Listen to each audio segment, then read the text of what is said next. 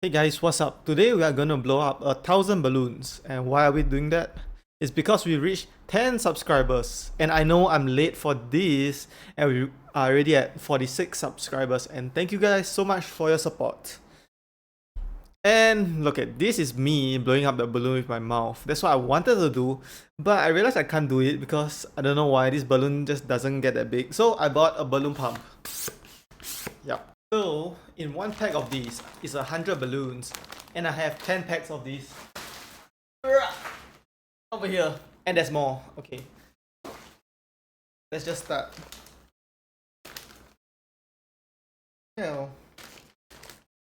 start with the pink one. I think that's the one I tried to blow up yesterday. What should we do? Quite hot. Let me turn the aircon more.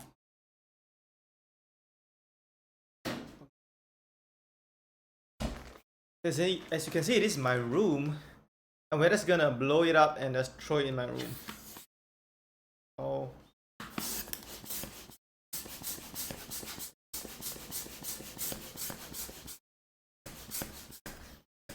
I don't know how big should I blow this balloon up, just in case it pops.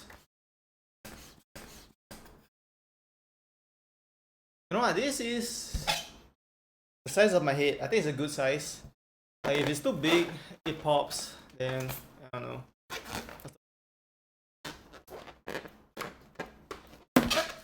One. And I have a time lapse going on my iPhone, and hopefully it doesn't run out of battery. That would be very sad.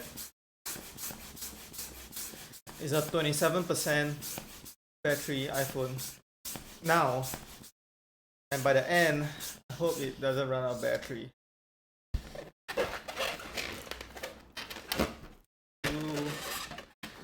And how long does this take to blow up 1,000 balloons? I don't know. And if you're wondering why is my bed there, because my door, it opens inwards, and if my whole room is filled with balloons, I can't open the door. So my bed is there to block the gap between the door and my room, so I can open the door. Unless the balloons go over the height of my bed, then that's a problem.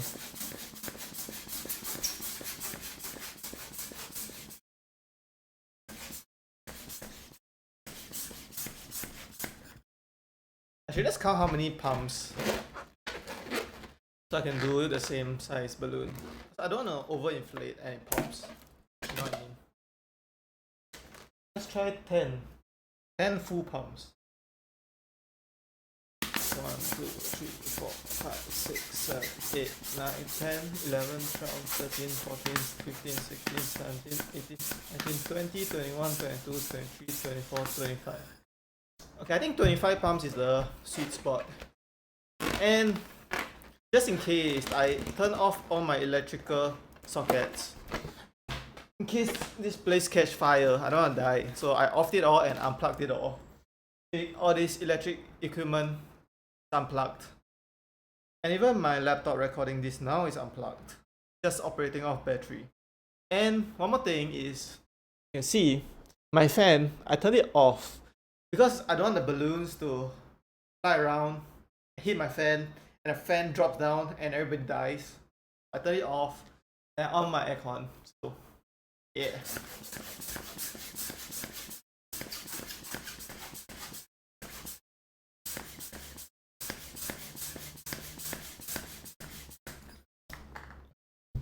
Yeah, I don't know whether 1,000 balloon will cover my whole room. I'm guessing it will. Because it's quite big. I bought this balloon for cheap because it's 1,000. So I bought the cheapest one. So I thought it wouldn't be that big, but these balloons are quite big.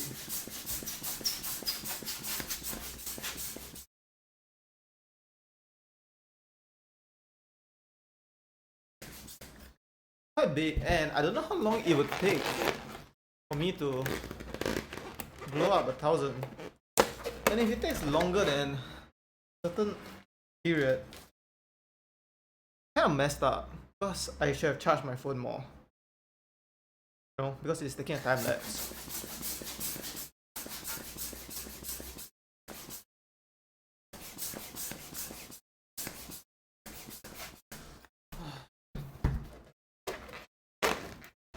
Yeah, and I would like to say thank you guys so much for the support, because we were just at 10 subscribers and we became 46 now, so fast. And yeah, I want to just say thank you to all 46 and all 10 of my first subscribers.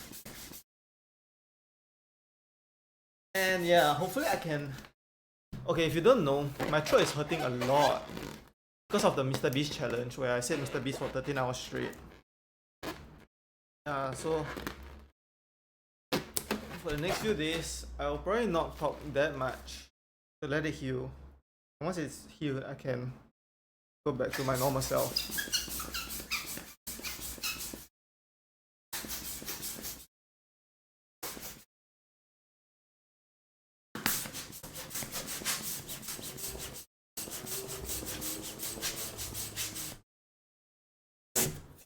Yeah, and I hope nobody gets injured in my room.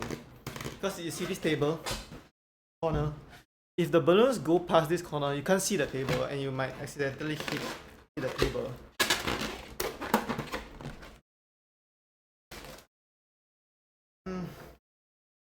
Yeah, I counted to MrBeast to 100,000, so 1,000 balloons should be 100,000 MrBeast. In my eyes, this challenge is easy, blowing up 1,000 balloons. Actually, I wanted to like use my mouth, but I guess this is the way we go. I'm gonna go.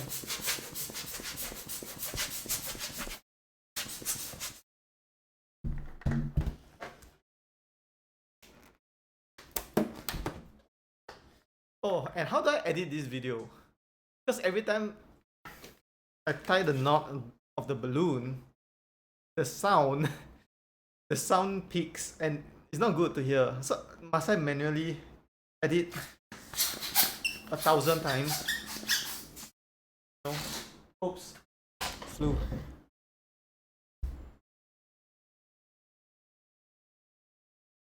Yeah, must I manually edit it 1,000 times to make it not hurt your ears? It's gonna take forever, but I'll do it. Oops, sorry about that.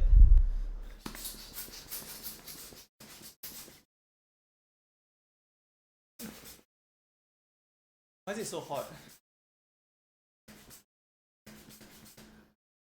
It's way too hot. I need to... My fan isn't on. Lifting.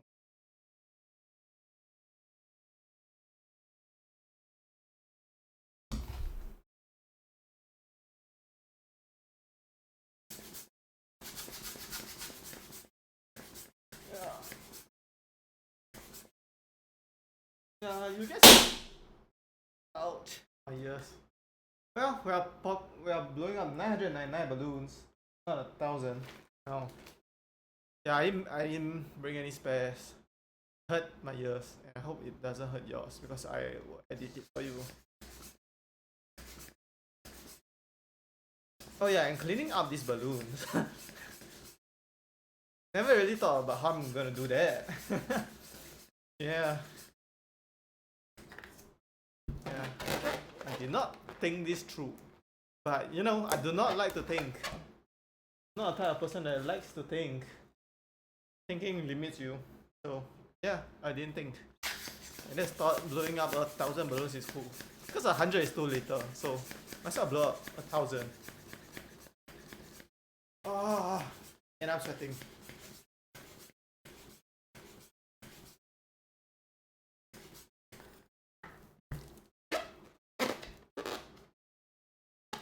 Oh, wait. We're not even close. I need to find a way to charge my iPhone. We're not even close. I'm gonna take a portable charger. Let me think.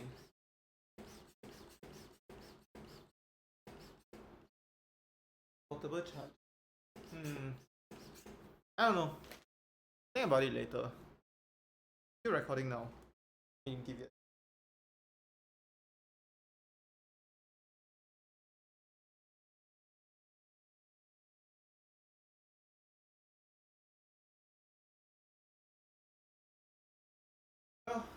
It went up by 2% from 27 to 25. I finish 1,000 balloons before it goes to 0. It'll be a good. Yeah, why not? Let's try to finish it. Yeah. But it is pretty inflated. I overinflated this one. Yeah, see, okay, so if I do the tying of the balloon, because it makes a very loud sound, I do it away from the mic. I don't need to edit this mic audio 1,000 times so that it doesn't hurt your ears. That's what I'm gonna do.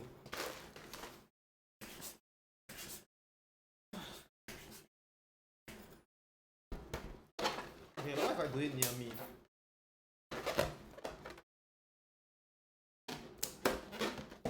That's fine. As long as I don't do it close to the mic. Or maybe I should just move the mic. Here. Hello, hello. No, I don't like it. I move it back. Oh, so hot. So hot. So hot. Why?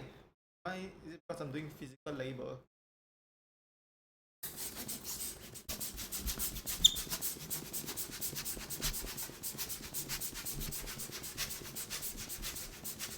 Wait, I just realized my iPhone wouldn't be able to record the whole thing because it's not fully charged. So what I'm gonna do is I'm gonna stop the recording, stop the time lapse, and charge my iPhone to like 80%. Then we'll continue this. Hey, I'm back. I'm back, guys. So let's continue.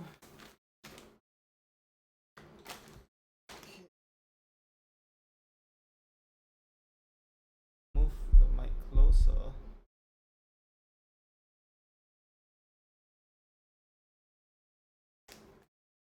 So hot.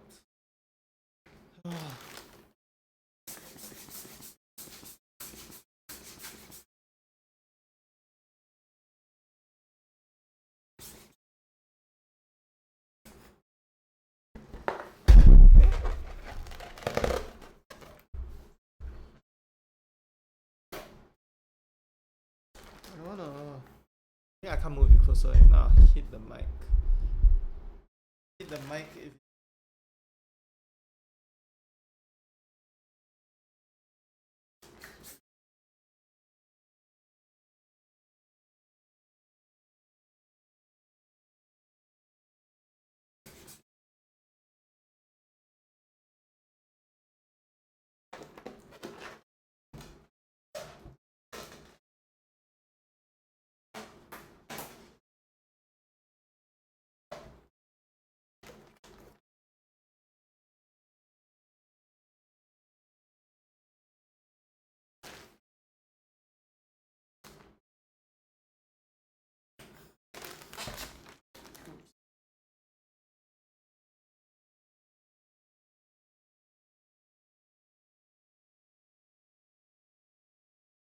Oh, there's a balloon behind. Take it.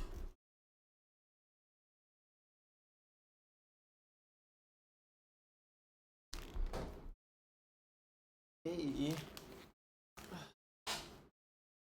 Then move the camera. Is this good? I think it's good.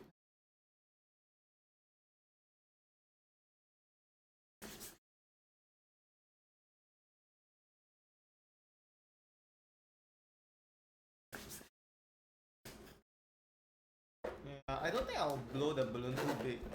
Because if it's too big,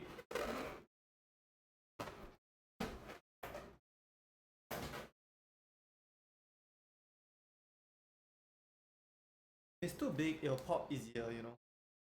Much pressure. But if it's a bit smaller, then there's 1,000 of them, it won't pop.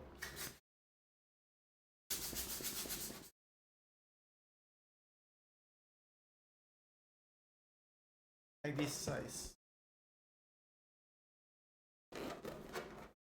Not the biggest, but it's more resilient.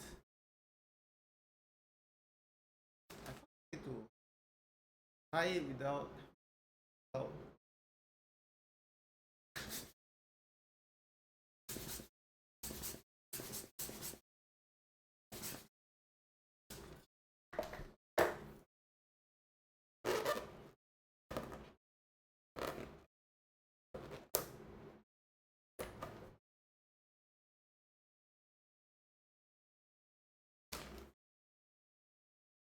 Let me get my time lapse one more time.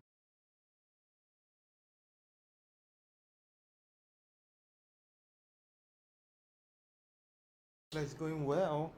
Everything is going well. So let's get this feeling that everything is going well.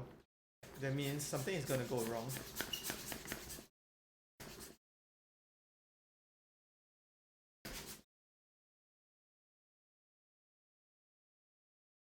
And like when everything is going wrong, it's bound to go right sometime.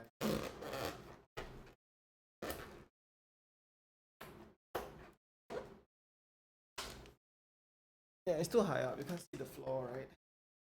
Now you can see a few balloons.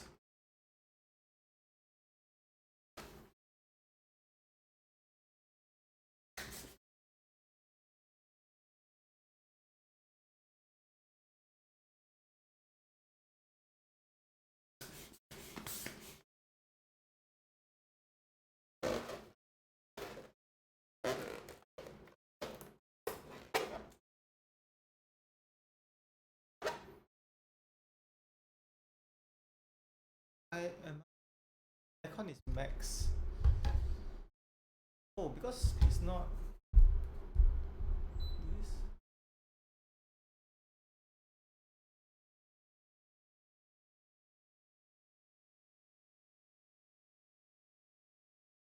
It wasn't okay. Now it's way better. It was locked in one position. Now it's going. It's way better. Wait.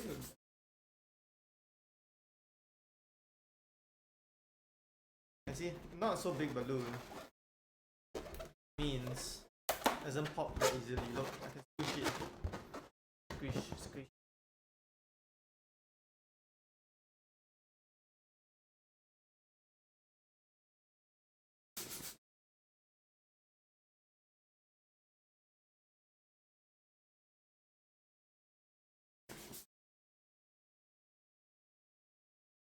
It's a bit too big, right?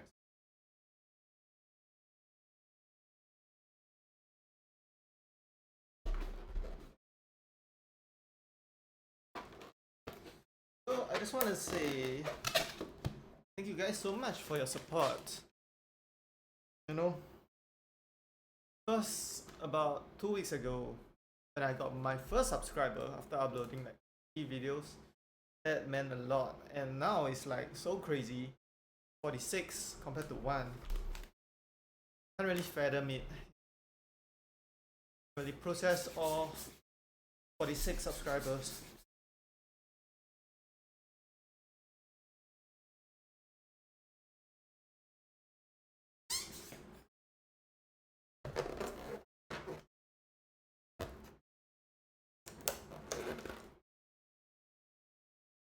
So I tie a knot, but inside the knot there's a small balloon.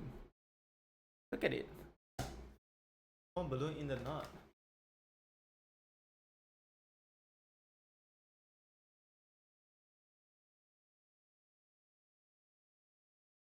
Actually, if I aim the fan just at this,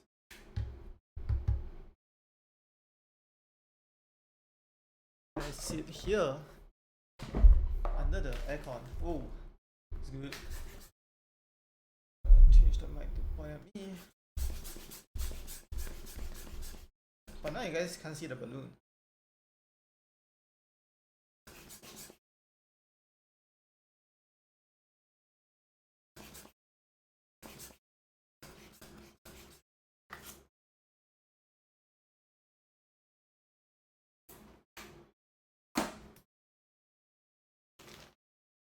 So this is what's left of the bag of 100. We need to do 10 bags of these. And I don't even think we're halfway through. And I want to show you the floor real quick. Yeah. Now you see the floor. Every time I do a challenge, I don't really think about the challenge, you know. I just do it. And because I'm delusional, I just think I can do it. And then it always ends up being harder than I think in my mind. So if there is there anybody as delusional as me, thinks the same way I do, just act. Think about it after you act first. Like I show speed, you know, he just does things, and whatever happens, happens.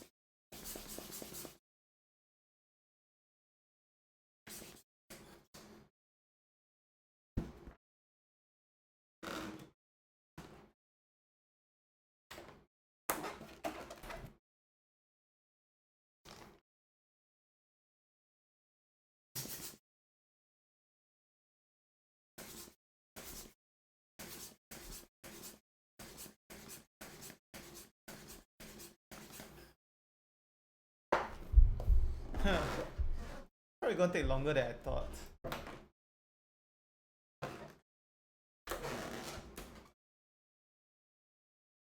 We'll see how long it takes me to finish one bag of 100, then divide that by 10.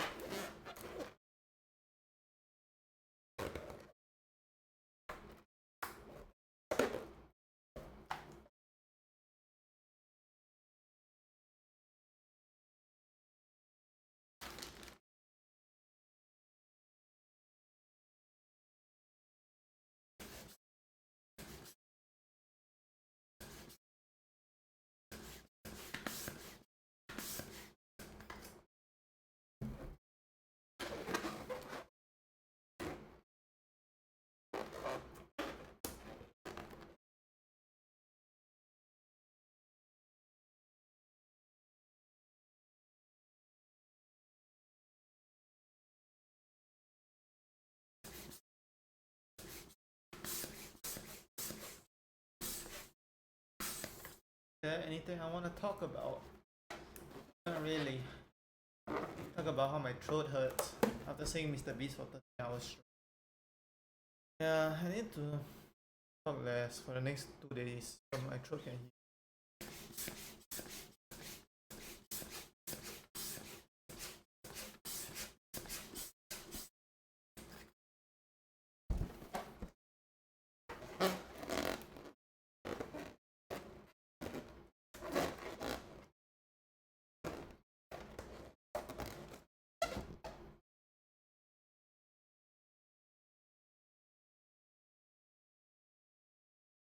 No, I didn't really plan if the balloon get past this level. Because my laptop is at this level, my mic is at this level, I'm at this level, and all the balloons see is at this level. So what happens when the balloon level goes past that level? It's gonna break past my bed barrier.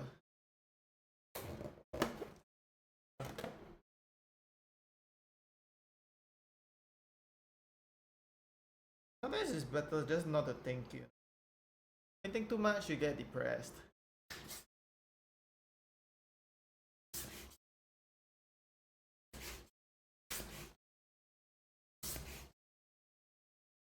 You know, Patrick from SpongeBob, he doesn't think that much and he's pretty happy. And Squidward, I'm pretty sure he thinks a lot. Look at his life. You wanna be a Squidward or you wanna be a Patrick? Or SpongeBob?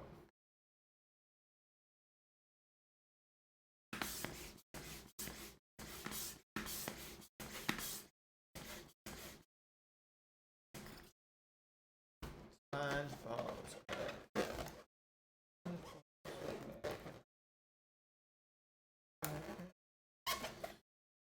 I'll show you guys this.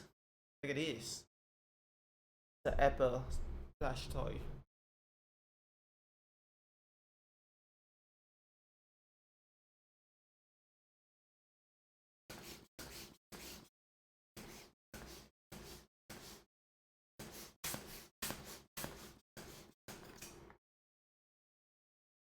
I wonder if AI is gonna be good enough one day to create this video. Like pixel for pixel. And what if I'm AI? You guys can't even tell in the future.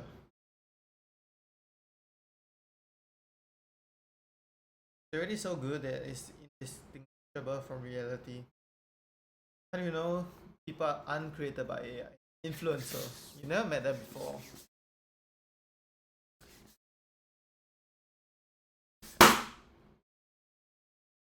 Another one broke. I don't know why it breaks. Some breaks.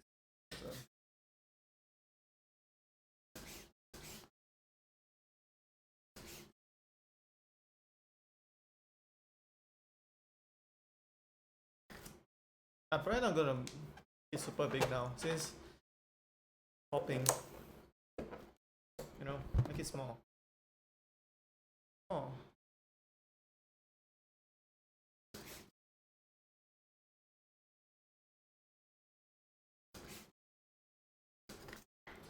Because we have so many more. We still are on our first bag of 100.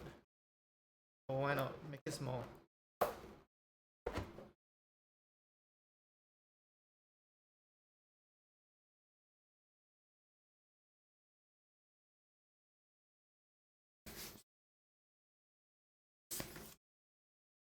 It is a bit too small, but get a point.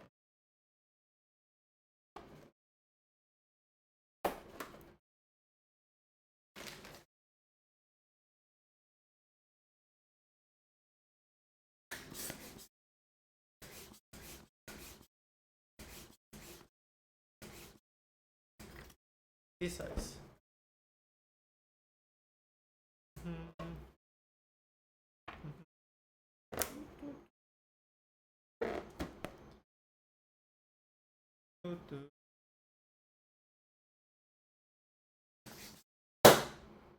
I what this pop for no reason. Yeah, am I like puncturing it with this? It must be like probably doing this, blowing it. That's why it's pop. Blow it into the air.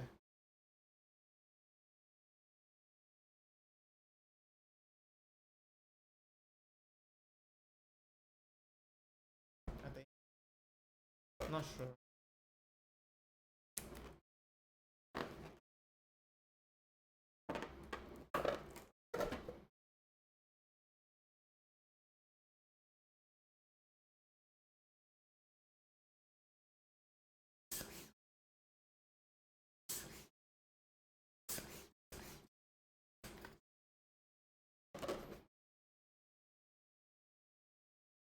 Well, this is a marathon, not a race, right? You have to pace yourself.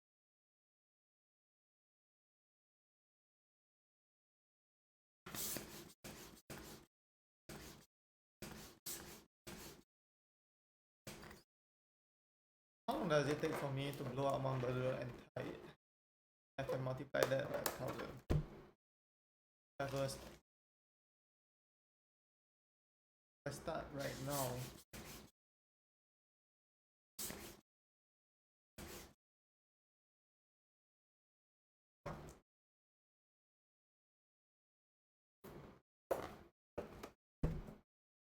I take another one.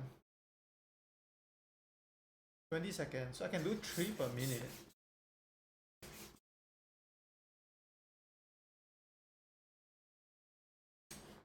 per minute. That's 180 per hour. So let's just round it to 200 hour. Wait, I need to do this for 5 hours. Oh my god! That's why you should think before starting challenges. Don't be like me, you know. And not to think about stuff. Okay, we are not doing 5 hours of this, you know. Are you crazy? So we are trying to speed it up, you know. You know, it's a race now, not a marathon, and we are gonna do it smaller balloons.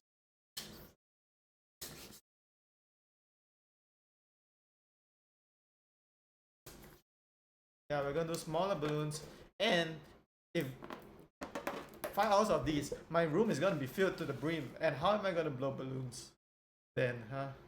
And my barrier is not high.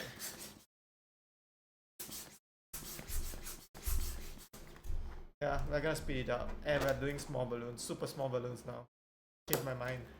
I changed my mind. I'm never gonna finish this challenge. Who's gonna watch this for 5 hours? This is supposed to be a YouTube video, not a stream.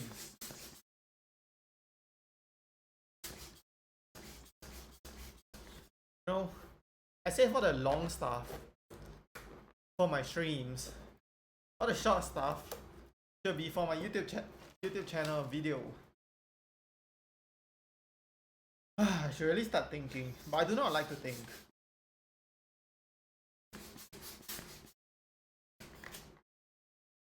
If we can do one balloon per 10 seconds, double the pace, it would be so much better. Oh, but you see, I'm fumbling. Rushing it and fumbling.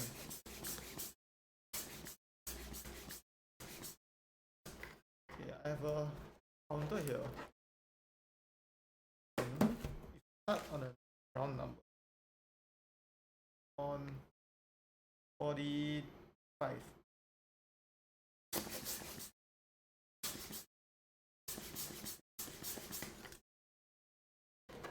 5, 5, take this. 15 seconds. So you know what? It's better than that's better than the 20 seconds we're taking.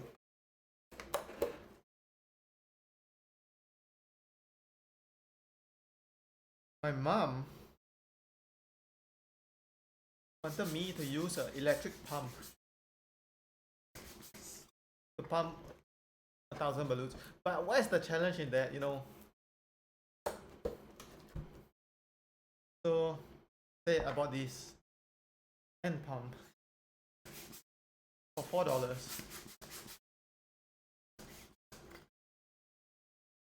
So you can do it manually. And I'm starting to regret the decision that, you know, why 1,000 balloons? If I did 100 balloons, right, and I blew it big, right, it'll be like same. Okay, not the same effect, but like manageable, not crazy kind of video, like a normal milestone subscriber. But 1,000, that's crazy. That's absolutely crazy. You're still wondering. We're still on the first bag, and we have 10. Yeah.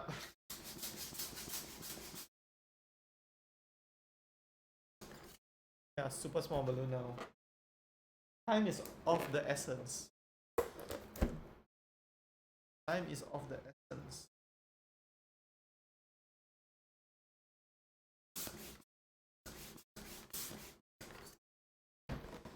Is of the essence. Time is of the essence. And I need to clean this up somehow, someday. I thought about that? No.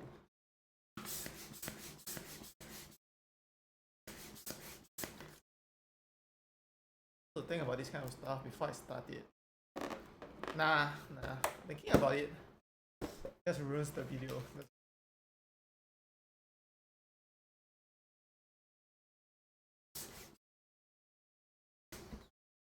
And I have to edit this few hours video to make sure that your guys' ears don't hurt from this loud balloon so I tie it.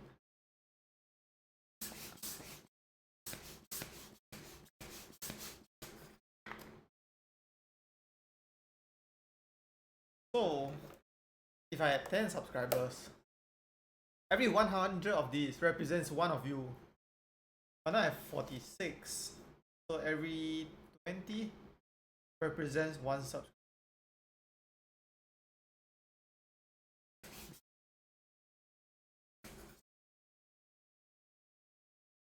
How many people do one thing for one subscriber? I do 20 things for one subscriber. 20 balloons for each one of you. I'm crazy.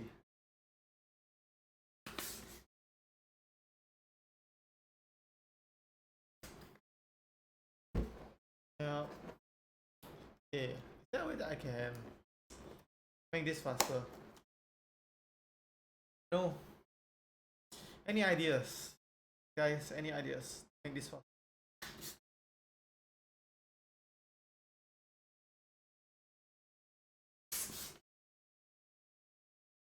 There's somebody handing me the balloons.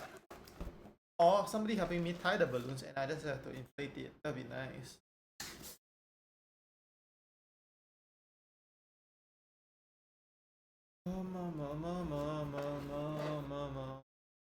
I think I'm gonna go crazy. I'm gonna go crazy. I thought the Mr. Beast challenge was the hardest challenge I will ever do. But I'm stuck here, pumping balloons. And then I have to clean this up somehow.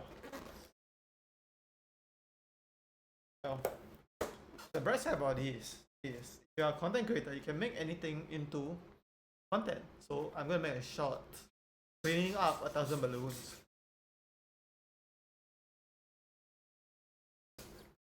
Yeah, it works. A content creator. Oh, I put it here. Can you see? Guys, see?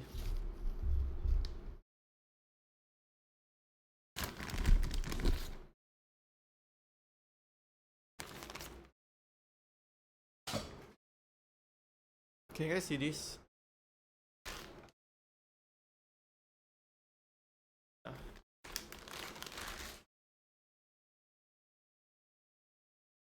What if I dump it out? It's better. I move my mic.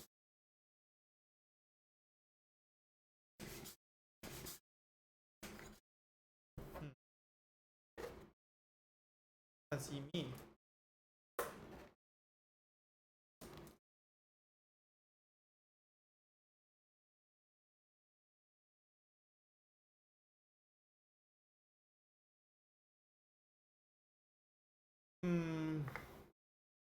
Bro. Oh. Yeah, I don't need the account to be so.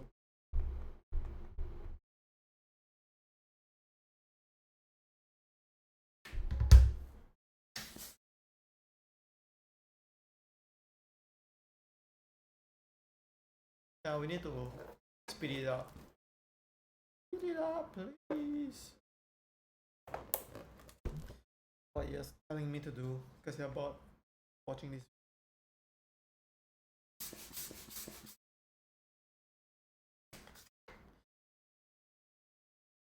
Video. Well, good news is that it's not covering one layer of my floor yet. It's 3% of the way. Because 10 layers of balloon is one layer per floor. It's gonna be a 10 layer balloon high. Balloon high heat. That's what you.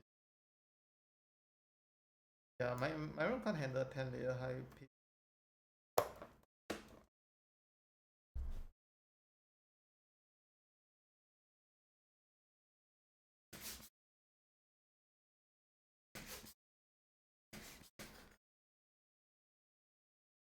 Now it's 2. There was a sweet spot between my aircon. Let's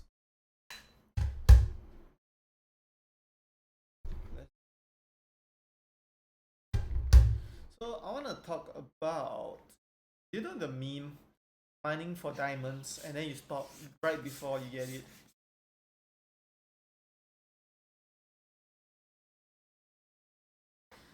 So, what do I think about it? I think it's kind of true. Most people stop just when they are about to make it in pursuing. Want to pursue. Give up and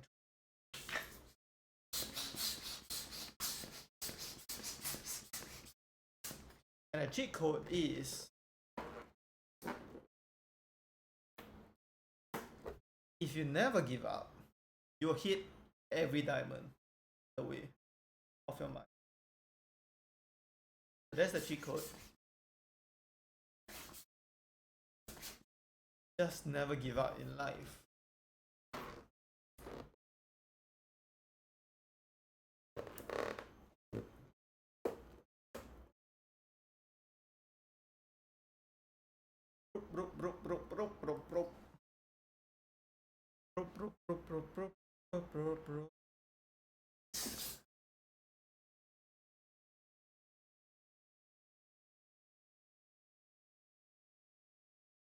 Oh. 5 hours. Can an iPhone record a time lapse for 5 hours at 73% battery? Be able to.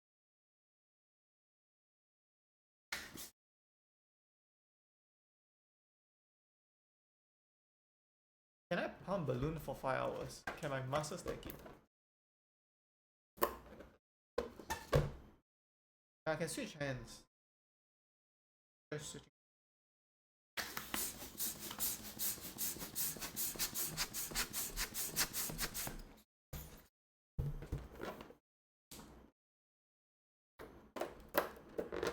Not bad, but a bit slower.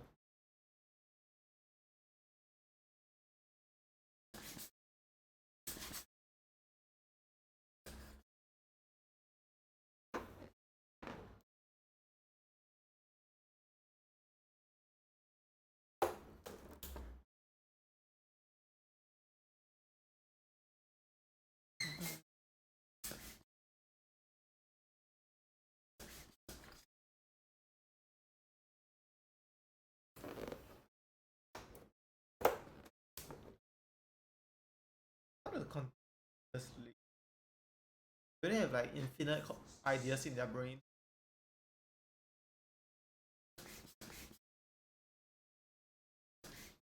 I certainly do not have infinite ideas in my brain. So move into live streaming, so I don't need to think so much. Play game.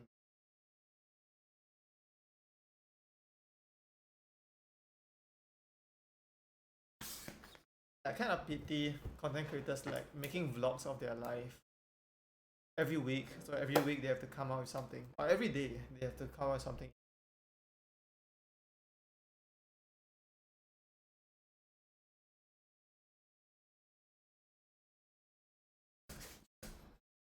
That's why most daily vloggers stop vlogging.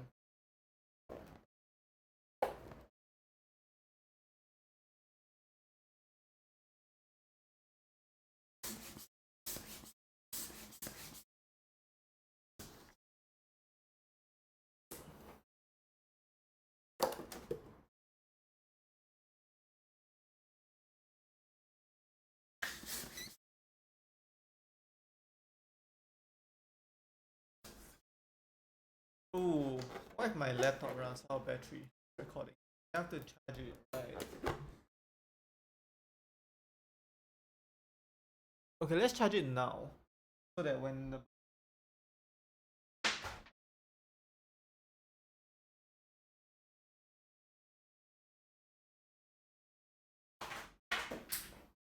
charger to plug it in.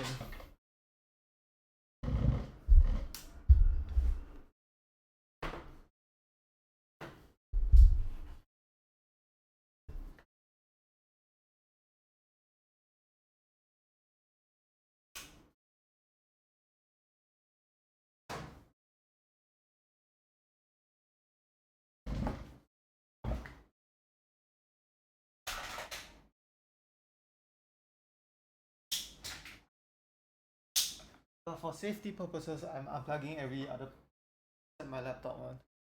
And I'm going to go to the toilet, so I'll be right back.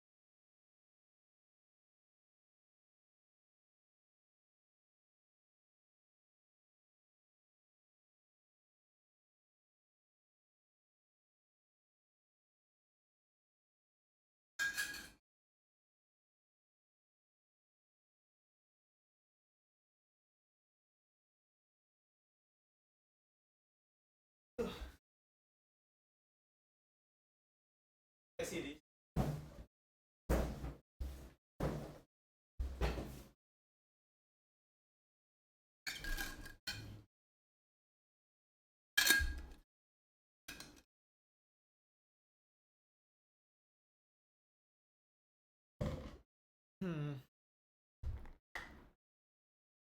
I'm gonna finish 10 or 10 packs of 100 in an hour. One pack would take me 6 minutes. Can I do one pack in 6 minutes? No. But I can try. I can try.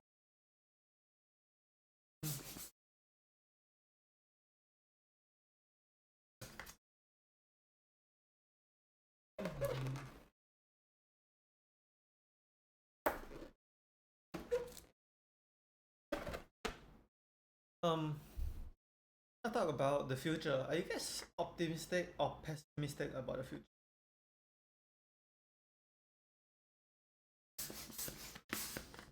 Do you think your future will be better than your life now or worse than your life now? If it's worse and you're pessimistic, isn't that just sad?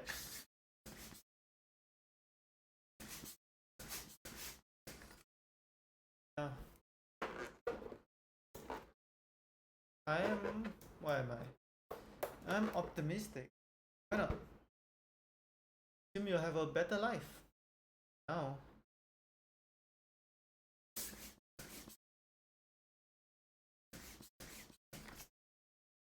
Why limit your life? Oops. Limit your life.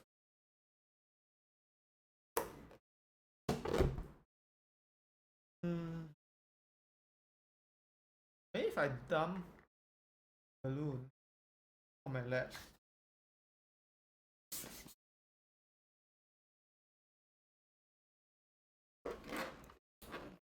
That'd be faster.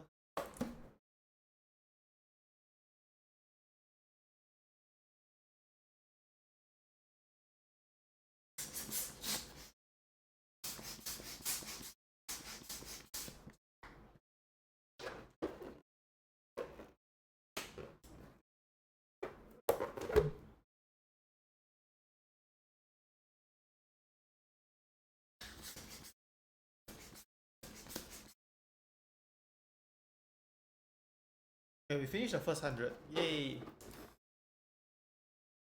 So like an hour. So I take this second 100, drop it on the lap.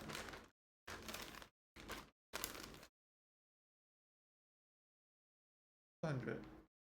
Right. 300. Yeah, we gotta do this faster somehow. If not, I'm gonna upload a 10-hour video. I mean, I don't mind uploading a 10-hour video, but do you guys want to watch a 10-hour video? If you do, you should be just watching my live stream.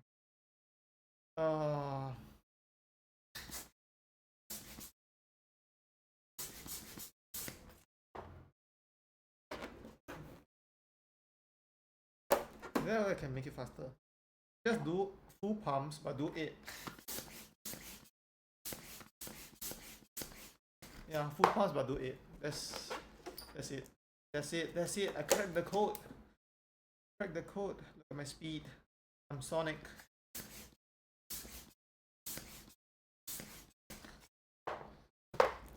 But every time I tie this, right, to put the pump down, pick it up again. Unless I can tie it with one hand. I need a balloon expert to do that. Right? Tie, with one hand.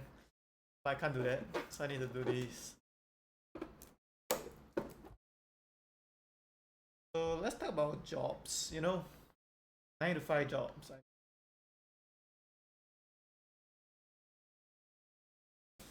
Most people, 99.9% of people work a 9 to 5 job once they are adults, right? And I'm sure all 100% of them hate it. You can't convince me you love your job. Impossible. And the people that love their job, they are not working a job. They are working what they love. Like what I'm doing now. It's not a job.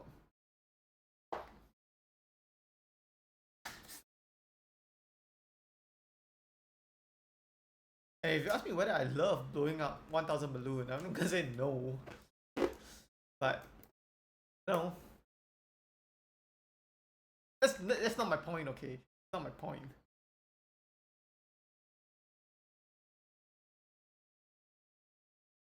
Not my point. Point is, what's my point? If I have a point, my point is, okay, let's say you're gonna work a job for 50 years of your life, 9 to 5.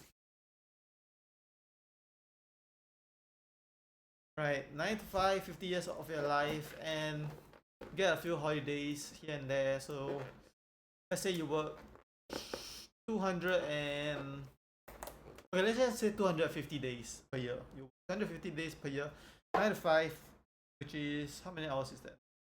8 hours, right? If I'm not wrong. So 8 hours times 250 days times 50 years. Right. You're doing that for your life, and after that you retire and you wait to die. So in that time, might as well try something out. You know, to escape the 9 to 5. You know, like start a YouTube channel. You know, start your own business. Like, why not try to escape the 9 to 5? Do you really like to do it? No. Oh, if you don't like to do it for one day, what makes you think you would like to do it for 50 years? Doesn't make sense for me to see people work their whole life and not try escape. You know, you can try investments. Escape. Who knows? It might work. And what's the worst case scenario? Right? You try something, it doesn't work, and you're back working your 9 to 5. Okay, so there's no downside. So might as well try.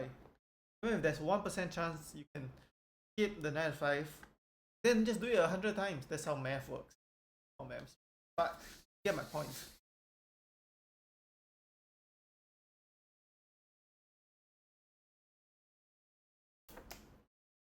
Like, don't you see people work their whole life and regret the way they lived because they didn't live a life true to themselves? That's the most common regret on people's deathbed.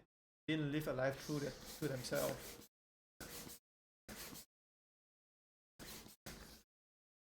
Don't you see that and you don't think there's people you don't want to be like them? Or you see people older than you, your parents, your uncles, or your cousins, do you really want to go down the same path as them? Or you think, yeah, it's fine? Because I certainly do not want to work 9 to 5 my whole life.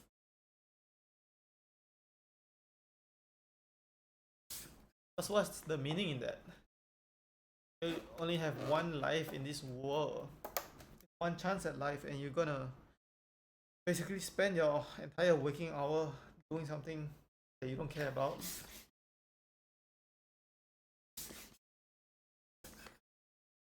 I really don't understand how normal people think. So weird. But I guess normal people don't understand how I think too. So, potato, potato.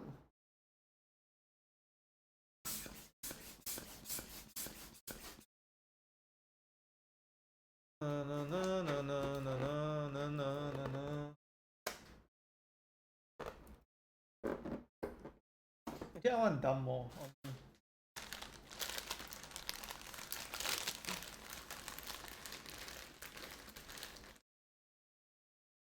Just get that for.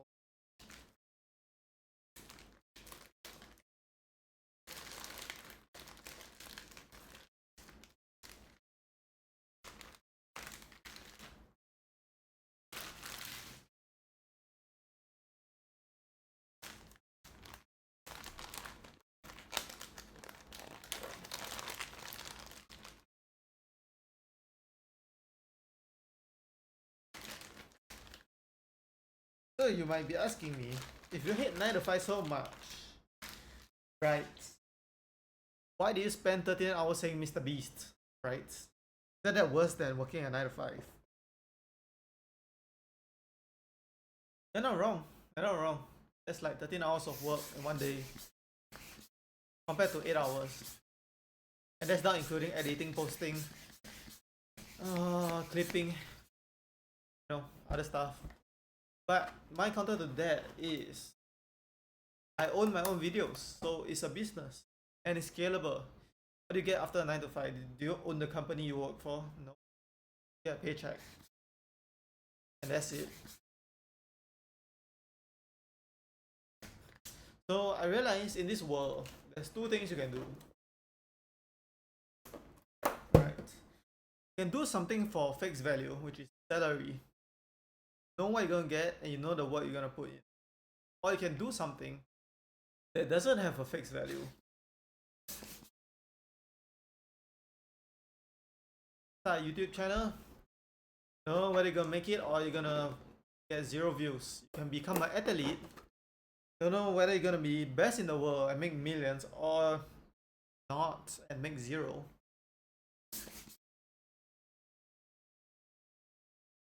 So most people choose to be normal and try to get something with a fixed value. That's why most people don't invest, because they're so scared of the downside of making 0. Becoming the investment is going to 0. You don't think about the upside.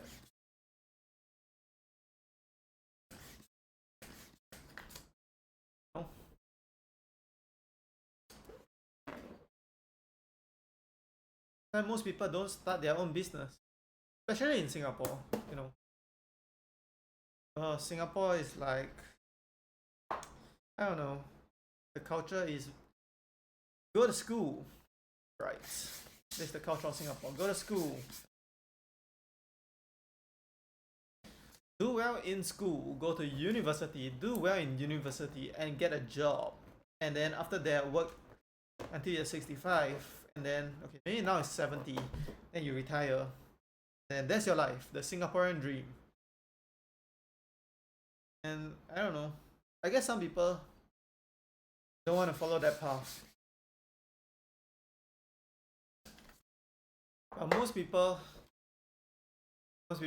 just accept it. There's a Japanese term called shogunai, means can be helped. Shogunai, that's the life. Shogunai, you have to work a job to earn money. That's what my grandmother says. She is 94 years old. She grew up poor her whole life and is still poor. And her only way she thinks of making money is to work a job. That's what she done. The only way she made money. And she made money by sweeping the floor. Imagine that. Sweeping the floor of the roads. And she didn't make a lot of money, let me tell you. Like, back in her time, back in her day, when she's 94 years old, so imagine how old that is. She was making like $3 per day. Yeah, I think $3 per day. Or maybe even less. On the floor. I want to say something. What did I want to say?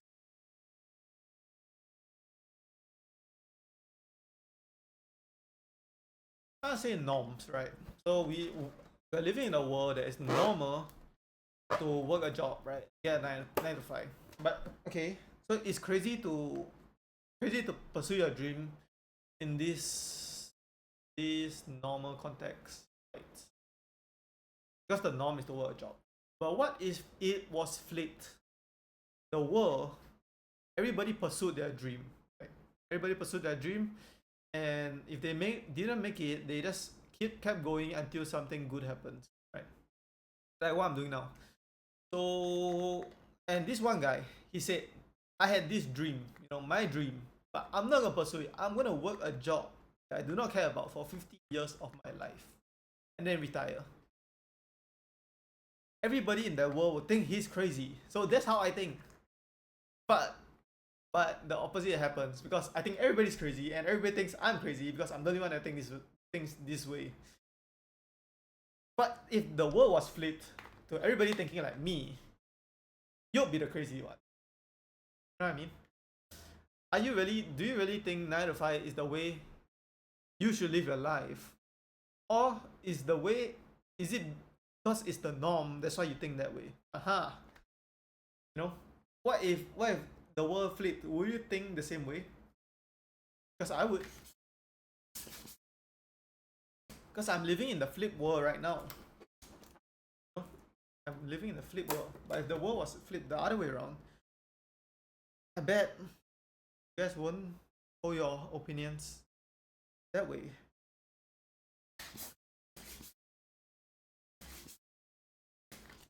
But you know, if you love your job, or if you're just content is the better word. You're content with your life. You know? I'm happy for you guys. You're content with your life, the way you're living. But I just can't do it. I just can't do it. I say I can't do it. So I dropped out of school. You're wondering. Because I just saw my life going down the route of everybody else, and I don't want that.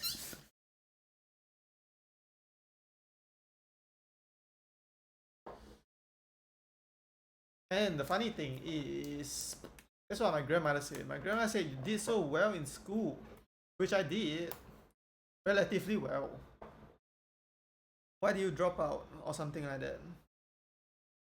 But she don't understand the way I think, because just like I don't understand the way she thinks. Yeah, so me and my grandmother is like totally opposite ways of thinking. Yeah.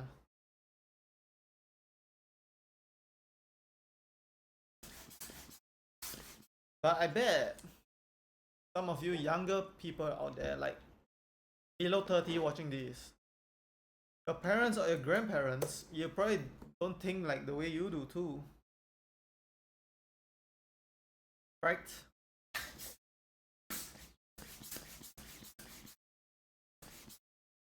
And you know, I only bought one of these. So if this breaks, I have no backup plan.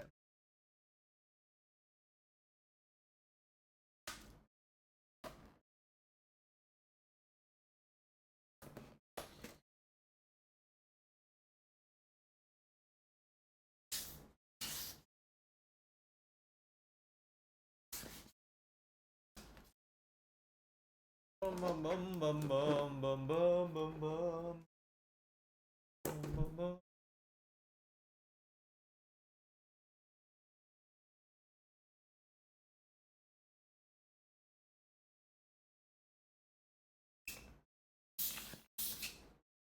Hard to blow up. It's hard.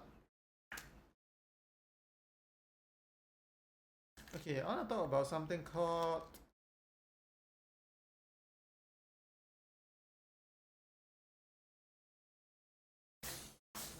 why is this balloon like this? It's a pear. Why is this balloon a pear? What?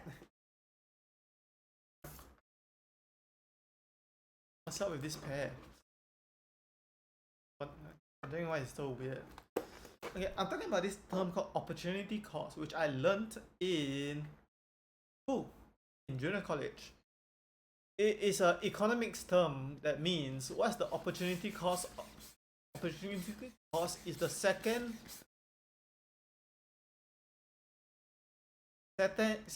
best thing you can do with your time or money, because you are doing the first best thing you can do with your time and money. The opportunity cost is the second best thing you can do with your time or money. Might be wrong by the definition, but something like that. So my question is, that assumes you're doing the best thing you can do with your time and energy, right?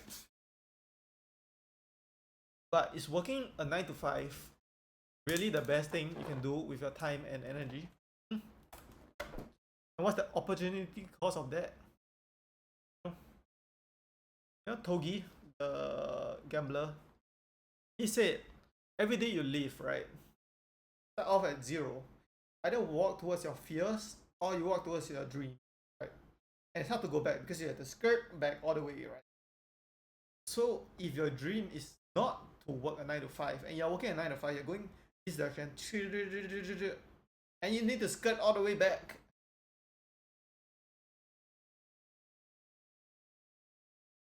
It's like taking a train to a direction you don't want to go, to a destination you don't want to go. You're better off hopping off the train. You're better off standing still than to continue in that direction. Well, but that's how I think. But I might be wrong about life. Who knows? And my grandmother always liked to say, well, she don't like to say this, but I just assume she liked to say it. Because I'm just reading her mind. She probably assumes that you're too young to understand stuff. Right? 24 years old, she has a lot of life experience. And she probably think my thinking is probably childish. Sure. It doesn't work in reality. And I want to say something else.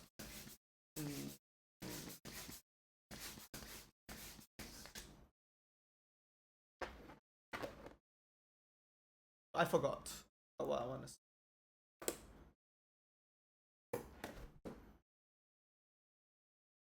But yeah, that's my point of view.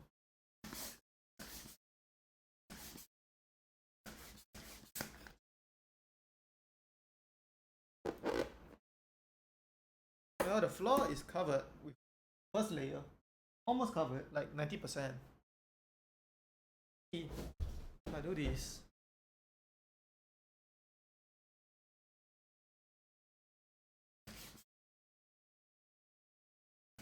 I want to talk about the term hard work. Okay. So you ask people, do they work hard? What do they say? Yes. But what do? They measure their hard work by amount of hours worked. I worked 12 hours per day and I work very hard. But is that a way to measure hard work? By hours spent?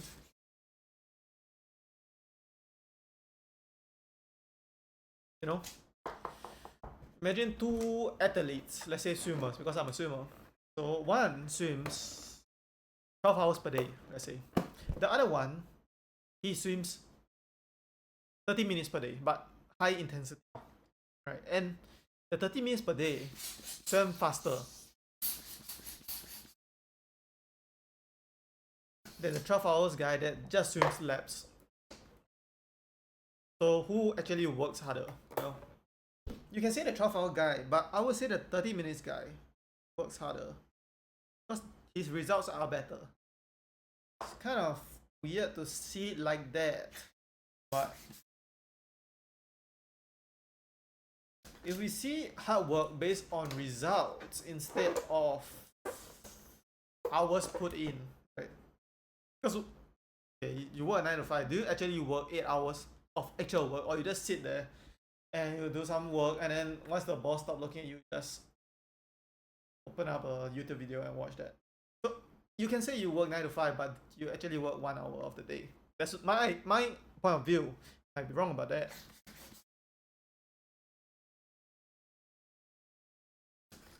So who's to say the guy that just works 10 minutes per day, let's say trading, doing some high level trading, and he made a good decision, and he made just from one trade decision, he made $10,000 per day.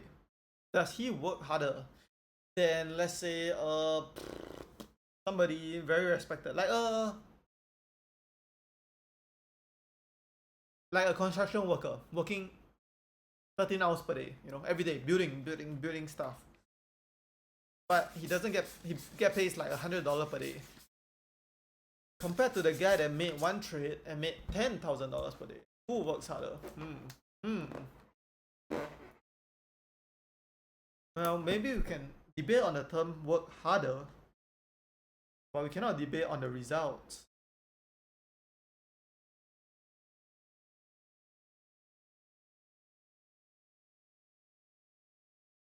The way I see it is working a job is like blowing up balloons. Wow, that's what we're doing. Okay, so let's say your job is to blow up balloons, right?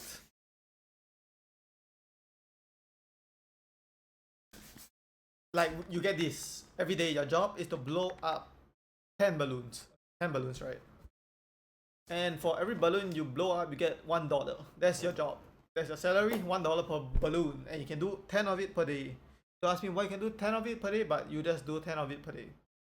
So let's say this guy, me one, version 1 of myself.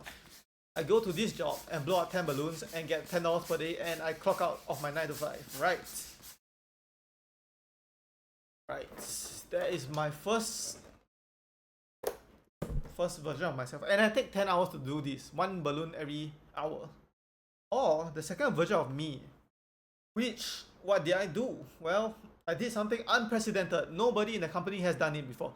I brought an electrical blower upper, automatic electrical blower upper, and I blow up 1,000 balloons per day in 10 minutes time. Right. So that's the second version of me. Who works harder, the first version of me or the second version of me? Because the second version of me spent 10 minutes working, and the first version of me spent 10 hours every day working. That's how I see it. It's kind of like the idea. Thinking of the idea is the work.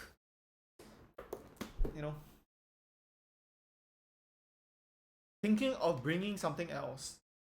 Thinking of bringing, instead of using this, which every employee is provided, I thought about something else and tried it.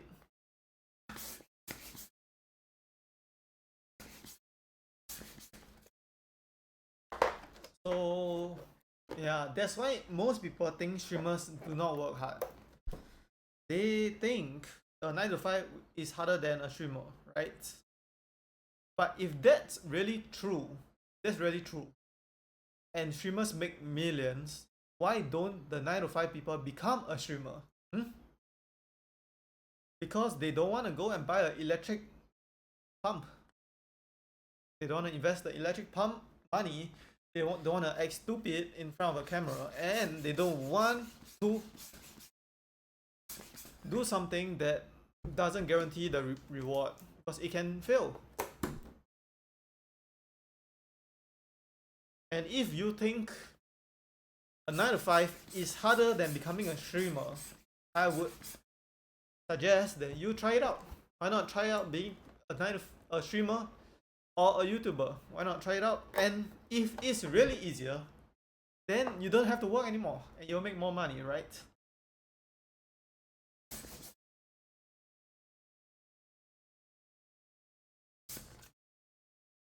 Or imagine an athlete, let's say me, a swimmer, right? But let's say instead of me, right now, I'm the world record 50-meter freestyle swimmer. And what do I do every day? I don't know, I swim 2 laps, there and back, super fast. Do I work hard? I swim max intensity, but okay, 1 lap, let's say 1 lap. I swim from one end of the pool to the other end of the pool. And that's my whole day. Do I work hard? But I'm the world record holder. Or is a swimmer that swims 100 laps working harder than me? So maybe we're not using the correct term, but it's a term that most people talk about, working hard, right? I work so hard. I work 30 years of my life, right? That's why I'm using the same term, working hard. Because are they really working hard? Because let's say your goal is to be financially free, right? Your goal is to be financially free, and what do? You work 40 years of your life and put all the money in your bank account. And you work 10 hours per day. Wow, you work so hard. Nobody can doubt it, except me. I question it. But let's say the normal people don't question it. But if you really wanted to be financially free, shouldn't you do research into investments, into the stock market, into gold, into silver, into property, into land, crypto, instead of putting it in your bank account and just not thinking about it? Right? Right. Am I right?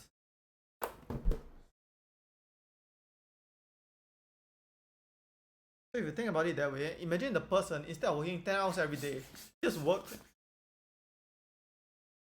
8 hours every day, right? But the 4 hours remaining, he just spend it on researching where to put his money. Instead of the bank account, maybe he diversified his portfolio. And he was able to retire maybe 10 years earlier. But that guy, you wouldn't think he works hard because he works 4 hours less than the other guy.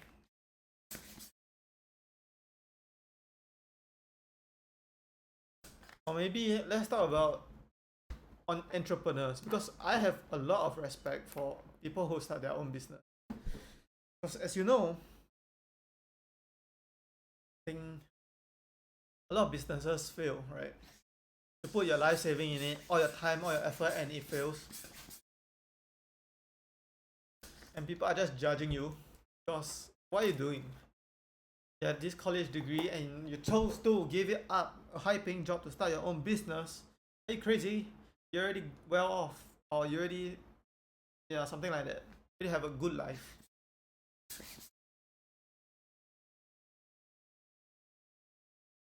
And then, so let's say you take 7 businesses. The 7th one worked, right? The first 6 all failed and you went bankrupt 6 times. And you made the 7th one work. And because it worked, not only worked, it worked so well, you're making millions, tens of millions, hundreds of millions, right? Something like that. You're making a crazy amount of money because you took a crazy amount of risk in life. You took a crazy amount of risk, you made a crazy amount of money, and you're super financially secure, super rich. You're super rich. And then the normal people think you don't deserve it. You know? You don't deserve to be a billionaire. Because I don't get the people that hate the rich. If you hate the rich, how are you gonna be rich? If I hate the world record holder in swimming, I just hate him, then won't I be blinded to the way he trains? Kind of like that. You really hate the rich so much, you kind of don't want to be rich. And I get it. Most people think the world is unfair.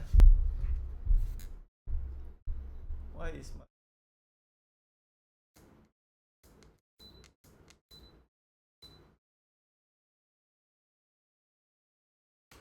Okay, let's say they are right. The world is unfair, and the rich people has a very advantage in life. Let's assume this is fact, as we are talking about. Let's assume this is right? So if the rich has an unfair advantage in life, why don't you become the rich and have an unfair advantage in life? What? Doesn't that make sense? Instead, you're just complaining about rich people. You know? That's how I think.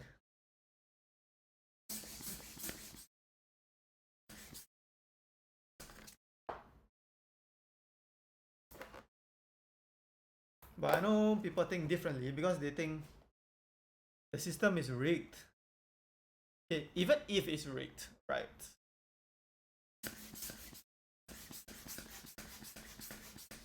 Even if it's rigged, you see people that started below you and is able to create something that more than what you have, right? So you know, even if it's rigged, not totally rigged. It's not 100% chance of failure.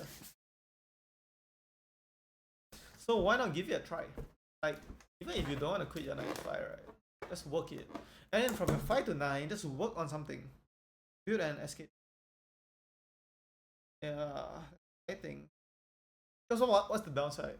Like for me, like let's say for me myself, creating this YouTube channel and Twitch channel and TikTok account, right?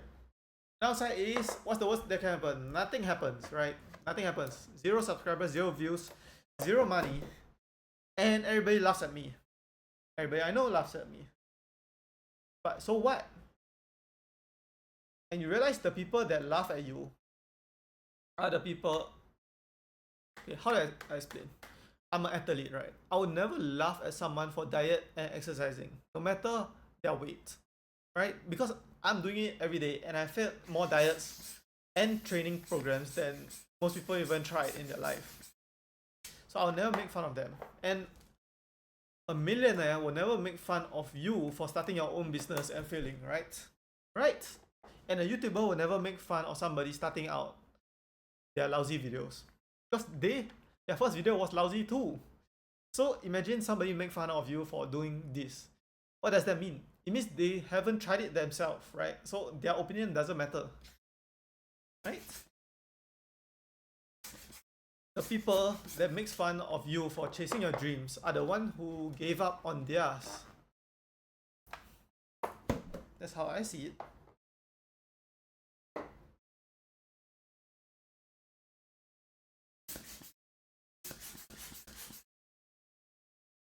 Oh. You see this whole power of balloons that we have to go through. And actually this video is to thank my subscribers that has been supporting me. So let's talk about that instead of whatever I was talking about.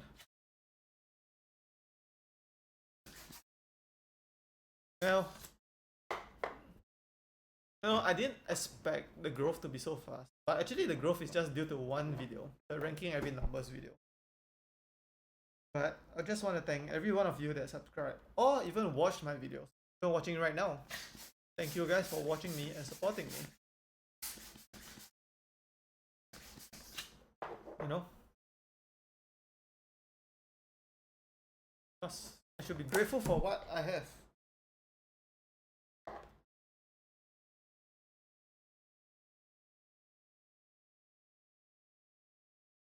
Which I am grateful for what I have. So I'm doing this to thank you guys. So why am I doing this to thank you guys? I don't really get it too. I don't know. I just feel like this is my way of saying thank you. To do a challenge. Because it's too easy if I don't do a challenge.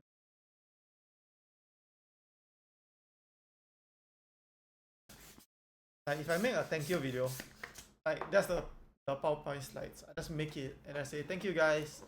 And these are the 10 subscribers who subscribe to me. I can even find it. I feel like I don't know. I don't know. I don't know, I just think like this is a more genuine way for me to thank my subscribers. But doing something hard.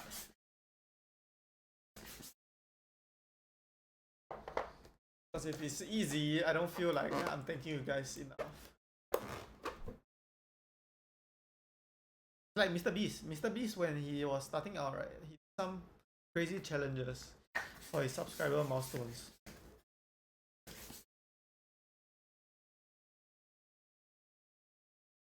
Okay, let's talk about something less serious because I do not like to talk about serious stuff too. It just makes me depressed or sad. Let's use the word sad, not use the word depressed.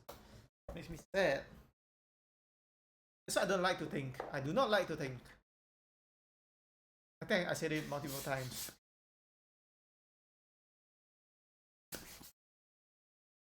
I like to go around my life, around my day, and don't think about anything. I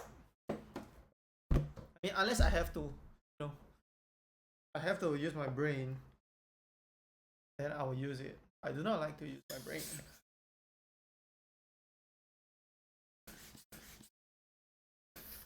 And I end up with 1,000 balloons. Look at, do you see these?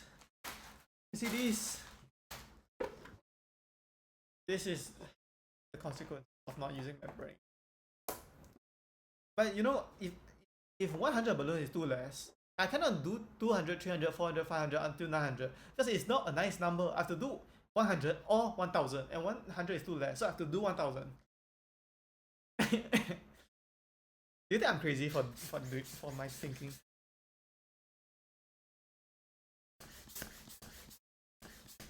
Because nobody want to watch a 500 balloon. Is that 100 or 1,000? No in between.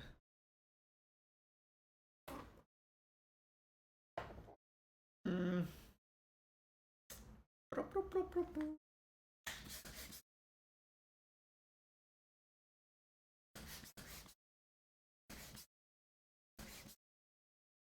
wonder when should I off my... You know what? I'm gonna switch off the power to my laptop so that the balloons doesn't catch fire.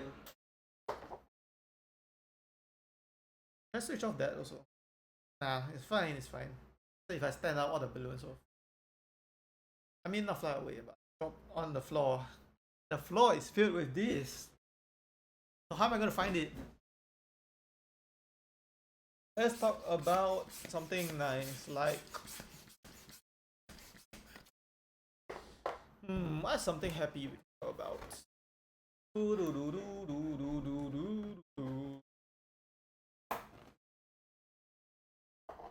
I think. What's your favorite color? Favorite color is green. I know green is like not really nicest color, especially neon green. It's very hard to look at.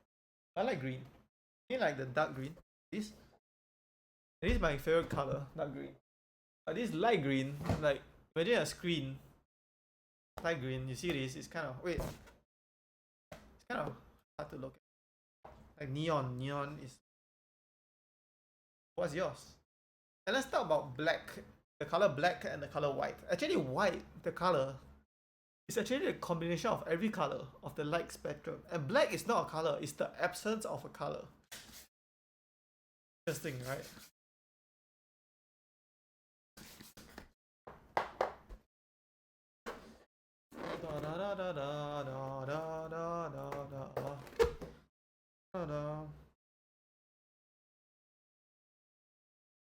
I wonder how many YouTubers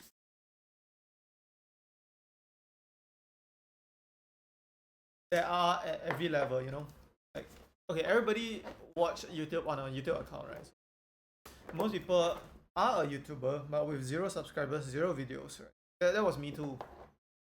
But how many people stop at 1 subscriber, 10 subscribers, 1,000 subscribers, stop uploading or quit?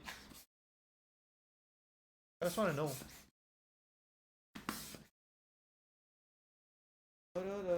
Have I thought about cleaning this up? No, not. And now that all the balloons are smaller, it's harder to pop it, right? Because resilient.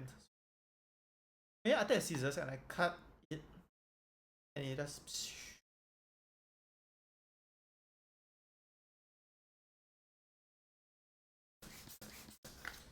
Oh, there's so many balloons, and it's very hot. My lab, because it's an insulator of heat, rubber. Oh, that's because I also turned the aircon down. Okay, anyways, oh, shopping. What is the one? What am I doing? Chopping it and up and chop.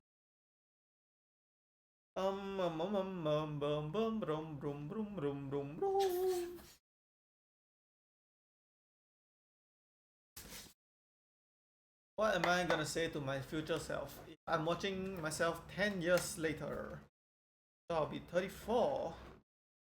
So if I'm 34, I'll just ask myself a few questions. Have I moved to Japan yet? And have I learned Japanese? And do I have a wife and 5 kids?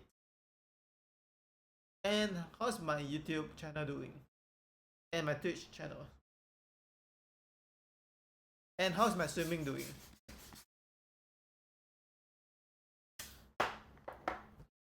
Yeah, that's my question. If I became successful, or am I still broke?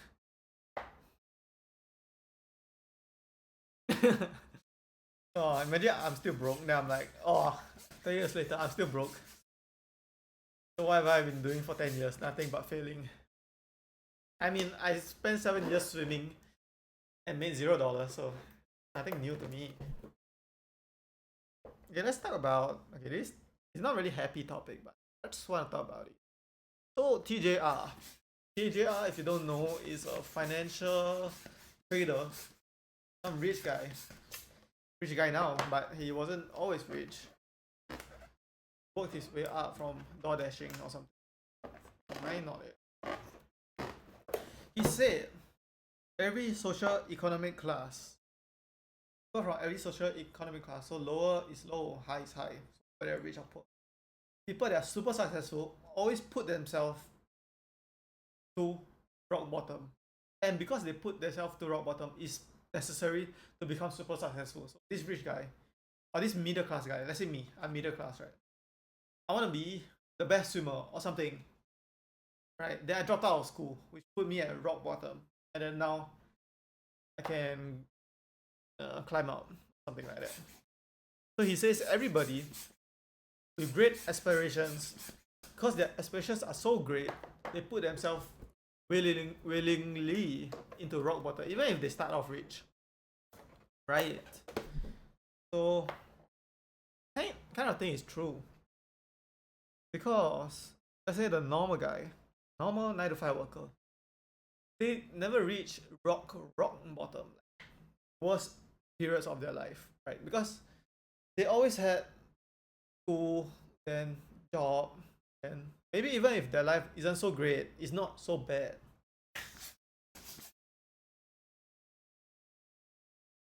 Because if it's really so bad, a 9 to 5 is really so bad, they wouldn't be doing it, right? If it really bothers you that much, you'll change it, right? And what you don't change, you choose. So you're choosing it.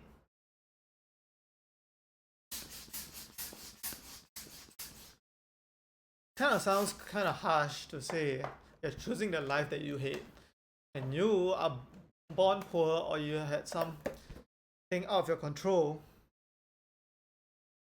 that made you have to work a 9 to 5 to support somebody that you love, something like that.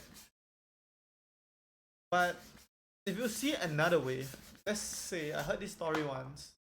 There's a story about this poor family, and the poor family had children, and the oldest children, what did he decide to?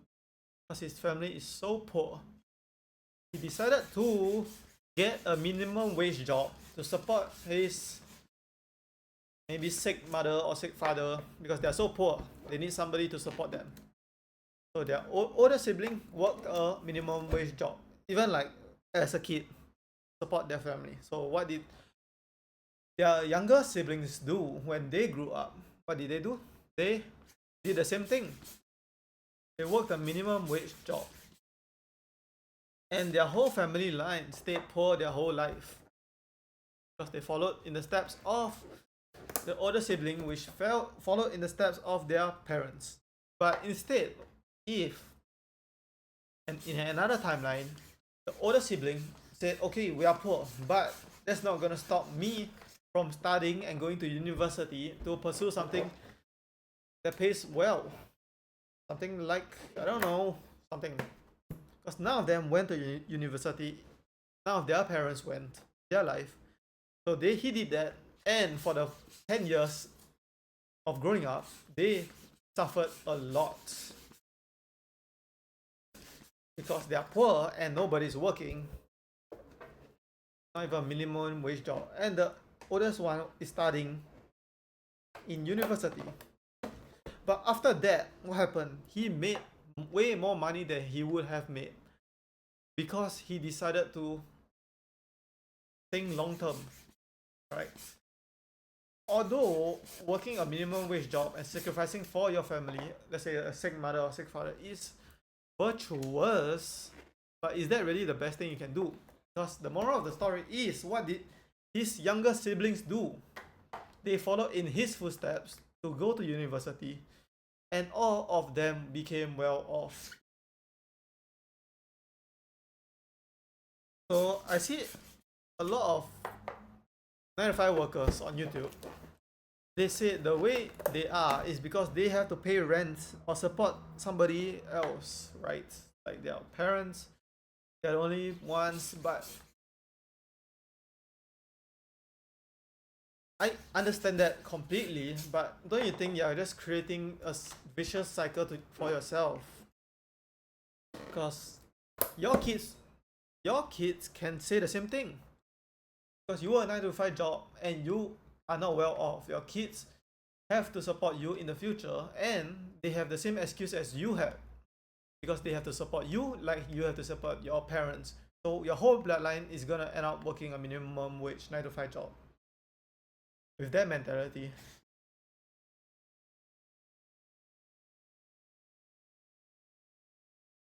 yeah, why do I always talk about this kind of sad stuff? I don't know. I'd rather not. That's why I'd rather not think. If you're wondering, because I think about stuff like this, and it's kind of sad. Kind of very, very sad.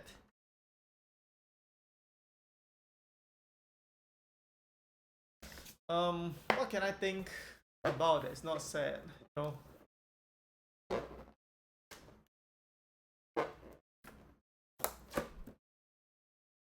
I look at this 1, 2, 3, 4, 5 more bags, not including these, all these that I have to blow up.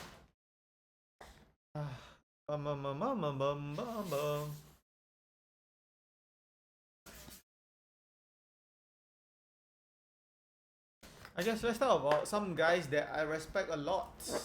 Well, firstly, I do not idolize anybody because we're all humans at the end of the day. So why are we idolizing each other? Shouldn't, my opinion. But there's some people that I respect at a very, very high level. And one of them is this guy called the Baus FFS, a League of Legends streamer. Don't know him. He plays League of Legends, but he plays it in a completely unconventional way. Means he dies a lot in the game. And because of that, he gets a lot of hate from a lot of people, including his teammates. But still, he's able to get the highest rank in League of Legends in his playstyle, right? Unconventional. And it kind of opened my eyes that just because it's unconventional doesn't mean it can't work. Because all of them are playing at a very high level. Some people conventionally playing to League of Legends, which is keep your deaths low and keep your kills high. But he's doing the opposite. So if it works in League, it should work in real life too, right? Just because it's conventional doesn't mean it's right. Okay, I'll talk about this one thing. In junior college, we are doing general paper, which just means English. We are studying English, just a fancy way to say it. And what did my GP teacher say to me? So she said we had to write this essay about 2 different topics, right? So there's a argumentative essay, and there's 2 ways to see it, right?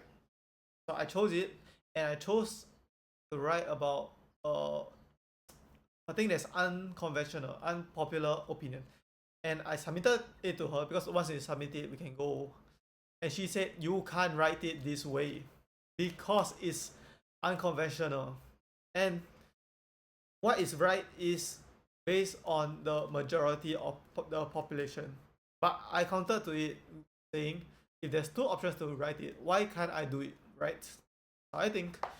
And she said, you can't. And I realized I'm not gonna win this argument because I'm gonna be staying in this class the whole day until arguing until I don't know.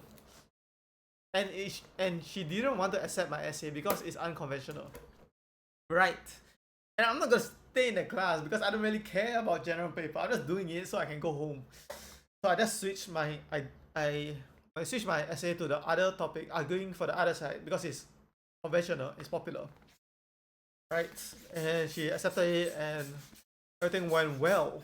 So that's not the lesson. The lesson is she's wrong about life, right? She's wrong. Just because it's unconventional doesn't mean it doesn't work, and it stuck with me to this day.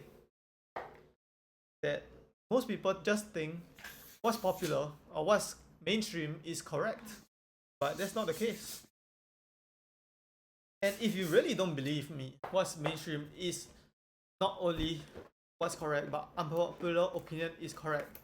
If everything that has been will be, that means no innovation will ever take place, right?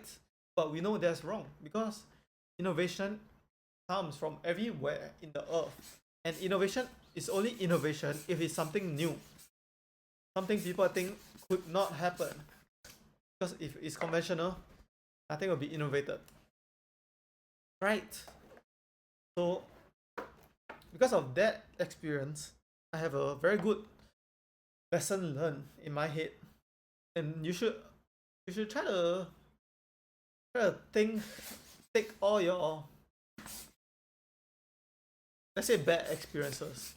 Let's say all your bad experiences that if you think about it long enough, or maybe a few years down the road, you can think that there is a lesson to be learned. And maybe the bad lesson, the bad, the bad, no, the bad thing that happened to you is actually a good thing in disguise because it taught you something very, very valuable.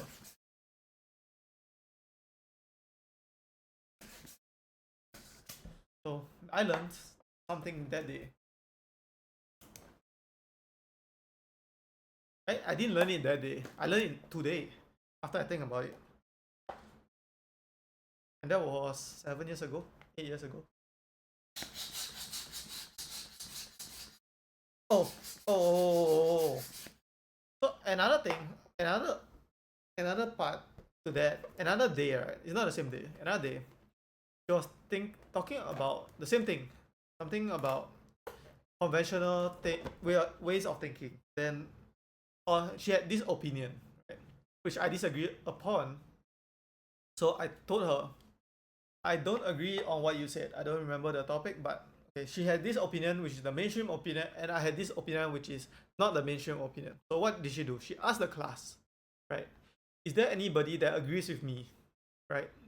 To raise their hand or something. So 0 people in the class of 40 raised their hand, right? So okay, so I just assume, okay, so everybody agrees with the teacher and nobody agrees with me because nobody raised their hand, right? I'm the only guy that stands up for what I believe in, right? So what happened after class? My classmate, she told me that she agreed with me. Then I'm like, why didn't you raise your hand and tell the teacher that you agree with me? And then she is like, I don't know what's the question, what's the answer to that. But just because they don't sound out doesn't mean they don't agree with you.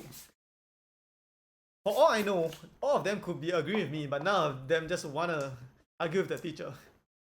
You know, which is kind of smart. So, the moral of that story is, let's say you have this very unpopular opinion. Everybody around you that you grew up with, that you went to school with, that is your relative, don't agree with you, right? But if you say it to the world, you make a YouTube channel and say it to the world, there is probably people that agree with you, right? Think about it.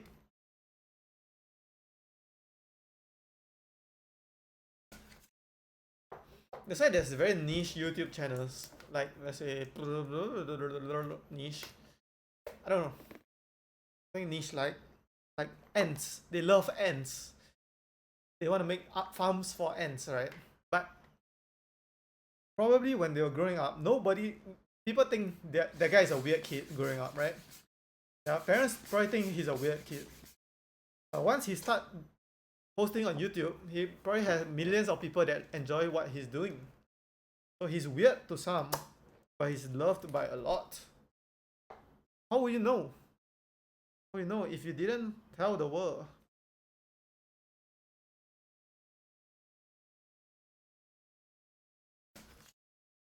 Yep.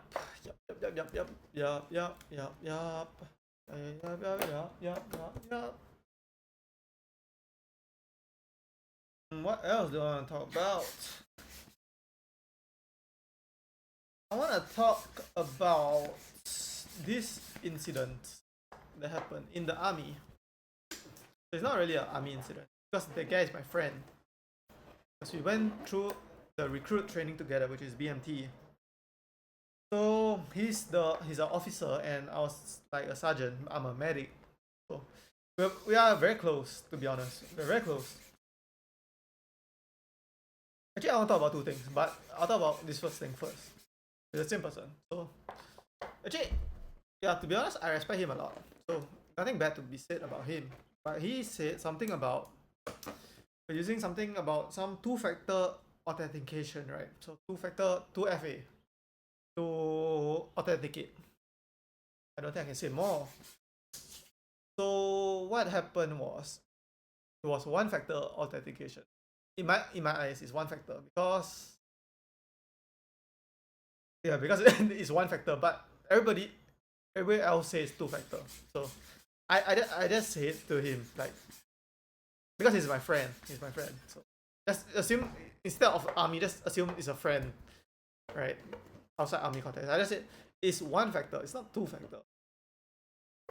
But he's like okay. He's like I don't know how he reacted. He reacted like okay. Imagine like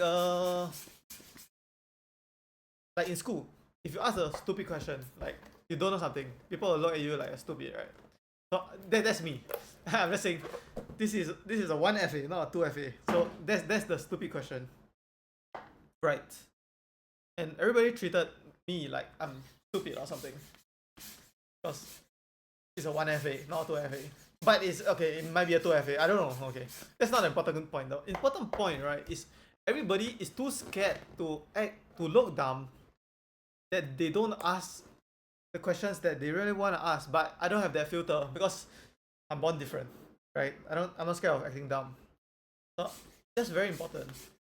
Maybe that's why some students in school lag behind. Because they are scared to ask a simple question because they should already know the answer. And if they ask the question, that just means they don't know what they're talking about. But I don't know, maybe I'm just too stupid. So I just say stuff that I mean. Oops. I say stuff that I mean. And if I don't know something, I'll just say I don't know. I don't know, please teach me. Even if I'm supposed to know it. Maybe that's why I didn't lag behind. Okay, I only lag behind Chinese and English, okay. Because I do not like to speak Chinese. It's one of the hardest language in the world. And English is like I don't know, I wasn't really good, I guess. And let's talk about literature, okay? I do not like literature because talking about some George Orwell, okay, not George Orwell, let's talk about Shakespeare. I learned about Shakespeare. I don't know, I forgot about it, but okay, let's say I assume I did, and he wrote "Thou shalt something something something," and the teacher said the hidden meaning of this is because the blue line symbolizes the sky and the red line symbolizes the anger that he felt. Okay, what if he just said blue and red because he liked blue and red? You don't know what he was thinking. How do you know, huh? How do you know that? How do you know that? What if I wrote something? I said, I like my white t-shirt with this green camel Levi's. Then somebody 1,000 years later, he said, oh, the white symbolizes purity and the green camel symbolizes he's hiding for something. No, I just like this white t-shirt with green camel. Yeah, so that's my point of view. Okay, the second thing I want to talk about with the army guy is what did I say? Oh, he said something very important to me. He said it doesn't have to be equal. It doesn't have to be equal. So the context is because I'm a medic, we're doing covers for a long time. But some soldiers, okay, every role got different responsibilities, so they don't do the same hours, but they do different things. And he said to me, it doesn't have to be equal, right? Right, yeah. It doesn't have to be equal. So I don't even think he just meant that it doesn't have to be equal hours, right? But I took it to mean your results doesn't have to be equal too in life. And the work you put in doesn't have to be equal, right? You can both start a YouTube channel, you can post once per week or 3 times per week. It doesn't have to be equal. And if you both post once per week with the same content, your results doesn't have to be equal. which kind of blew my mind once I thought about it that way. I know he didn't mean it that way, but I just took it and thought about it that way. So if that's the case, it doesn't have to be equal. Very interesting. It doesn't have to be equal. And nothing in life is equal. Think about it. It doesn't have to be, and it is not equal in life. It might feel equal, like we all went to the same school. I feel equal that we all get taught the same things in the same class. But we don't know. Maybe some guy at home was studying the same subject, but he studied, loved it so much. He spent 10 hours studying it. So his results is not equal, and the work he put in is not equal. And even if, okay, let's say two people in PE class. Let's talk about PE class. One guy is able to pick up badminton very well, very easily, and another guy is not able to do it. But let's say the first guy was, in his childhood, was a baseball player, right? And all the skills, although it's not the same skills, but he transferred it and used it to play baseball and to play badminton, right? And the other guy, instead, he did not play sports growing up, right? So one guy excelled at badminton and the other guy didn't, right? But if you look at it from a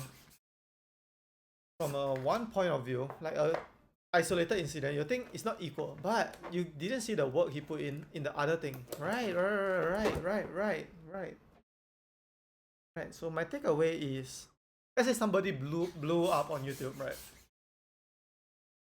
Like out of nowhere, he blew up on YouTube, and then you think, why does he get that success, but I didn't get that success, right? With that point of view. But the way I see it is, maybe he did something. Maybe he was like a filmer in the past and he used that to make YouTube videos better. Or maybe not even that. He loves reading. And he used the reading to make his videos like a story. And because of that, he's able to blow up and become very big. Right? But if you see it as an isolated incident, you just think people just got lucky, right? Yeah, and I hear that a lot. I hear that a lot from people that says any successful person, he just got lucky. But you don't know. You don't know. Maybe he can tell you his whole life story, but he didn't tell you about the time he blew up 1,000 balloons. You know? Because I blew up 1,000 balloons, I can make 1,000 videos, and because I can make 1,000 videos, I can blow up on YouTube. Oh, then somebody says, oh, this guy is so lucky because he got lucky, that's why he made 1,000 videos. But no, because I blew up 1,000 balloons, and in my mind, if I can do that, I can do anything. Aha, got you. Okay, I want to talk about something else. Okay, because this is so boring. So I'm just gonna, all these things I'm talking about, I was gonna make like a video dedicated to it. But since I'm so bored, this became like a podcast of you hear me yapping, which I'm supposed to be resting my throat because I said Mr. Beast for 13 hours straight, and I'm supposed to rest my throat for 2 days, but I'm not doing it. Okay, anyways, what do I want to say? Well, first, let me drink some water.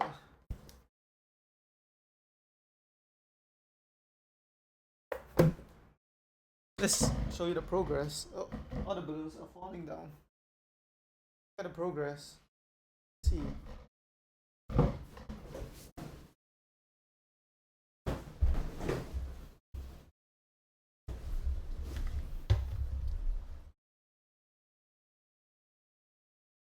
Normally it doesn't drop off my chair. If it drops off my chair, I'm not gonna find it anymore.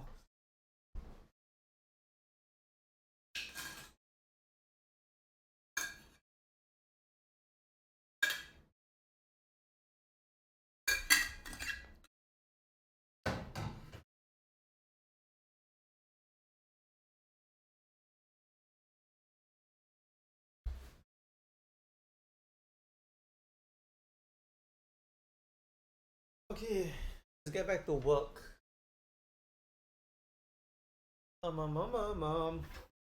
So look at all these balloons. I'm gonna sit on it because there's no space. Put it to one side. Ugh. Okay. I wanna say something, but I totally forgot what I'm gonna say. You know? Mm.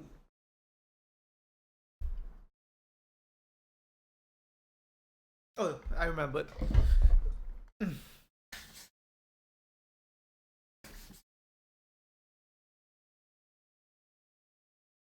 So in one of my live stream, I was talking about being delusional and being right, being realistic in life. So what I learned is you can be wrong about life and be more successful than you were right about life. Let me explain. Let's say you believe that okay, let's say you're me. You believe you can be the best swimmer in the world, right? Maybe it's wrong. But the version of myself that is realistic would have quit 7 years ago, right? When I started, I would have quit. But because I'm delusional and maybe wrong about life, I'm a better swimmer now than I was 7 years ago, or would have been, right? So it blew my mind. Not about that swimming thing. It blew my mind that you can be wrong about your mentality or the way you think and be more successful. Alright, so that changes everything. So you don't have to be right about life. Right, so the way you should think is whatever makes you the most successful in what you want to do. If you yeah. So my mentality is not really worried too much about being right, but to have a mentality about life that makes me the best at what I do. So if I believe I can blow up 1,000 balloons, that mentality is better than being realistic and say maybe I only can blow up 200 and my YouTube video will be 200 balloons long, right? But because I believe I can do anything, my videos are unlimited by what is realistic. Whoa! Whoa!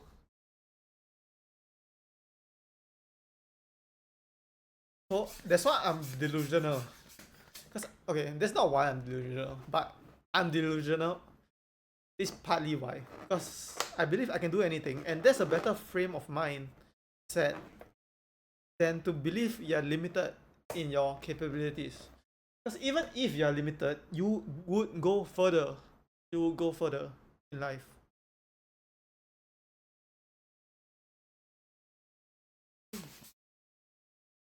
What do I want to talk about? Can I talk about Zoro from One Piece? Because that's my favorite character from One Piece.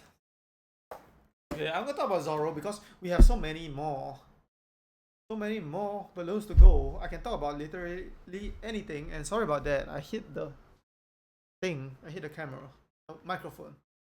So Zoro, right?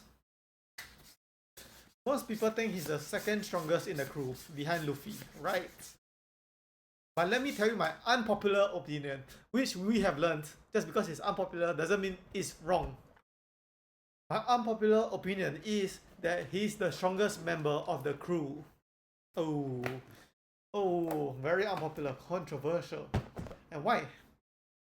Well, his whole purpose is strength, right? We know, becoming the world's strongest swordsman. And Luffy's whole purpose in life is to be Pirate King and to be free. So once Luffy has a choice between strength and freedom, he will choose freedom. And Zoro, between strength and freedom, will choose strength, right? So he will be stronger than Luffy. And you're like, no, because Luffy is the captain, and the captain is always the strongest, right?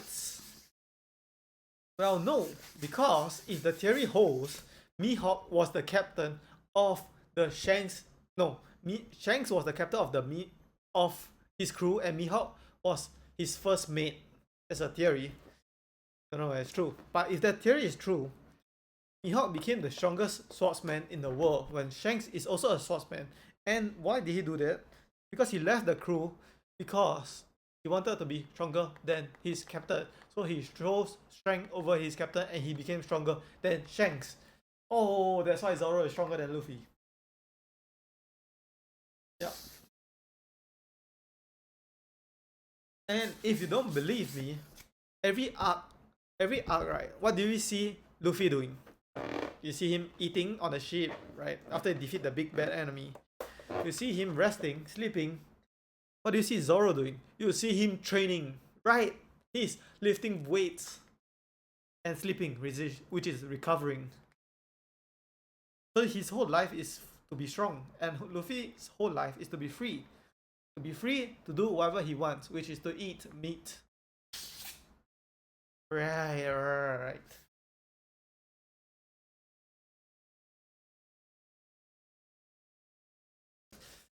Yep. So that's why Zoro is stronger than Luffy, and that's my point of view. And if you don't like it, doesn't mean I'm wrong. That's because it's unpopular, doesn't mean I'm wrong. As we learned.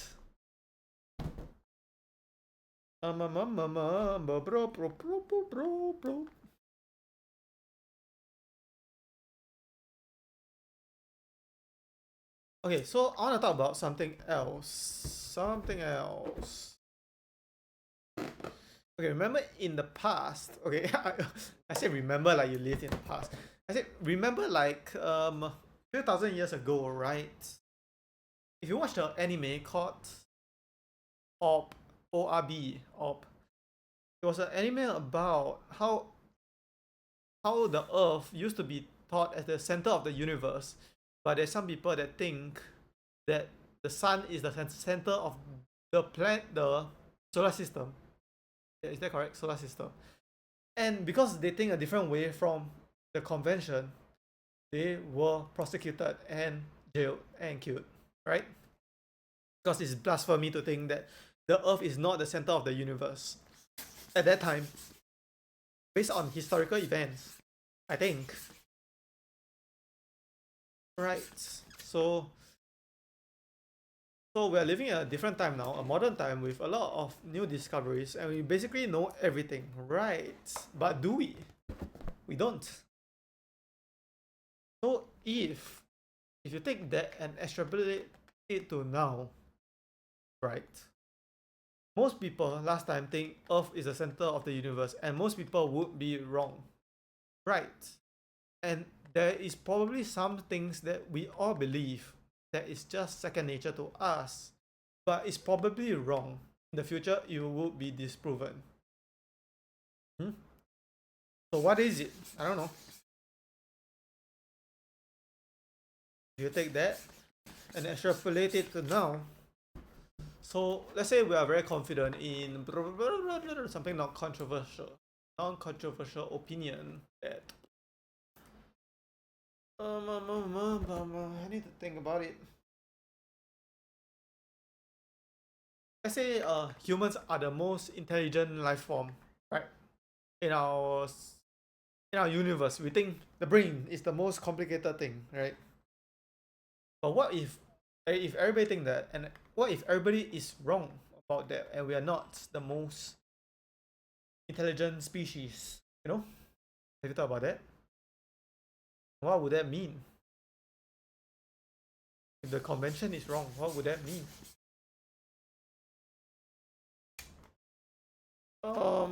It will mean that I have so many more balloons to blow up. That's what it means for me.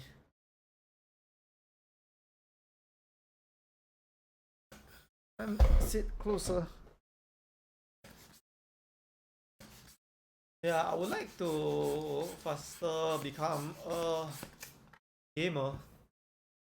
It's way more fun. Like Queso. Instead of doing this. Okay, not instead of doing this. Instead of reading the Bible, that's boring. So I'm doing a reading the Bible challenge on my live stream. It's probably gonna take 100 days. But yeah, I guess I have to do it because I said I'm gonna do it, and if I say I'm gonna do it, I have to do it. That's how it works for me.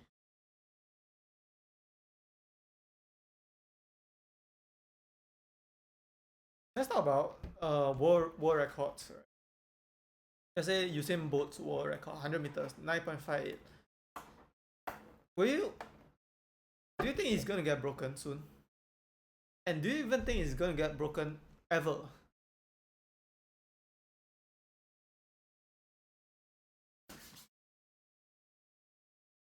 it has to get broken someday, right? It can't stand for eternity. But isn't it the point that most people think it can't be broken? That's why most, yeah, the convention thing. Because only one guy will break it. Okay, not one guy. Okay, let's say only one guy will break it, and the guy will think the way most people don't think. So most people think, oh, it's so impossible. Usain Bolt, the best athlete in the world, and it will never be broken. But this guy is like, no, I can break it myself. Right? And because he's unconventional in his thinking, that's why he breaks it. Oh!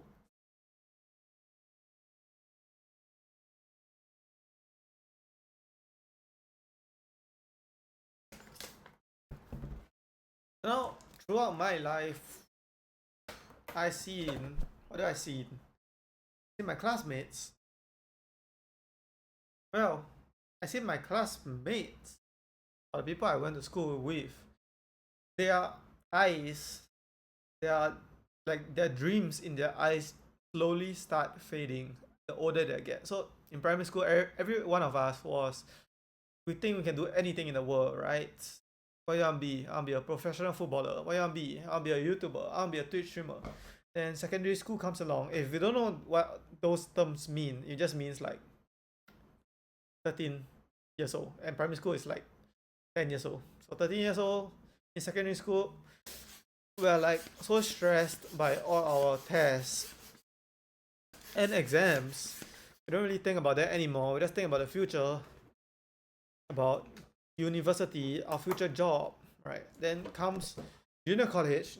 That's the last school I went to before I dropped out. And you see them, they don't have dreams in their eyes anymore. All they are working towards is getting the course that they want in university to get a job they want, right? That's the whole point. That's the whole point. I mean, that's what the teachers, the lecturers say to us. Plan your future, which is not your future, is, in his opinion, plan the course you want to take in uni and get a subject combination and a result to be able to get that course, right? Right. So most people think that way, right? But if you really plan your future, what if you don't want to do a job at all? What if you want to become a YouTuber? You know, it's kind of missing the point of planning your future and limiting it only to a job which you have to go to university to study a certain degree for. Right? What was my point? Yeah, my point is, as we grow up, and I'm sure it's not a Singaporean context, it's a worldwide context. Your dreams as a kid and your ambition, you don't have it anymore. You don't dream the same way. You just become more realistic and jaded about life. But should you be? As we learned, a wrong opinion, you can be wrong about life and be more successful. What if, crazy idea, what if you believe you could do anything in the world and you had the same dream you had when you were a kid? Would you be more successful than you are being realistic? Just a thought. I leave it up to you whether you want to believe it.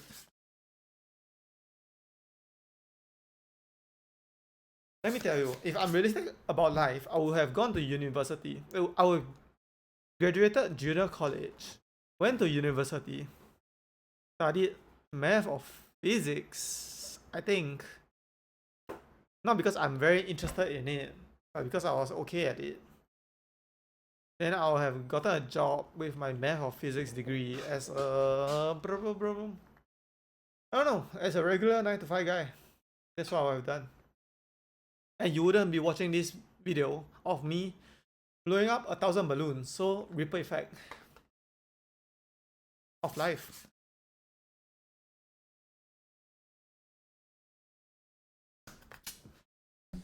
Yeah, and I would have quit swimming after 1 month because I realized it's so difficult. And the level is so high that if you're realistic about it, you wouldn't even do it in the first place. You would just quit. And most swimmers do quit.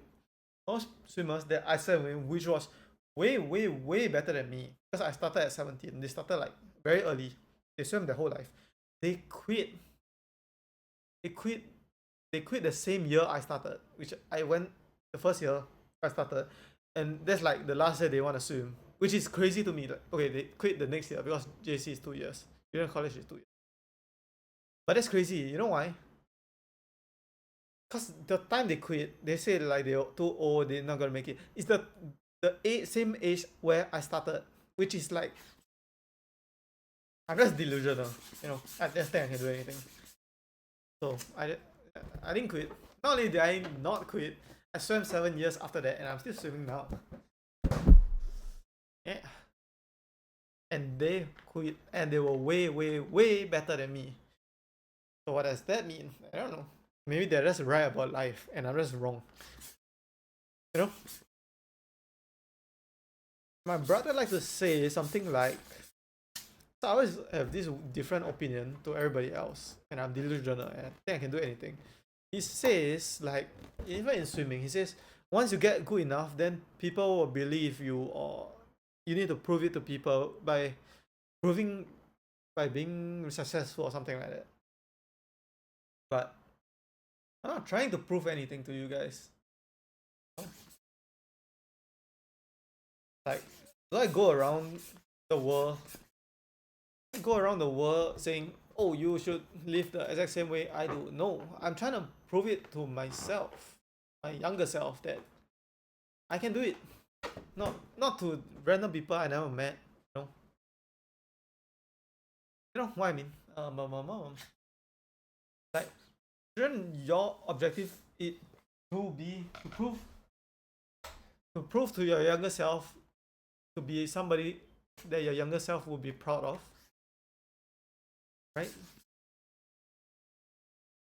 Because most people, and I know this from my experience, live a life they don't want to live, but it's what is expected from them, either by their parents, their relative, the society, their friends. But how about yourself? You know, trying to prove what you're doing to so many other people, but have you proven what you want to do to yourself? You know, the whole world, let's say the whole world, can disapprove of what I'm doing, right? Blowing out 1,000 balloons. But if that's what I want to do, right? That's what a younger self wanted me to do, I'll do it.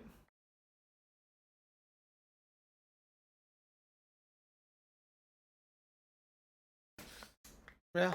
Are you really gonna let yourself down just to please other people? And what a life is there to live? Yeah, you're not doing some charity to be somebody respected, or yeah, respected by others. You're living your life. So what if, okay, let's say some guy, he loves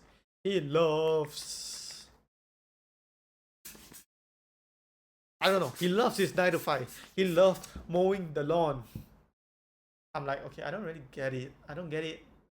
Personally, I don't get it. But look, so he loves it. So why does my opinion matter to him? It should not.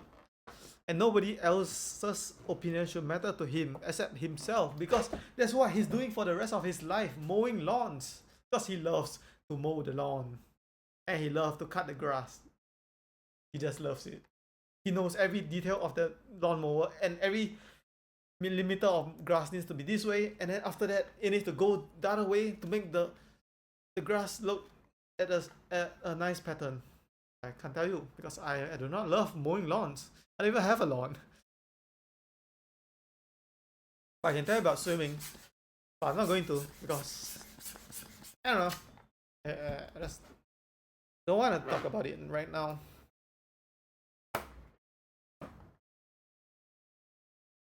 Yeah. So can somebody explain to me why most people live a life they hate? Like they want to do something but they don't do it. I don't understand that, and I never will understand that because they are too scared to take risks in their life. So what? So what? You're gonna spend your whole life working a job you hate? That's not a risk. just because you get a salary. That makes sense in my brain. Yeah, like playing this game, this game of life, right? You work your whole life, your first life, doing something you don't really like, just to get some money to be financially stable. Then you expect there to be a life 2.0. There is no life 2.0. You know what I mean? There is no life 2.0 for you to spend the money that you worked for doing something that you do not like.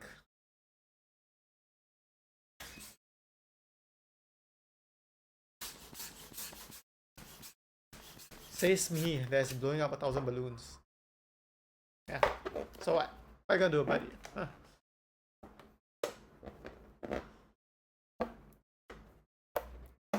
Oh. Never mind. Let's talk about something else to talk about. Talk about something else to talk about. Think about something else to talk about. Da, da, da, da.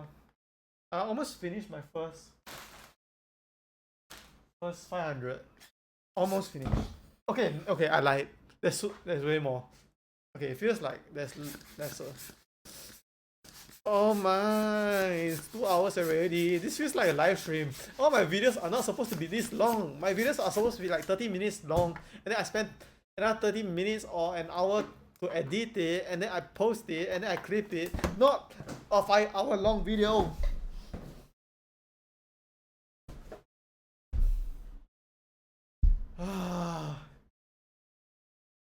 This is what happens when you don't think about how many balloons you're gonna blow up.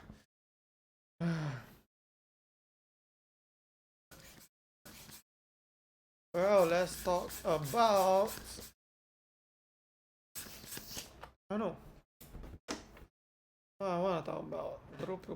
Well, let's talk about this topic called leaving your hometown.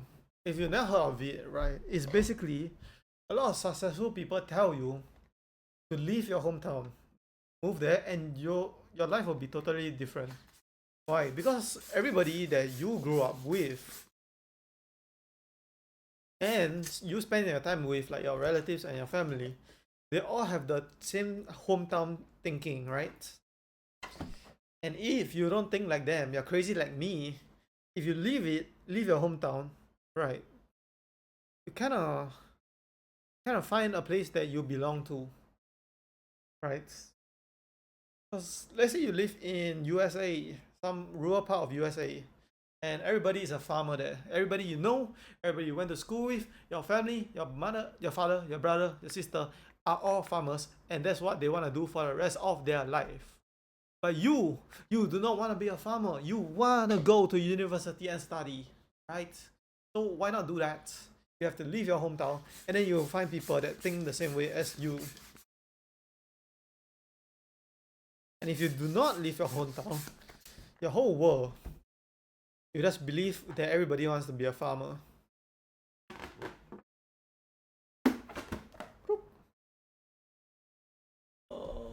Why does this thing?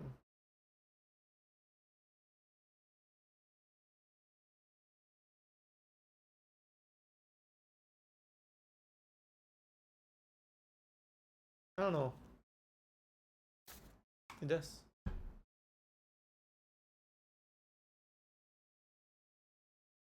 Oh, this is the best, so that I don't need to keep adjusting.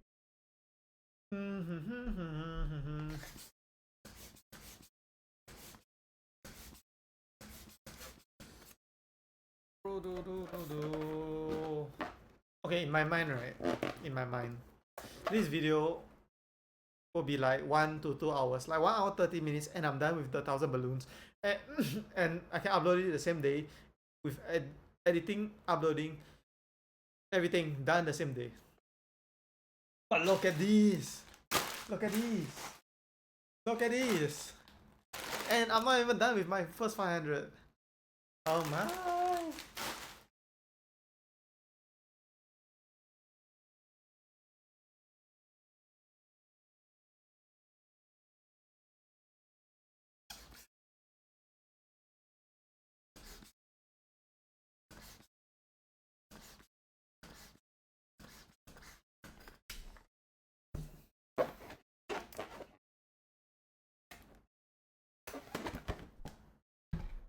Oh, you know what I feel? I feel my feet being cold, but my body here is not very cold. Because cold air sinks and hot air rises. So all the cold air is on the floor. But yeah, I still have to stream today. And I'm supposed to be resting my voice. And I'm talking for the longer than I stream. I talking for longer than I stream for. So what is this rest? I'm supposed to be resting my voice.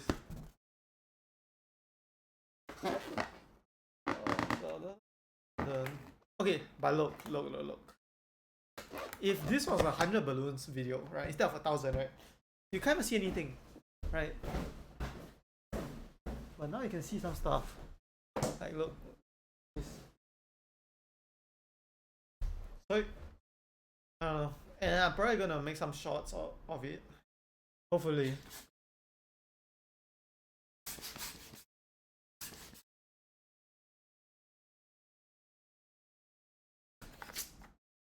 Let's talk about something non-controversial. What's the least controversial thing we can talk about? Whether pineapple on pizzas are good. Well, fun fact, I'm the opposite of an expert on pizza because I'm lactose intolerant, so I can't even eat pizza. But I've ate pizza, and every time I ate pizza, my stomach hurts. So this is the opinion of someone who is the opposite of an expert. So my opinion is pineapple do not belong on pizza. I don't even like pineapple in the first place. Okay, pineapple itself is fine, but pineapple on pizza is weird. So weird. It's like putting fruit in your food. Pineapple on spaghetti. Are you gonna eat that? Are you gonna eat pineapple on your spaghetti? And if not, why pineapple on pizza specifically is good? And if pineapple on the food is good, you should put pineapple on every food you eat, right? Pineapple bread. Who's gonna eat pineapple bread? You're gonna put pineapple bread plus cheese. Are you gonna eat pineapple bread with cheese? Okay, no. I assume the answer is no. Then are you gonna eat pineapple bread with tomato and cheese? Then it suddenly becomes yes. Sus. But if you like pineapple on pizza, you know what I say to that? I say you guys have the unpopular opinion, which might be right all along. And the majority of people are wrong. Like me, I'm wrong. Haha. So maybe you are right and I'm wrong because you guys have the unpopular opinion.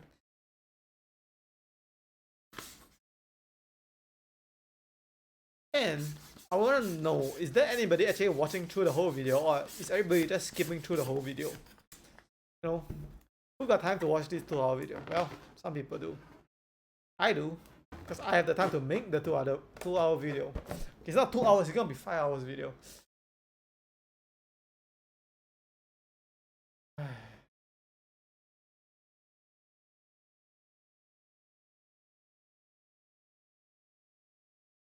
Okay, next time I do this challenge, should I think about it more? But then it won't be so crazy, you know? If I think whether it's realistic. So I'm not gonna do it. I'm just gonna do the challenge. And then think about it after I start to suffer doing it. Yeah, that's a good idea. I'm just gonna suffer doing it, then I can think about what I just decided to do.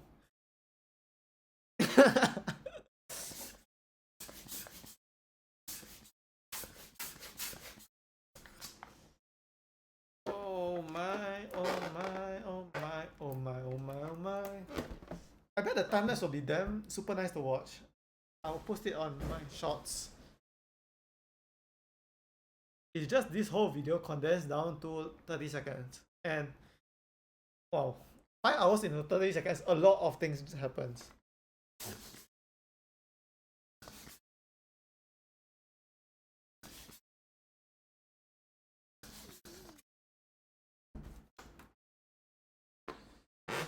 Oh yeah, I'm supposed to stream later today, right? And I'm not gonna be able to clean this up before that. So I'm gonna stream in a room with balloons. That's so cool. Okay, Don't ask me how I'm gonna sleep in my room today, because I'm not gonna sleep in my room today. I'm gonna sleep on the couch in the living room. Or on the floor outside my room. Yeah. Or if you think I can sleep on balloons, can I even do that?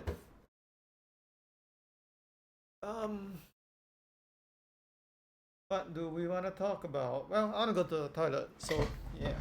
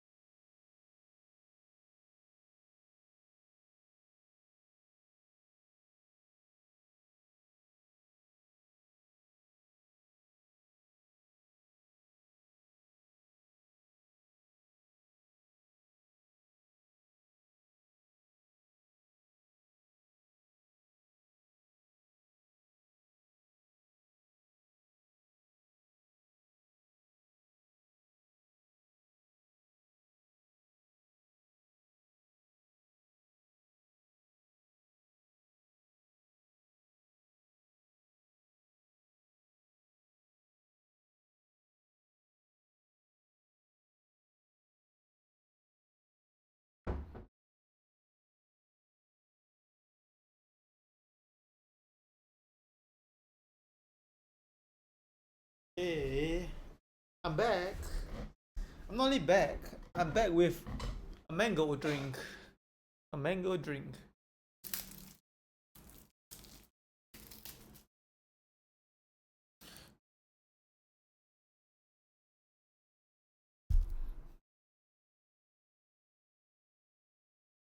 I need a plaster.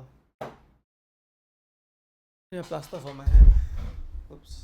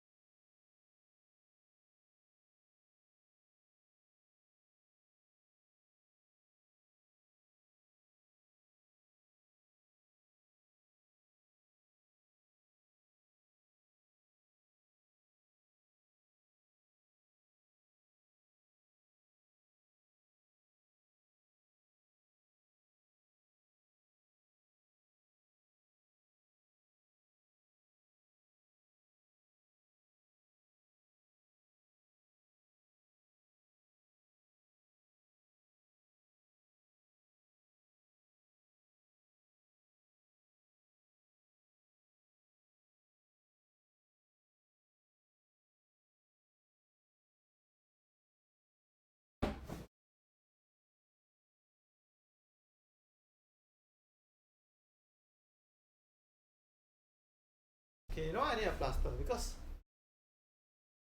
this thing keeps rubbing against my hands. Like, fine until I do it hundreds of times. Okay, it's fine until I do it hundreds of times. Then it's not fine anymore. It's rubbing and it's giving me an abrasion. Is there a way I can hold? I need to change my holding. So the floor is covered with a balloon. With multiple balloons. Let's see. Well, I need my laptop to be charged. If not, I can't record this. So I guess it has to stay on. Wait, because I do this. How can I hold it? Hold it like this, so it doesn't hurt my finger. And I'm very curious. If you guys are subscribed to me, right?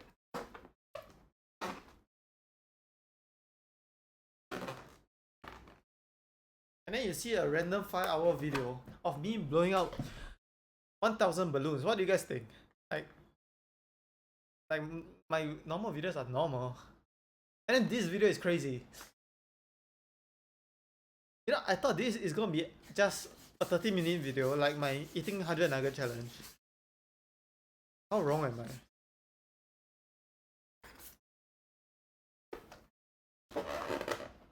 Yeah, super wrong. Then later I need to stream.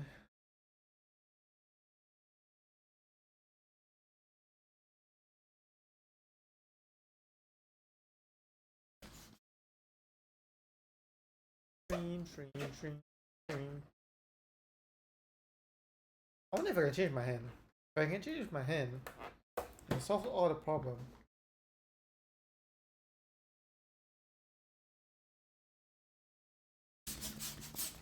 If I change my hand, I want to do this.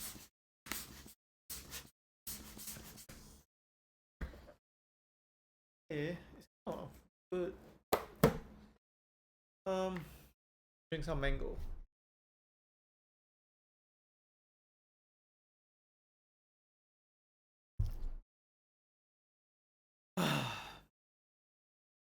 Am I the first person to blow up 1,000 balloons?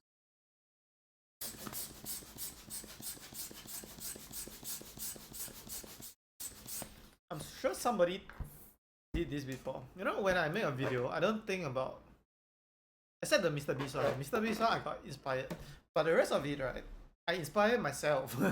I don't want to copy people. You know. So whatever crazy idea I want to do, it comes out from my brain. I just do it. So I don't know if somebody else did this 100 balloon challenge. Wait, I mean 1,000 balloon challenge before. I'm sure somebody else did. There's so many people that live there on this earth.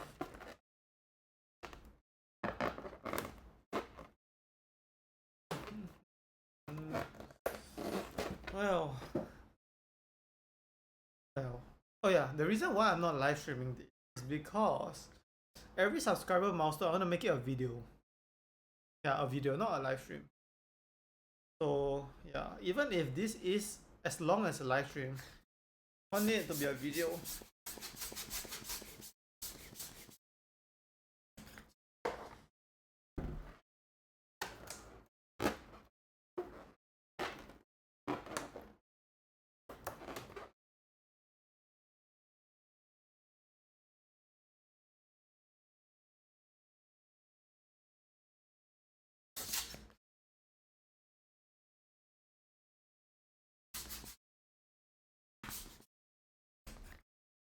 Yeah.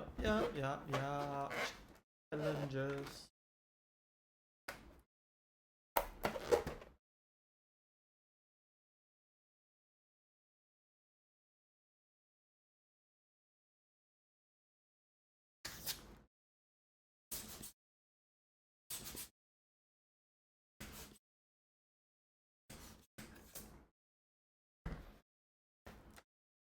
I'm setting my.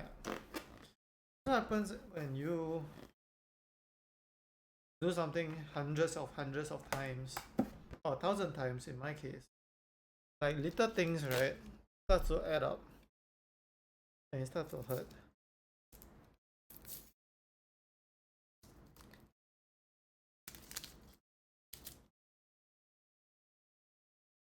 Let's say you staple a bullet 10,000 times. You probably don't think anything bad will happen, right? But yeah, you can't think of it. That will happen, but it probably will happen. Like maybe you press down, and this action hurts your shoulder or elbow or your wrist because you're doing so many times. But you don't think about it because who would think blowing up balloons will hurt your hands? Not me.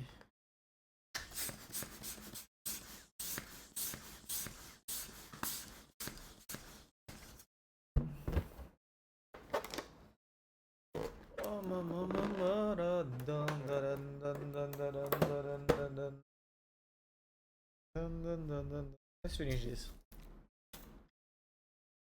I can't finish.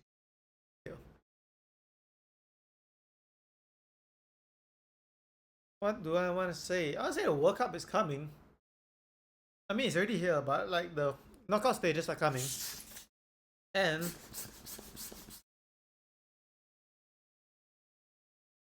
what my family likes to do once every 4 years is to stay up late and watch it on the weekends and eat snacks, which is fun. So yeah. Fun fact, last World Cup 2022 is after I finished my national service, is when I decided to become a full-time swimmer for 4 years, because I became a full-time swimmer after I dropped out of college, junior college. And then in army, it's kind of, you have to do army and you kind of swim and you can't do it. So after army, I decided again to be a full-time swimmer. And this World Cup, I decided to become a content creator and a swimmer, but a content creator. So like every World Cup, I decide to do something with my life. Then 4 years later, I'm gonna like decide to become like a businessman or something. Or maybe 4 years later, I'll decide to have like kids. No, but I want kids earlier. I don't know. 4 years later, I'll probably decide. What would I decide? Probably some life-changing thing. Every 4 years, I'm gonna decide it. The World Cup.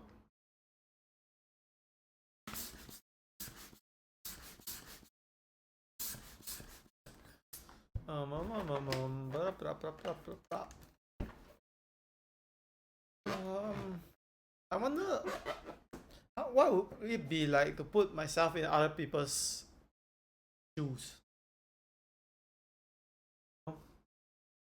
What's like a top streamer or top YouTuber thinking?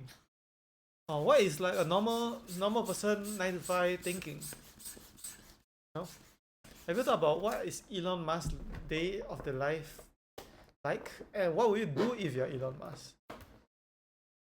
You'll probably just enjoy your money, right? But that's not him. He keeps going forward in his life, pursuing the things he wanna pursue. Or what if any one of you watching takes over my body right now, right? What would you do? You continue this channel? You work on videos every day and live stream every day, or will you just like, nah, I don't wanna do it, you know? Oh, this balloon.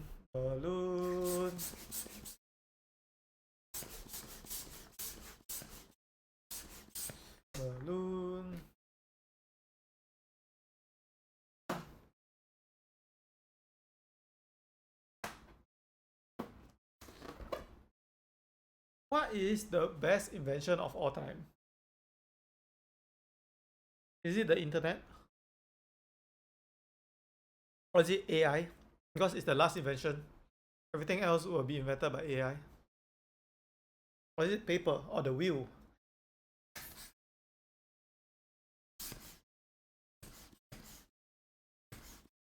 Oh, one more thing. Let's talk about luck. What's the luckiest thing that you have encountered in your life? No, for yourself, you know. Luckiest thing that happened to you. Because most people just look at the negative side, right? Which is, I'm so unlucky. Why did this happen? I can't catch a break. But what's the luckiest thing that happened to you? For me, let's think. I think for me is to drop out of school. Like, I'm so lucky to be able to, how do I say it? So lucky to find myself in a situation that I don't want to be in school and I drop out of school. And because of that, my life took a turn away from normal people's life. I just took a turn. And if I become successful, it's all because I dropped out of school and found an unconventional path in life. So that's what I would say. Because if I stayed in school and because I wanted to be a swimmer, right? As you know, I started swimming in junior college. And it's not like my first choice was to drop out of school. My first choice was to swim more before and after school. Or after school, because before it's too early. Right? So I realized at that pace I'm never gonna be able to catch up to the best in the world because I'm doing it few times per week, and then the rest of the time I spend in school, right? So I just thought it was cool. But what if, because of that decision, the ripple effect led me to become a content creator and to become successful in that path? Because I wouldn't even start this channel, not start this channel, like continue this channel, if I were working a normal 9 to 5, which is what my brother is doing. And he don't want to start a YouTube channel. He don't want to continue his YouTube channel. Let's see, accurate.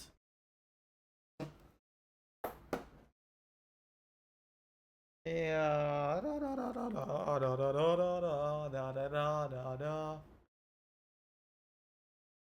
I'm not supposed to use my throat. I'm supposed to be resting my throat. Okay, if you don't know me in real life, I do not talk to you. I'm an introvert, true and true. I just keep my mouth shut. But somehow, in front of these videos, I keep talking. It's like, okay, it's like I always think, right? I don't want to think, usually. But sometimes when I think, right, I keep thinking about stuff. But now, every time I think about something, I just say it.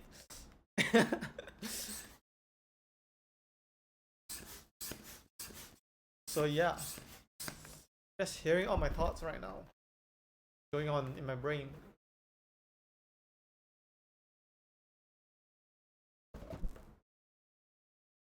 Can you see this?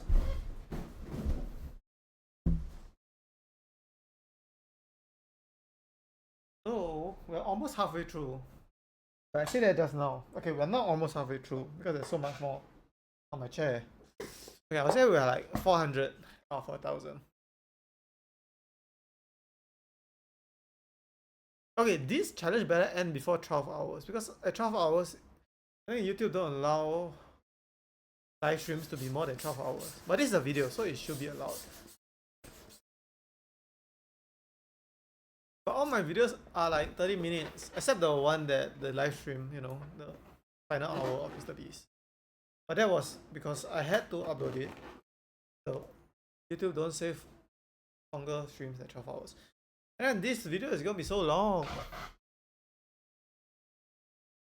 You just see me making random videos. I don't have a consistent theme. Okay, this is consistent. Okay, I'm consistently inconsistent in the videos I make. So, I guess.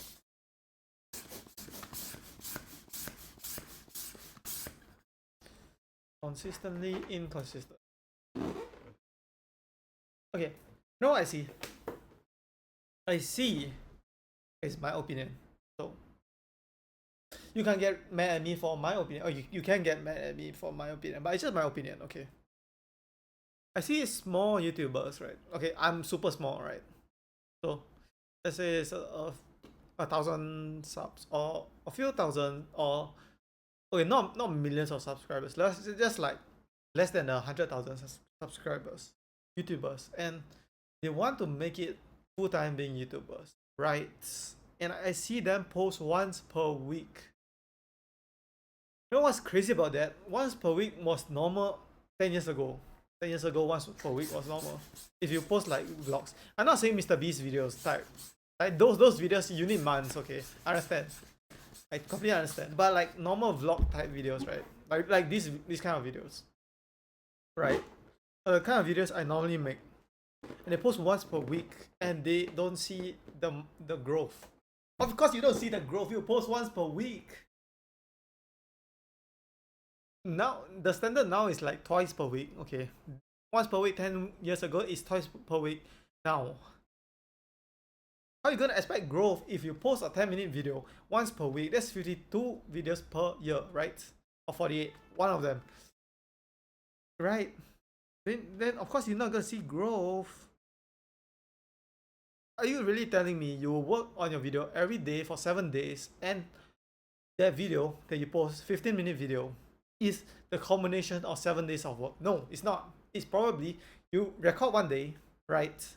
And you spend the next day 1 hour to edit it, and you finish it in 2 days, right? You finish the video idea. Okay, maybe 3 days. You think of the video idea, record the video idea, and you edit the video idea. 3 days of work, but like few hours each day. and then you sit on it for 4 days to upload it once per week to keep your consistent schedule. If you really want to be a YouTuber with your life, just do it 3 days, upload it once it's finished, then go to the next video and do that and keep working, and then you'll produce like two and a half videos per week.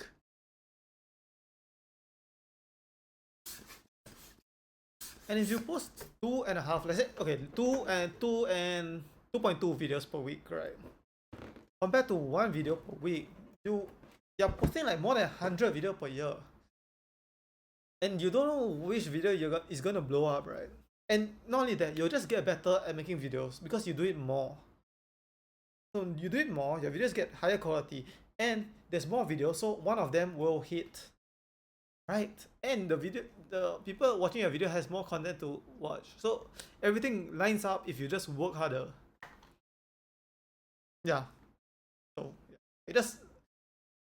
I just can't stand like some YouTubers that they want to make it work. That's what they want to do with their life. But they post once per week. Come on. If that's your only purpose in life, to become a YouTuber, give it your all.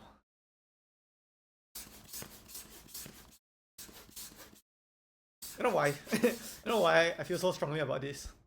Because I gym and I swim. Because I'm a swimmer.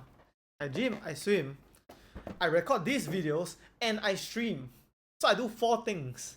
And what they do, they do 1, which is YouTube vlogs. They don't stream, they don't clip the videos, and they post once per week. Okay? Why do you post once per week? Or maybe even worse, if it's not even once per week, once per month. Bruh, once per month. I mean, like, I get it, for some videos, like animation videos, like oversimplified, we need a lot of months to make it, right? Research the idea, animate every single frame. Okay, I understand for very high quality videos, but like for vlogs, you vlog your day. You spend a day vlogging, then you spend the next day editing, and then you're done. And then you're done. You can go once per 2 days. That's 3.5 videos per day, per week. Yeah, daily vlogs. Okay. If there are people daily vlogging, how can you vlog once per week? Yeah.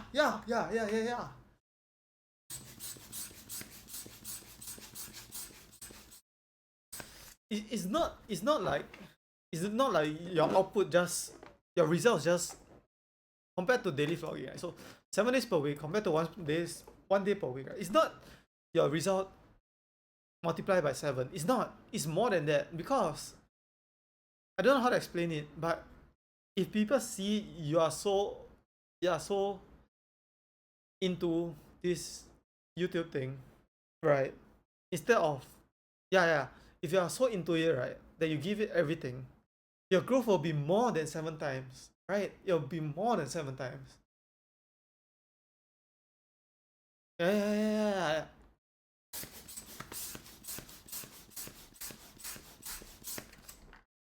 Remember there was a thing in Mr. Beast last time. He said it was his first sponsor, or one of his first sponsor, and he wanted to give it to a homeless guy. And it was $5,000. And he convinced the company to give him $10,000 because it's a better number, right? To give to the homeless guy. So you think, okay, twice the money. Is it twice the results? No, it's probably more than twice the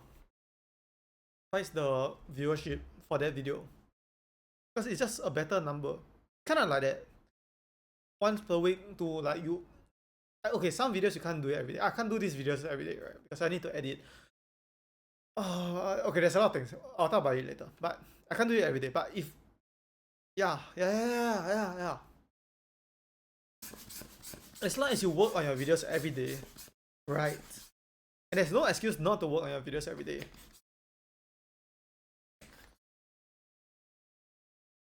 Right, your growth will be way faster than if you do it once per week and say you're consistent. Okay, you're consistent, but consistently slow. That's what you are. Okay, so let's talk about my videos. So My videos. Okay, let's not talk about my streams. Just videos, not streams, not clips. Okay, maybe clips, but just videos. Right, the one you're watching right now. So what do I need to do? I need to think of the idea. First, I think of the idea, then I have to make the idea. Right. So for this video, I have to order 1,000 balloons online, and then I realized I can't use my mouth to blow it up, so I bought this. So that's making the idea. But my other videos, I need to make the slides for it and whatever content that is in the video. So actually do the things like my SpaceX stock thing. I need to do it, like buy SpaceX stocks. So after that, after I think of the idea and do the thing and make the idea, then next I need to record, which is what I'm doing now. I need to record it. And then after I record it, I need to edit it. So any mistakes I edit, right? Yeah, I need to edit the videos, clip the videos to make shorts. And then I need to upload the videos, edit my clips, and then I upload my clips to all my social media. So that process takes like 3 days. But it depends, because what's the video idea? You know? If the video idea is like spend a week reading a book, okay, then I have to spend a week reading the book, right? So it's gonna be 3 days plus a week. You get what I'm saying? Okay, so basically it's 3 days. 3 days plus minus a few days. 3 days.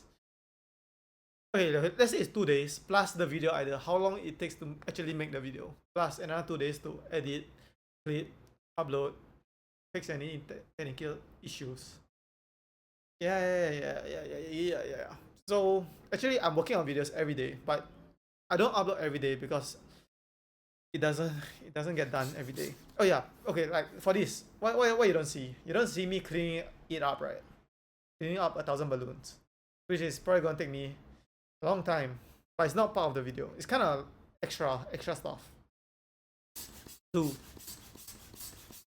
But I know for a fact that once per week vloggers do not spend all 7 days making that one video. You spend 3 days at most. 3 days, probably 2.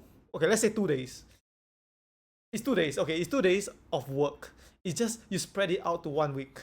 Okay, you spread it out to 1 week and you spend 1 hour per day to do it. No, if you wanna do, you can do it actually in 1 day.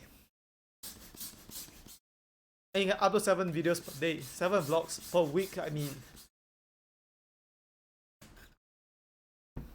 Yeah. And I know for a fact you're spreading the 1 day of work to 7 days and say you're consistent, which no, you're not consistent. You're consistently slow. Okay, am I going crazy? Does this happen to me every time I do a challenge? I become crazy.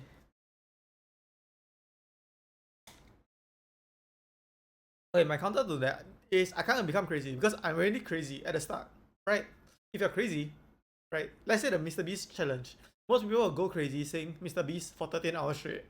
But not me, because I'm crazy already, so I can't become crazy again. Is that why I can do all these challenges? Because I'm already crazy? It's leaking.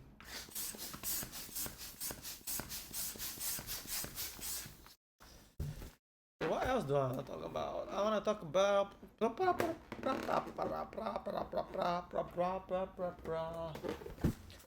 Oh, why does it sound like that? Can you hear that? Wait, there's something in this balloon. What kind of balloon is this? Oh, I want to talk about something I heard before by Togi, Shane Stouffer.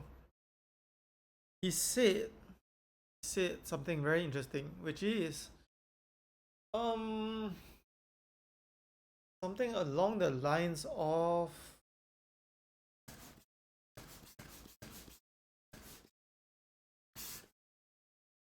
you need to earn the things that you have, right? So for example, let's say you accidentally made a good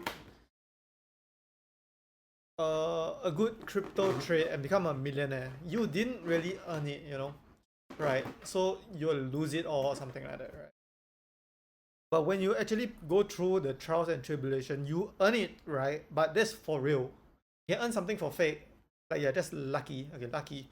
Or you can earn something for real, where you try it and fail and try and fail and try and fail, and then after 10,000 times you succeeded. Okay, that's for real because you learn what not to do, what to do, and everything in between. But this lucky part is just you just got lucky, right? So in life, it's kind of similar. Like,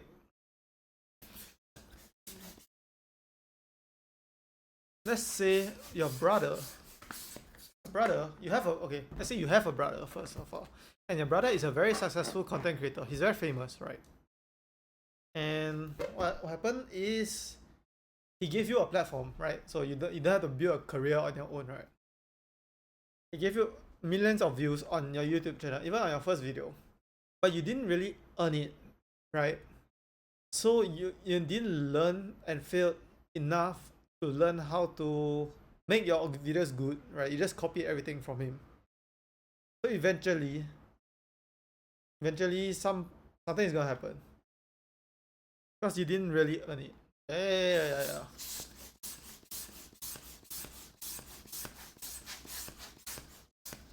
Yeah. Like if you are a trust fund kid, and trust fund is just money. Trust fund, and you got trust funded millions, billions of dollars, right? You can do that, but do you really know how the billion is made?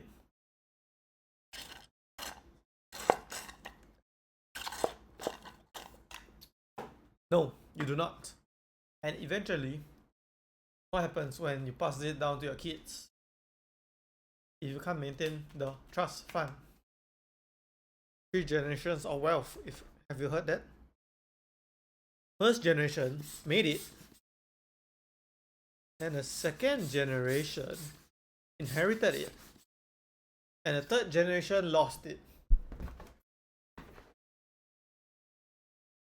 So what generation am I at? I don't know. My grandfather worked as a mechanic and he wasn't very rich. But maybe he made some. No. I don't know. My generation is like this. This is like super rich, this is super poor. Kind of like middle. You know? Okay, maybe like my father did better than my grandfather. But that's also because of the times, right? In the times in the past, like 100 years ago, okay, not 100 years, like 80 years ago, the standard of living was lower, right? But the standard of living is higher here. So is it like this? Yeah, maybe it's like this, but it's because of the time. Like average person in the past had a harder life. Uh, uh,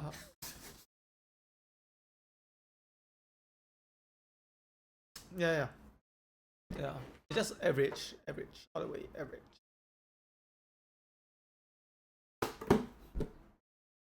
Average.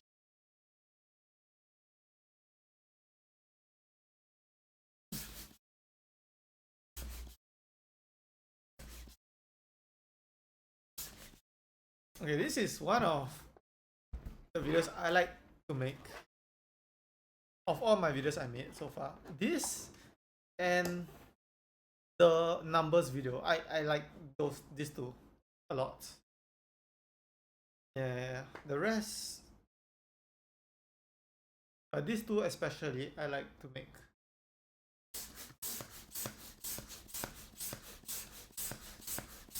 I don't know. It's just in my mind, right? In my mind. Okay, so how do I explain? If you've gone through something really hard before, anything that's hard but not as hard seems easy or easier. So my Mr. Beast challenge, right, was so hard, and my throat was in so much pain, and I did it. Okay, I cheated a bit, but let's say I did it for 30 hours. So this video is not gonna be 30 hours long, right? Okay, I hope it's not gonna be 30 hours long. So it's easier, and I did the Mr. Beast one, so I can do this, and in my mind it's like it can't be as hard as Mr. Beast challenge. So it's easy. Yeah. So if this challenge I did without the Mr. Beast one first, I'll be like, oh, this is the hardest challenge of my life. But I'm like, okay, I did something harder before. So this is easy, and not only easy, it's fun.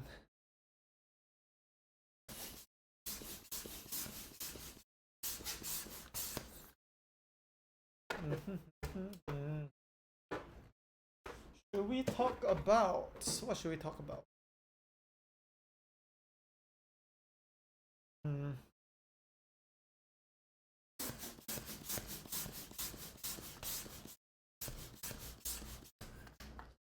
What should we talk about? Talk about.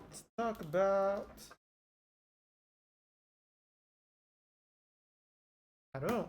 I do not know.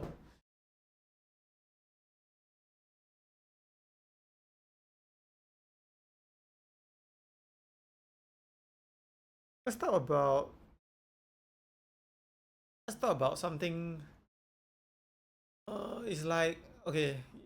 How do I explain it? Okay, so you see YouTubers that play games, right? They play games their whole life, right?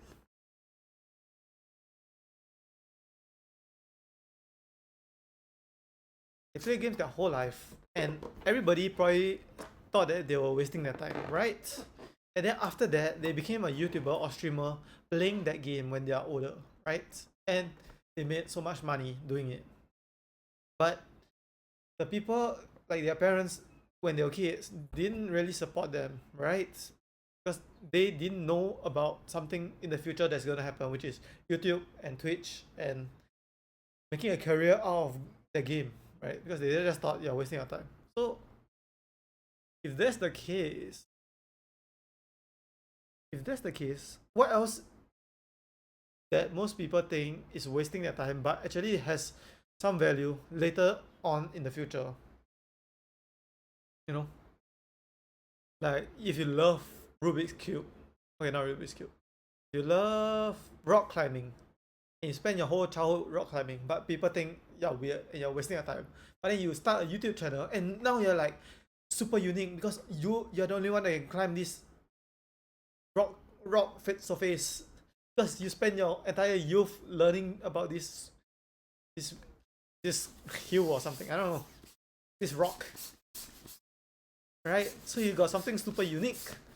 So is that the same as my swimming? Because nobody is as crazy as me to drop out of school to swim 7 years and make $0. So is there like some hidden value in it?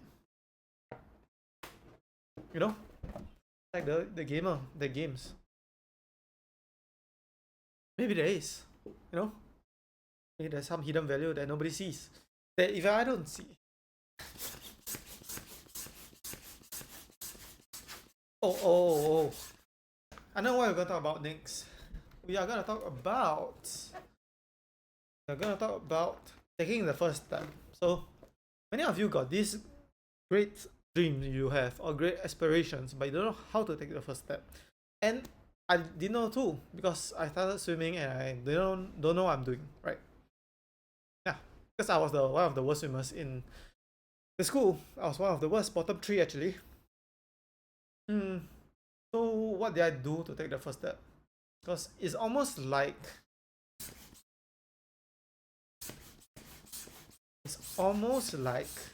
you feel that everything has to go right for you to make it, right? And if you take the wrong step, even one mistake, everything goes wrong and you fail. And you'll never be able to catch up. Or something like that. That's how I thought. But I'm sure some of you can relate. And it's like stepping a step when you're blind.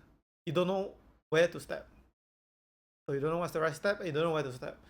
And what I did, and the answer to that question is to take a step. Any direction, take a step. And after taking a few steps, you realize which direction to take. Right. Yeah. So imagine that you're blind. You're blind, right? You can't see anything except darkness. So when you take your first step, you can see that step. And let's say the color of it. And you know the color of it is wrong. Then you take another step in a different direction. And you keep going until you find the right direction. Yeah. So in swimming, in my context, is like, how should I train? I don't know. What should I do to train? What coach should I hire? Should I even hire a coach? Or should I go to a swimming club? Or should I not go to a swimming club? I don't know. I just tried something. If it doesn't work, or if it's not, I don't feel like it's going right, I'm gonna take a step but in a different direction and see how it works. So once you take like 1,000 steps, you made 1,000 decisions in your life, you just learn stuff. You just learn. You learn, okay, this is not really the way it should be going, but I didn't know that at first. And then you pivot to another way. Boom, boom, boom, boom, boom, boom. And then at the end, you become the greatest navigator in the world. Yeah. So everybody that is anybody started when they weren't ready. They started when they didn't know anything about what they wanted to do. No, not what they wanted to do. They don't know anything about what they did. Wanted to do. Yeah, they don't know anything about what they wanted to do, but they did it anyways. They did it when they were nobody, when they had no money, when they had zero experience, and they started anyway. The point is, what's the point? The point is starting is the answer, not where to start, but starting itself. Yeah.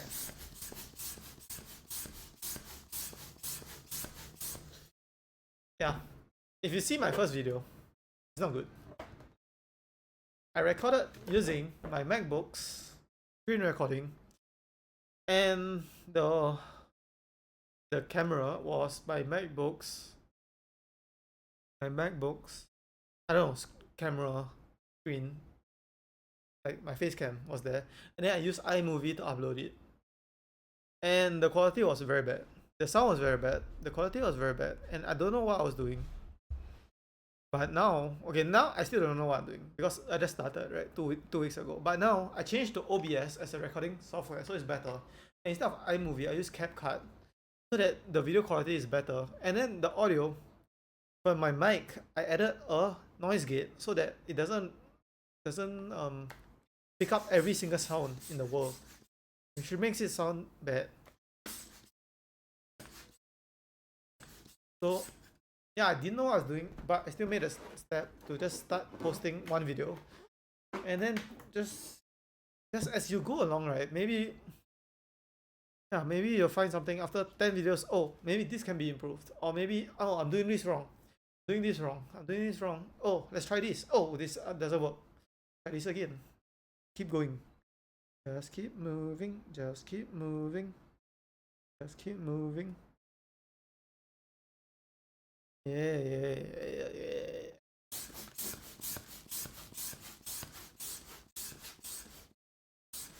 Yeah.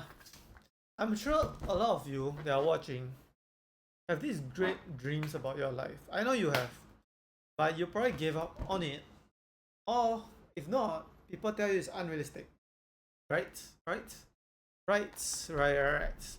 So what happens when you become old, like a young adult, 18 to 25, is that your relatives, your older relatives, uncles and aunties, and your parents will tell you to find a job, right?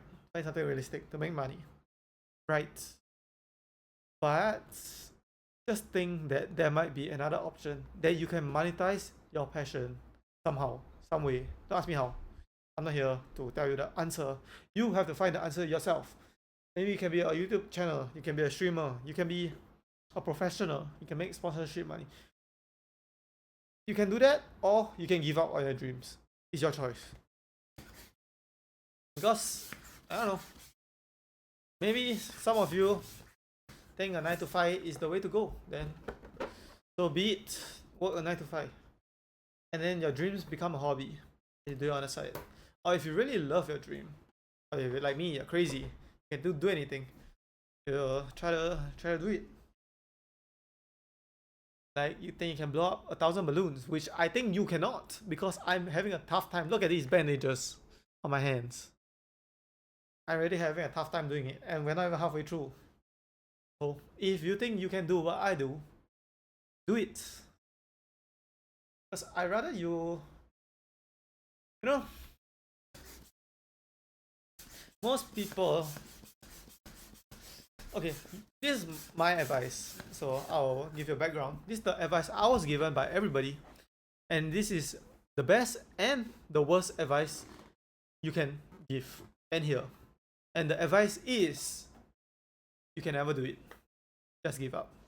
So why is it the best and why is it the worst advice? Well, it's the worst advice if you listen to it. If you listen to it and you believe it, it's the worst advice you can even hear. But it's the best advice if you don't listen to it and you realize most people in the world that give you advice are living a life you don't want to live. So once you realize that, right? Once you realize most people are just normal people, and who are they to give advice to you? And it's their first time on this earth too, right? Right. So that's the advice I was given. I can't become a swimmer, or maybe I can't become a content creator, or I must go a 9 to 5 to live like anybody else and go to school. But once you realize most people are not qualified to give you advice, oh, your mindset shift. Who are you? Give me advice. And who am I to give you advice? I'm nobody. And if you don't like what I say, that's the point. Think for yourself. Oh, yeah. And if you like pineapple on pizzas, you think I don't like pineapple on pizzas and I'm wrong, yeah, that's great. Because who am I to give advice when I can't even eat pizzas because I'm lactose intolerant? Oh, yeah. So that's my advice. Give up. And you'll never make it. And it's up to you to figure out the meaning of that.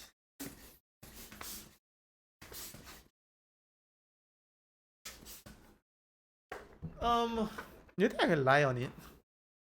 Let's try. Let's try. Because this power off, you don't see, I'm sitting on this power off thing and I've been at it for hours and it's not even moving down. Okay, anyways, I want to try lying on. But that's my phone. Nope, nope, nope, nope, nope, nope, nope. No way. No way. I just pop the balloon and face plant myself on the floor. Hey, should I just dump? Okay, I'm just gonna dump all the balloons on my chair so you guys can see how many more there is. You guys can't see it well, but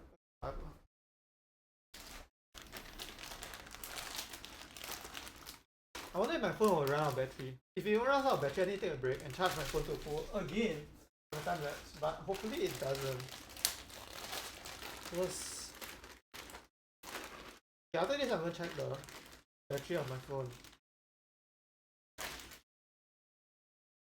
Oh, I need to throw this away too. Anything to do. Okay, I'll check my phone, throw away that packet drink. Then, yeah, then I'll be back.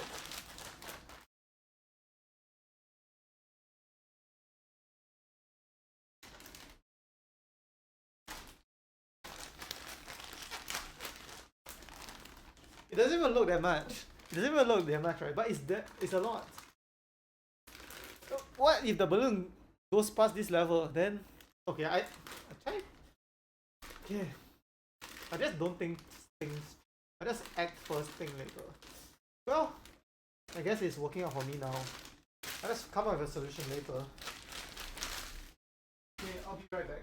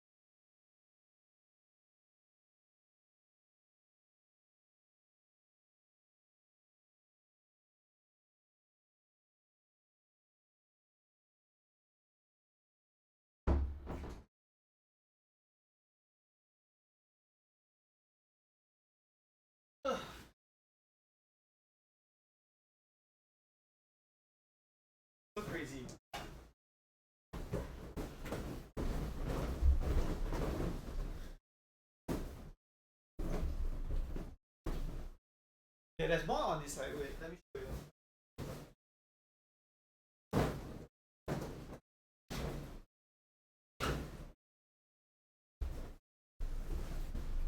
Okay, so what am I supposed to do with this big pile of balloons? Well, blow it up, I guess.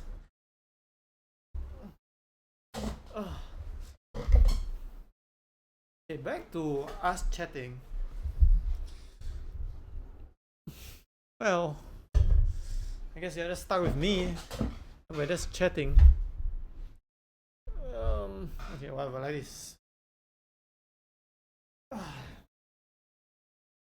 Stuck with me for the next however long.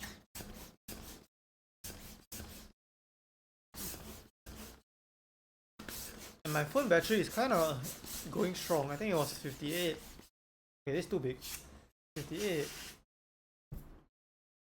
Yeah, so it's and hopefully it can go the whole stream. So I don't need to pause this and start again. Do I want to talk about? We can talk about anything in the whole wide world.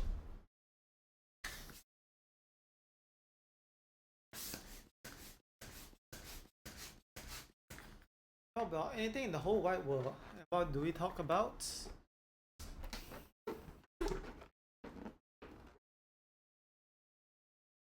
Oh, let's talk about this. So, right. When I talk about your parents or to your relative, do you guys get the same thing as I do where people say, wow, these people is living worse than you?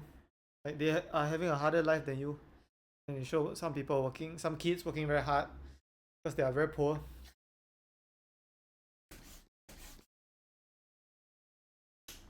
And it's like, because of that, they make you like study or something or get a job because there are people poorer than you, they can't afford to eat. Okay, but that's not my point. My point is, on the other hand, there are people that are living the life you want to live in this world right now. If you want to live a life that you are blowing up 1,000 balloons, I am the guy that you want to live, right? And I can do it, so can you. So there are people that are having more than you, that's also living the life you want to live. So why not look at the other side of the equation? If I can do it, let's say your dream is to be a YouTuber, like what I'm doing now, right? I don't know. Yeah. You want to do like stupid challenges like this, blowing up 1,000 balloons. I am the guy. I'm the guy. I'm the guy you wanna be. So why not try it? You know, I can do it, and I'm a nobody. I'm a nobody. Everybody's a nobody until they are somebody, and then people make excuses for their success. So yeah, so start it. Start it when we are both nobodies, and we can both blow up 1,000 balloons, and we blow up 2,000 balloons together. And that's like the most balloons every two people have ever blown up in their entire life. Yeah.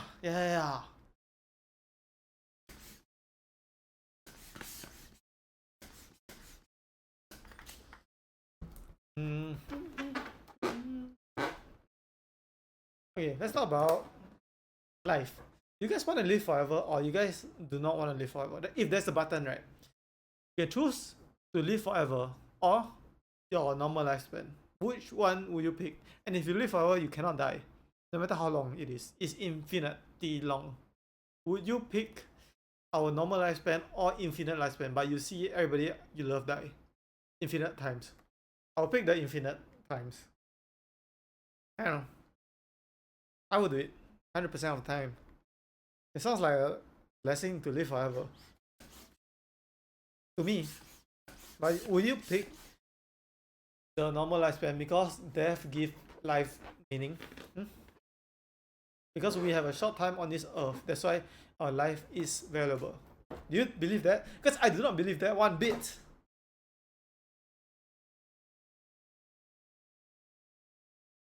I heard a YouTuber CGP Grey say that sickness, most people say sickness give life meaning because when you're healthy you appreciate life more. But Does that mean you should inject people to become sick for them to appreciate life? No. I'm gonna sit here under the aircon. So you guys will move with me. I do not look forward to editing all of these sounds to make your guys' experience better. Because every time I move this mic, there's a super loud sound. Maxes out.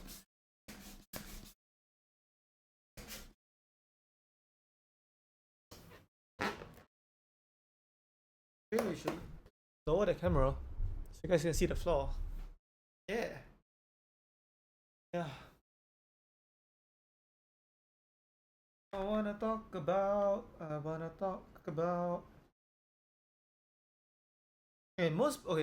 this misconception that people think science is the end all be all, but actually science, if you really understand it, is the process of discovering the truth or something like that. So it's a hypothesis, and then you test it, and then if it's wrong, it becomes wrong, right? So let's say science says atoms are the smallest part of the earth. Smallest building blocks of the earth, atoms. Right? So it was fact until it was not. Because we discovered atoms are made of electrons, protons, and neutrons. And those are made up of quarks. And quarks are made up of, some people believe, strings. String theory. So if you're a big science believer, just understand that science is not the end all, you know. It is the end all, but what we know now is just a process of learning the truth. So yeah. So if you say this balloon is pink, but what if you discover that it's not pink, it's actually light red or something like that? Then the whole world will call it light red now, and pink is wrong.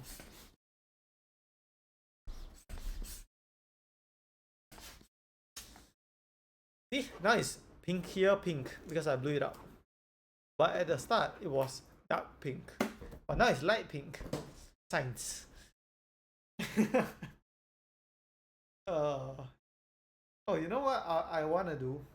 You know my videos, when I make the tier list videos, like the ranking area numbers, and some of you guys get very mad that I put your favorite number at the F tier. So, to put you some behind the scenes that you guys shouldn't know this, but actually I make my videos like as a half joke but half serious kind of thing. So my rationale is, okay, half joke, right? Because it has to be funny. So, but it can't be full jokes because people know that I'm just joking. Everything's a joke. So I put it half joke, but I add in a bit of seriousness. So, but you can't tell whether it's serious or not. So you're like, oh, is this guy actually serious about his ranking? But the truth is, half of it is serious, half is not. It's up to you to figure it out half. So whenever I say a joke, right, there might be a silver lining of truth in it. And every time I say something truthful, it might just be a joke. So it's just to mess with you guys. And I think it's funny. Yeah, funny.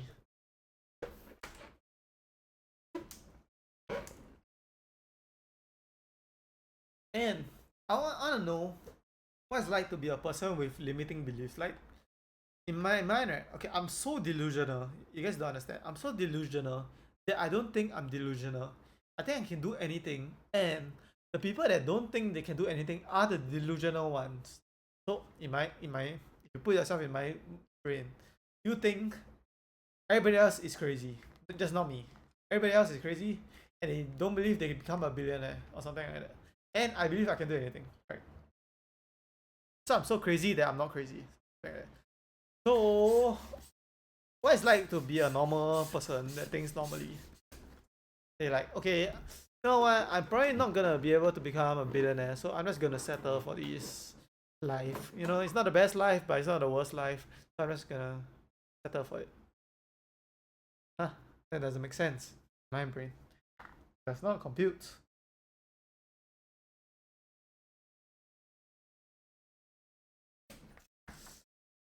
Brum, brum, brum, brum, brum, brum, brum, brum, brum, brum.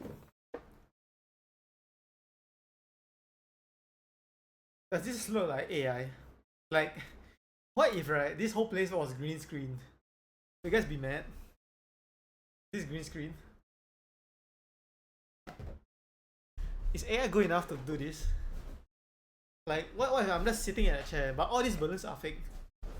Do you believe that? But it's real, it's real. But what if they are fake? You know? One day we wouldn't even be able to tell.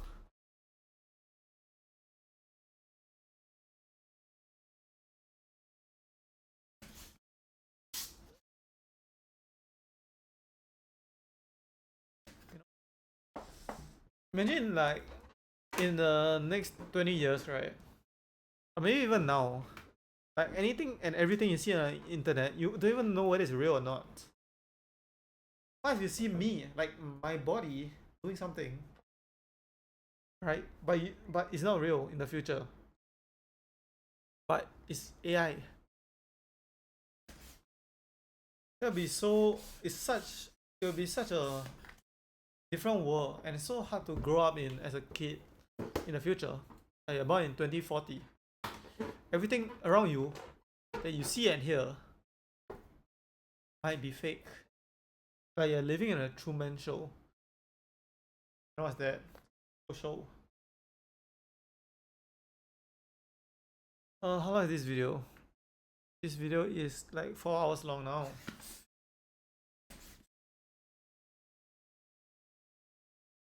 Wait, if I upload a video and I stream at the same time, what will happen? When my stream get laggy?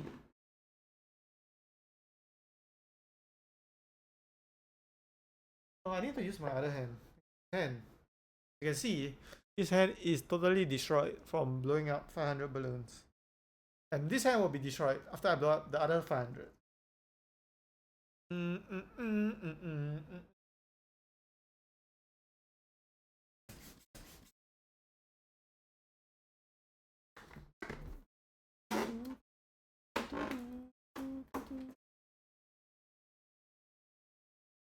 What's your guys' favorite song? Is it Take of It by KSI?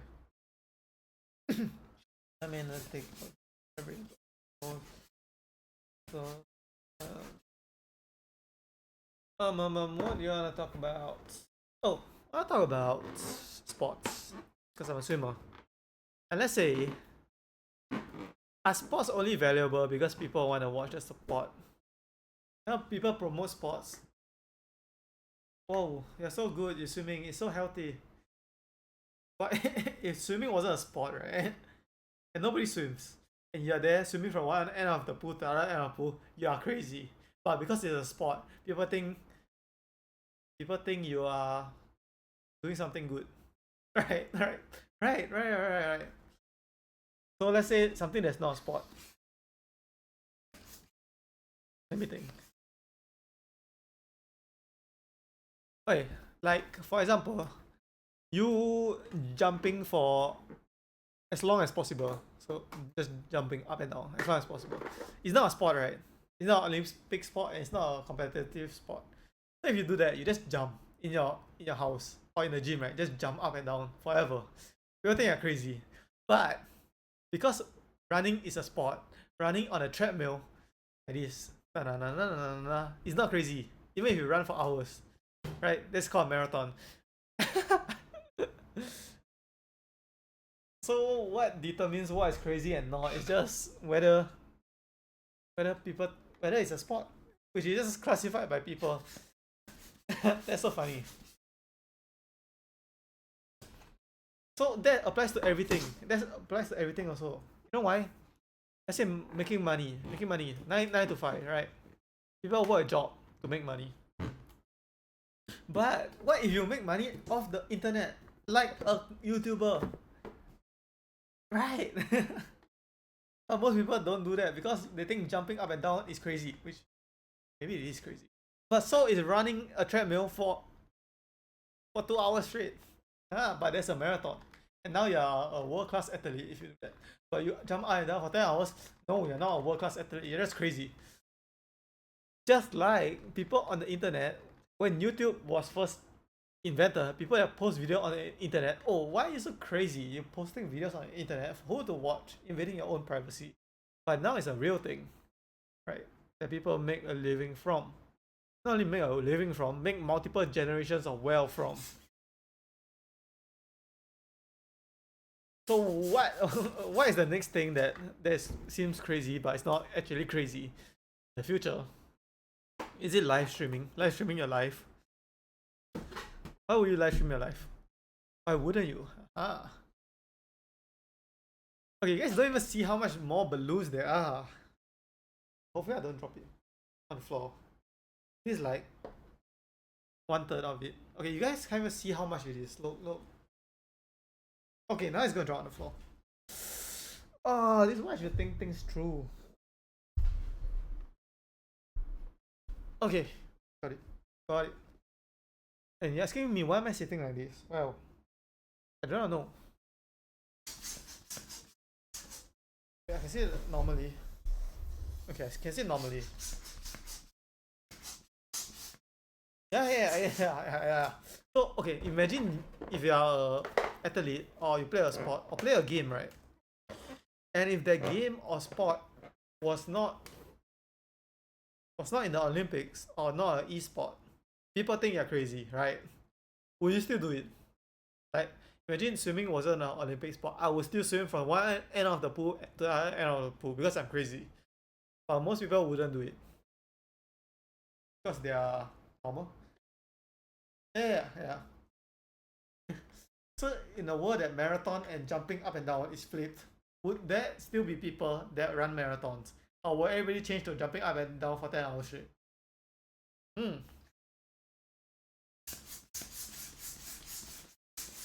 Oh, this video is going to be a pain to edit. And if you don't think I edited this because you didn't see any jump cuts, that's not true because I edit the volume too. To save your ears.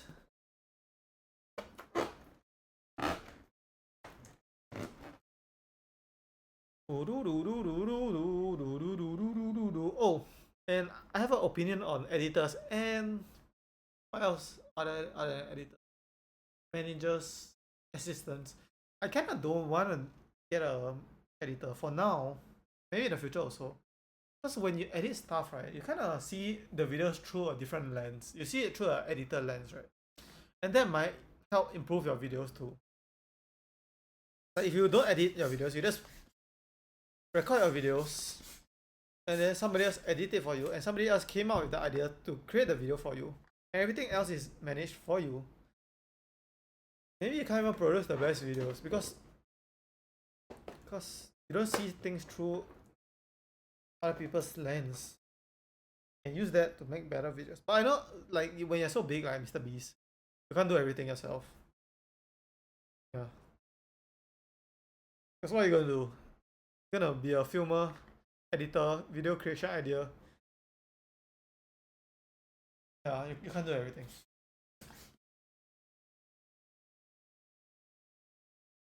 And Mr. Beast, the most sub to YouTube channel in the world at this time, has 500 million subscribers. Maybe in the future it will be 1 billion, and maybe somebody else will take over the #1 title, which I think someone will, because it can't be him forever. We thought PewDiePie was the top, then PewDiePie become T-Series, T-Series become Mr. Beast, and then there'll be another one. What did I want to say?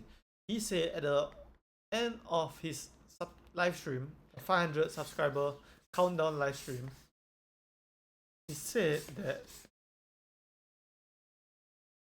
he's just a kid that tried something or something like along the lines. He's just a person, right? Why can't you watching do it too? Because we can do it too. That's why I'm doing it too. Because he was a nobody before he started his YouTube channel. And I'm a nobody once I started a YouTube channel. And if he can do it, why can't I? And even if he can't do it, why can't I? Because I think I can do anything, even if it's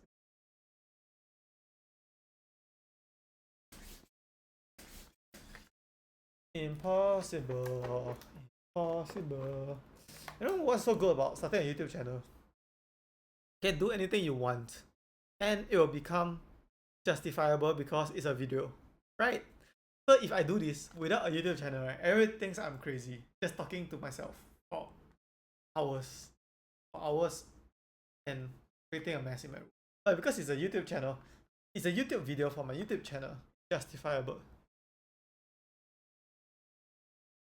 So what's the future of this? Huh? Like if it's so crazy now, how crazy it will be in another 20 years? What if everything is just VR? We're just all wearing a headset, and we just play through entire lifetime in our headset. Nah, this lifetime is not good. So instead of the idea is some crazy guy will come up with an idea to implant some brain chip in your brain, and because life extension is not yet available, so you can replay entire lifespan in your head in 10 seconds. And once you end that life, you play another lifetime in your head. So instead you're playing like 10,000 lifespans. Wait, that's like a Rick and Morty scene where they play the entire lifespan in their brain. It's a video game. Yeah.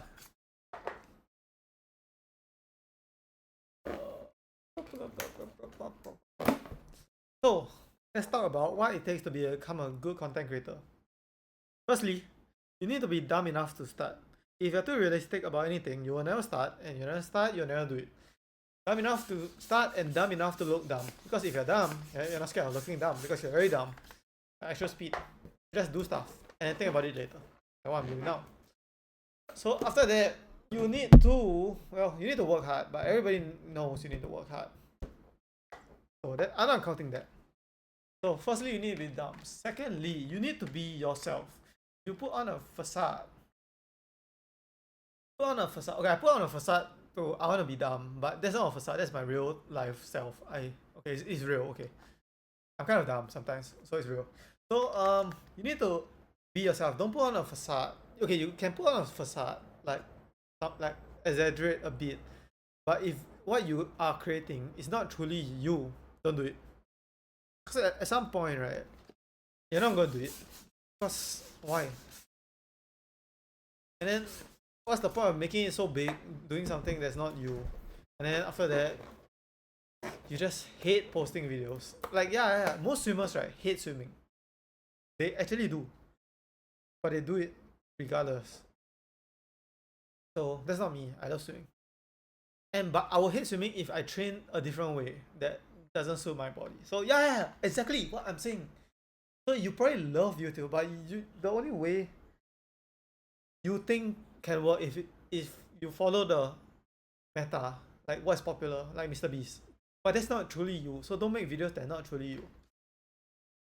And be dumb enough to start, be yourself. And the third one is be delusional. Because be delusional enough and persistent, delusional and persistent enough to finish. Dumb enough to start and persistent enough to finish. And my fingers. Yeah. So, for example, this video, I'm dumb enough to buy 1,000 balloons and think that I can blow it up. But I'm also persistent enough to actually do it. So you need both. You need both. And what else? What else do you need?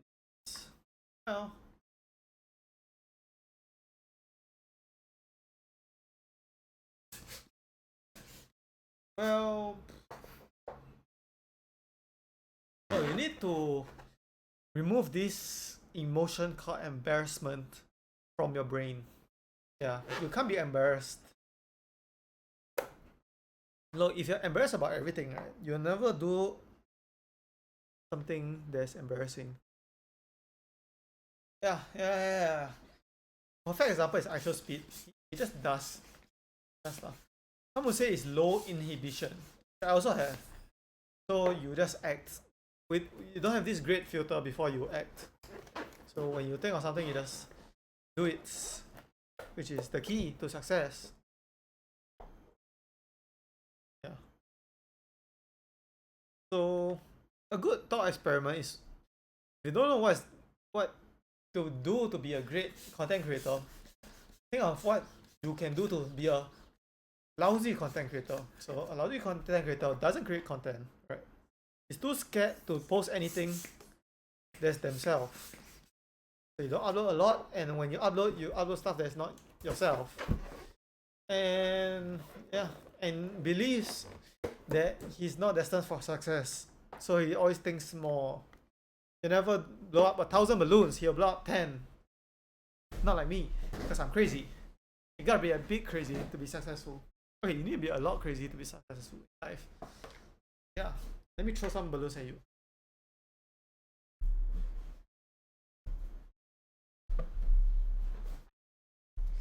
Yeah, and I'll make a few shots because it's so fun to have a room full of balloons.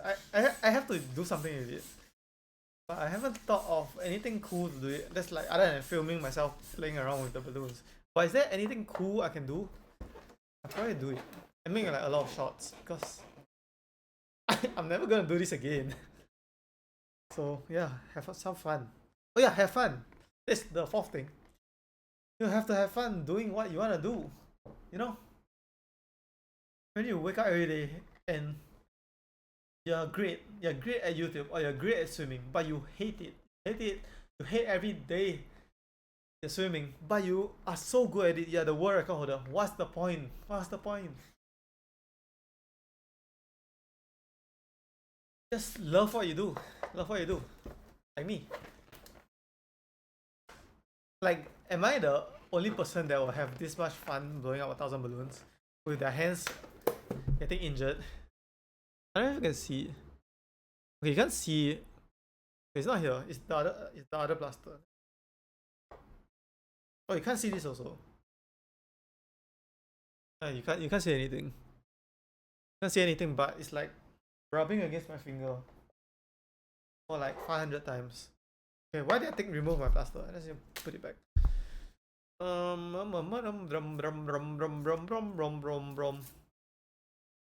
Maybe I can't even upload this video today. I need to stream, right? And then I need to edit this video, and this video is gonna take forever to edit. I hope not. I hope I'm wrong about that. Maybe maybe I can stream, right? After I stream, right, I can schedule the upload. Yeah, I can schedule upload, then tomorrow I can make the clips for this video.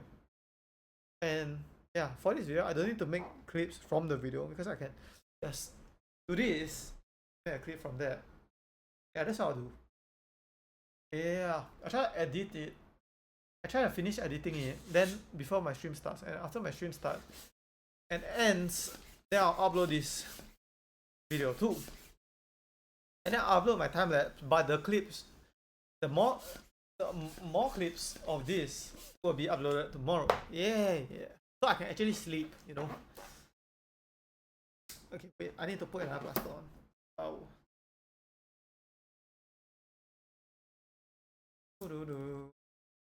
It's not a big. It's just a bit of I don't know, it's just a bit of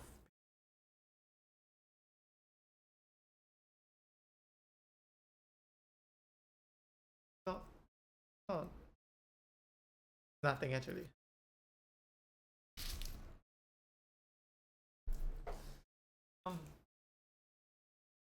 Let me how is this video? It's like 4 hours now.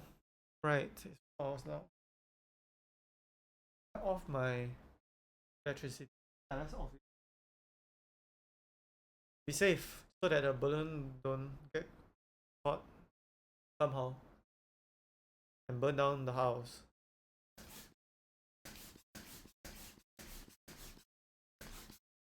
So this should be super safe. But to be super duper safe, I'm gonna turn off the socket.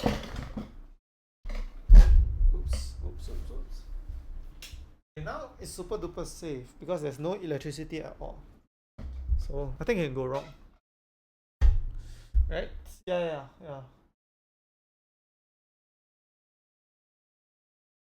super duper safe now. All of this is operated by the MacBook battery, which is elevated above the bird. For now.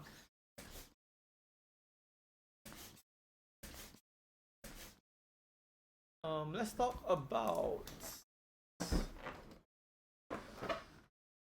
about having kids. So if you're a parent, any parents watching this, you want what's best for the kid, right? Every parent do. But what is what's best for the kid? Maybe what's best for the kid not to have a very good time. Like a dentist. A dentist will tell the kid not to eat sweets, right? Is not what the kid wanna hear. Or maybe it's better for them in the long run. So what is best? And do you even know what's best? No?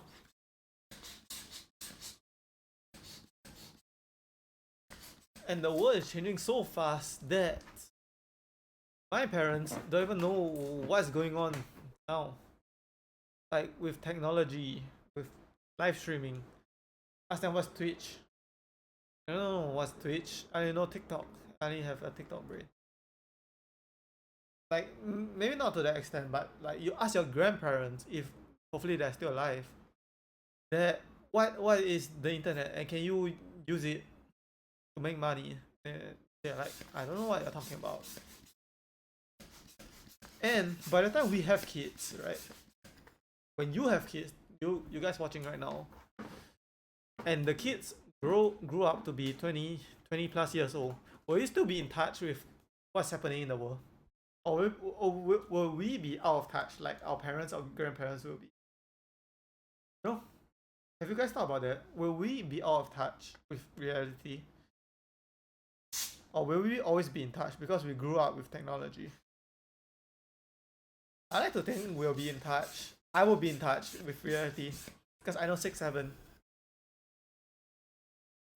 So if I know 6'7", I probably know the next meme. And let me tell you. So this sounds weird, but we drink some water first.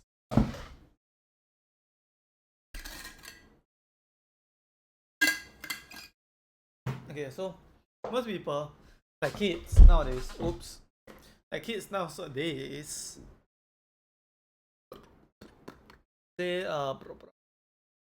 people, kids nowadays started off with technology. That's why they are very used to it, right? But I'm the opposite because I got my phone, a smartphone, and a normal phone late, right? I got my smartphone at 15, 15 years old, and a normal phone, which is, you guys don't even know what's a normal phone. Some of you watching, like a Nokia, at like 10, I don't know. Let's say 10 and a smartphone at 15 years old, right? So I was never very good at technology, right? Because there was this CCA, National Cadet Corps, in my secondary school, which somebody had to do the technology side of things, but I never wanted to do it because I was not good. It was some Excel or PowerPoint slide or something. So I was not good at it, right? So normally if you don't do something well as a kid, right? Like technology, like our grandparents, didn't start off with it. So they weren't good at it now. And they never bothered to learn, right? But me, it's totally different. Because I'm delusional. That's my excuse for everything. I'm delusional. So I was never good at technology as a kid, as a teenager. But I learned it, and now I'm streaming and making YouTube videos. What? The person that's least good at technology of my age group became the one that become a YouTuber and a Twitch streamer, a content creator. Because nobody expects me to become this, even myself, right? You probably think like, I don't know, popular kids in class become content creators, or the kids that are super good at using technology or very passionate about filming. But not me. That's not me. I don't care about those stuff. all I did was actually what did I even do? Wasting my time is wasting my time at home. Yeah, that's what I do. And watch YouTube, waste my time. Yeah. So that guy, which is me, I'm that guy, is the one out of all of my kids, all of my peers, school that become,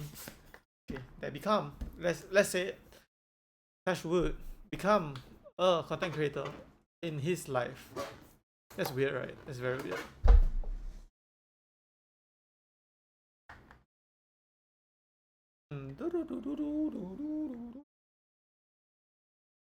Well, we have so many more balloons to go, and we have. What else can we talk about?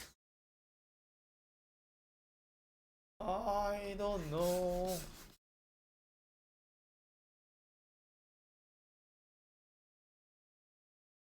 Let's talk about.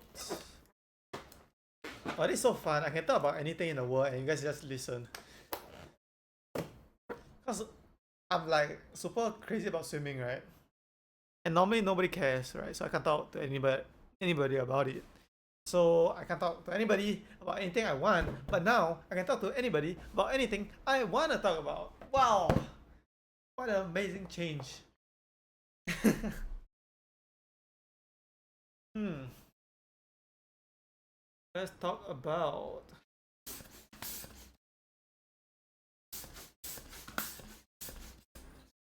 Let's talk about.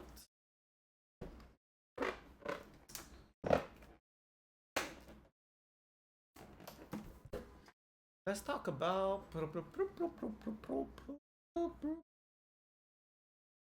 Let's talk about exceptional people. So, exceptional people, if you think about it, are the exception, right? Comes from the word exception. Right, right. So it means it's not like anybody else, right? So exceptional people are the top 0.1%, the top 1,000, right? In anything they do, not just financial, it can be sports, esports, gaming, content creation, academics. You can be a professor, a scientist. You're exceptional, which means you're not like everybody else. So we know there are exceptional people in the world, right? And we know there are very few of them. And what made them become exceptional? And if you know anything about therapy, everything in therapy says it stems from the childhood. Do I believe that? No, I do not believe in therapy. I think they're wrong. I think anybody can become exceptional. It's just a decision you have to make. And it's kind of like a self-fulfilling prophecy, which I talked about before. So if you're exceptional, not only are you the person exceptional, you've gone through something exceptional, which is probably exceptionally bad for you to become exceptional. So, how is it a self-fulfilling prophecy? You ask me. It's because everybody starts off normal, like this balloon. Exceptional is on top, normal is below. Everybody's here. But you want to be exceptional, so what do? Act like an exceptional person, or you drop out of school like me, or you start your own business. And because of that, you went through something really bad in your life, which is the exceptional experience itself to become exceptional. So, because you want to be exceptional, act like a person exceptional, and you found yourself in an exceptionally hard situation in your life, which actually makes you exceptional. Self-fulfilling prophecy. Woo! Am I crazy? And if I'm crazy, isn't it a good thing? Because why would we want to watch a normal person do normal things? Because you're a normal person, right? Most people are normal people. And their life is a normal person life. So might as well watch somebody that's crazy do crazy things with their life and broadcast it on the YouTube.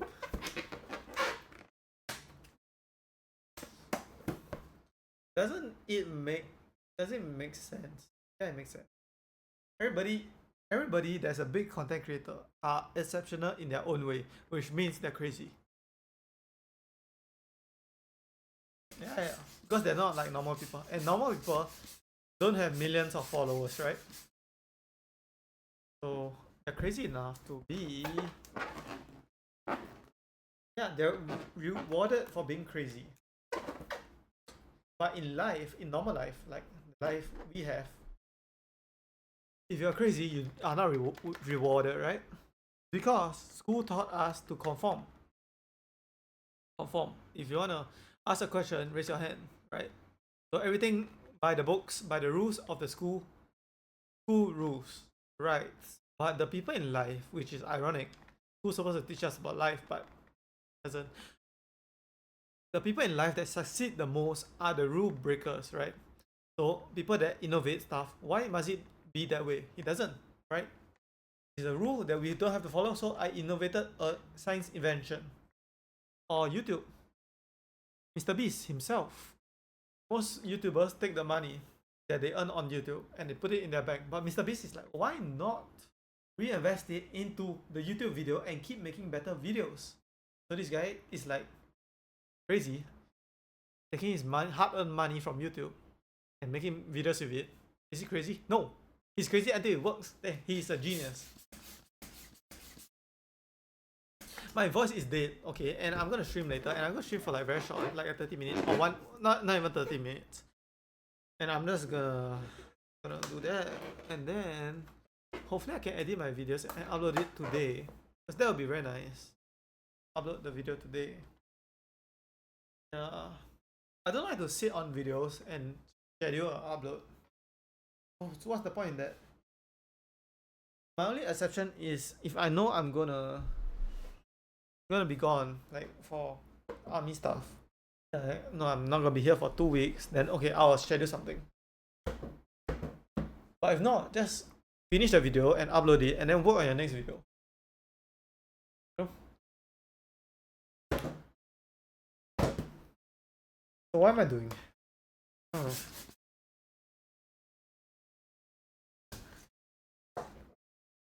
I'm thinking about like podcasting or making a channel about music, but I realize this is a podcast itself.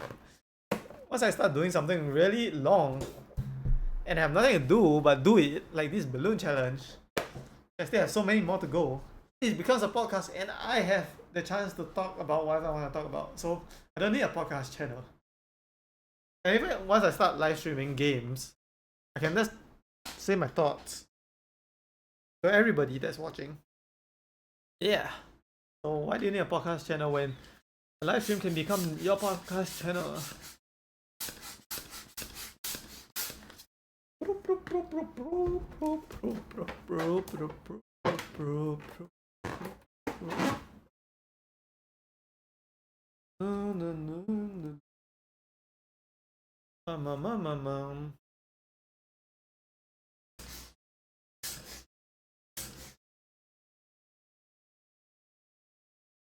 Do you guys think that English will forever be spoken? Or will there be another language that just like surpass it? Not surpass it. Like let's say in the ancient times, right?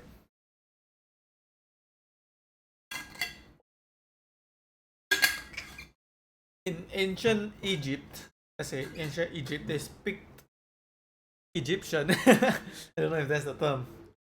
Horoscope, the horoscope, or hieroglyphs, right? That's what they wrote. I don't know what they spoke. But we don't speak that now in our modern day, right? They speak English, but will we forever be speaking English? And if we live forever, right? Let's say life extension science is good enough for us to live forever. How will we be speaking 1,000 years from now? Will we have a unified common language? The whole world, the whole universe, a unified common language. Or will we be able to speak every single language on the earth?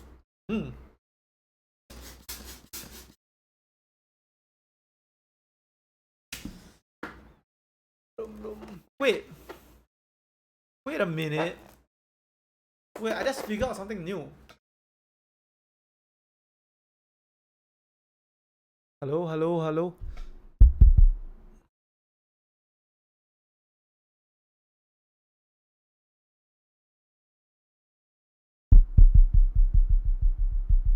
wait, if I'm right, all the sound that I make just now cannot go a certain threshold. And why do I know this sooner? So I don't need to edit every single sound that goes to a super high level, edit it down so that it doesn't hurt our ears.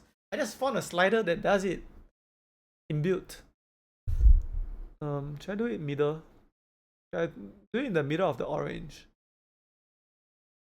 Wait, that's so good. Right. That's how it works, right? I hope I just didn't mess up the whole audio just by doing this slider thing. Wait, that's so good. You know, you don't know the pain I went through. Trying to edit this kind of stuff. You see? Just by doing, right? Because okay, hey, I'll talk about that later. But I'll talk about this now. Just by doing, I learned stuff by doing, right? So I just figured out there's a button that limits the max sound. Wow, so great. And most people in this world spend 90% of the time thinking and 10% of the time doing. But I spend 90% of the time doing and 10% of the time thinking. Okay, I don't even think. I spend 100% of the time thinking, doing. 0% of the time thinking. And I learn way more just by doing. Bro, I blew like one pump and it exploded. So, yeah. Wow, this is so great. It's so great. I don't have to edit so much. Yeah. Yeah. Wow. And yeah, that's the way you should approach life. Okay, so school. Let's talk about school. School. You study the subject, and then you get tested, right? Study, get tested. But in life, it's flipped. You get the test first, and then you learn later. So most people bring the school mentality to life, right? So they want to study every single part of the software of OBS. Let's say this recording application, OBS. You want to study every single part and then start uploading, or you want to study every single part of YouTube and start uploading. But that's wrong. You're supposed to start uploading and learn on the way, right? You get a test first. The test is how good of video can you make. I don't know, probably lousy at the start, but after that, the lessons comes after that, because you can, the mistakes you made. Wow, opposite of school is real life.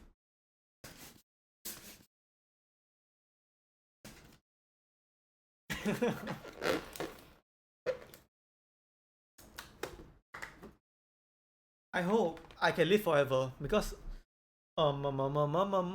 science can extend your lifespan forever. Yeah, I want to live forever, and I want my children to be able to live forever. So give them a choice.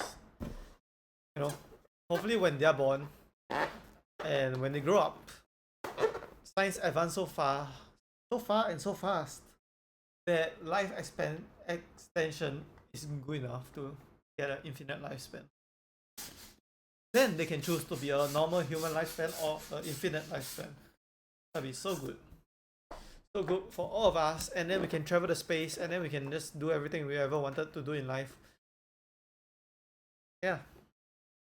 And we can never be sick, never be injured, and don't have these diseases like aging. Wow, amazing life. Somebody invent that, please. One of you watching, can you invent an infinite life, infinite health, infinite youth science thing? Thank you so much. And I'll throw balloons until you invent it. So if you watch my first video, right? If you're one of my 8 people that watched it on the first day, right?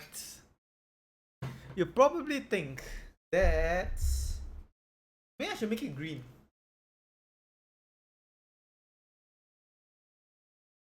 Yeah, I should make it green, right? So the max sound is still... Okay, I don't know whether I'm messing up the audio though. Test. You know, I just leave it like this. You probably think I'm just some normal guy, right? That's a swimmer. First video is my 2026 training program. Probably think I'm just a normal guy. But then you watch this video and you think I'm crazy. But I'm the same person all along. I just didn't show my crazy side on my first video. I didn't even know what kind of videos I'll make. And yeah, that's the one reason that you should be true to yourself, because your true self will show itself out anyways. You can't put on a facade for forever. You can, but you'll slip up sometime.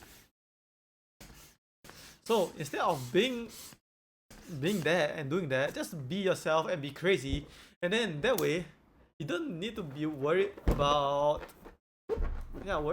life itself.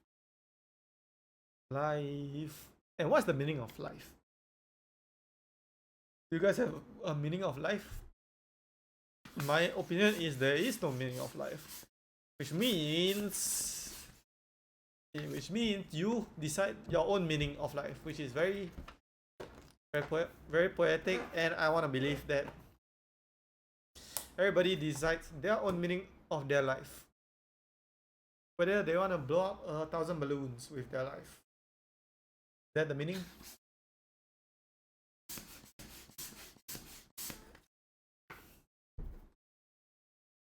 And what if I do all this work and the video just doesn't get any views? Well, it's not supposed to get views. It's supposed to thank my 10 subscribers. So who cares if it doesn't get views?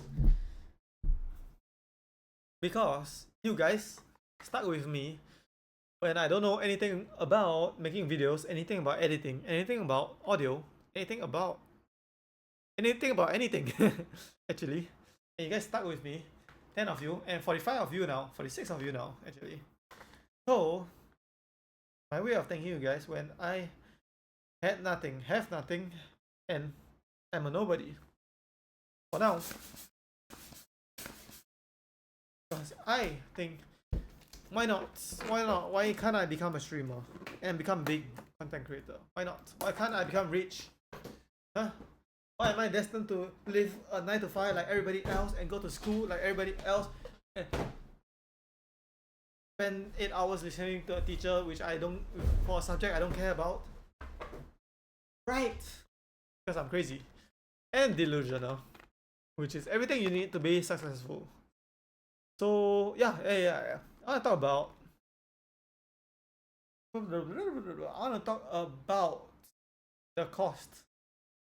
So everything in life and not in life has a pros and a con, right?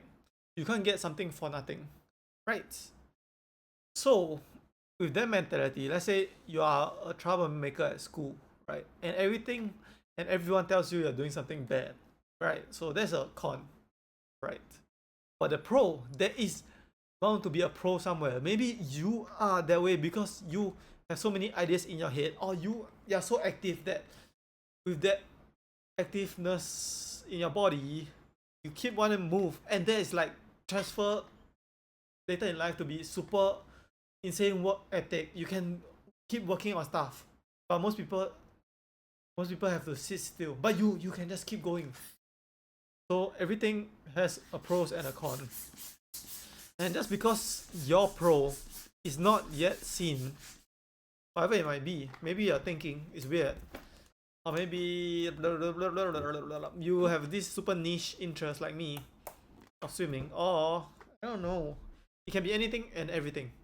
But most people just probably tells you is what you're doing is weird, what you're doing doesn't make sense. But one day you'll find the pro of it, and maybe it's the best thing that ever happened to you. Everybody said it's not gonna work, but let me tell you, I believe in you. Because if I don't believe in you, it means I don't believe in myself, because I think anybody can do anything. So by that logic, I believe that you can do anything because I can do anything. Oh. Rum, rum, rum, rum, rum, rum, rum.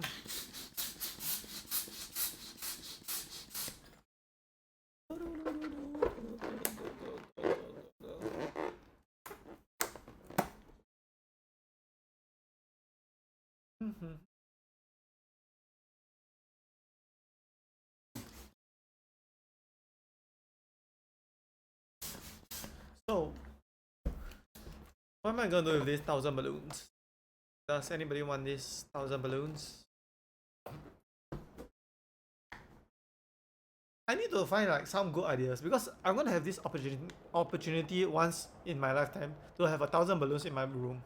So I need to do everything I wanted to do with 1,000 balloons in my room, which I don't even know what it is. What can I even do? You know, 1,000 years.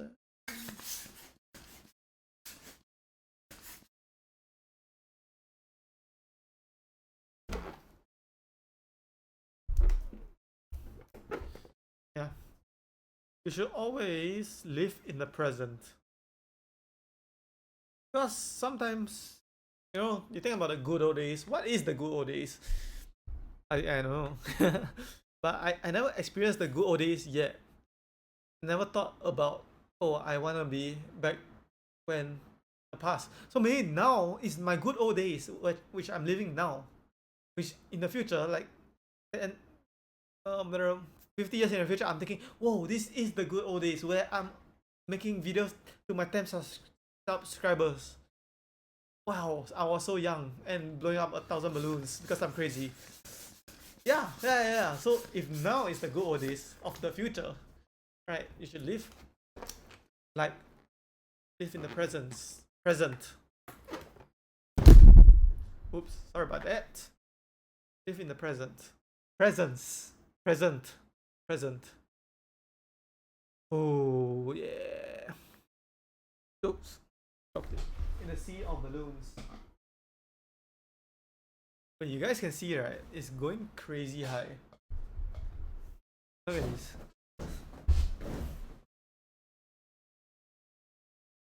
Oh no. Oh no. Okay, I have this thought. Okay, I have a lot of thoughts. But I have these thoughts that, okay, let's say advice, right? The advice is a sentence of words, right? Sentence of words. Yeah, advice is a sentence of words.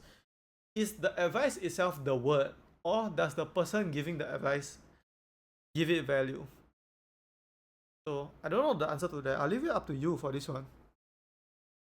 So yeah. So if two people give the same advice, but one guy was super successful, does the both advice hold the same weight? You know, or maybe it's the words that matter. So both advice is equal, no matter who says it, whether you're successful or not.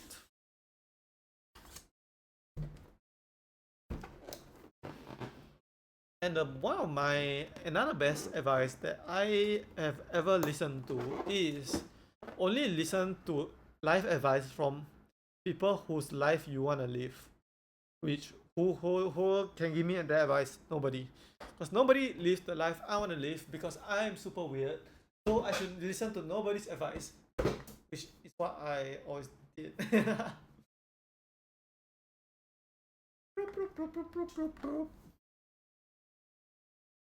I can't wait to.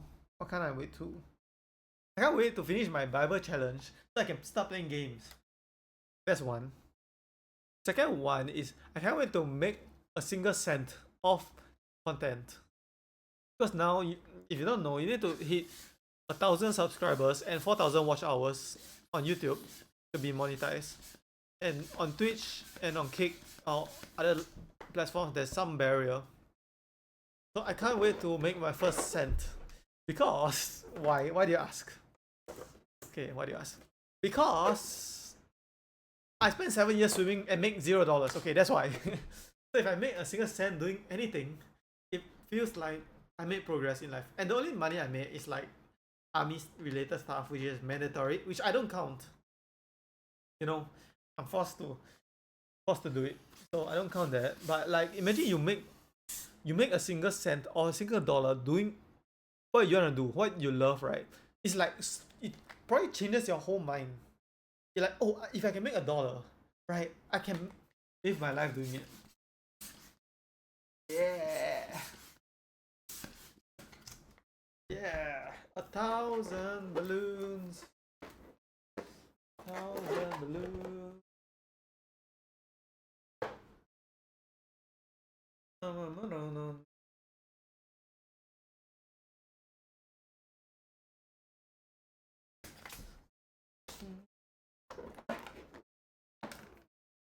I guess. Yeah, the plug is plugged off, so there's no risk of electricity lighting up the balloon on fire. Very good.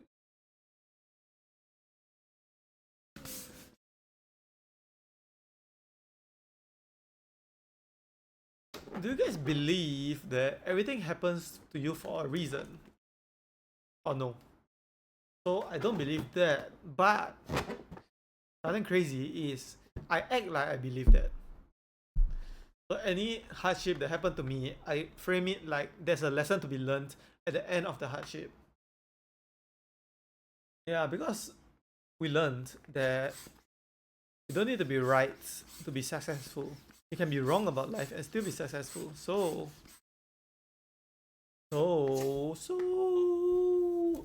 why not? Why not just have that mentality that everything happens to you happens for a reason, and that reason is a lesson to be learned, and it's a good reason because it's a good lesson that will help you in the future. Look at this balloon, a small balloon at the end of the balloon. You guys can't see. I don't know. I hope you guys saw it. Wait, it's gone already. My throat is starting to hurt. I yap too much, but in real life I don't even talk at all. Okay, look. I had this thought, right? I had this thought, which is kind of crazy. Which is, I spent 7 years swimming, right? So, and my result of that is nothing, no money, zero. I lost money, actually. So, my thought is, what if all of that is a lesson for me to become a content creator, right? Because swimming teaches you insane work ethic. You set your own schedule if you train alone, and you set your own training program, which is like content. You get your own ideas, right? And I don't work a 9 to 5, right? So I don't have this 9 to 5 mentality that somebody tells me what to do with my videos. I'm my own boss, which is perfect for a YouTube channel. So everything lines up like the stars align in the sky. So is that what I'm supposed to do with my life? To make videos? You know? Because not only that, because I dropped out of school, right? That means I'm the exception to everybody else. So my life path is very different and my way of thinking is very different. And that is what works in YouTube because people want to see something very unique. Right. Right. So I had this epiphany that what if my life is supposed to become a content creator? And everything leading up to this is the test for me to learn some lessons to become a content creator. Whoa! Right? I don't know. It's just a thought I had. Whether it's correct or wrong. Well, whether it's correct or wrong. Doesn't even matter whether it's correct or wrong. Wait, I pumped like 600 balloons. Then for the first time I realized both sides of this inflates the balloon. I only thought one way inflates the balloon. It's so cool. So both sides inflates the balloon. Yeah. And this thought that what if everything leading up in my life was for this? Whoa, was for this. For this. Because everything lines up so well. It's like match made in heaven. You know? Like imagine you are a normal person working a 9 to 5, right? And you want to become a content creator. And you versus me, right? Which is crazy, number one. Dropped out of school. Number two, spent 7 years swimming for making no money. And that means I had an insane work ethic. But you're just a normal work ethic, 9 to 5, listen to what your boss say. But me, I'm so crazy. And if you compete with me, you'll lose. For sure you'll lose in content creation. Because I went through something you didn't go through. And why can't I blow this up? Oh my god, did I spoil this? Yeah. Yeah, so I have something super unique, which most people think I just wasted 7 years of my life swimming. But that is the silver lining. Maybe I became and become a super good content creator because of what I went through in my life. Woo! Woo! Woo! 1,000 years. Okay, what else should we talk about? By we, I mean I'm talking to you because you can't talk to me. And if you can talk to me, that'd be great. But this is pre-recorded, so how can you talk to me? Unless you are a time traveler. Okay, let's talk about time traveling. Firstly, do you think time traveling will exist? Can we go back to the past? And if we can, why haven't we gone back to the past to ourselves? Or does that create an infinite time loop, which creates a next dimension? And if it cannot control time at all, and it always passes forward to the end of time, I mean, that's just the way it is right now, so it can change. But if we can control time, we should be time traveling back right now, unless we specifically made it so that it's a one-way forward thing. And my throat is starting to hurt because I keep yapping.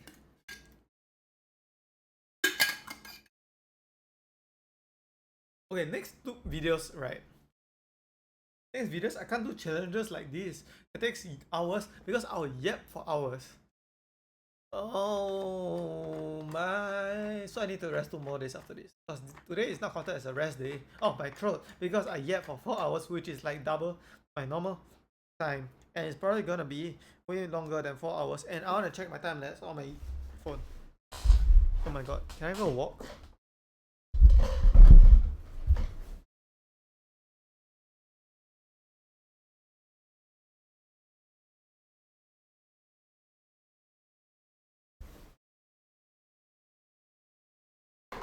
You can see there's so many more balloons to go. So many more balloons to go. Many more balloons to go. I have trouble even getting back in my chair.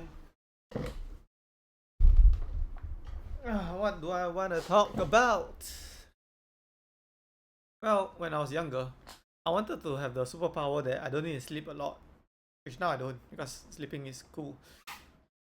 But because that way I can just keep working for 24 hours straight. But now I want this power to keep talking so that I can keep talking, you know, because now it's hurting my throat.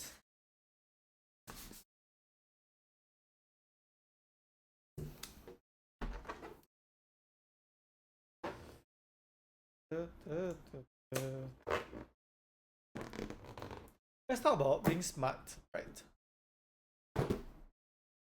Being smart.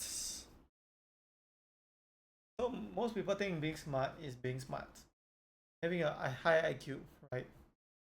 But in this world, the one we live in, people that are not that smart are way more successful. Like I show speed, right? Or even if they are smart, they act like they're not smart, right? So, is it really smart to be smart, or is dumb people actually smart? Right? Is smart people actually dumb? Because if you're so smart, right, you're so realistic about life, you end up living a normal life. Or if you're super smart, you become a scientist or a researcher and you don't make that much money. So is that really smart to do? Or maybe are dumb people actually super smart because they just act and then they become successful? What if dumb people are the smart people all along and smart people are the dumb people all along? Am I crazy? 12, whether I'm crazy.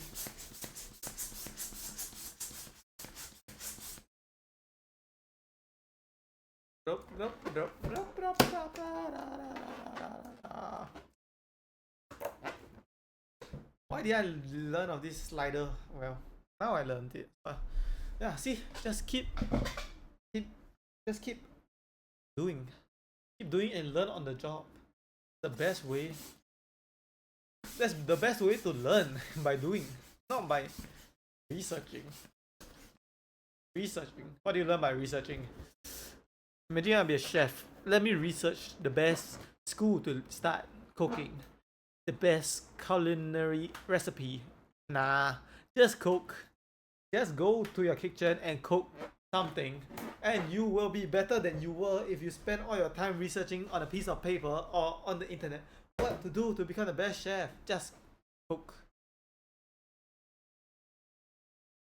So to become the best content creator, just create content. Oh, imagine that. Just start creating content and you will become good at it along the way because you make so many mistakes.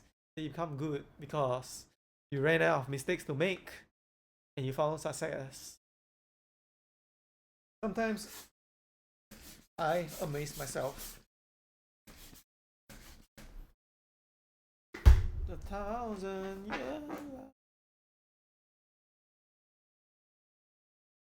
years.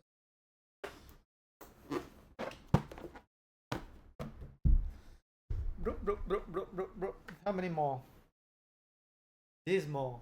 Just kidding. This is just part of it. There's way more. So now that you got a lot of time to spend with me, I got a lot of time spent yapping and talking. Oh, I can tell you about my. Okay, all these, right? I was gonna make YouTube videos on it, but since I yap too much, so I just yap my video ideas out. So I can't make all these super small. Still leaking. Yeah, my videos either out. So I guess I don't even make that many videos if I can just make videos like this. Oh, because there was a hole. See the hole? So it becomes smaller. Okay, so anyways, what was I saying? My opinion is debates are stupid, right? So what is the point of a debate? Well, the actual point of a debate is to share your ideas with your debate opponent, and your opponent shares their idea with you, so you both know something you both didn't know, and results in both people gaining knowledge. But that's not what our normal debate system is. Our normal debate system is you attack, and he attack you, and both of you try to push each other down instead of pulling each other up. And that's why I think debates are dumb. Because in school, we had this debate portion in the English lesson, general paper actually. So, we were tasked to go on different points, like two groups, go to different points and argue your points, right? So, my group, we argued up to a certain point, I don't remember, and my opponent group argued a certain point, and their point was so good, right, that I'm like, wow, I agree with you. And because of that, I think we lost the debate or something because I agree with them. I don't know. Because you're not supposed to agree with your debating opponent, but I agree with him because, or her, I don't remember. Because the point was so good that I wanted to, that way, I learned something from it, right? I learned something. Although it's not the point I'm arguing for, the opposite, but I still learned something. Then I'm like, okay, it's such a good point that I'm gonna say I agree with you. And what happened is I'm not supposed to do that apparently. Why? I don't get it. Why am I not supposed to agree with some good points if you always stick into your bubble and you think you're right all the time? Don't you just get stuck doing what you always been doing?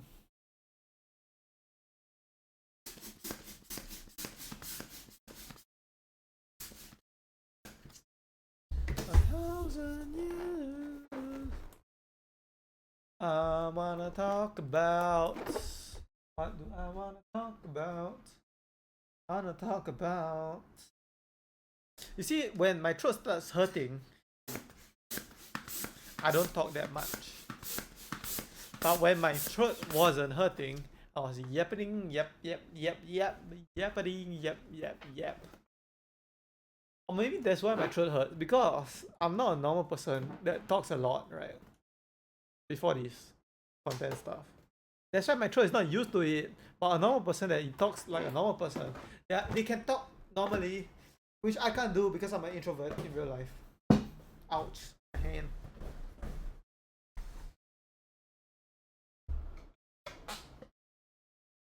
There's so many more to go.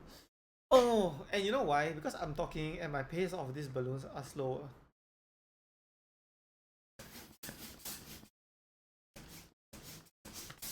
I need to pick up the pace. Pick up the pace. Pick up the pace. Question to you. Who do you think on this earth, a person, has the best life in the world? We pick like a billionaire to trade lives with. Okay, if you would pick a billionaire to trade life with, right? And let's say you become him at that age, right? You don't become yourself. You just put your consciousness in their body. If you would choose to become a rich person, right? Then become a rich person in your body right now. Right? Become a billionaire. Why not?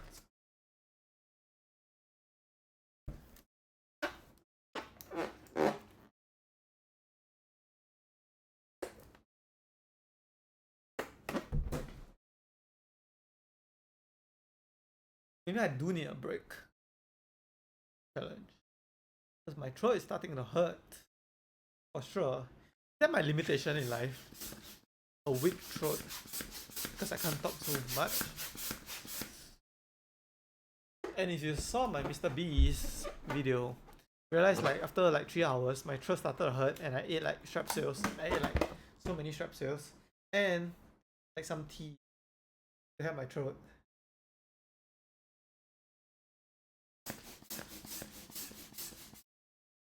Maybe okay, I'm gonna stop talking for the next hour to rest my throat. Just to do this challenge and finish it.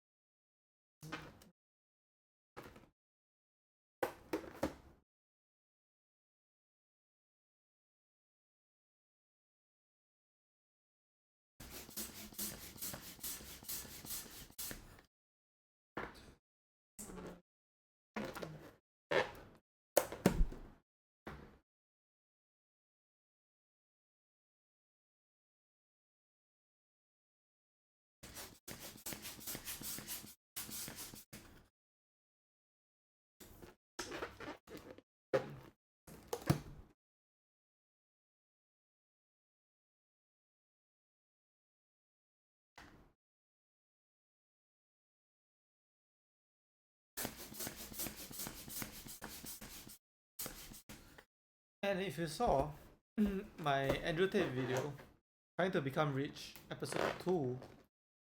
No, not Andrew Tate video. No, Trying to Become a Streamer video. I say I have an insane work ethic, right? And do you believe it now? After I'm here, after 5 hours, still blowing up balloons. Because I know I have an insane work ethic, but most people don't. But do you believe it after you saw it? Or after you saw me saying Mr. Beast for 13 hours straight? Although I cheated on that challenge, lost my throat. But this challenge, look at this. Name one person that can do this. And if you name yourself, do it. Aha! You're not gonna do it, aren't you? You just said you're gonna do it, but you wouldn't. Why am I still talking?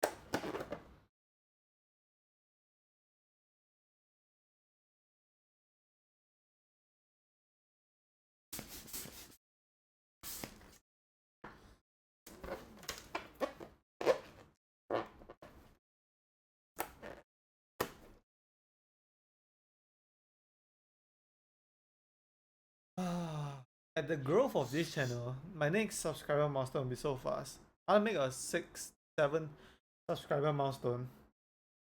But we're so close to it already.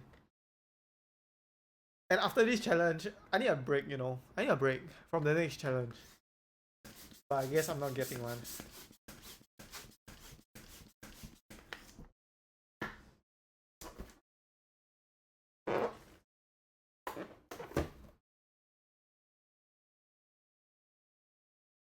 And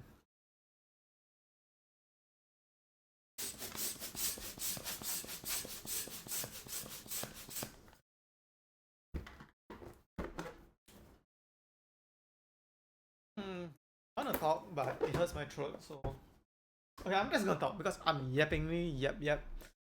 So normally for YouTube, right, can't really tell which videos are gonna go viral. Right? Because some videos, one video is gonna outperform the rest, and usually it's like one every, let's say one every 20 videos, right? It's gonna go compared to the others. Right?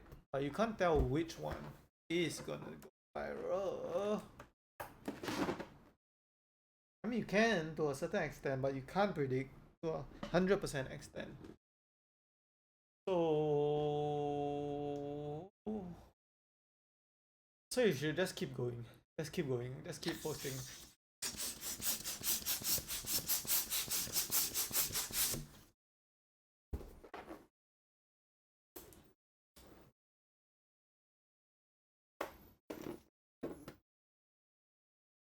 There's a hole in this one also.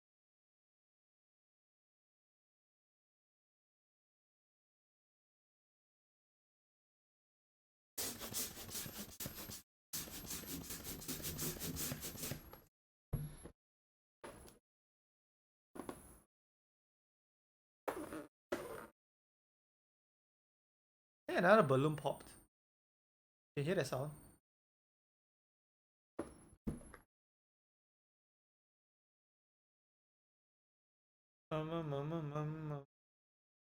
Any more? Yeah, play this so yeah, you guys can see the extent of my suffering. I guess I can place it at the mic. Okay. Look.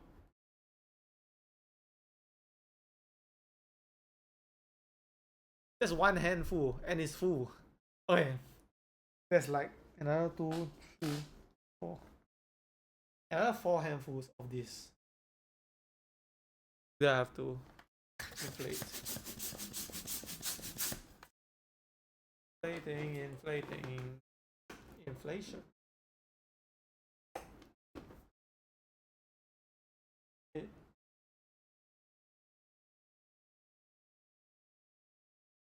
Oh, F1 now. I think 9 p.m. or 12 a.m. And tomorrow is 2 days from now is UFC 250. And it's also a World Cup. Everything is going on at the same time. There's so many fun things to watch. And what else? NBA Finals. Wait, it's over already.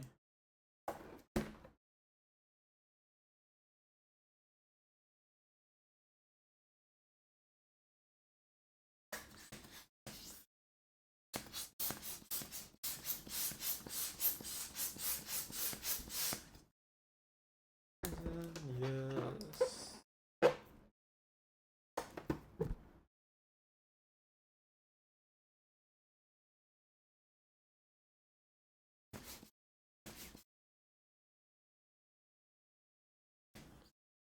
Today is Sunday.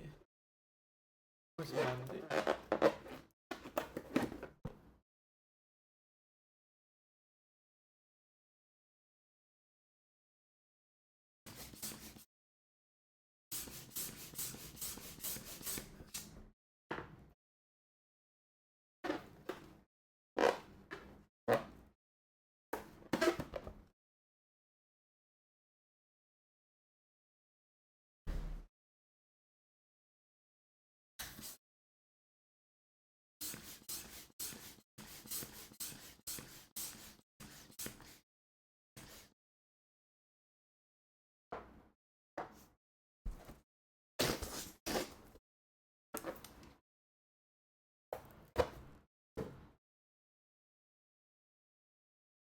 I want to put more.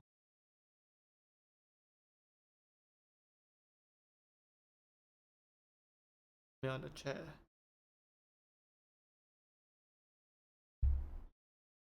I want to show you guys how many more there are. Look at this. It's gonna overflow already. And there's way more on my chair right now. Oh my. Oh my. Oh my. I'm gonna be here another 4 hours. So I start faster. Let's be faster.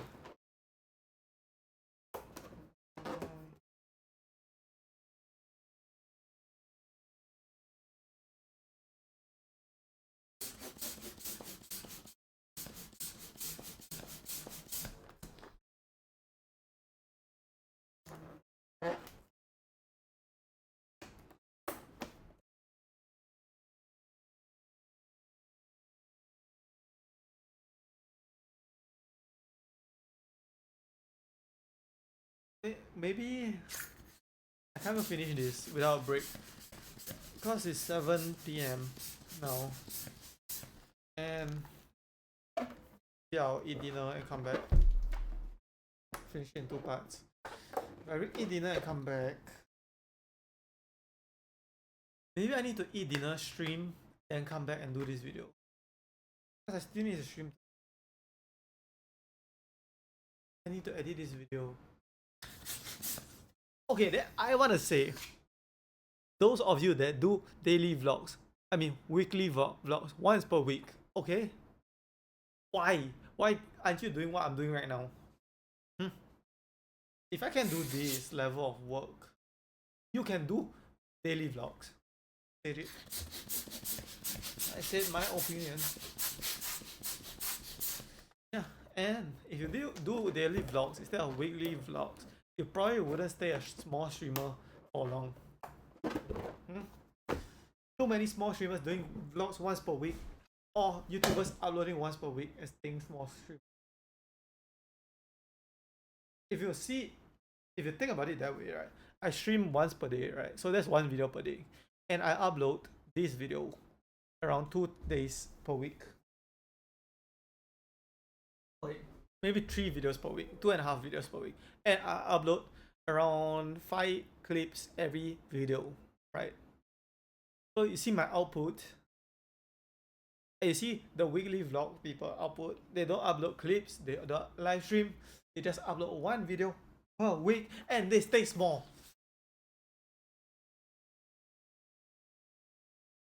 Okay, I guess I'm crazy.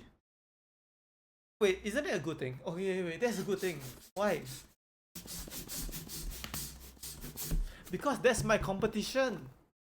People who produce content is my competition. And if they stay weak, right, and they're lazy, I can surpass them because I'm crazy and willing to work every day. Oh, yeah, I learned this before. You can outwork your competition because the competition is lazy, and it's true. Oh, yeah, I think I need to stop this and eat my dinner and rest my voice and come back and finish the rest because there's so many more to go. Way more. Way more to go. Probably finish this at like midnight. So now it's 7 p.m. Another 5 hours to finish this. You know what's the crazy thing? It doesn't feel as bad as the MrBeast challenge. Because the MrBeast challenge was so bad for me. My throat was in so much pain. I mean, it is kind of pain now too. But I don't need to use my voice to finish the challenge. I can just keep quiet. This challenge. Okay, why is this balloon this? This is not a real balloon.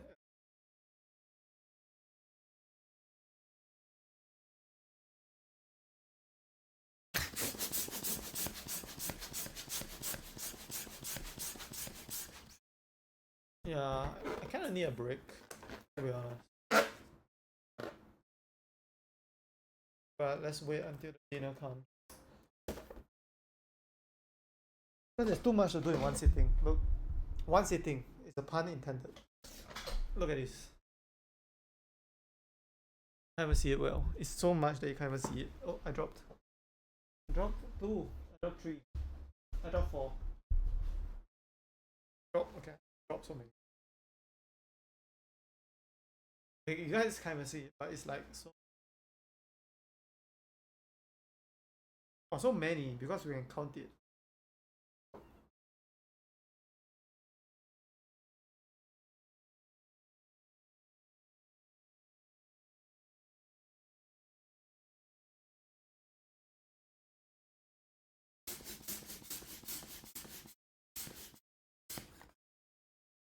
Many balloons, so many balloons. Balloons.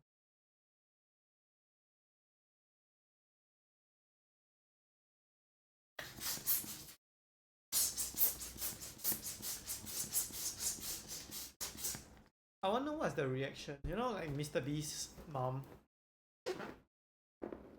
What is her reaction to Mr. Beast's success? For her son to be so crazy successful, and he was just a normal kid. Must be like very weird to have your son become like some super famous person. So what does that feel like? What does Mr. Beast feel like? He just like became so successful, but he also started from nothing. I just wonder, successful people that started from nothing, what does it feel like to be so successful? Especially when you started from nothing, is the big one.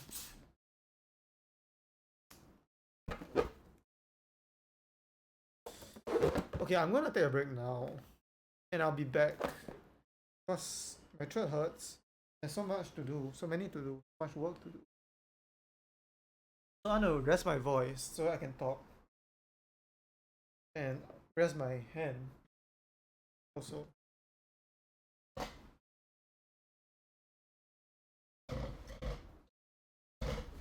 So I'll be right back. Okay, hey guys, I'm back from dinner and I have gloves of a medic gloves because I'm actually a medic in real life. I bet you didn't know that.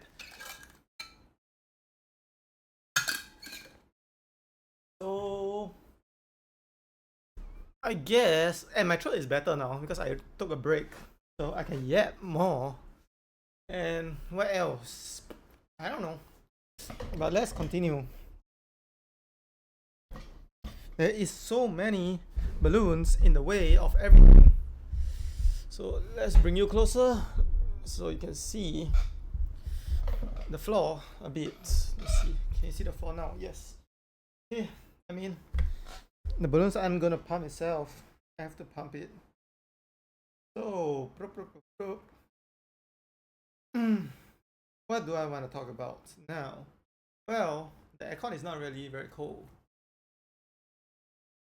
But, okay, maybe I'll turn it up a bit. Okay, but it's already up. A bit more. And drop some balloons. 2 balloons? Can I drop any more? No. Let's get to work. So we are like halfway there. Can you imagine?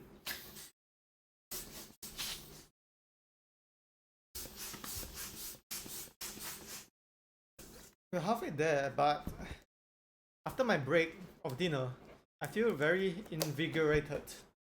So, it'll be a piece of cake. Actually, this content creation really suits me because why? Because you set your own working hours, right?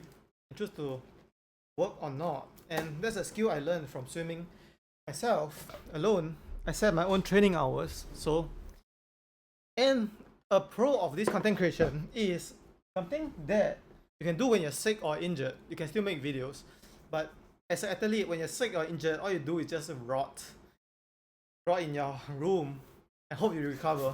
So I found something that I can do when I'm sick or injured. So that's like amazing because all the times that I'm sick and injured last time, I just rot in my room and hope I recover fast. Well, I just found like a cheat code to life. It's almost like a match made in heaven. I just can keep making content. Keep making content. And you would think I will burn out, right? But actually I only burned out one time in my life, which was when I was studying in junior college. It was just too much work, and I realized I burned out not because it's too much work. It's because I was doing something I don't really want to do with my life. So I'm just forcing myself to forcing myself to let's use this one, to study when I don't really want to do that with my life. Wait, I think the plaster is a bit too tight. Yeah, it's a bit too tight. Let me loosen it. But you see, I swam for 7 years, right? And most of you will think that's boring, and most of you will burn out from swimming, but not me, because that's actually what I want to do with my life. And this content creation thing is almost the same. I don't think I'll ever burn out. Yeah, I think burnout only happens when you do something you don't want to do with your life. So that's not me. Like, okay, if I were a 9 to 5, right? A 9 to 5, I will burn out in one day. Because, yeah, I'm not doing that with my life. But if you ask me to make content, like make videos, for 10 years, I don't even think I'll burn out. Like, maybe I'll get a few days break every year, just to think of some stuff. Do I even need a break? I don't think I need a break. Yeah, I don't think I need a break. To be honest, the only break I took from swimming was like when I'm really sick or injured or very sore or very tired. Yeah, so maybe if like I get really sick, like too sick to make videos, then I'll take a break. You know? But I can still make the videos, you know. I just can't record the video. So I can make like the video idea. Okay, do I just not wear the plaster? Maybe the plaster is hurting my fingers more. I don't know. Let's just take it out and use my other hand. Use my other hand to pump the balloon. Where were we? I don't know. But yeah, burnout. And if you burn out in anything in life, it's my opinion that that's not what you really want to do with your life. That's why you burn out. You know? Like school is a big one that people burn out on. Second one is like you find yourself creating videos that you don't really want to make, then you burn out. Yeah. I should put it here. I don't know why should I put it. It's so hot. So hot, it's way too hot. Way too hot. Yeah. So now that my throat got a rest and I can yap and I got energy because I ate dinner, this challenge seems to be going well. Much needed break. Let's talk about life. Like when you're growing up, right? Most people priorities in life change, right? But will I change my priority in life, or will I just stay the same person? Because for 7 years I've been swimming and I'm still swimming, so I don't know. And I probably swim till I'm dead. The day I die. Like 100 years old plus. Or maybe when I never die, because life extension is so good that maybe I can never die. And I'll probably swim for eternity. So, I don't know. What else to talk about? Should we talk about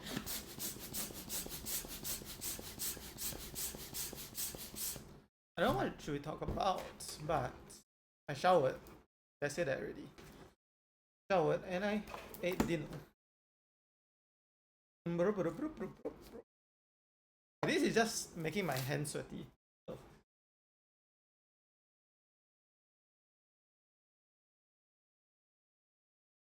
Yeah, I want to make like 10 shots about this 1,000 balloon ball pit because it's so much work, right? It's so much work, and I don't feel like just making a video and a one shot, which is the time lapse, is enough.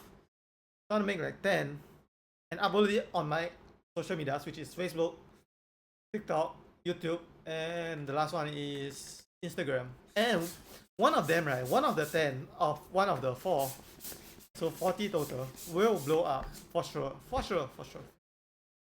For sure. I only came out with like 2 ideas, which is like playing with the balloon, then jumping on the balloon with a cardboard box, see whether I can float. I don't know. I need to think of 8 more. Or 9 more. If I count the time lapse as one shot. Yeah.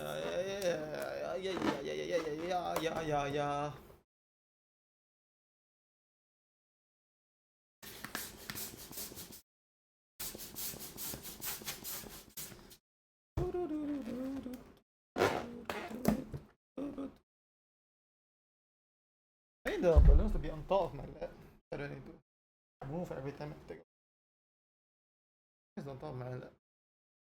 So, this is the 3rd recording or 4th recording now. How long will it take from now to the end of the video? I don't know, but you know because you are watching the video right now.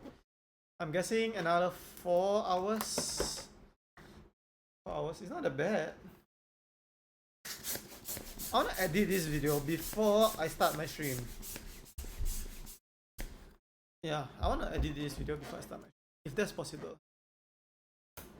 And edit my time-lapse shots. Yeah, I want to do that. Then I stream. Then all I need to do after my stream is to upload this video and the shot. And then tomorrow, after I sleep and wake up, I can make the 9 other TikToks in 4 shots. You know? No.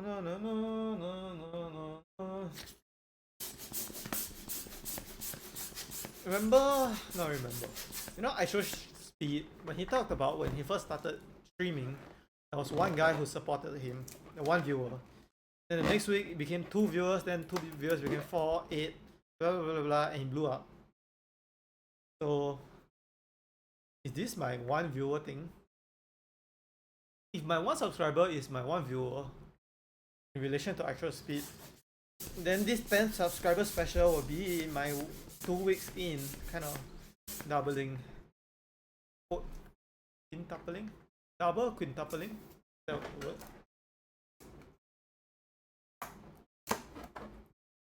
So you might wanna, like, you can see this video but you don't know what it feels like, right? You can just imagine what it feels like. Well, let me describe to you how it feels like to have like 1,000 balloons on your floor in your room. All the balloons just, like, when you move, it just moves away from you. It's super light. So all you feel is the floor and a few balloons when you walk, which you just kick past. Doesn't really feel like a ball pit. It's not a ball pit. It's just like some balloons. Yeah, it's just some balloons on the floor. And when you walk past it, it moves. It moves away. Actually, this is way a lot more balloons left. I can't wait till it's just the balloons here, not on my chair. You know. Okay. Look at the way I'm sitting. I think it's keep falling down. And yeah.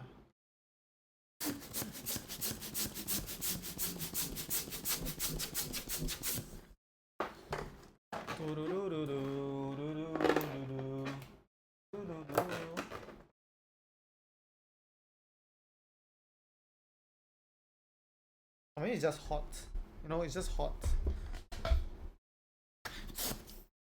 Yeah. got new strategy. Put the bottom of this on my lap. No, I can't because the suction is from the bottom. You see these holes? Okay, put it on the chair.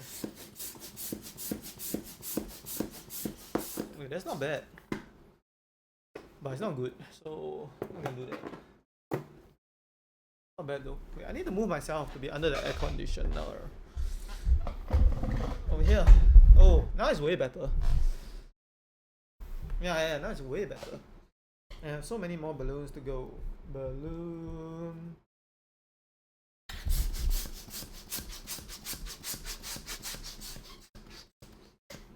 Can I rest my leg here?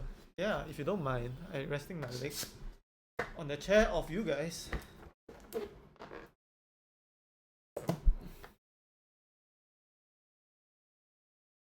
Yeah. This better end before 12, which is 3 more hours.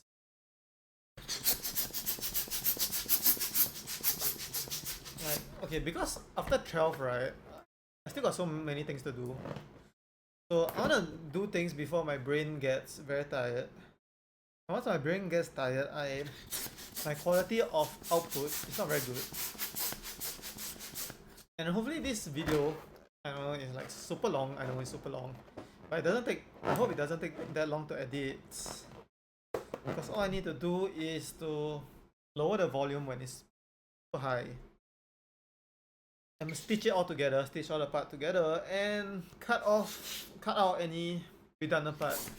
Okay, that sounds like a lot, which it is a lot of things to do. Especially when the video length is very long, and it's very hard to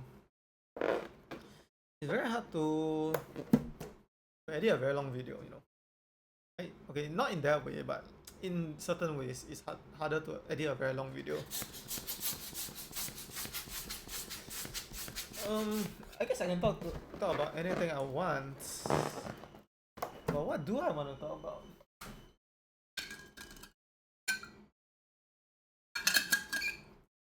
I want to talk about how many balloons are there left on my seat. And then after the seat balloon, I need to do the chair balloon. You guys can't see it, so you guys can't see it, but just use your imagination and imagine like I'm sitting on 300 balloons. Yeah.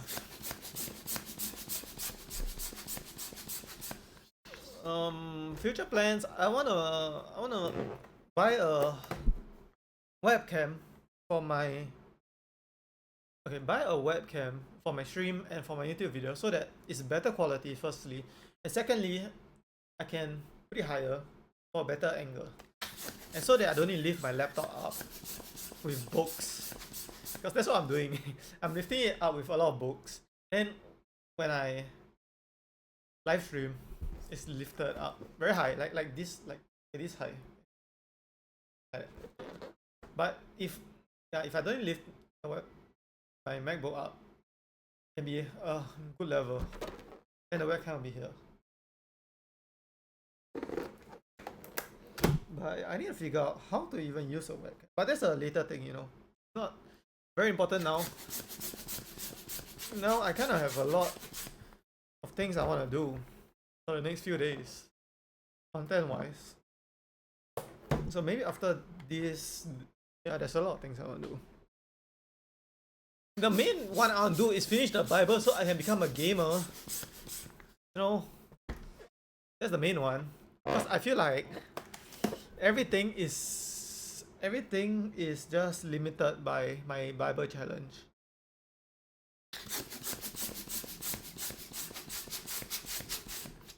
Yeah, everything is limited by my Bible challenge.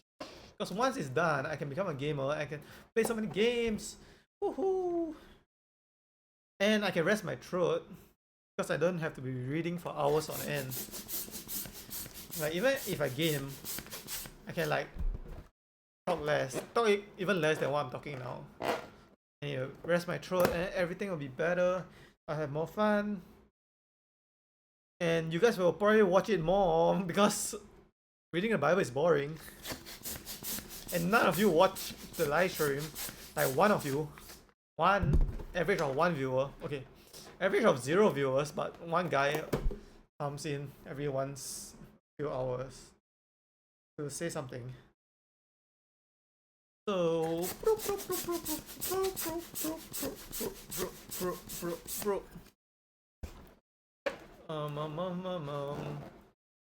wait to have some fun. Yeah, having fun now. So live in the present moment. What's the best thing about the MrBeast challenge is that I don't have to do that challenge anymore. Don't have to sit in front of the camera saying MrBeast for 13 hours straight. But what am I doing? Pumping balloons for another 9 hours. I'm assuming the whole video length is 9 hours long. So is that the same thing? Because I was like, I'm never doing anything of that challenge ever again. 13 hours? Am I crazy? Yes, but I'm not doing that. And I'm happy I'm not doing that. Then I'm doing something the same. And that's like that's like 1 week later after the MrBeast challenge.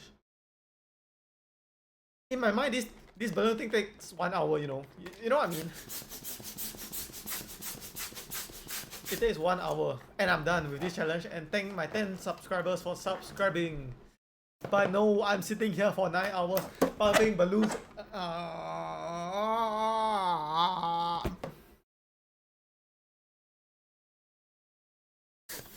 Okay, if your job, let's say you're a working adult, right?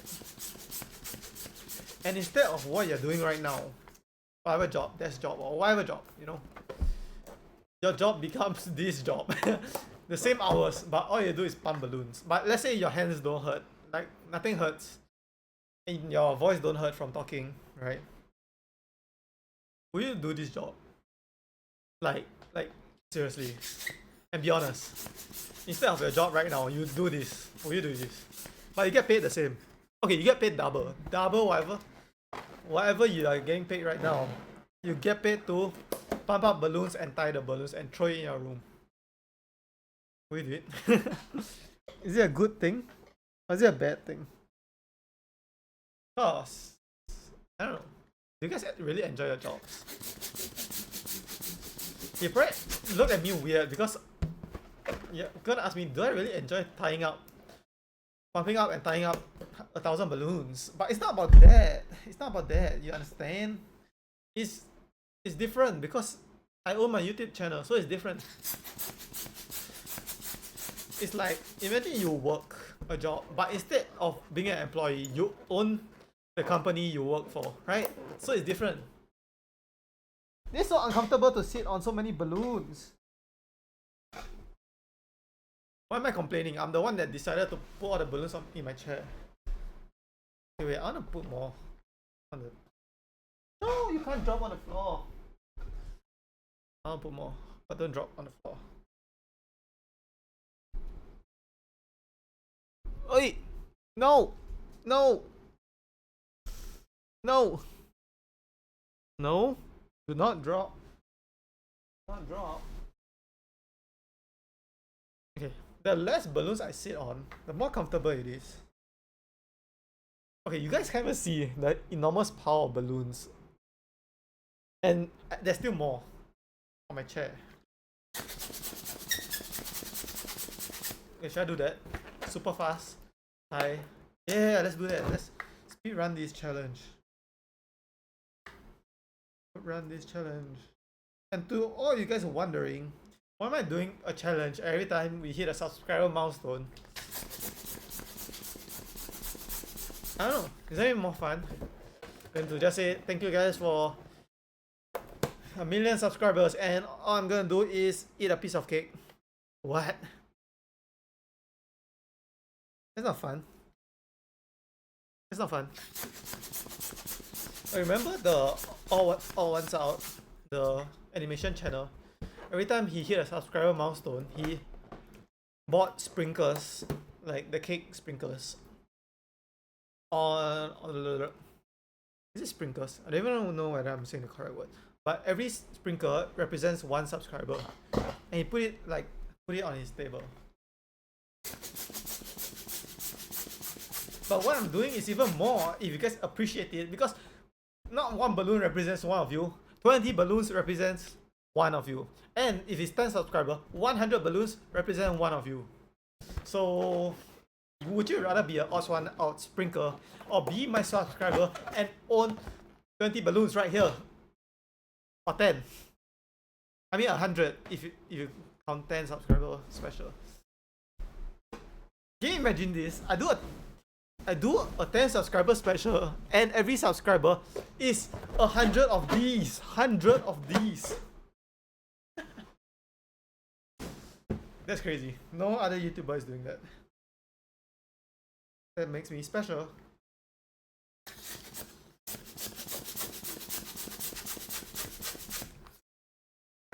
Yeah. Oops.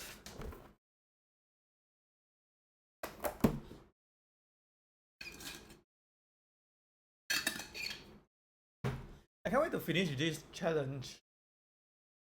Not gonna lie. You know, YouTube. There's a YouTube Analytics application app that just shows you all the views and everything. Oh, there's a hole in this. I can't inflate it. Right. And there's a 48-hour thing. Okay, there's a page that shows you first 48 hours of views, right? So every time there's a spike, I upload, there's a spike, and then it goes down, right? And then there's so much dopamine in just uploading a video with a lot of shots, and you watch the spike go up again. And then every time it goes down again, I feel like I need to upload again. So that's why I upload so often. Because they made the thing like a dopamine thing. That I have to get the dopamine every 48 hours. If not, the views of my channel is just stagnant. But if I upload, it goes up and then down. I don't know if you guys understand it. Wait, I want to show it to you if you guys don't understand it. That's my phone. Oh, I can't show it to you. My phone is being used to record time lapse.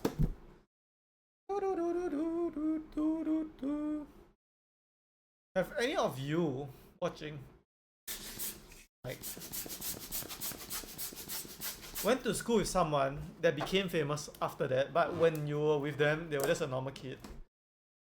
I wonder how that feels like. Imagine I went to school with Cristiano Ronaldo, right?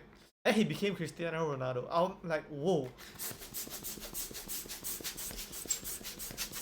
Because I only know him as Cristiano Ronaldo, my classmate. Isn't it very trippy? It's like the world is not real. Kind of like that. Who's the most famous person I went to school with?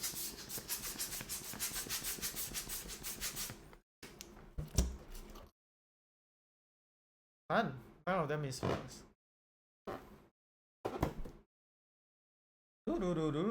But I'm sure some of them are very successful.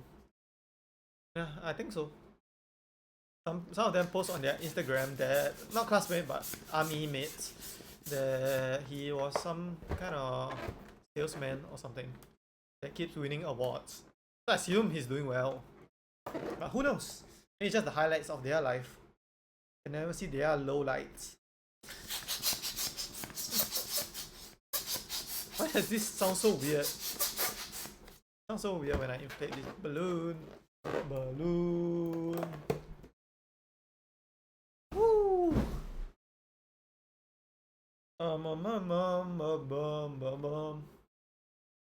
Let's talk about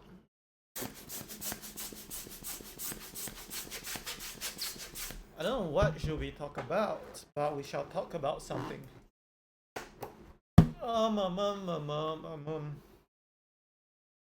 So do you believe me when I say I have an insane work ethic?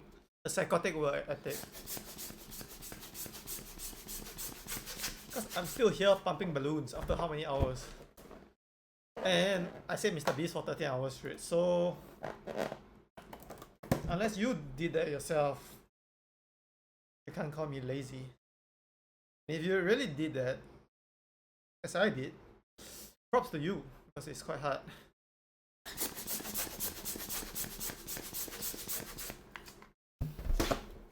And to anybody wondering how hard is this challenge, and you kind of want to try it yourself, I would say try it for 100 balloons. Okay, do that and think to yourself, can you do that 10 times? And if you can, props to you. Because my first 100 was very easy. First 100 is nothing. But you can see right now I'm like halfway through. And it's not that easy anymore. Do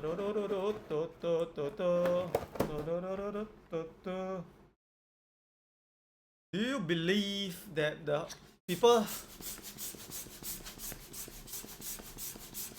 like the people that are like happy and successful, went through the worst things imaginable?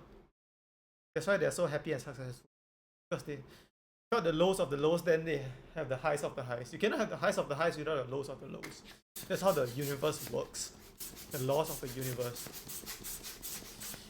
Or do you know anybody that has everything in life, like inherited money, or is very rich, or got very lucky, win the lottery, and very sad in life? Yeah, it's the opposite.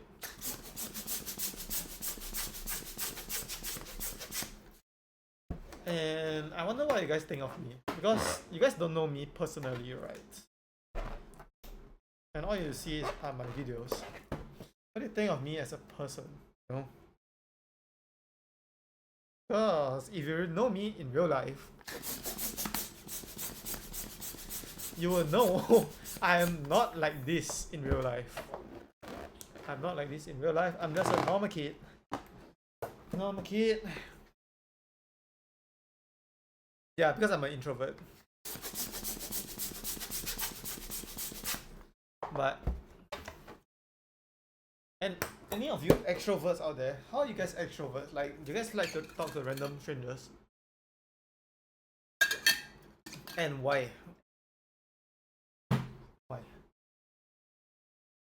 I mean, I'm talking to random strangers on the internet right now, and I like it. But imagine you are real. I would not be like this. Maybe introverts are extroverts, but instead of talking to random people, they talk to themselves in their head. Maybe. Okay, this is not going as fast as I like to, because it's been 30 minutes and I feel like I didn't make a dent in whatever I'm doing.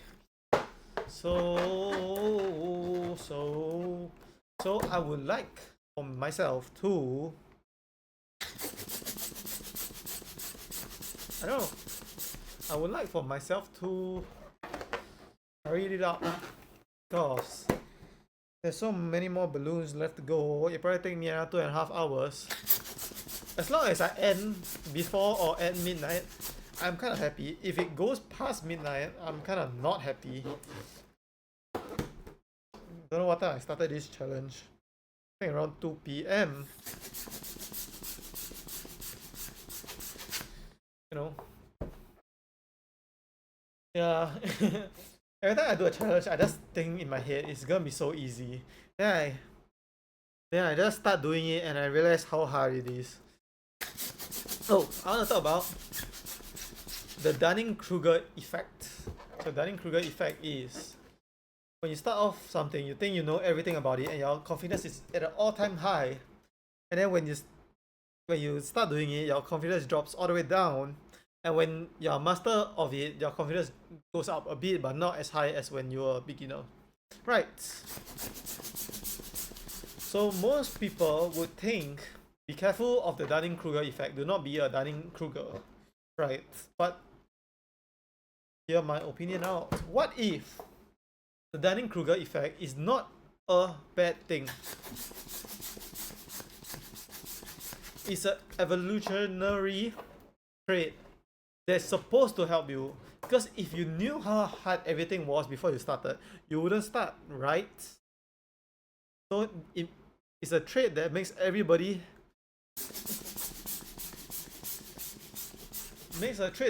start whatever they want to start, because they're Dunning-Kruger. And then the midway through is very hard because their confidence is at an all-time low and there's so much things to learn. But if they can make it through that, so it's a test, you make it through the middle part, you can become an expert because you made it through the hardest part already. Yeah, so I think it's not a flaw of human logic, Dunning-Kruger, but it's an evolutionary trait.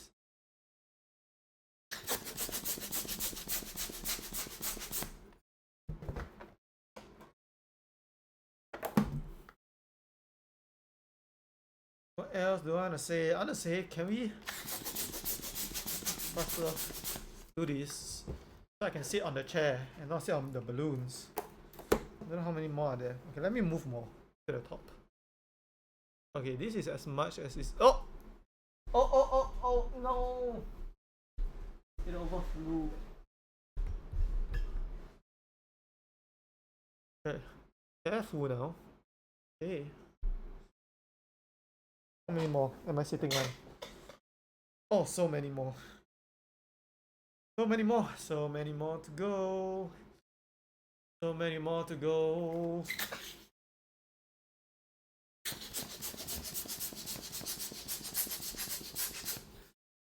It's kind of like if I do this challenge, like the Mr. Beast challenge, right? If I do it, right, just makes me even more confident in myself. Like if I did 1,000 balloons, I can do anything else in the world. No. You should try to you should try to do something mind-numbing for like hours on end. And okay, it's gonna be hard. And you're gonna be like, why are you doing it? But if you do it, finish, you're gonna have this superpower of thinking you are invincible. I don't know. I bet Mr. Beast feels like that because he did so many crazy challenges, like cutting a whole table with a knife, a plastic knife. He cut a whole table in like 10 hours or something. And probably in his mind, right? Let's say you ask him to do 100 push-ups or something. He's like, that's nothing compared to what I did before. He just does it. But if you ask a normal person to do 100 push-ups, he's gonna be like, what? There's so many. Like, yeah, if you ask me to do 100 push-ups, right, for a challenge, I'm like, okay, this is so easy. I did 1,000 balloons, which takes me like, I don't know, 9 hours to do. And 100 push-ups takes me like, what?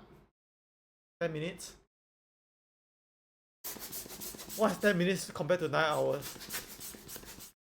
Yeah.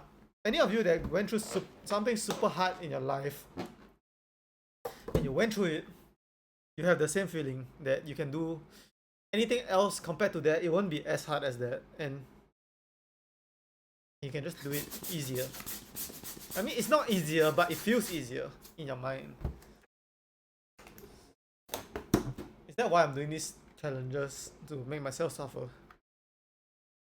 No, I just got this delusional belief that 1,000 balloons is easy.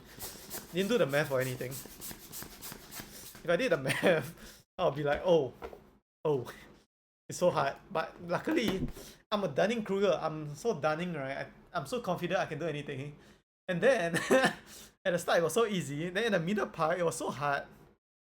But because I've been through worse Mr. Beast challenge, I'm like, okay, it's nothing. And then the end will be easy again. Dunning-Kruger. Thank you very much. So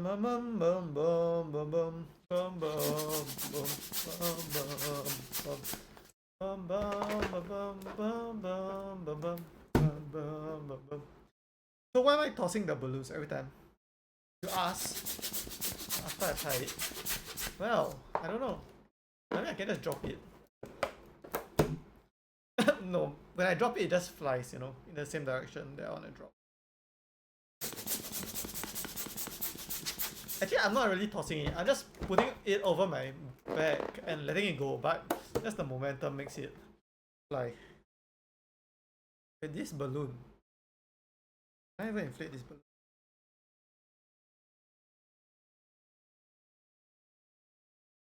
You can see it's flat as a pancake.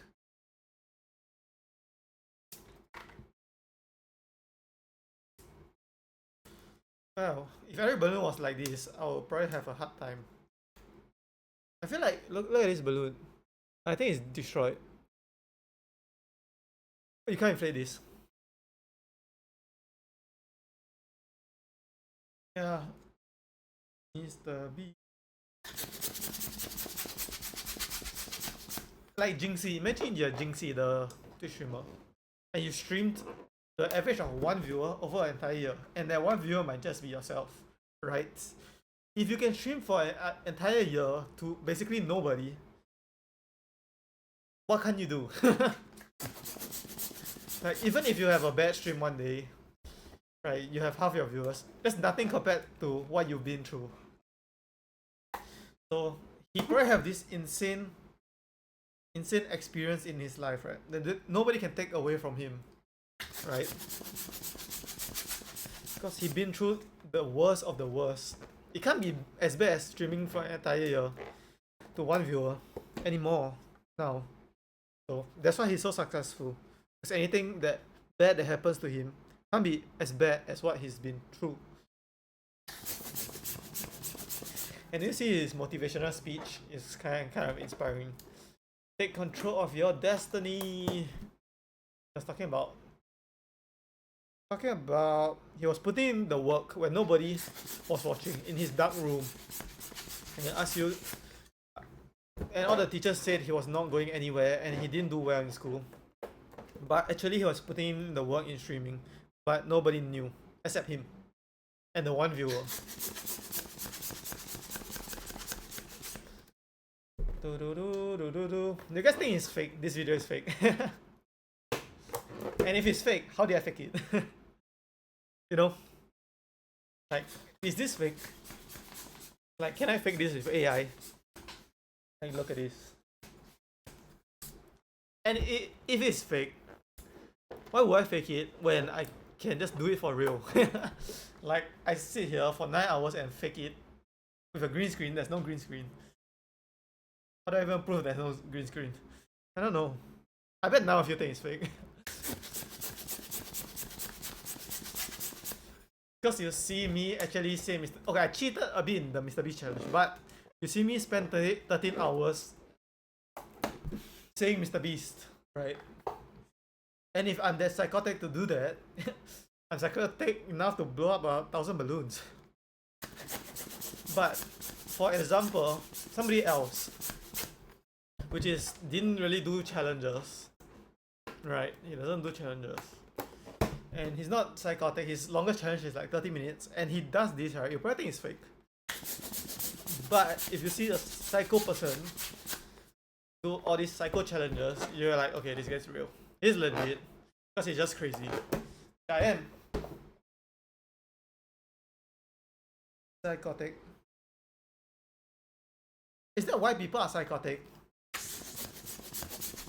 Like crazy? Because, like, if you think about it, right, if evolutionary you weren't successful, you wouldn't pass down your genes, right? So why is there people that are out of the norm, right? If everybody was normal and the normal people were the best way to pass on their genes, all the people that are weird wouldn't pass on their genes, right? But maybe just like a few percent of the weird people are so weird that they become super successful and they pass on their genes that way. So there's a weird part of all of us. You know? I need to cut my fingernails, please. I cut it now. I cut it now because every time I'm tying the balloon,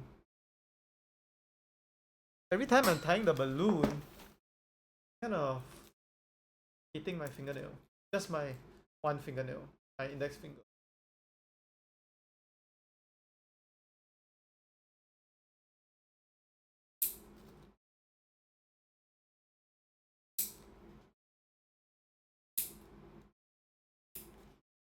And because I didn't live stream my MrBeast challenge, right?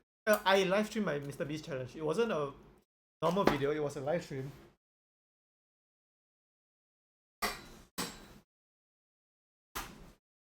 I bet not many of you watched that video. They didn't know I was this psychotic enough to do this kind of mind-numbing challenges. Okay, wait. Am I being hypocritical? Because I think a 9 to 5 is mind-numbing and so draining. But I'm doing this, which is arguably more mind-numbing and more psychotic. But okay. My reason is different. It's different. It's for YouTube, and YouTube is something that can scale, but a 9 to 5 can't scale. Yeah, that's my rationale.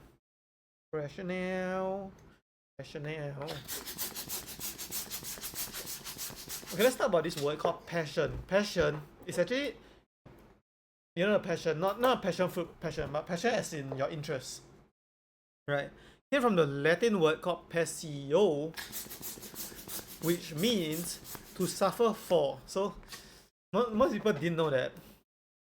If you ask people what's their passion, they just say something they enjoy, but they don't say something they're willing to suffer for, because that's the true meaning of passion. So my passion is swimming, and I guess content creation. So I'm willing to suffer for it. But yeah, are you willing to suffer for your passion? If not, it's not your passion. It's a hobby.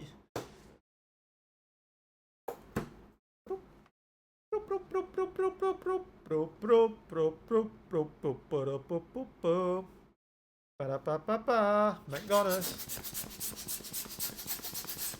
You know, last time most streamers stream on one platform because they got an exclusive deal or something by Twitch or YouTube. But I don't understand why people don't multi-stream more nowadays when there's less deals. I don't get streamers, right? They only stream on Twitch, then their VODs, which is their streams, can't get saved on YouTube. And somebody is very interested in them. It's very hard for them to find all the VODs. So that's why I want to stream on YouTube, so I can keep all the VODs for eternity. So if somebody find me 10 years later, they can still see my first stream, which is a psychotic MrBeast video for 12 hours. Then the last hour is uploaded on my YouTube. And I learned you can't stream more than 12 hours on YouTube at one time. So good. It's good. I learned all of these. You guys probably thinking like, where are the balloons coming from? It's just infinite balloons coming from wherever he's picking it up from, and it's not even it's not even decreasing amount. Yes, that's what it feels like. That's what it feels like. It feels like I'm sitting on this chair of balloons, uninflated balloons, and every time I inflate a balloon and throw it away, doesn't even change anything. It feels like I'm sitting on the same pile of balloons for hours on end. So yeah, if you tell people that you inflate 1,000 balloons for 9 hours straight, people won't believe you, right? But if people don't believe me, I have video proof of it. If people ask me what I do for fun, I can just say I inflate 1,000 balloons for 9 hours straight in my room. And they're like, what? You're psychotic. And it's not true, you're just lying. Then I'm like, okay, I'm not. Then he's like, okay, I am. Then I'm like, okay, I'm not. Okay, I am. Okay, I'm not. And I show them this video, then they probably think I'm weirder than before they ask me this question. Okay, I have a hot take. My hot take is everybody believes the same thing I believe. They believe they can do anything in the world, but they choose not to. That's my hot take of life. Everybody has the same thought that I have. But just because of society or the pressure of their friends, family, parents, significant other, they just settle for a life that they don't really want. But deep down, they believe they can do anything they want and put their mind to, because they've seen people do it. Their life, their dream life is lived by somebody now. And if your dream life is my life right now, you just do it, because in my eyes it's so easy. Oh, there's a hole in this. It's so easy, come on. All you have to do, I'm doing this while gymming and swimming every day. Except when I'm sick or injured. This gymming, swimming, and I'm streaming. So if I'm doing 4 things, right, and your dream life is one of my 4 things, hello, it's so easy. You're just doing 1/4 of what I'm doing. I mean, I'm a bit psychotic. Like, you have to be psychotic enough to sit in a room all day and do a mind numbing task. But at least you don't need to gym, you don't have to swim, and you don't have to stream, right? So whatever you're doing is just 1/4 of what I'm doing. So just do it.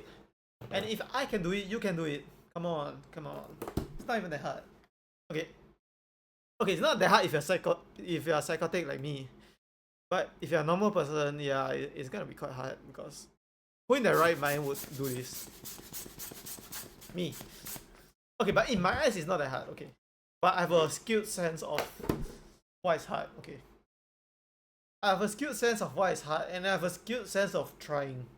Like if somebody says I tried to become a swimmer and they didn't drop out of school and they didn't spend 7 years dedicating their life to swimming, are they really trying? No, in my eyes it's not, because I did that, so that's my level of trying. And if they swim for 1 month and they quit, that's not trying in my eyes. So yeah, I know I have a skewed perception of trying and working hard, but what can you do? Would you rather have a skewed perception of that and be the one that works hard, or have a normal perception of it and don't work hard? Okay, work a normal level of hard when normal people do. Okay, if you can't do this right? If you can't sit down and blow 1,000 balloons and your life, you want to be a content creator, but you can work a 9 to 5 every day for 50 years. How do you justify that? So if you are willing to work a 9 to 5 for the rest of your life, what's a day blowing up 1,000 balloons? It's nothing. So just do it. That's how I see it. Vroom, vroom, vroom, vroom, vroom. It's like I have this inventory in Minecraft that I just pull out balloons and inflate them. Because you can't see where I'm pulling the balloons out from. You just see a balloon being inflated, and then another one, and then another one, and then another one. Kind of funny.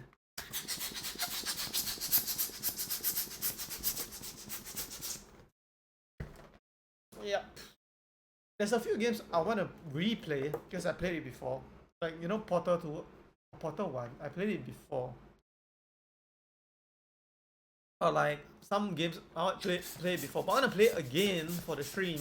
So I don't know how you guys feel about that because I played it before. But yeah, maybe like Escape Room Simulator, I played it before, so I know the answers. Kind of remembered. I want to play it again. I don't know how fun how fun is it to watch a guy that play a game again. Not his first time. Or maybe I can find a challenge, you know. Like make it harder some way because I know the answers already. Yeah, maybe that's what I'll do. But if I make everything a challenge like this, I'll go crazy, won't I? Why does everything need to be a challenge? Why can't it be easy? I don't know. It can be honest. Brum, brum, brum, brum, brum. That's an easy life, to be honest. I don't know. Like, okay, let's say, for example, your life, you can choose your life to be hit a button on your screen once per day. And you can earn $1 million per day. But the downside is you cannot work hard at anything you do in life. You can just relax at everything you do. Will you press that button?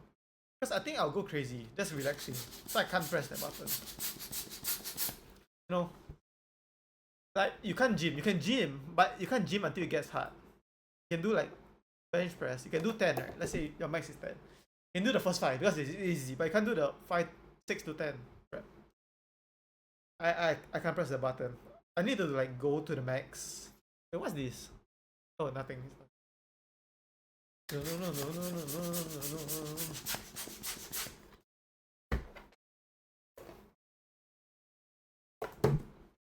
Oh, more balloons fell.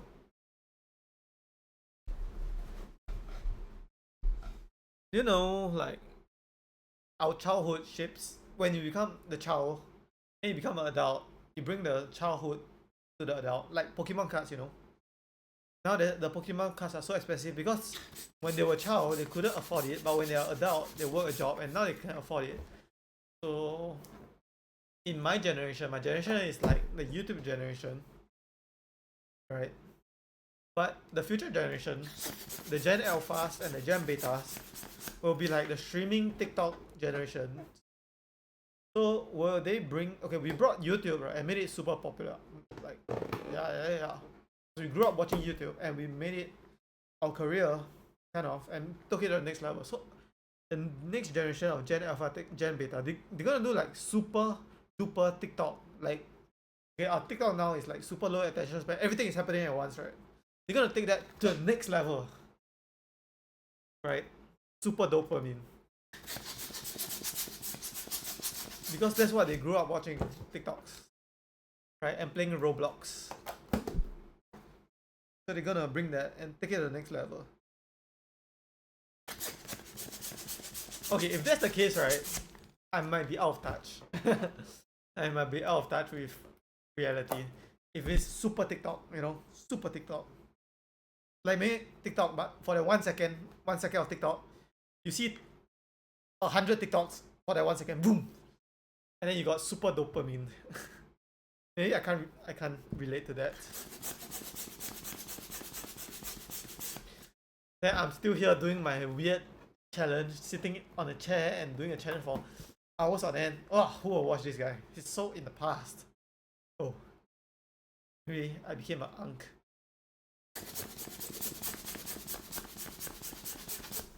Well, I'm actually an uncle. Real life. But if you're wondering why, it's because Asian family has a lot of kids, right? So a grandmother, a lot of kids, and they're both orders like this. And the next generation have a lot of kids, and their ages are even more skewed. The highest and lowest is very skewed. And because I'm the youngest, one of the youngest, okay, the youngest of one side of my family and one of the youngest of the other side of my family. And the oldest cousin I have is like very old compared to me, more than 10 years apart, right? So they have kids. Okay, let's say like 15 years apart, maybe even more than 15 years apart. They're oldest one, so they have kids already. When, yeah, imagine like they're like 30 something, like 38 years old, and I'm 24, and they have kids, and their kids are born. That's why I'm an uncle actually in real life. Yeah, and fun fact, if you keep doing that, right, one generation and the next generation will have the same age. One of them, one uncle and one kid, because it keeps the oldest and youngest keep separating as the next generation go by. So isn't it weird? You have an uncle that's the same age as you, or maybe even younger than you, but technically he's your uncle. But how does that work?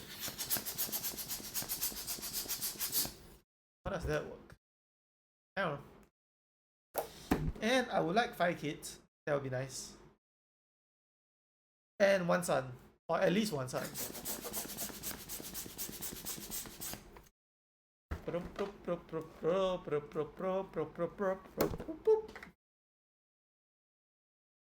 What else do we wanna talk about? I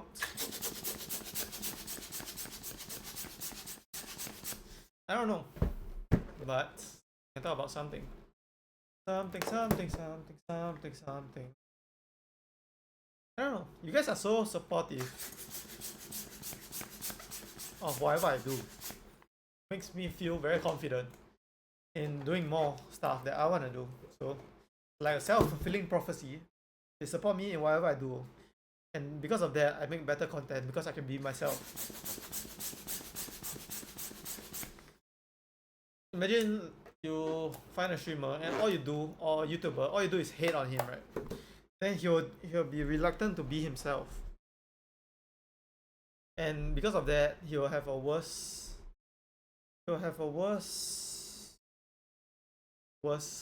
content. And if you're gonna be a content creator, to anybody watching this, you can't be scared of hate.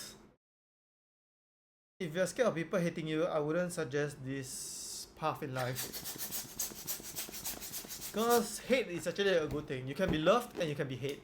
But you cannot be ignored. You can't be boring.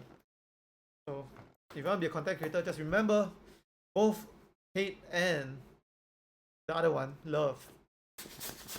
My fans is good. Okay. I need to tie my other two. How many more? Yeah, it's getting smaller. Just a bit smaller. Progress is being made.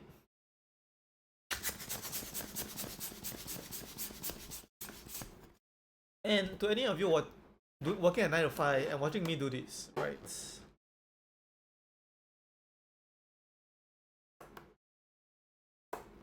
Why aren't you starting your own YouTube channel? You know? Is it really that easy to work 9 to 5 your whole life? No, it's not. And if it's not that easy, why not give something a try? And maybe you can escape the 9 to 5. Balloon. Okay, if any of you are swimmers or content creators, right, you should be very scared of swimmers coming to your niche, like becoming content creators, because I'm not the only one that's that psychotic. If you're a swimmer, firstly, your work ethic is insane. Secondly, you don't get paid anything, and if you get paid something, it's very little, and you're a bit crazy. So all these three qualities, becoming a content creator, we will dominate. So any swimmers that want to be content creators, you should do it because you will excel. And if you're a content creator and you're very scared of swimmers coming and taking over you because they are hyper competitive and they're crazy, you should be scared. You should be scared because I'm not the only crazy swimmer out there that's getting paid zero. You know? Imagine there's a subset of people that are psychotic enough to do this content and to outwork you. Those are swimmers, okay? And you're lucky they stay in swimming. Unlike me, I'm here to invade content creators. I'm sorry. You guys just don't work as hard as me. I just say it. You guys don't work as hard as me. And if you do, good luck. Because we are gonna compete. We're gonna compete. And I'm probably gonna outwork you. And if I'm not gonna outwork you, I'm gonna make you outwork yourself. So much so that you're going crazy trying to compete with me. Yeah, you guys are so lucky. You guys are so lucky that swimmers stay in the sport of swimming.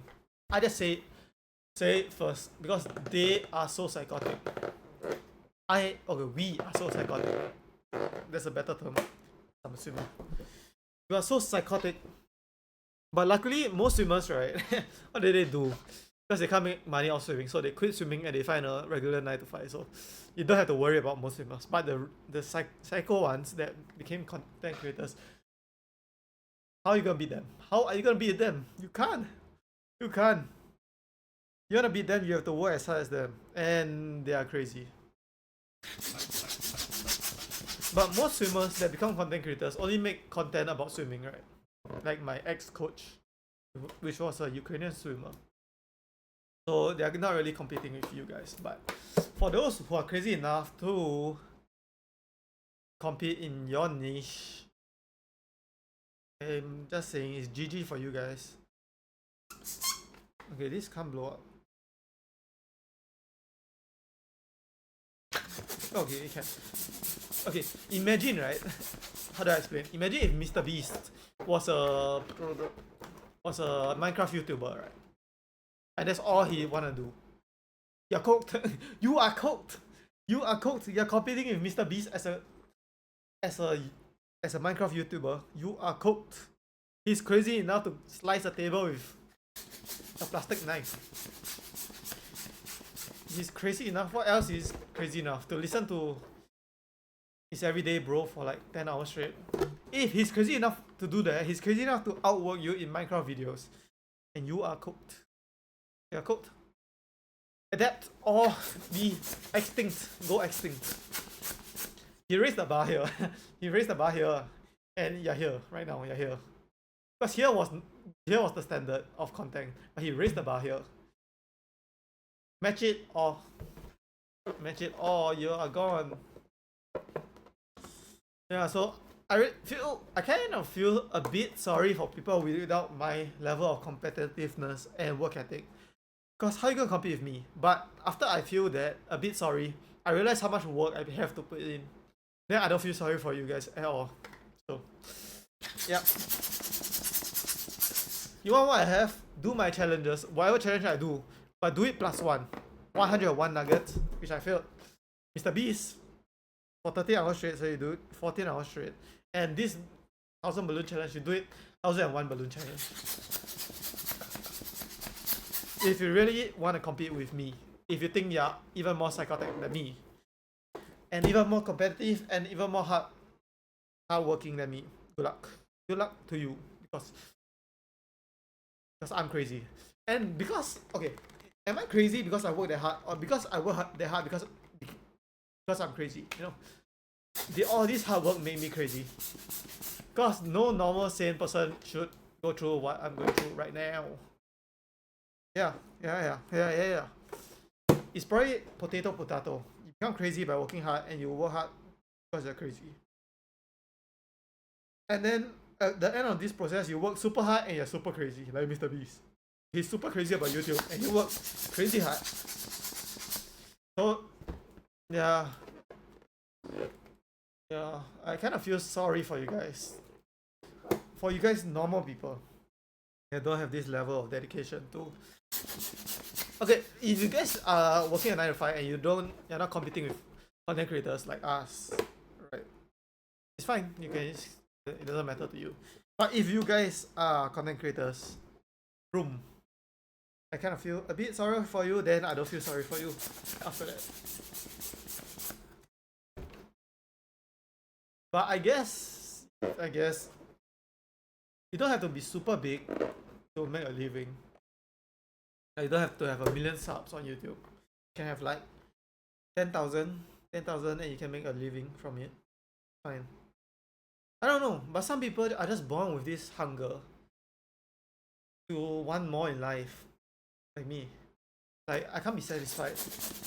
Why? I don't know why. I don't know why. Maybe it's a curse. People think it's a blessing to have this level of dedication. But maybe it's a curse. To be never satisfied with what you have. But I'm always grateful for what I have. Always be grateful, but I'm not satisfied. Because if I'm satisfied with 10 subscribers, why would I do this? I'll make 10 balloons and say thank you for 10 subscribers, and here are your 10 balloons. Why am I making 1,000 balloons for hours on end? Why? Tell me why? Why? Because I'm crazy. That's why. Okay, so if you are watching my videos and you see this video, which is a totally different side of me, yeah, this is the real side of me, which you guys don't see that often. Because you guys see like a polished video, which I script and record. You don't see this crazy side of me. And if you don't see the work YouTubers make for their videos, because all you see is them talking about their videos for like 30 minutes and that's it. Behind the scenes, there's a lot of work to be done. Like every single slide I make,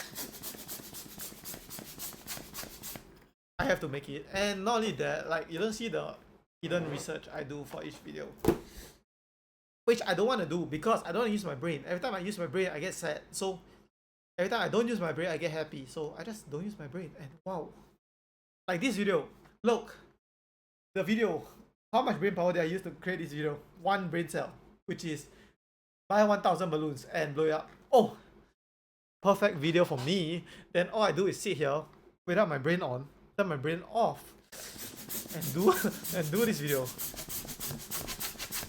Amazing. amazing. Now it's 10 p.m. and 2 more hours and it's midnight.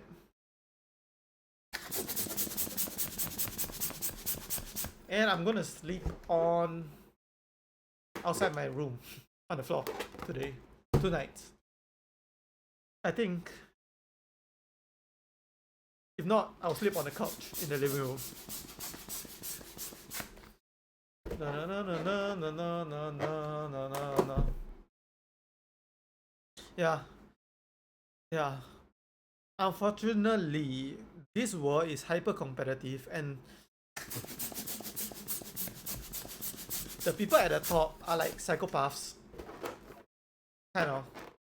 Like psychotic at least in their work ethic.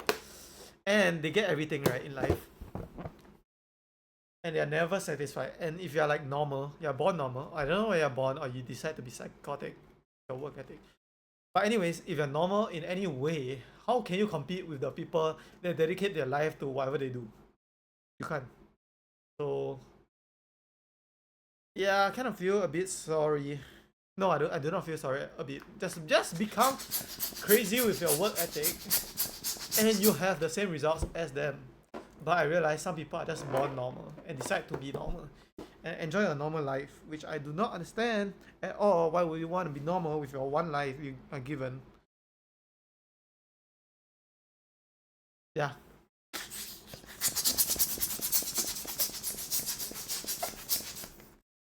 Brum brum brum brum brum brum brum brum brum brum brum brum brum brum brum. Do you think in the future, with AI, like 20 years in the future, we'll get like unlimited stuff? Like because AI will produce everything for super cheap, so we don't need to work at all, and we'll all be rich. And if that is true, nobody should work hard. Everybody should just chillax, wait 20 years and become rich. Chillax, and then 20 years later, free internet, free food, free water, free entertainment, free money. If AI produces everything, free energy from fusion energy. Can't wait to be done with this. A lot actually. Oops, I dropped some. I dropped one. Oh, I dropped it again. Oh, there's one more here.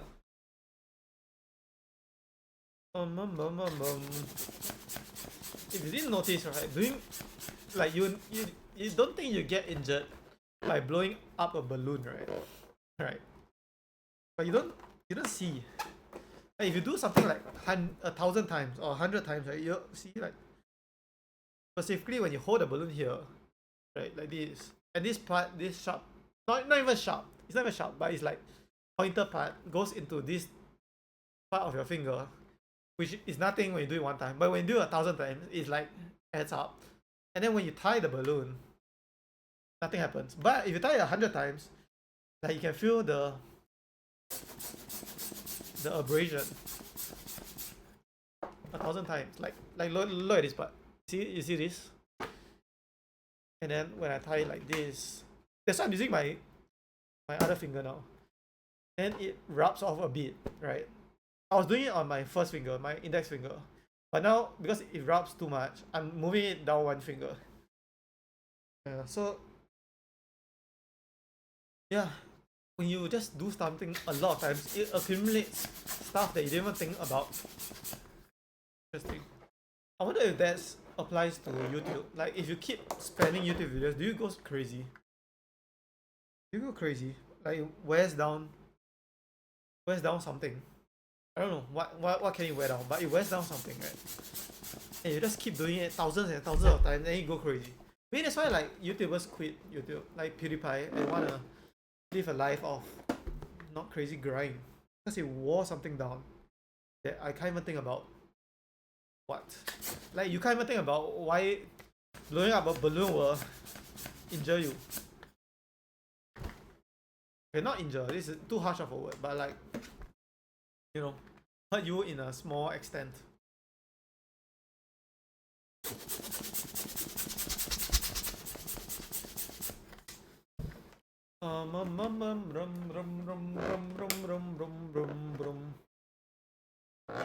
Okay, let's talk about scarcity.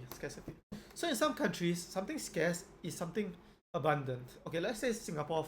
If you don't know, Singapore is a very small country which is very rich per capita. Let's say rich, but okay, let's just say it's rich, right? But our land is super scarce, right? So another country which is poorer have a lot of land, right?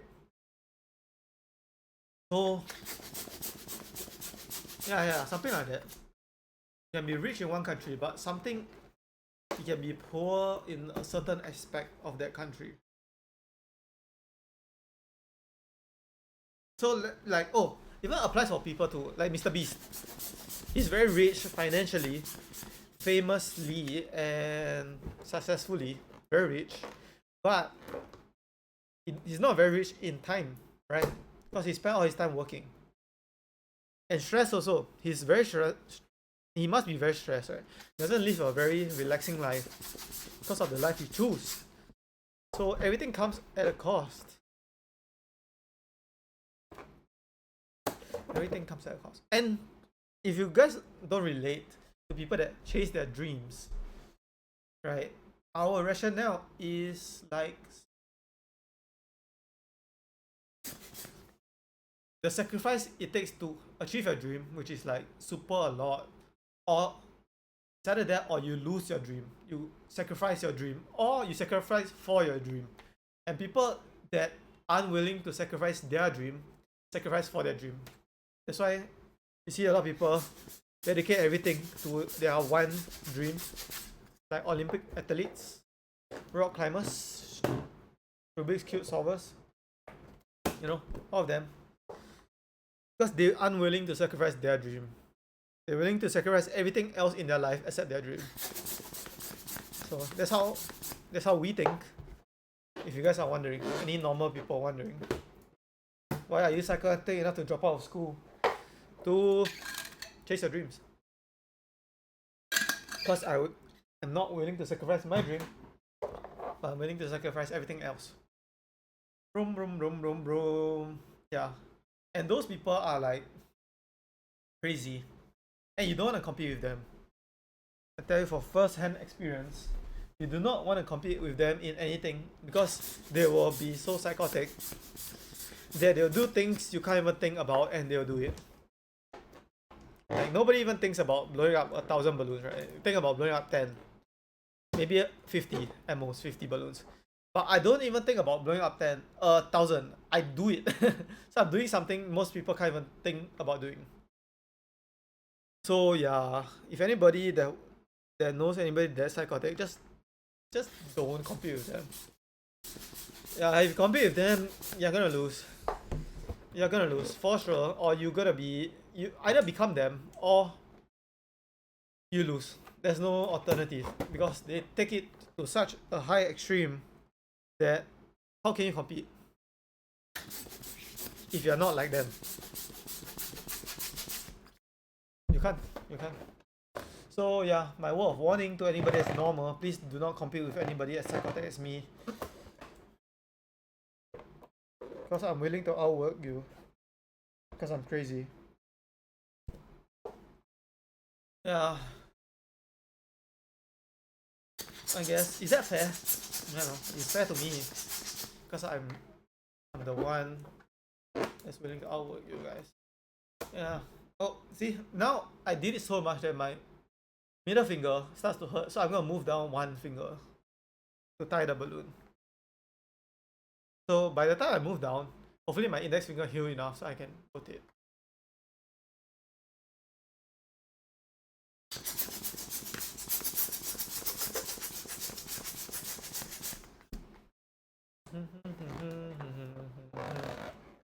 Yeah, I need to edit my videos. I can edit my videos in a room, right? This room. Because I was thinking I need to go outside because my room is covered with balloons. Actually, I do not need to. I can just... Yeah, because my table is... The balloons are not at my table height yet.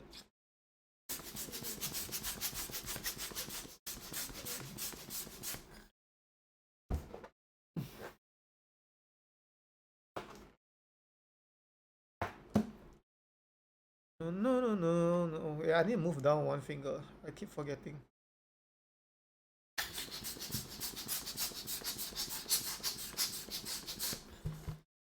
Let's talk about what I like to do that's not swimming and not content.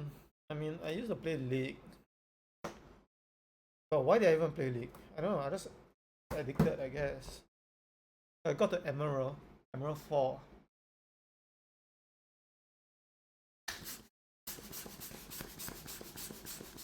But what do you even accomplish? Let's say you play League, right? But you're not a streamer or YouTuber, which I wasn't at that time. What did I accomplish doing that? Spending hundreds of hours. Oh yeah, because I was psychotic there also. I just spam games to get good. So yeah, if you didn't know how I got so good, because I just kept trying. I played hundreds, thousands of games. Okay, maybe 1,000, maybe 2,000. I don't know. And then, League is a quite toxic game. So if something bad happens, you guys chat with the teammates and flame each other. So there's one guy that said I was low elo or something. Then he said, I don't know, he checked my OPGG, which is my League account, and he saw that I got like, at that time I got like 400 wins, 400 loss in that season, and I was stuck in goal. And he was like making fun, you played so many games and you're still stuck in goal. My counter to that is, which I typed, I said I'm about it. I'm about to play another 400 games to get good, and which you're not about to do, because you don't have this work ethic that I do have. And I got off gold, I got off plat, and I'm in emerald. So who's the crazy one? Okay, I'm the crazy one. But who's the higher rank one? Me. Like, if you make fun someone for trying hard, right? That's something you shouldn't make fun of someone for, because they will just outwork you, and they'll surpass you. So, you want to make fun of somebody, do not make fun of how much they tried, because they'll do it again and again and again and again and again and again until they succeed in life. Okay, I don't know who else thinks like me. Like Tyler One, in chess and in League, he plays so many games of each, right? And he got so good, both. But remember when there was a Twitch chatter or a player that makes fun of him because they were flaming each other, right? And the guy was a therapist or something, and he said, you grew roots in your chair, that's how much you played. Which is funny, like as a viewer it's funny, right? But imagine instead of a viewer you are competing with Tyler One. You do not want to be that guy competing with him in anything, because he will just outwork you, because he's crazy. Actually, why did he become so crazy? Like me, do we have something in common? I don't know, Mr. Beast also, KSI also. Like, all these people that they just... Oh, I realized something. Most people think like top level athletes have something that you guys do not, right? Normal people do not. But most top level athletes, they have something you guys do not. That's not true, actually. And it's the opposite of the truth. Most people that are super successful, that work super hard, they lack something in their life. That's why they work so hard. So they're not full as a person. So maybe I'm like that also. But what do I lack? I don't know. I'm crazy. I'm as crazy as them. No. But why? Tyler One, is he the younger or the older brother? Because I realize most younger brothers become the youngest sibling. The youngest sibling of the family becomes something like the most athletes are the youngest sibling. Like, they take an unconventional path in life. Why is that? Because I did too, and I'm the youngest sibling. I'm not only the youngest sibling in my family, extended family, I'm the youngest of the cousins, all the cousins, which is a lot of cousins, as you know, because people in the older generations have a lot of kids. My grandmother had 7 kids, 6 or 7, one of them.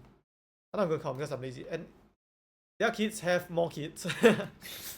and I'm the youngest on my father's side. And I'm the only one that's crazy enough to drop out of school. Like permanently, not like okay, I drop out to change school. I drop out permanently. And to pursue something super weird. Is it because I'm the youngest? That's why I'm like this? Or it just happened chance? Yeah. And can somebody explain why the youngest people all become crazy? Not crazy, like all take a different path in life compared to the older sibling. Because I talked to my older brother about this kind of stuff, like YouTubing and doing unconventional path in life, but he don't understand, doesn't understand it. And I don't understand how he thinks also. How is it normal to work a 9 to 5 your whole life? Like, is he really okay with that? It's not my job to understand. But I want to know why people think so differently about life. Like, why do people take such unconventional path in life? Or in my case, why people take conventional path in life? Because I think that's crazy.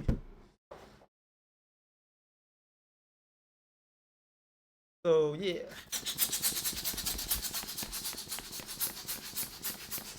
You know what, Mr. Beast challenge, the whole point of it was to become a streamer by gaining attention, saying Mr. Beast 100,000 times. Let me tell you, I did not gain any attention. The video has like 100 views. And I spent 30 hours saying Mr. Beast. So what's that about? Yeah. But does that falter me? No, I'm not faltered because I just keep going. Just keep moving, just keep moving. Just keep moving. Now I wanna edit my videos. It's kind of fun. Uploading is kind of fun for the dopamine also. And uploading shorts is also kind of fun. Although you have to upload a lot. But shorts get more views per video than video, I mean. But videos get better watch hours because it's longer.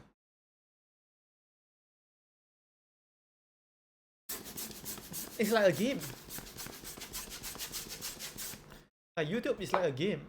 It's like an actual game. Like you upload it and then you see the view goes up and you compare it to what your previous performance is. You try to keep getting better. Yeah, it's like a game.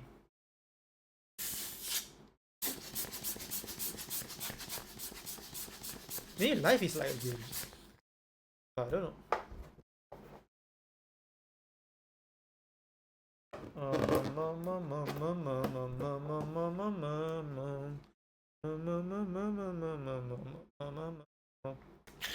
Look at my shirt.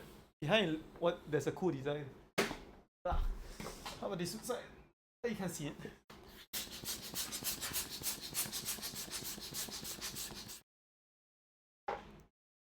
I want to edit this video before I start my stream. But I see that already.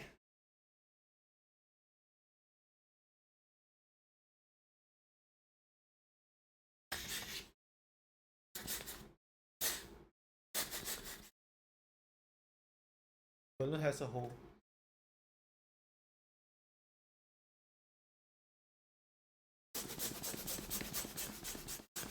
I think I need to switch my hands again. Stretch.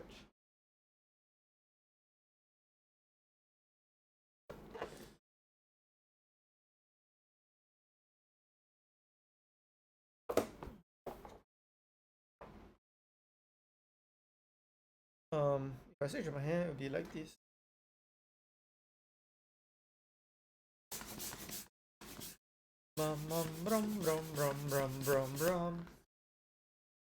Then I need to move it down to the finger. Oops. No. Reinflate it.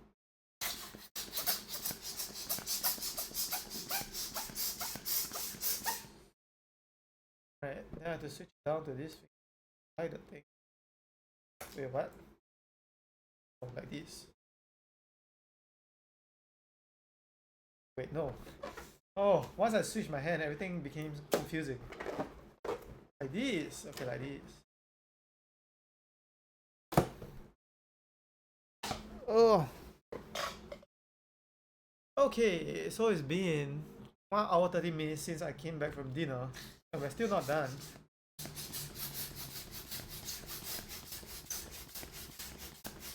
If it comes too late, right? I'm probably gonna skip the editing, but I like to edit. I need to stream for sure because I said I'm gonna stream every day, so I have to stream every day. I have a choice because I said it. I have to do it. So I have to stream every day. I guess I don't have to edit and upload today, but I wanna edit and upload because such a long video, right? It takes forever to upload. So if I get it, press the upload button, and go to sleep, and by the time I wake up, it will be uploaded. Yeah.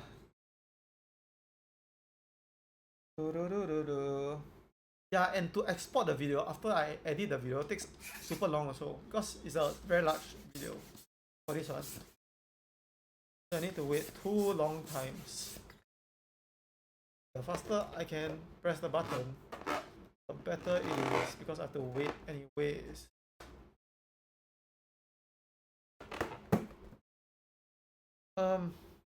Even good to switch hands. Well, now both my hands are in pain, but my left hand is more important than my right hand. Wait, can I tie it on this hand? How do I do it? The switch hand is using. Wait, no, like this.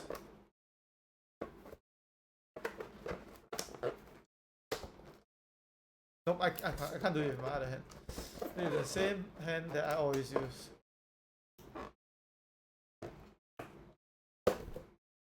No.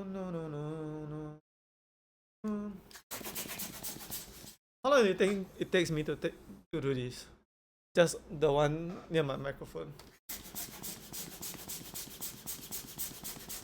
Like an hour. I hope it's an hour. Because it's gonna be midnight in another 1 hour and 40 minutes. If I can finish before midnight, I'll be very happy. And if I finish before midnight, that means this video is a 10-hour long video. And you know what is 10 hours long? Okay, you know what is not long? 10 hours compared to 13 hours of Mr. Beast. So my mindset is, most people think 10 hours, you just wasted 10 hours. My mindset is I saved 3 hours compared to my Mr. Beast challenge. Right? So this video is actually 3 hours faster than my Mr. Beast challenge. I saved a whole 3 hours doing this.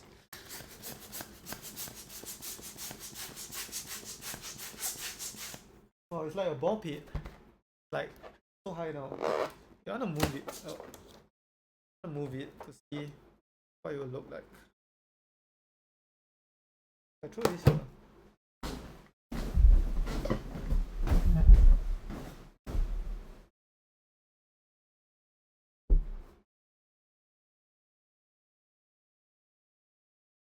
The mortar. I'm probably going to read like 1 or 2 pages of the Bible that I'll add in the stream. And tomorrow, what do I want on tomorrow? I don't know what are my next tier list video tomorrow.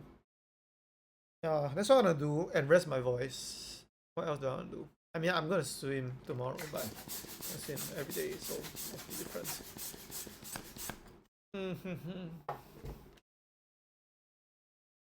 I wanna work on my tier list video. But sometimes I'm so tired, right? So tired that I just rest. So it happens. Your body needs rest, you should just rest. Yeah. Sometimes when I'm super tired, right, in the afternoon, after I gym, I just sleep. Yeah. And if I'm super duper tired, I don't swim. And I just rest the whole day.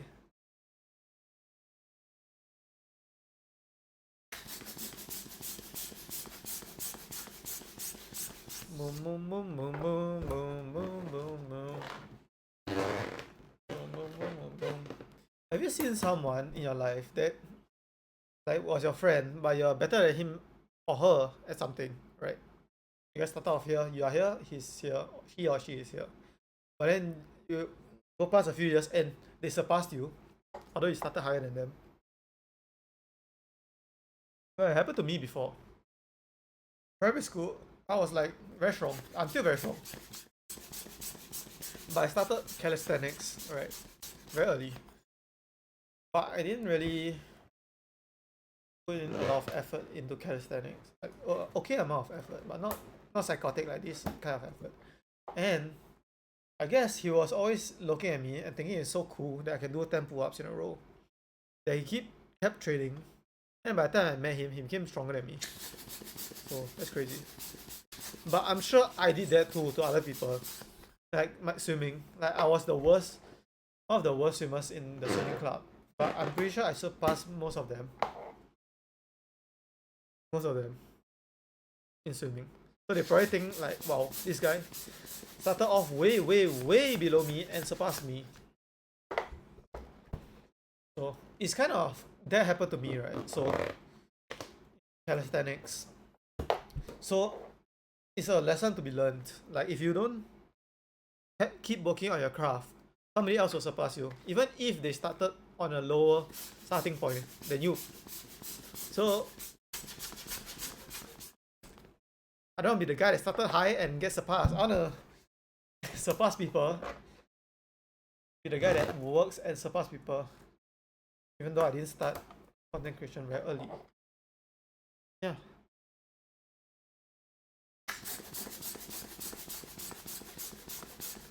Which is very interesting. Everything that happens to you in life, you can take a lesson from it. But maybe not directly after. Maybe it takes a few years to kind of think about the lesson you learned. But I think you can learn from everything. No, no, no, no, no, no, no, no, no, no.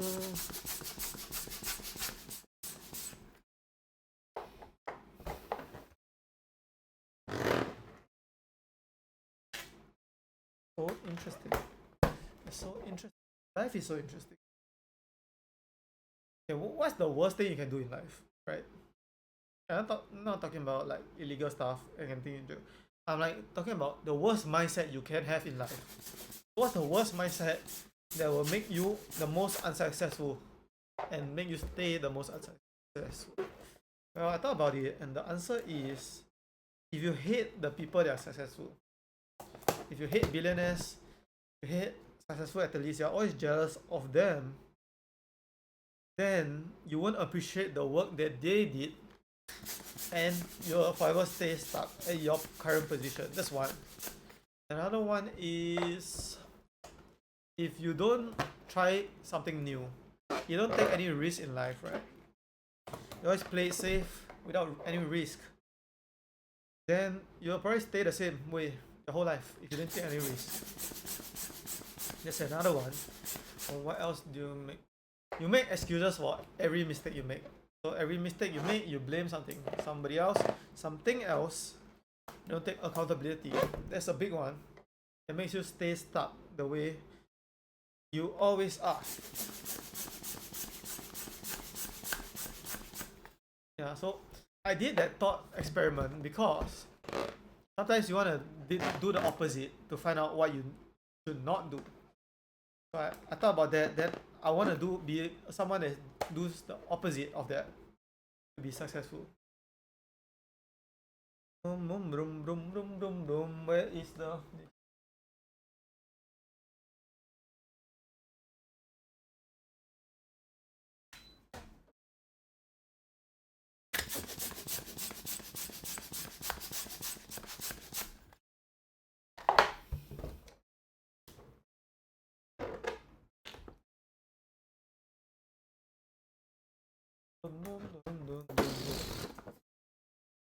Blow it up again.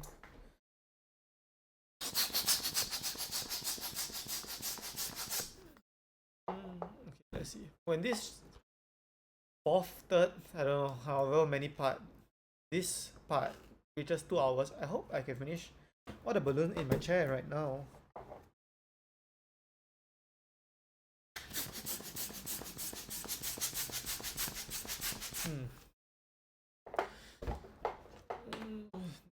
You think people with a bad childhood turns out to be a better person? Maybe like there's a silver lining to their bad childhood, right? And then they have something that normal people don't have, which is that hardship in their childhood. Then maybe with that, right, they can use it for motivation or something to like become crazy, crazy in whatever they do. Like for example, like if you see the people that study the most, right? I don't know who studies the most, but there people that don't come from very well off upbringing, and school education is the only way out of poverty, right? So they probably study harder than most people because it means everything to them. Yeah, I've seen some people that are so crazy about school. But maybe because they're not very well off.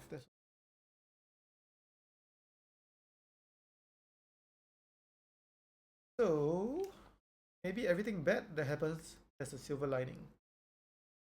But does that mean everything good happens have a silver lining that's bad? I hope not. I think every good thing that happens is something to be worked for. So that's the silver lining. You have to work for it. To work for it. Oh, I need to put another plaster. To work for it. So that is the silver lining. The work itself. I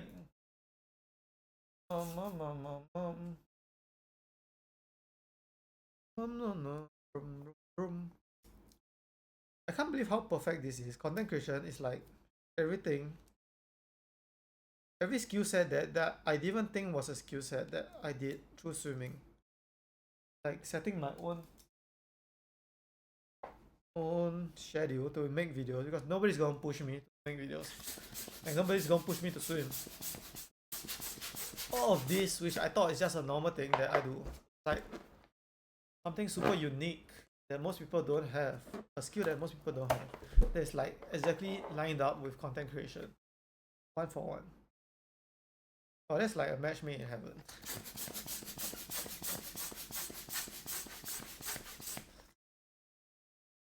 Let's talk about. Let's talk about.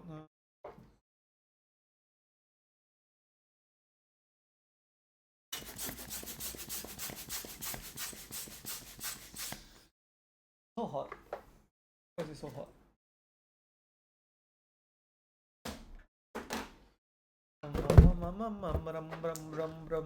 Two balloons dropped on the floor.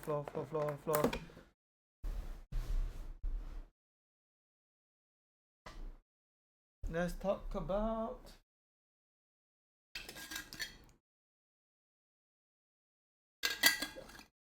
Oh, let's talk about happiness.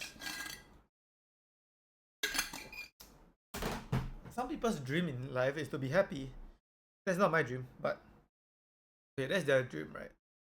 But the moments that I was the most happy in life is like before that period, I was like the most unhappy or something like that. Like I had the worst period of my life and I overcame it. That's why I'm happy, right? So if your goal is just to be happy, how does that work? Like, can you just be happy normally without going through something? I'm trying to just to be happy about the day-to-day life. That's why I don't think so much in my day-to-day life, and I'm pretty happy. But not at that level of happiness. Like the highest level of happiness, you have to go through a lot of hardship and surpass the hardship, then you'll reach that level of happiness. But like baseline normal happy, I think everybody can be normally happy every day. Just have a positive mindset.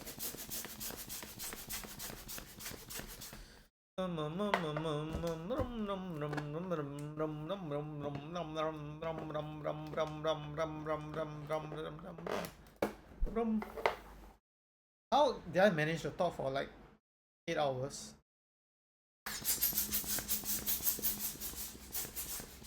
something I didn't think I was capable of doing for 8 hours.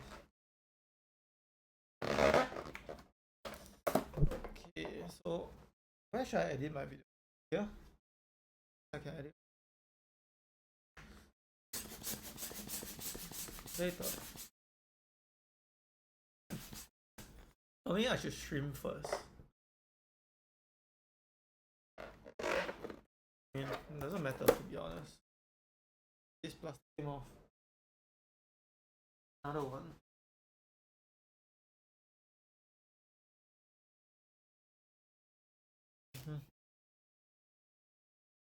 Now let's talk about the bell curve.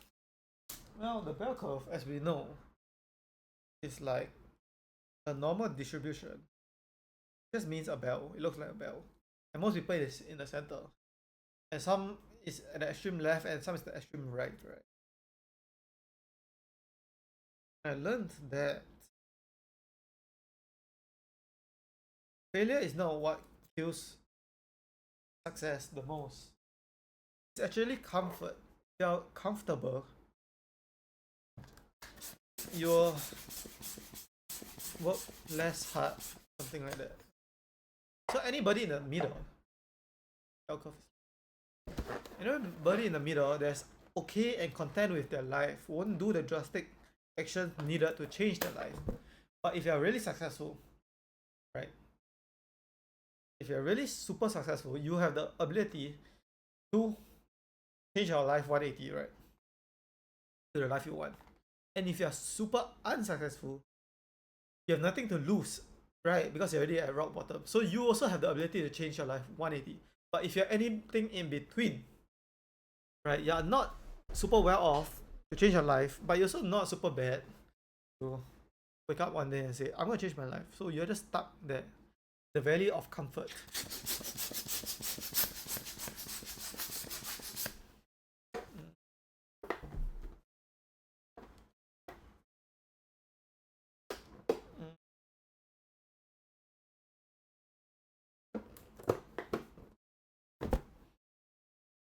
How many more is in my seat? This much more times 2.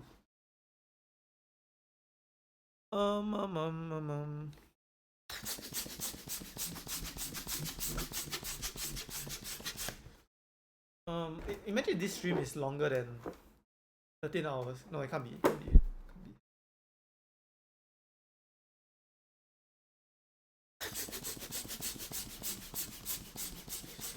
Yeah, tomorrow I think of some good ideas to do with this 1,000 balloon kit. I can make into some shorts for TikTok. Should I say shorts or should I say TikTok? Should I say clip? It's just different terms for all the same videos, short videos.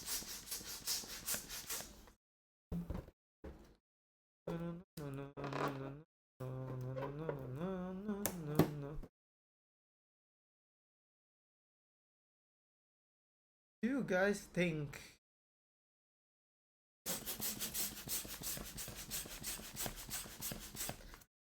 manifestation is real?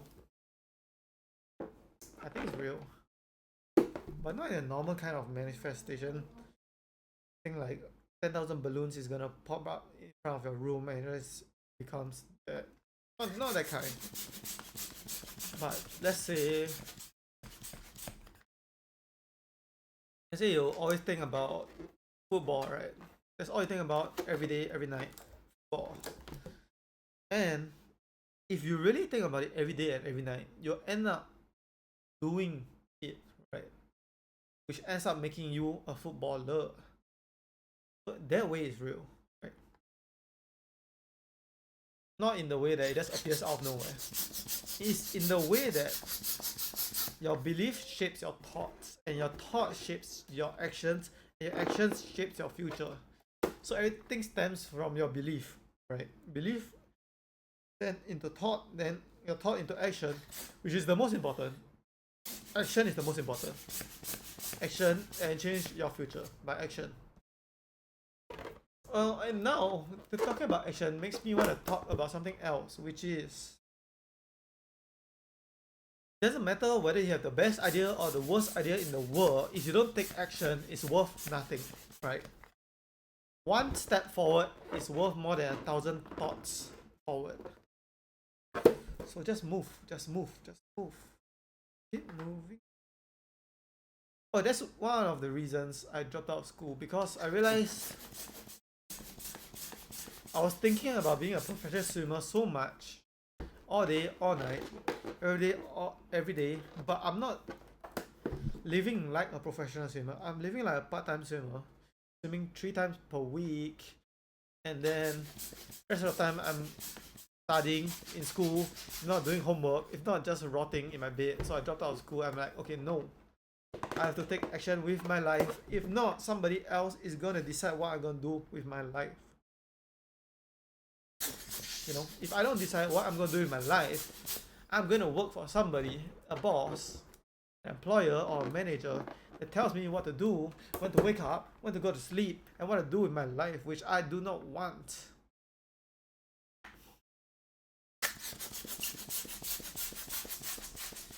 Yeah. Like, are you really gonna live your whole life something someone else says? Not me. Like, remember when your teacher gives you homework? Who's going home and says, I love homework, I'm gonna do homework? Nobody. Nobody loves homework. And if you do love homework, that's a lie. If you do love homework, you will just do the work at home without a teacher asking you to do. Like, if you love math, for example, you love math, you will be studying math non-stop, right? You don't need the teacher to give you a homework for you to do. So nobody loves homework. And I wonder how the teacher feels, because most students don't want to learn the subject they are being taught, right? They're just forced to, right? And imagine you're a teacher and teaching 40 students, and all 40 students do not want to be there, do not want to do homework. They're doing it because that's the norm. How do you feel? Because you're very passionate. Let's say you're a great teacher, right? You're very passionate about the subject science, but you're teaching a class that do not really care about science. So how do you feel? And you're doing it for years, every year a new batch of students. I think I'll go crazy. It's like you love science, you love science, and you just want to teach people your passion, but they don't really care, and they're forced to care. I think after a while I'll go crazy. I can't be a teacher. They're forced to care. They're forced to care. But isn't that like the whole life? Like jobs also. Like you're an entrepreneur. You love your business, your company that you build. It's like a baby to you, right? But your employees, they're just working a 9 to 5, right? And they're just doing the bare minimum work just not to get fired, right? Because they don't get paid for doing more work. So doesn't that drive the employer crazy? I mean the boss, no, the CEO, the owner. Like, okay, I know you're working for me and you're doing the bare minimum, which is what we agreed on, and I'm giving you a salary, but I don't know, it's like so, like, surrounding yourself with people that don't really care about what you really want to do, kind of like that. And I know the employee side, like, okay, what are you gonna do? You're gonna spend your entire waking hour giving 100%, but you just gonna get more work at the end of the day, and you're getting paid the same. So I totally get the employee side of things. Yeah, but you know, that's what I think. Yeah, it's like surrounding yourself with people that don't understand you. Yeah, if you guys ever felt that way, which I feel very often, nobody really thinks the way I think. Nobody really is the way I am, but I'm sure there are people that think the way I think Yeah, out somewhere. Yeah. Like imagine instead of the teacher teaching a class of students that don't really care about science, he instead become a professor in a university of higher education, like a PhD course, right? Where everybody there loves science. He'll be like, oh yes, some people that actually think the way I think, and I'm very happy to teach a subject I'm super passionate in to people that are also super passionate, and they can make great contributions to science. Yeah. But instead, teaching a class which are forced to be there and nobody really wants to learn science. Yeah. It's like if you don't love the thing you're doing, right? Don't love the thing you're doing, you can never give it 100% of your effort. And this plaster is falling out like plaster. You're just operating at 10%, right? You never operate at 100% of your effort because you don't love what you're doing. Love it. And if you don't love what you're doing and you're operating at 10% of it and you're successful, like a normal 9 to 5 worker, you're successful, you don't really care about your job. Imagine if you really love what you're doing, how successful will you be? Like 10 times more successful. Yeah. Because you're supposed to make what you love your job. How? Don't ask me how, but figure it out yourself because you love it so much. And make it a job. Okay, don't make it a job. Don't make it a job. Make money off it, but it stays something you love. I'm gonna go to the toilet after this one, and I'll be right back. This here, it doesn't drop. Yeah. And I'll be right back. And I'll drink some water too.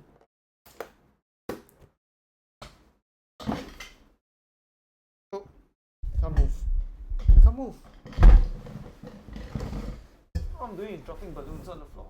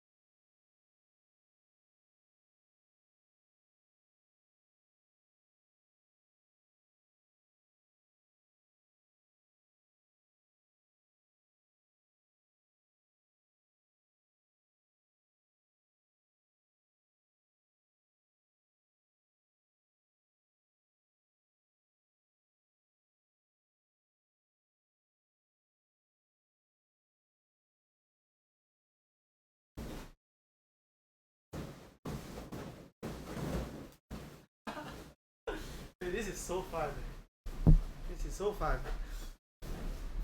I better make like at least 10 YouTube shots of this because it's so fun. And come on, nobody else has this opportunity except me right now with 1,000 balloons in my room. Now I have to capitalize on this to make some fun stuff. You know. Yeah, because I'm never gonna do this again. Never ever gonna do this again. Yeah. Have fun doing it. And have some fun in life, you know? Don't take life so seriously. You're like, no, life is so serious. We only have this one chance at life. Okay, but what is life? We're just our whole life is on this floating rock in outer space. That's a joke. We all live and die in this floating rock in outer space. Earth, you know. How is that not a joke?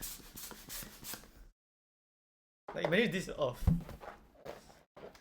And you live here. You was born here and you're gonna die here. Boom, it floats and nobody cares. That's life. That's our life, that's my life, and that's your life. All on this floating.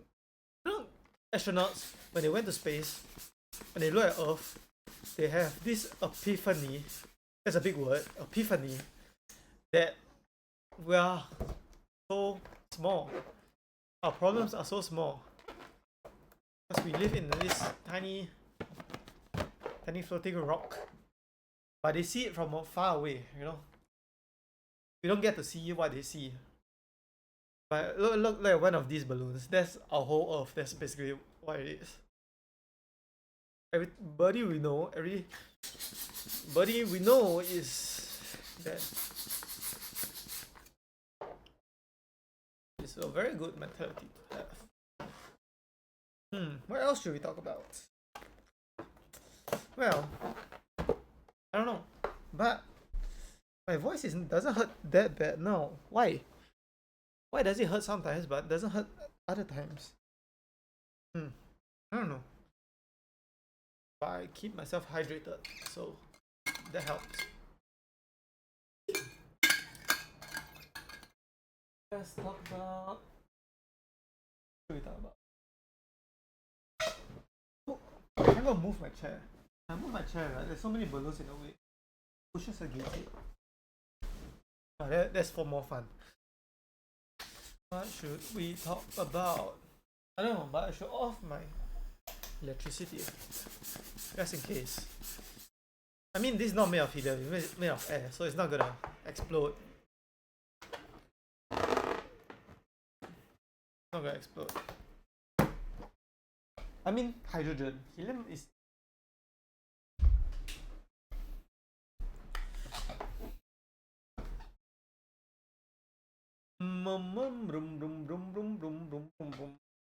Oh, what should we talk about? Now let's talk about smart people. Like Nikola Tesla, you know? Tesla. The scientist, not the car company. The company is named after the scientist, actually. But he's so smart, right? But he lived such a terrible life. You know? If you did some research, he died poor. But he's so smart, he made so many great inventions. Which is very sad, to be honest. Such great minds. And I think it happens to this day. Like our scientists and mathematicians and chemists, all of them are very smart and they put in so much work to discover new stuff about our world, and they probably don't make a lot of money. Like teachers also. But this is a different kind of balloon, right? Yeah, sad, but that's the way life works, you know. The free market economy, and whatever sells more makes more money. It's just nobody cares about scientists, I guess. Unless the science makes them a lot of money. Like the discovery. So if you are a teacher out there, or no, if you are anybody out there which is super passionate about your interest in life and it doesn't make money, like swimming, like me, my suggestion is become a content creator about it, because we have this superpower called the internet and social media, which allows anything and everything to be a career, you know. It's not the past anymore. This is the present, where anything and everything can be a content and can be capitalized to make money. Yeah, this is a once in a lifetime thing. Like it never ever happened before in history that anybody, no matter their background or upbringing, can become a content creator and can monetize their passion. Wow, what a lucky time. That's something to be grateful for actually. I'm grateful that I'm born in this time where I can make content and make it a career. Yeah. Because 30 years ago, there wasn't an internet, and if you're a swimmer, it's either you make it big as being good or you make zero. But now, even if you're not a very good swimmer, you can make content and still swim for a living. Wow, amazing. Do. See it flip. This is my right hand. Does it look like my right hand? I guess it does.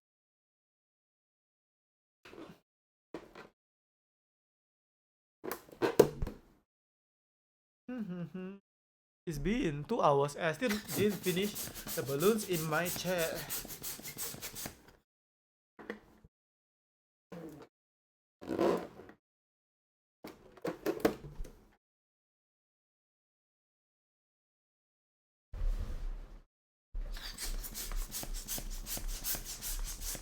I haven't put my leg down, there's so many balloons.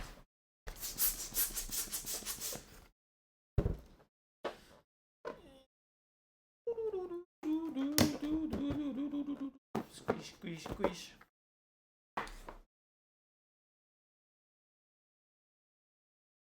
Let's talk about... What should we talk about?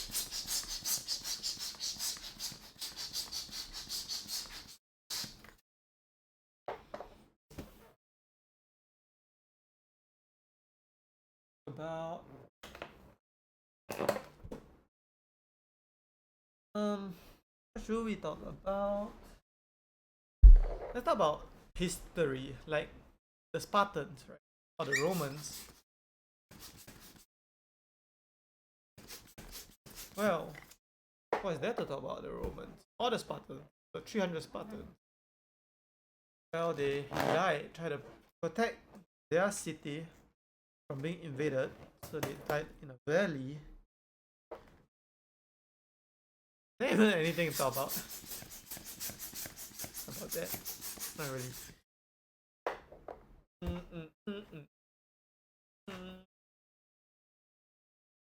Oh, did I finally run out of things to talk about after so many hours? I guess I did. How can I be a streamer and I can't entertain my chat if the stream goes long?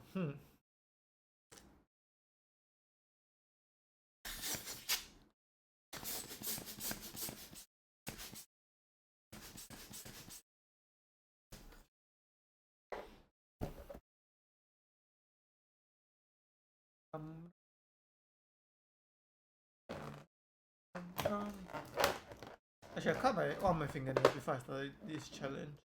Not long, but it's like a bit long. Makes this harder.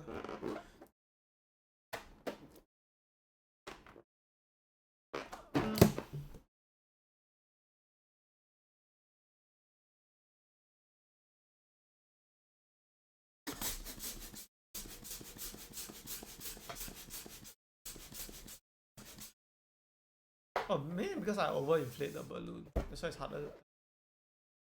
Balloon.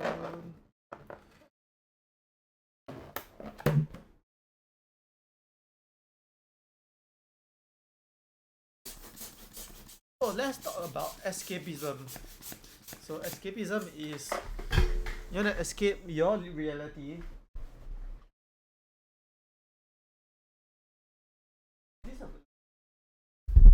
I just found 2 balloons on the floor. You wanna escape your reality, so you try to escape it by watching something, or drinking, or playing games, something like that. I mean, I get it. Sometimes your life is very sad and you have to do that. But a permanent fix for that is just to make your life a life you want to live. No, it's not. It's easier said than done. But you know what else is easier? To live that life than to live an escapist life. Like, yeah. How can you live forever hating your life? To be honest. Like, if you hate your job right now, you hate a 9 to 5, right? You only live after your work ends, so from 5 to 9 p.m. Then after that you go to sleep, right? So you live for 4 hours per day. Are you okay with that? Like, even if you're not okay with that, if you're really not okay with that, you should do something about it, right?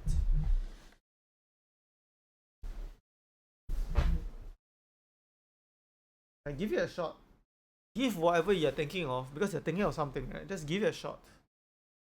You can be trying to become a manga artist, become a content creator, become a business owner, investments, real estate agent. You can try.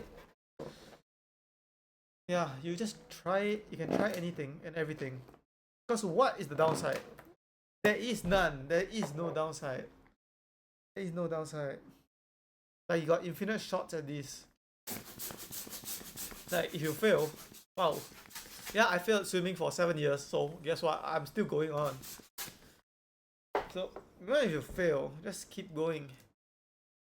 Like, in business, it takes like the seventh company that you start will succeed. So the first 6 usually fail, right?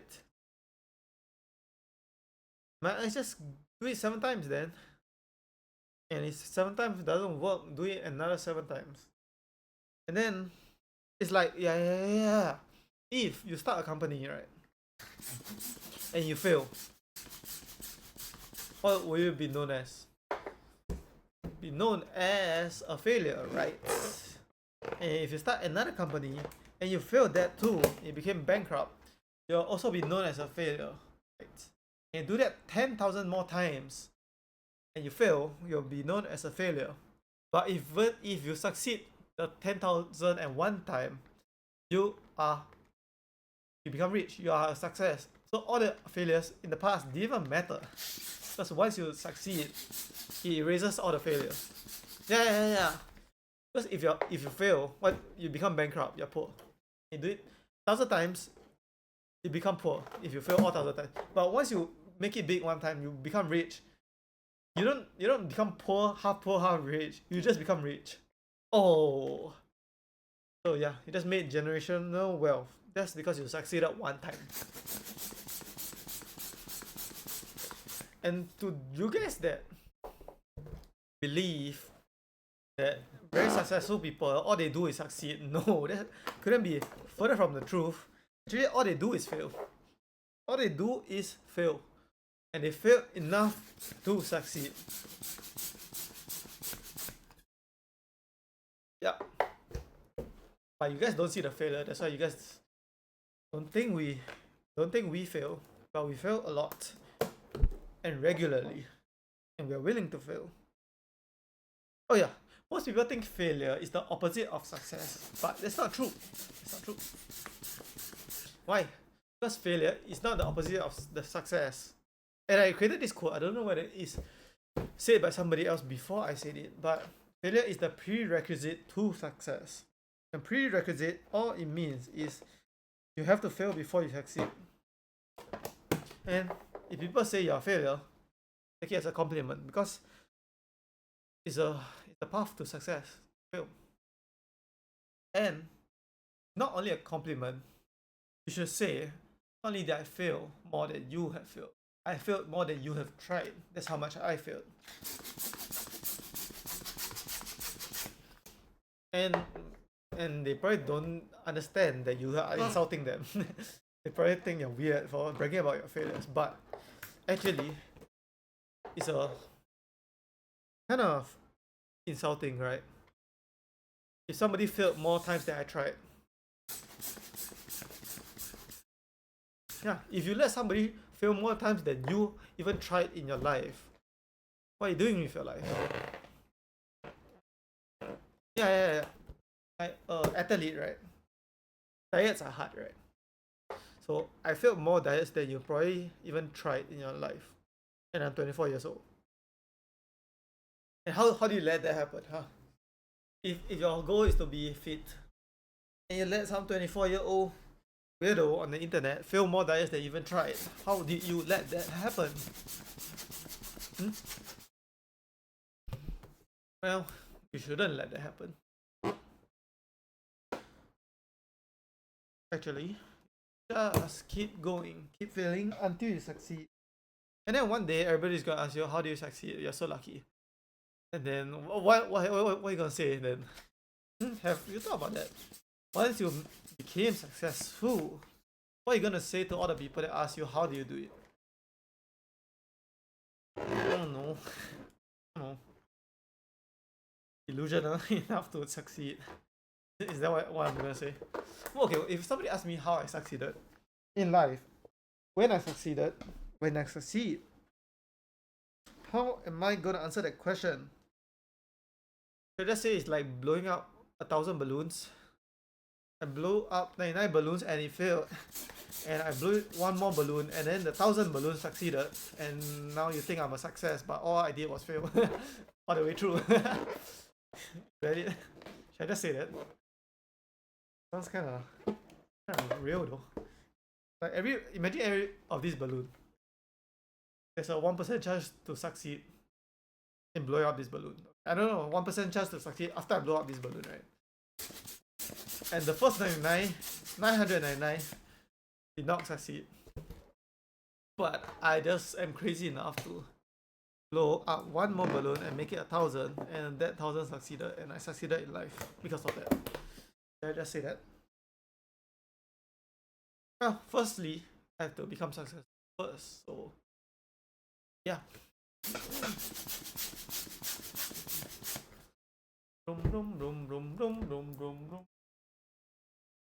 Well, to be honest, I don't really need to be. I don't need. I don't really like financially, right? I don't really want to buy a Lambo or something. I don't really need to have that much money, right? Because my dream life is a simple life, right? Not a flashy life. I don't really want a flashy life. I just want a simple life, right?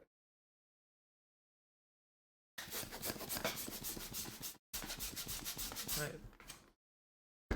Like if you tell me my life every day is to swim, gym, eat lunch, eat dinner, and make content, that's it. I don't need to go out to parties, eat the finest thing in the world. Just eat the normal meals we eat for a few dollars. Yeah, I'm pretty content with that, to be honest, that life. But I'm not content with being unsuccessful. I don't know, it's kind of weird to explain it. I don't need to be super successful. I live a simple life. But I have the desire to be very successful. But you know, what am I gonna do with my money if I become super successful? I'm gonna buy my own swimming pool, that's for sure. And my own gym, which I already have, but I'll just make it better or something. Then the rest of the money, you know, I'm probably never gonna spend it in my lifetime. Because I have no use for it. Right? But I still have this desire to just keep working. Yeah. But most people just like stop. I guess I don't have this off switch life. Like most people stop at 10 balloons, right? But why am I still going? Why am I still going? Imagine, right? Imagine my 10 subscribers special, right? I blew up 100 balloons and then I realized it's too hard. I'm just gonna change the video, the first part of the video, from 1,000 to 100, and nobody will know, right? Nobody will know. Nobody will know that I actually intended to blow up 1,000, but end up thinking it's too hard. But but I just have to. I haven't explained why I have to blow up 1,000 balloons, because I already decided that I want to do it. So I have to do it. Yeah, and I do it legit with my hand pump. I can't use the electric pump because I decided that it has to be a challenge. Oh. Why? I can't even tell you why. I can't even tell you why. It's just the way I am. I mean, the way I decided I want to be. Are the people the way they are because they chose to, or are they the way they are because they are born like it? Like characteristics, personality wise. Did a Star Wars fan decide to become a Star Wars fan? Or are they really just born that way? If if you think they are born that way, that means you think some people are just born lazy or born hardworking, right? Or if you think it's a choice, right? Oh, it's a leak, right? No, it's not. If you think it's a choice, right? If you believe it's a choice, right? So you should be very successful in life, or you will be, because you can choose to work insanely hard at whatever you want to do and outwork everybody else. So that will make you super successful. If you think it's a choice. What do I think? I think it's a choice. What characteristic you are. I know you can always find excuses. Everybody can find excuses for the way they are, right? They wasn't born this way, blah blah blah blah blah, blah. Infinite excuses, right?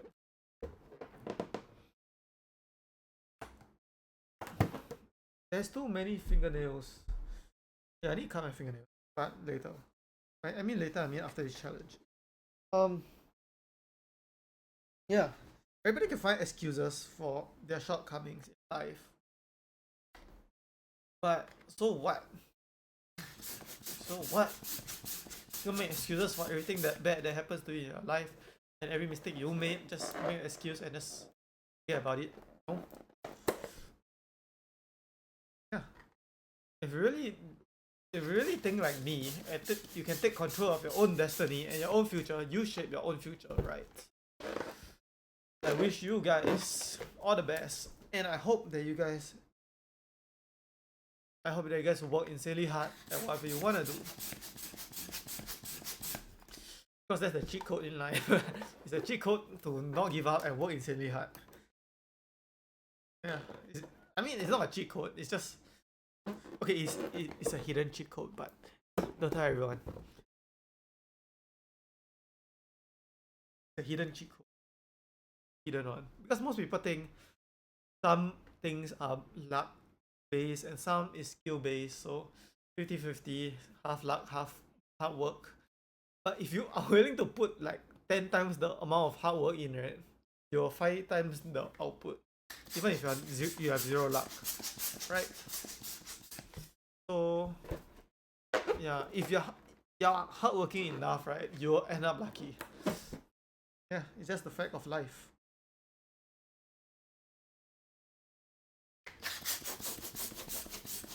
Like, have you seen someone that goes to the gym every day and eat right every day and literally dedicate themselves to the max to fitness and their body and don't have a good physique?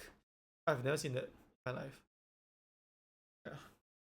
So I think success is kind of like that, but it's harder to see, you know, because your body, right, you can see your muscles grow, right? It's one for one, but success. Oh, actually, success is easy. I guess you can see it by your bank account or your subscriber count or your view count. Yeah, or your salary.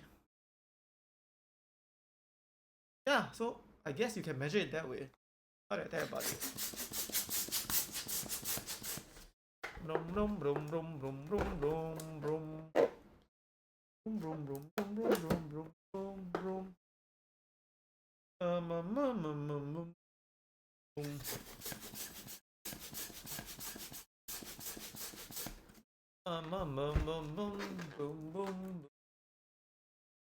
Who's the greatest person that inspired you in your life? Can be fictional or non-fictional.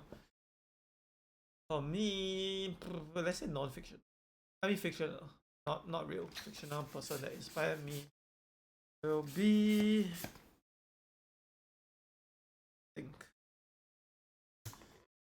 I can't say Zoro. I mean, we talked about Zoro just now, a few hours ago. But let's exclude Zoro from One Piece from it. Inspires me. No, let me think. Firstly, what kind of anime? Or cartoon? Or TV show?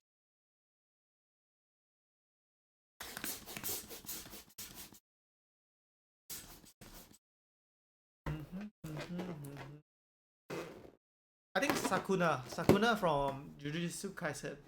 Right, this guy inspires me. You know why? Because Gojo, the strongest of the future generation, or now, and Ryo Sakuna was the strongest of history. And when they fought, right, the manga or something. So what happened was,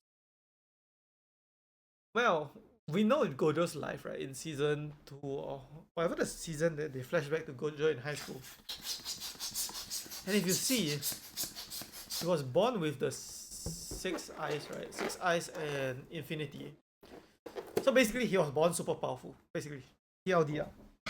Oh, this is my last one out of my chair. We finished the one in my chair. Then we had to do this one. So he was born with he was super strong, and the only person that can keep up with him was Geto, his classmate. But he couldn't really keep up with him, to be honest. Like, he kept up with him for a short period of time. And he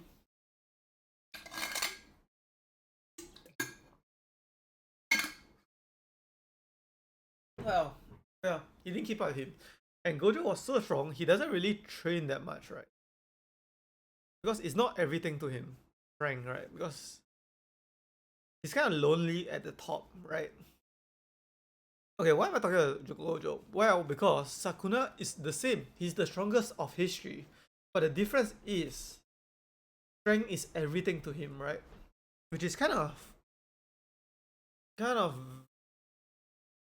okay, the way I see it is Gojo is lazy because he was born with everything, so he don't have the desire to train and to reach the next level because he's already at the highest level, right? And nobody is even close to him. So he doesn't like dedicate everything else to making himself the most powerful. And Sakuna, right, is everything to him. And he's also as strong as Gojo. But he still trains like crazy. Okay, I assume he trains like crazy. I assume. Because strength is everything to him. So like imagine like he's at the top already, but it's not enough.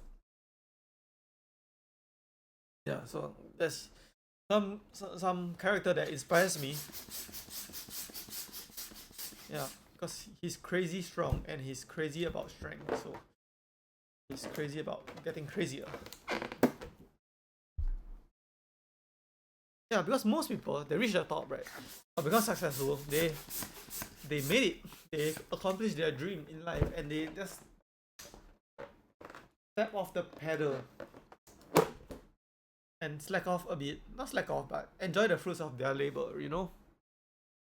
Because they work so hard. But people that just keep going, it really inspires me. Even when they reach the top, they just keep going and keep going and keep going and keep going and keep going. Okay, I think it's a bit crazy, you know. Like at one point you stop and it's enough. Well, never enough. That's how I think about it. And they just keep going and keep going and keep going, and it's like, wow. Imagine you're at the top, right? And you work insanely hard, and to this day you still work insanely hard, right? And some guy, let's say me, I'm looking up towards you. Right? Wow, you made so much money, you're so successful at life, and oh, there's a link in this, and you still keep going. It kind of inspires me because I don't have the success you have, and you are outworking me, even with all the success you have. So wow, so inspiring, so inspirational. Such an amazing quality to have as a person. Like, okay, yeah. How can you outwork me when you have everything and I have nothing, and I let myself be outworked by you? Yeah. This way. Yeah. So like anybody that reach the top and they're not satisfied, it's kind of a big inspiration to me. to me. Who else is like that? I don't know, maybe Zoro. When he becomes the greatest swordsman in One Piece, he probably still gotta train. That's the way he is. He's not gonna slack off. Like Mihawk. Mihawk, what does he do? Drink wine all day in his castle. Yeah, that's what he does. But Zoro, you can see, he just trains every day. Even though he's so strong, he still trains and trains and trains. And when he beats Mihawk, which he will still train because that's the way he is and he's crazy. And that's very inspiring. Who else does that? You know Naruto, from Naruto. When he became Hokage, you realize he stopped training as hard. He just does paperwork, right? Paperwork all day. Yeah. So I don't even think Naruto likes to be Hokage, to be honest. Because all he does is paperwork day to day. Yeah. But imagine Naruto, right? It's like, nah, I'm not doing your paperwork. Get somebody else to do it. I'm gonna train. I became Hokage, but it's not enough. I still have to train all day to become stronger. Then I'll respect him more. Okay, I wanna say, I'm a Sasuke fan instead of Naruto. I like Sasuke more.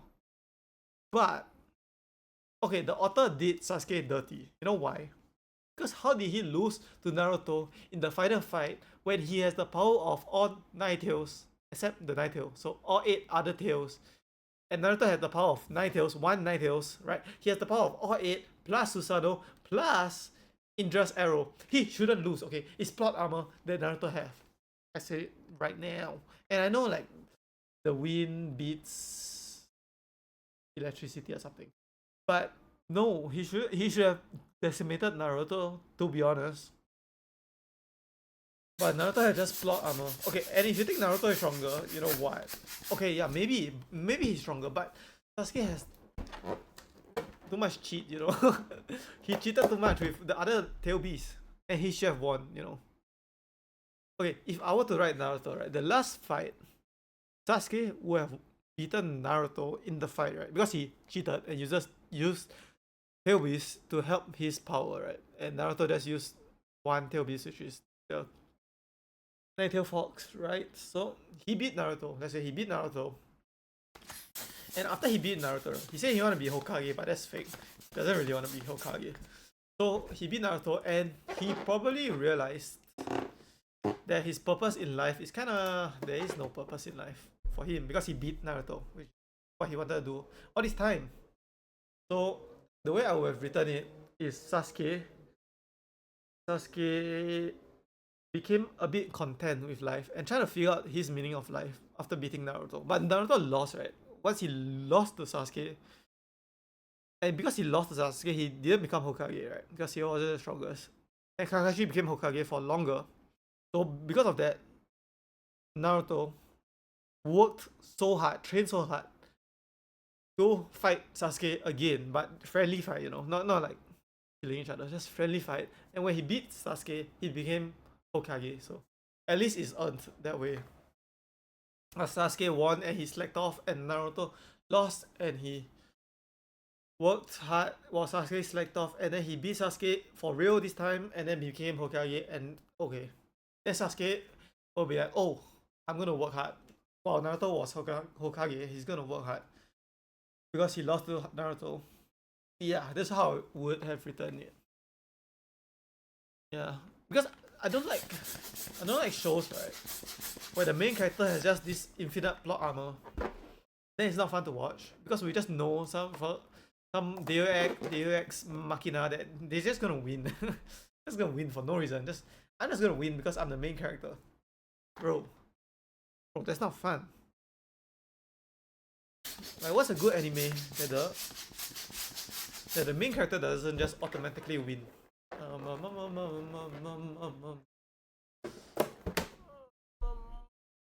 Who is a main character that is kind of weak?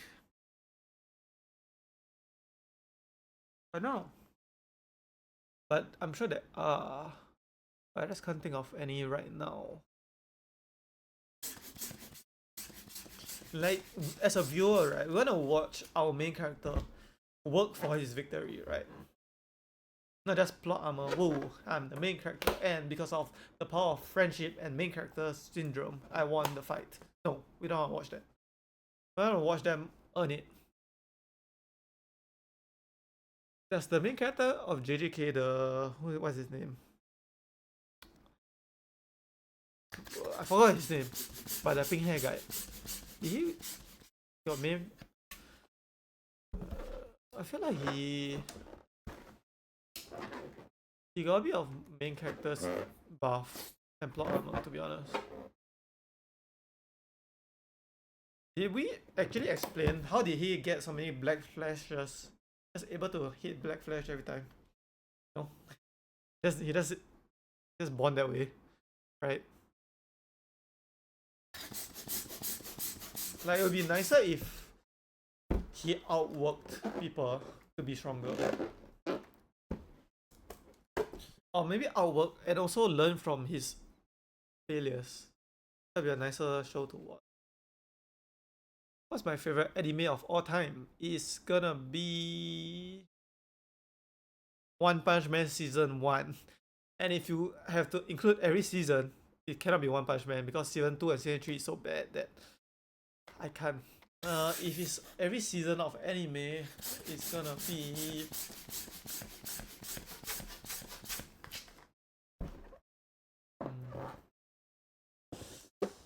I'm not sure. Let me think. Brum brum brum brum brum brum brum. Is it One Piece? But One Piece is like so long, and like after a while, the Dressrosa arc is where I first quit One Piece. Yeah, so maybe I can't say One Piece. So I'm gonna say, what's the best anime I watched in my life? I'm not gonna say Death Note because the second half after L died, spoiler alert, it's not good. So I can say Death Note.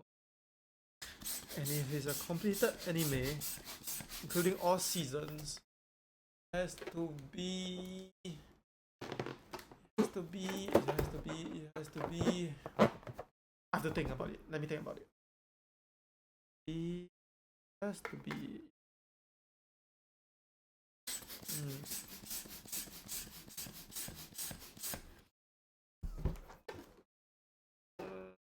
Okay, I can't say.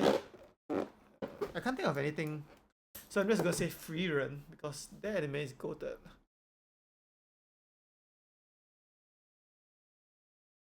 Solo Leveling is a goated manhwa if you read the manhwa.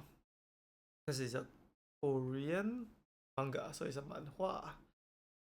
Yeah, that is one of the first manga that is goated. That's why I didn't say the anime because I think the manga is better.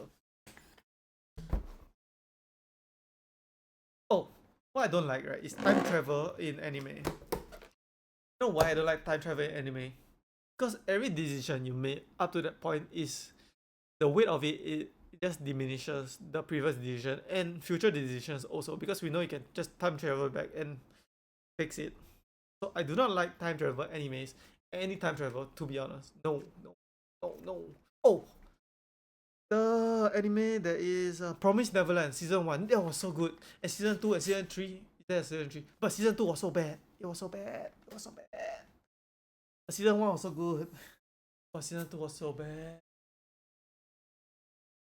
Why is anime like this? First season is so good, and second season and third season is so bad.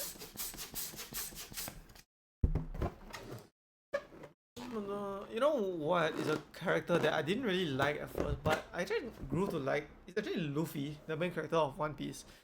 So at the start, I'm like, this guy is so childish, and he's OP. Firstly, he's OP, which I don't really like as a main character, and he's childish. And no. And I like Zoro more, so I'm biased against Zoro. And yeah, he got this hidden plot armor of being a main character.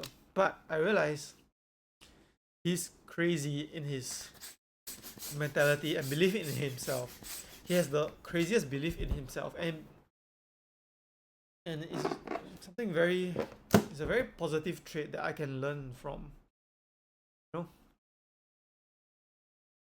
it's not even, we don't even debate whether Luffy is gonna be the Pirate King. That's how much belief he has in himself, and we have in him because of his belief in himself. We don't even debate that he's gonna be Pirate King for sure, 100%. There's never a doubt. The question is, what's the One Piece? Yeah, and his will is so strong. It's so strong. It's one of the strongest will in the whole series. Him and Zoro, both of them. I need a plaster for my hand. Maybe I should put it like this. If I put it like this, is better. I think. Yeah. Luffy's will is so strong. You see the scene that he brought Nami, the navigator, up because when she was sick, right? He climbed all the way up Drums Island. Drums Kingdom Island? I don't know. One of the Drums Island to see Chopper and the Dr. Kureha. Kureha, right? Kureha? I don't know. Doctor, one of the doctor, the old woman doctor. Right? He grabbed. Was Sanji there also? I think he carried both Sanji and Nami. No, he carried Nami only, right? Yeah, he carried Nami only. I think by his teeth or something. And you see the scene where that he slipped and he dropped all the way down, like few kilometers down, and he was like grabbing this, like holding on the cliff with his hand, and it's like bloody because it slid all the way down and he still climbed back up. That is one of the greatest scenes, along with Zoro's sacrifice. If you know, and if you don't know, you're a fake fan. Zoro's sacrifice and the Luffy, both of their wills are so strong that it almost bends the world around them to their will, because their will is so strong and their belief in themselves is so strong. And I think real life is kind of like that. Like people that believe in themselves that much, right? They actually change the world. The world changes to them. That's kind of weird to say, but if you believe in yourself so much, it's either you adapt to the world, right? Like if two things go together, right? It's two metal pieces. Prong. One of them is gonna bend, right? First. Who's gonna bend first? Your will or the world? And if your will is so strong, right, you make the world bend to your will. And you change the world. So those two. Okay, I'm a Zoro fan, so Zoro above Luffy. But Luffy's will is so strong also. It's just in the crew, right? It's Zoro, Luffy, right? Both of them. Their wills is so strong. Then the rest of the crew is below. Like their wills don't even compare to them. It's just a monster. Even Sanji, you know. I know he's kind of strong also. But he doesn't have that crazy desire that Zoro and Luffy have. Can't really explain. Who else in One Piece have that will?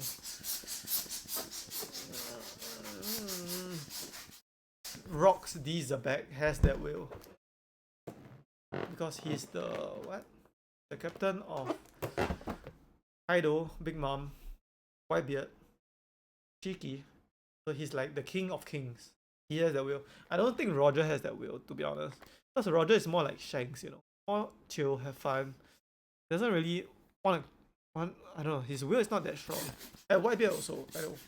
He's not to the level of Zoro, Luffy, and Rocks D. Zabek. Who else? I'm saying Shanks don't have that kind of will too. Because he's more about mentoring Luffy. I know his will is super strong.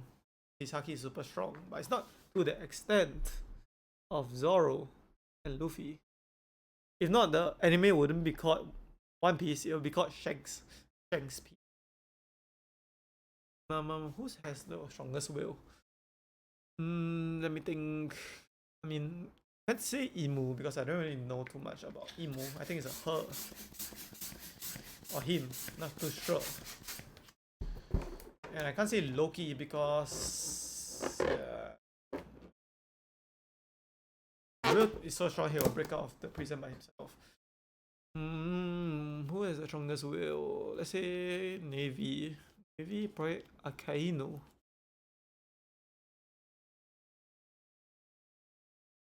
But no, he doesn't have the extent. If it's not Navy, and it's not pirates, Revolutionary Army don't really have people with that strong skill. World government, no. Pirates, no. I guess it's just Zoro, Luffy, and Zebek. Wait, maybe I have to take Zebek out of the list. Because something happened, right, in his past. That he became a slave. Wait, is that Zebek? Am I thinking about the right person? No, that is Herod, right? Herod. Yeah, it's not Zebek. Okay, it's Zebek, right? Zebek? I'm getting confused now. I'm just gonna say Zoro, Luffy, and Zebek.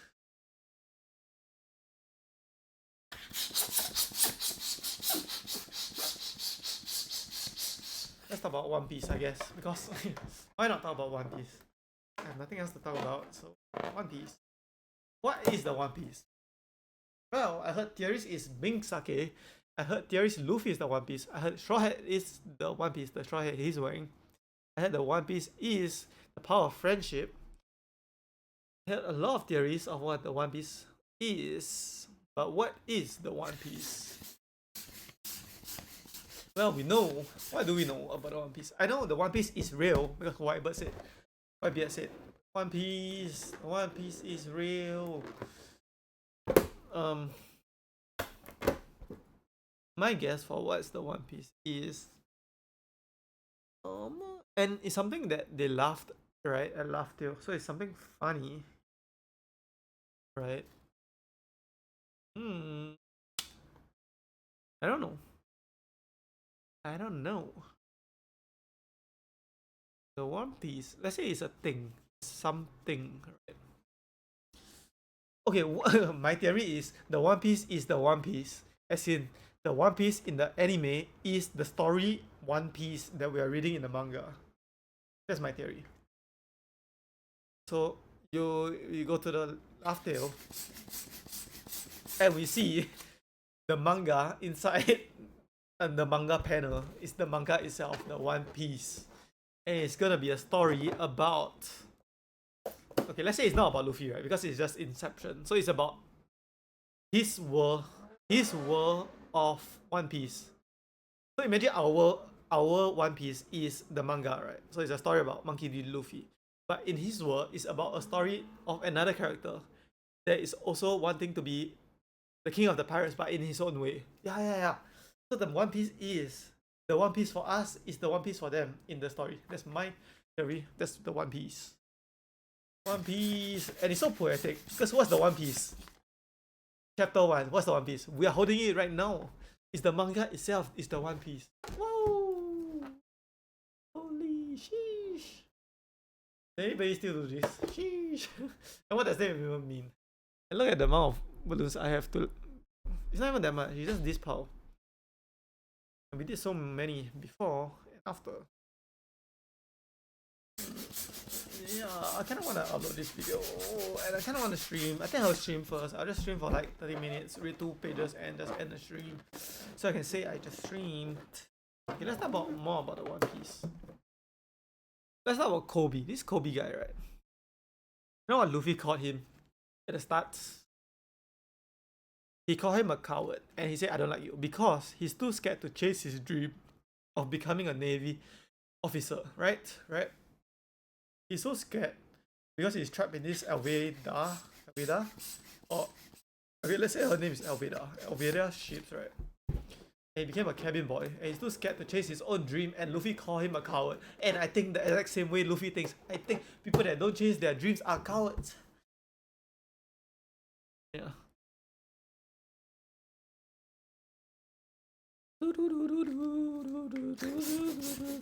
And the more I live my life, right, the more I think the same as Luffy. I think childishly, and I try to be dumb. Right. You know why? In the One Piece crew, who's the smartest 3 person in the crew? Nami, the navigator, Robin, the archaeologist, and Chopper, the doctor, right? 3 of them is the smartest in the crew, and they are also known as the weakling trio, the weakest trio. I know Usopp is part of the weakest trio, not Robin, but okay, they are 3 of the weakest members in the Straw Hats. And who's the strongest 3? Zoro, Sanji, and Luffy, right? Also known as the dumbest people, right? So the dumbest people are the strongest people, and the dumbest people in real life are the most successful people in real life. Connection is real. So am I saying to be dumb to be successful? Yes, I'm saying that. Exactly my point. Because if you're too smart and too realistic about life, you'll never do what it takes to be delusional and successful. So is anybody doubting Zoro is gonna be a stronger swordsman? No. Zero people doubting. It's just when is he gonna be? And Luffy, nobody doubts him being the Pirate King, right? It's gonna happen. Yeah. Because they have this delusional belief about themselves. And remember Bellamy? Bellamy was making fun of Luffy.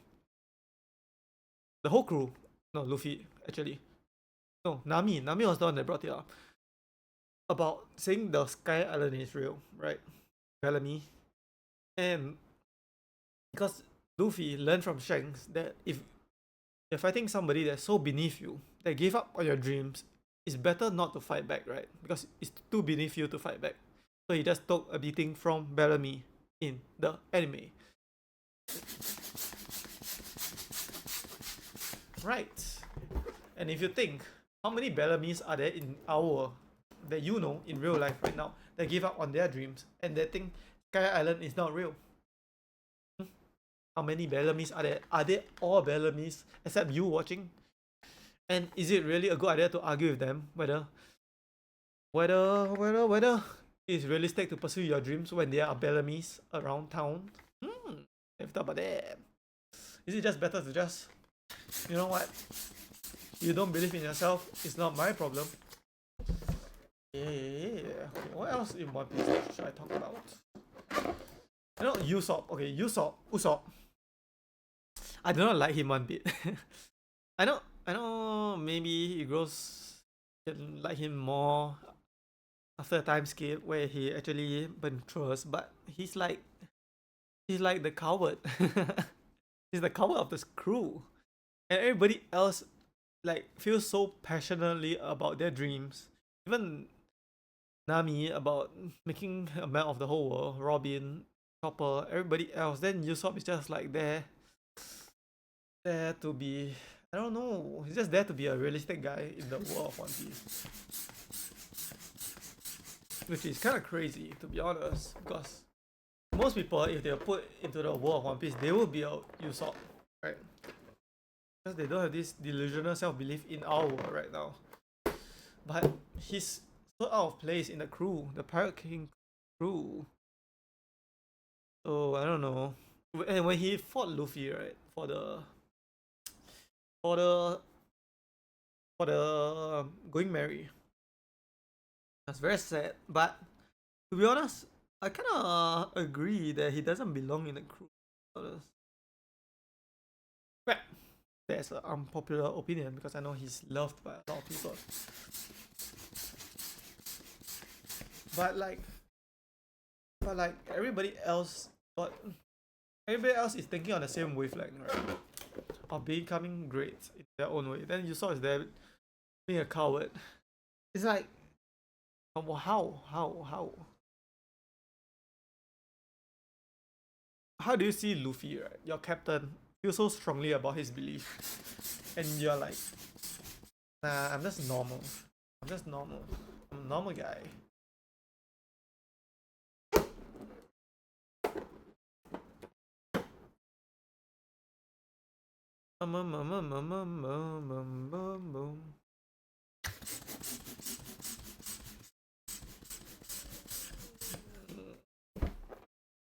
What else to talk about in One Piece? In One Piece, real. Since I got this platform to talk about anything and everything I want to talk about, I guess I can talk about my unpopular opinions in One Piece. But what do I even have to say about that?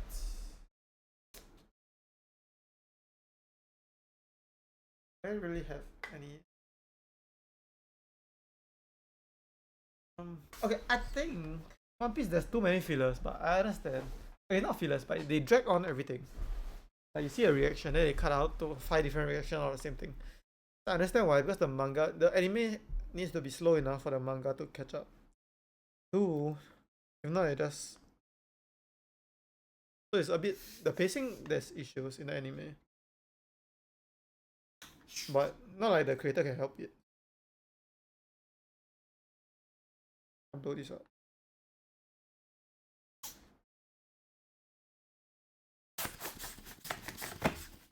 What kind of balloon is this?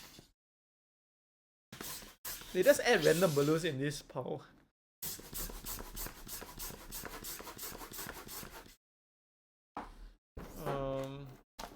Who's my least favorite character in One Piece? It's gonna be...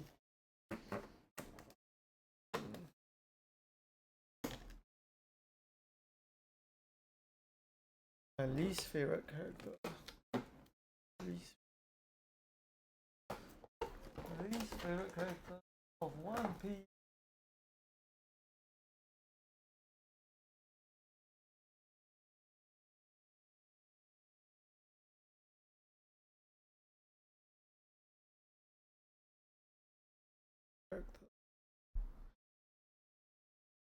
Boom, boom, boom, boom. I don't know. I mean, if it's really bad that I don't like the character, I'll probably forget about it. Forget about him. Let's talk about Kaido versus Luffy. And if you don't want to hear spoilers, then too bad. Well, did Luffy really deserve to beat Kaido? The answer is yes, because he kept getting up, right? He kept getting up, which is what Luffy is known to do. Never give up. And I don't know, Kaido got kind of complacent. He beat him like what? How many times? One time, then he sent him to jail. Then another time, and when? Another time, and then died, right? He came back. No. Before that, he beat him another time, so he beat him 4 times, right? Like, Kaido was so complacent that he's so above anybody and everybody that he didn't end Luffy the first time he beat him. And then, because of that, he lost to Luffy. And I know Luffy got some hidden power, right? Gear 5th. Which some would think is main character plot armor, which I agree to. I agree too. But that doesn't take away from the fact that Kaido was just complacent. And I know Kaido fought more than just Luffy. He fought Zoro, fought Yamato, fought the Law Killer. All of them together, plus the raid by the Oden's crew too. Oden's crew too, but I don't know. You know, 1v1. That's what most people say. But you know what's not 1v1? When the CP9 they interfere with the Luffy and Kaido's fight. That's not 1v1. And when the CP9 wait, who? I don't know, somebody which I forgot interfere with his fight with Kozuki Oden. Okay, let's talk about another anime. That's not One Piece. Let's talk about Solo Leveling, which I said before is my favorite manhwa of all time. Yeah, Solo Leveling. You know what I don't like about Solo Leveling? Well, I told you I don't like the time travel aspect. If you read the manhwa, they time travel back, and I don't know, something about it, then I stopped reading. But the first 100 chapters of the manhwa and the anime was so good. The 2 seasons. But what I didn't like is he progressed too fast, you know. He was like lowest E rank, then he became S rank so fast. I would like season 1 for him to go to B rank. No, from E, right? E, D, C, then season 2 B, A, then season 3 S rank. Like, it's more fun if you can see the progression over a longer period. How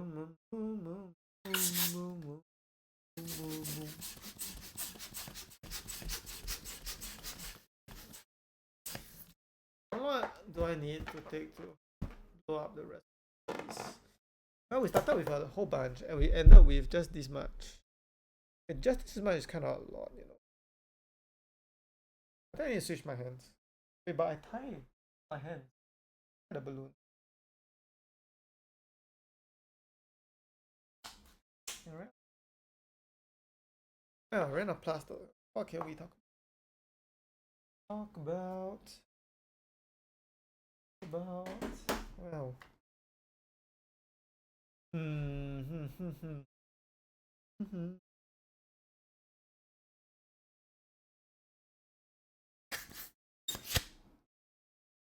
Oh no.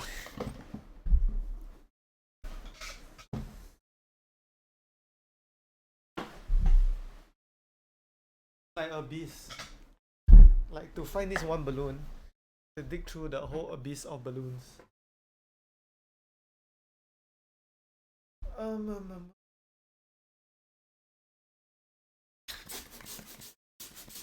this is the final stretch of the last balloons already, so most people get a dumb boost of energy the last few balloons. But this is not the last few balloons, this is like the last 100 balloons. How long is this video?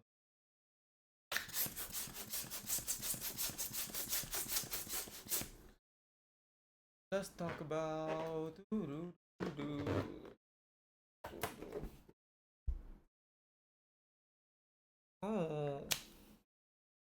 let's talk about One Piece again. Well, One Piece. My favorite arc of One Piece is, I don't really have a favorite arc to be honest. I can say Wano, but Wano is so. Wano is Egghead now. And after Egghead is the Giants one, Elbaf. And I don't know. Anybody want to read One Piece or watch One Piece, I strongly encourage you to read One Piece instead of One Piece. I mean, watch One Piece instead of One Piece. One Piece is so long, and if you're like me, you'll quit at a boring arc that's like just which is like hundreds of chapters, and all they do is like talk, and you just quit. So it's either that or you read the manga, which my recommendation. Don't watch the real One Piece. Watch One Piece where they take out the filler and take out all the unnecessary scenes.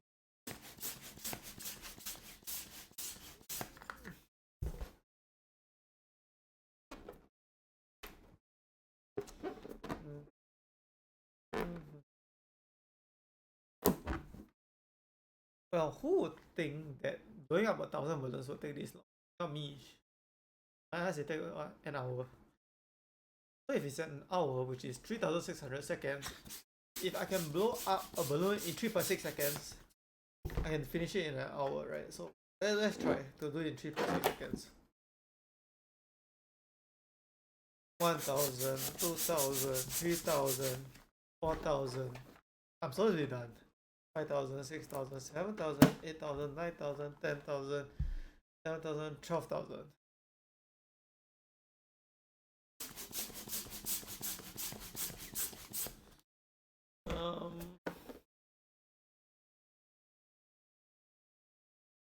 What else do I say? I don't know.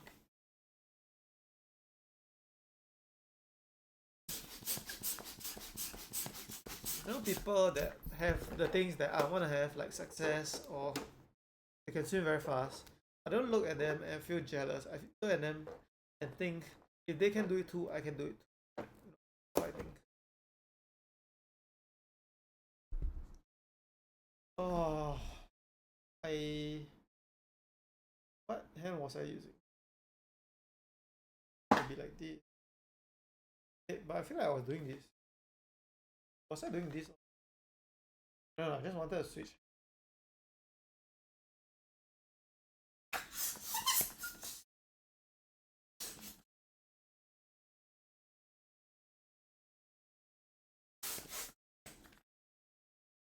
Let's talk about One Piece.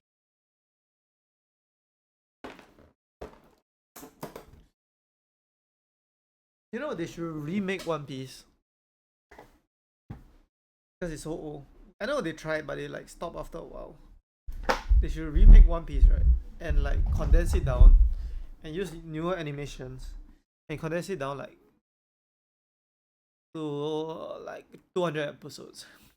Okay, maybe they shouldn't do that because that's the whole essence of One Piece. So they shouldn't do that.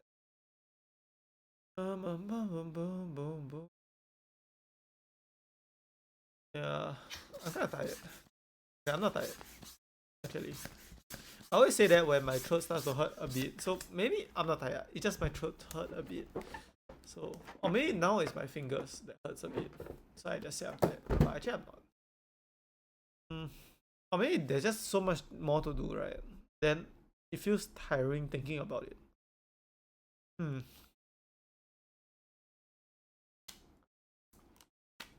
Oh, what should I?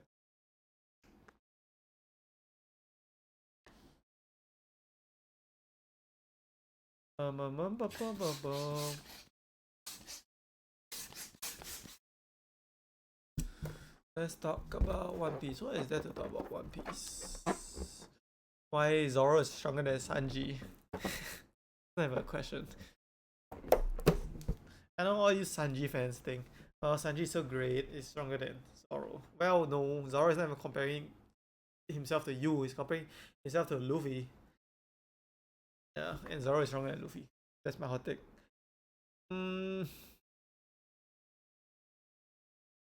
I feel like Shanks is overrated. I said it. I know it's one of the most loved characters. And yeah, I know he's kind of cool and such, but he doesn't have that crazy will. Not as in like Haki, because I know his Haki is super strong, but he doesn't really want to conquer anything. Not conquer, but he doesn't have this great ambition. Luffy, Zoro, like all the Pirate Kings have, you know. More like a mentor.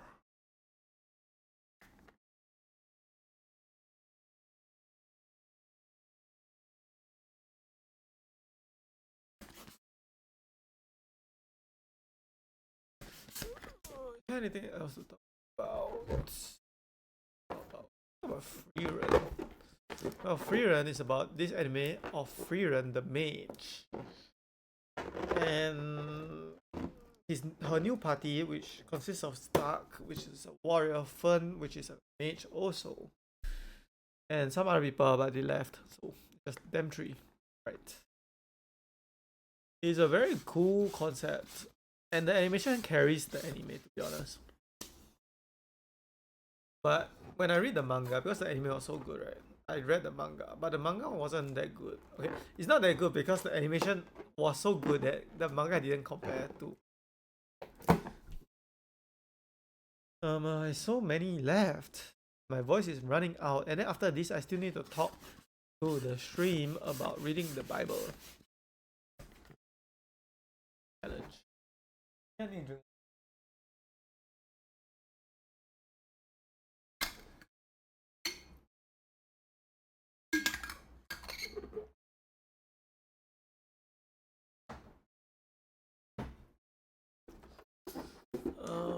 I hope my phone is still running. Okay, let me check. I should check. I should definitely check. Because I heard iPhone, when they run out of battery, the timer stops and it doesn't get saved.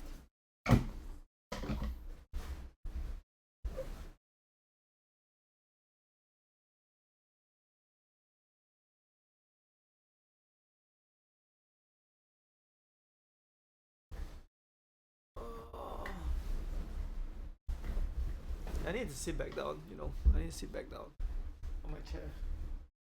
But there's so many balloons in the way. 1,000 balloons in the way, actually.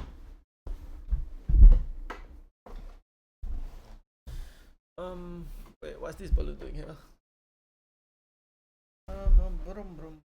Vroom, vroom. Okay, there's no space for my legs because there's so many balloons in the way.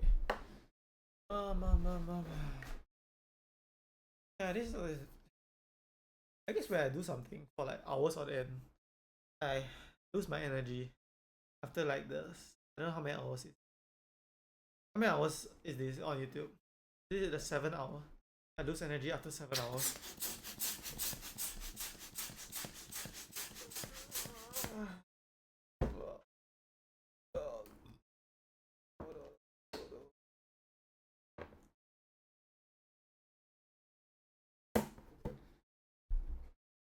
Oh, let's lower this so you can see the power, the last power that we have to do.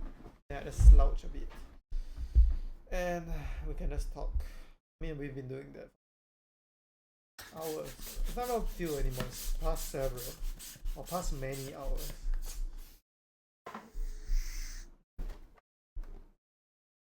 Oh, I want to watch F1, but I think it's over already. Well, Max Verstappen. Max Verstappen. Okay, hot take. Oh, not hot take actually. This is a common take. Every F1 car should use the same engine because it's not fun if some people are so much ahead. You know, let everybody compete, and the best driver should be the one that wins. So to do that, because the engines are too powerful in certain cars, and the rest of the cars, like what's the lousiest car? Like Kick car. They can't compete the best car, which now is Mercedes, Red Bull, and Ferrari, and McLaren. So it's just them for competing. The rest is just what? Trying not to be last. That's not fun. Oh, UFC too. UFC 250, which is the White House UFC, is coming up tomorrow. No, tomorrow. One of the tomorrows. Yeah, Tapura versus. I need to cut my. We're almost done. Versus Justin Gaethje. You know, I'm talking about belief so much, right? Self-confidence, delusional belief. Who has that? Ilya Tapura. Right? And because of that, I'm shaking the whole. I need to put my legs on the balloon so I'm not shaking the chair when I. Okay, wait, let me move. Wait. Come on now. Okay, Ilya Tapura has this delusional belief about himself. And he made it to become a double champion. And if you don't believe you don't believe that self-belief works, then can you explain to me why so many people that reach the highest peak of their respective niche have all of them have the belief to be able to I just gonna say survivorship bias, or are you gonna explain a real reason? Oh, this challenge is way harder than I thought, you know. Like, I can tell, right? Like, any normal human will quit a lot longer ago. The way I see it is like, imagine every 100% of people started a challenge in my body, right? Like, 50% will quit after 50 balloons, then another 50% will quit after 100 balloons, then 99% will quit after 500. Okay, after 300 balloons, 99% of people will quit. After 100 balloons, 99.9% of people will quit. And the people that remain till now, right, is like 1 in 100,000 that is willing to do what I'm willing. Because at this point, your throat hurts from talking, your hands hurt here, here, here, here. This hand hurts. Where does this hurt? I don't know, I feel here, and here hurts. So it all hurts, and you're doing this repetitive motion, and your fingernail hurts because it's a bit long. I'm just gonna cut it, okay? No, I'm just complaining about the fingernail. Off.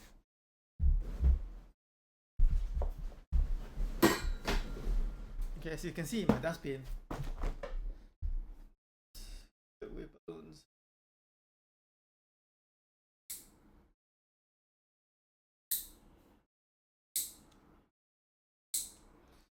Yeah, I don't think I can edit today unless I got this insane work ethic. I take until which I do. You know, if I'm too tired, right, I'm just gonna rest. And I'll edit this video tomorrow because now it's 12 a.m. already, and I still haven't streamed yet. So I have to stream first.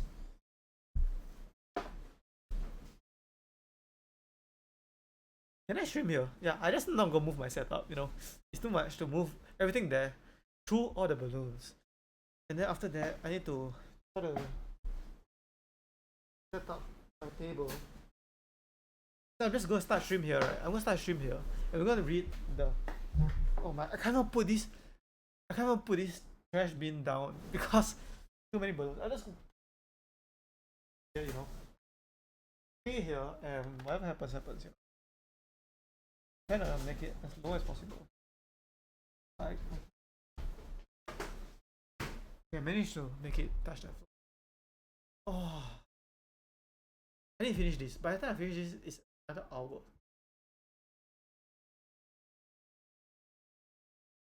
Okay, I'm gonna stream later, and we're just gonna read one page of the Bible because there's too many things. Oh, I keep having this problem that I think I can do anything and I end up doing the thing I said I'm gonna do, and it's gonna be always way harder than I thought in my head. Why is it always harder than I think in my head? Like eating 100 nuggets. Why is it never easier? You know? How does that work? Why, if I think that this 1,000 balloons is gonna take me 1 hour, right? Or 1.5 hours, why can't it be 30 minutes and I'm done?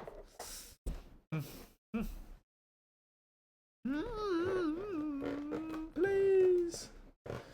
Please, is how many percent battery I have on my laptop? 39. 39, that's good. And to stream. And then I need to find a place to sleep. How am I gonna sleep tonight? Oh my, oh my, oh my. And sleep tonight. Sleep. Yes, I need to sleep. I need to sleep. What am I doing? It's 12 a.m. and I'm not even done with this challenge. I'm not done with my stream. I'm not done with editing. I'm not done with publishing. Oh my.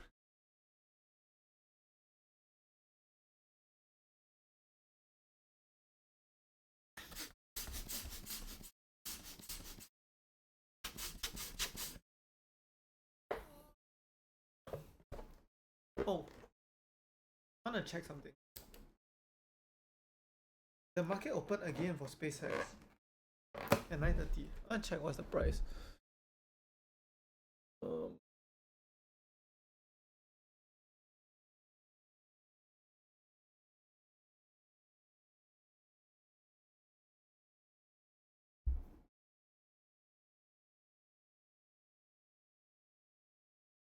160, but trading. Very confused. I thought it should be open because today is Monday.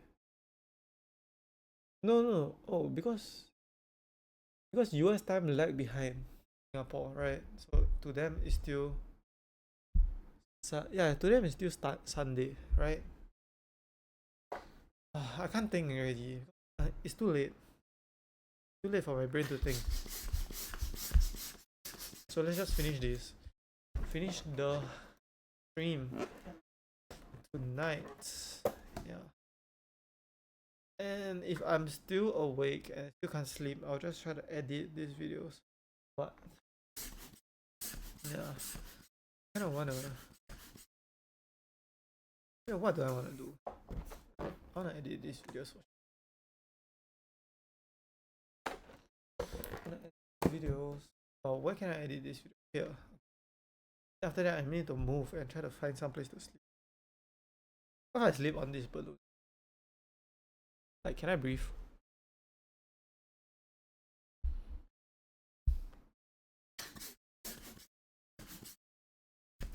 Does it look crazy to you guys?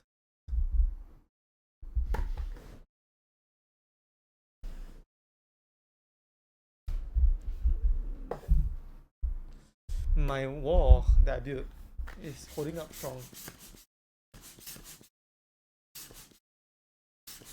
I want to upload this video tonight, to be honest. I need to edit it first. Depends on how much editing I need to do. No, I can't do it because I need to upload the edited video. Then I need to upload it again. No, I need to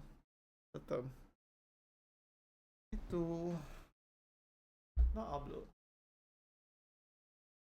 Export. I need to export the edited video, which is gonna take forever because this video is super long. Yeah, I can export the video tonight, then upload it tomorrow.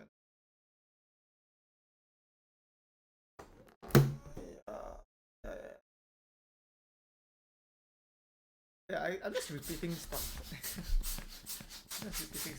Okay, this is what happens when I get too tired.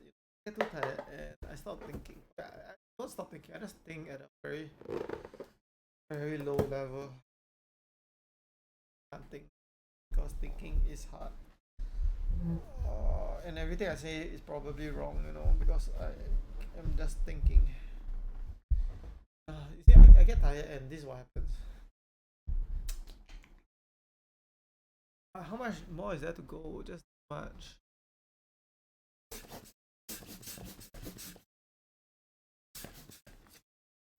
Maybe if I go faster, but it's so late that I can't go fast.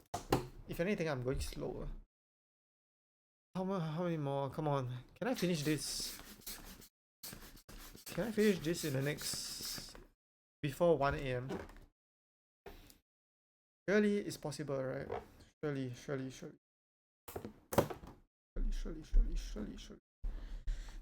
it's possible. And then I can just start streaming. I read one page of the Bible and then we just call it a day. And then after that we call it a day. I can start editing the videos and the time lapse. Maybe it's fast. I'll just do a time lapse first because it's easier. Then I don't know. There's just too many things to do, and I'm doing the thing right now. Doing this thing.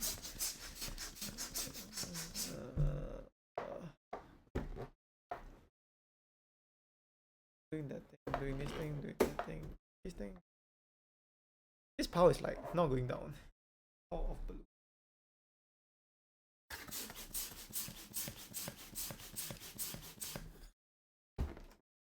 Balloons. And I need to see my videos, and I need to publish them. I need to... Oh, this one I'm not clipping.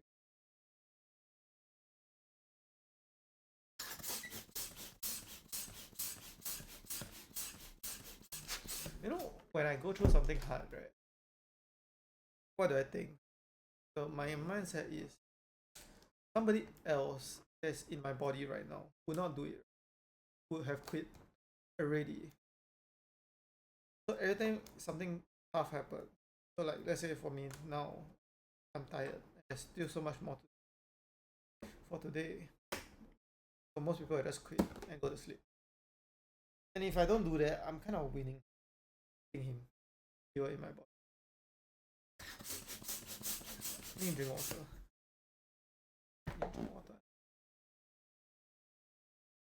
Maybe it's not cold enough, that's why. Colder.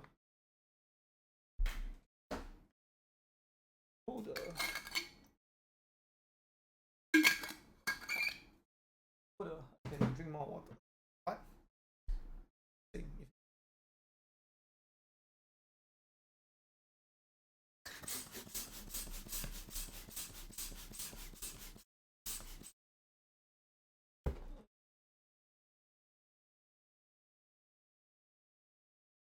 Think better. Let me show you how many more there. In this. And a bit more that I can't pick up. It's quite fast, right?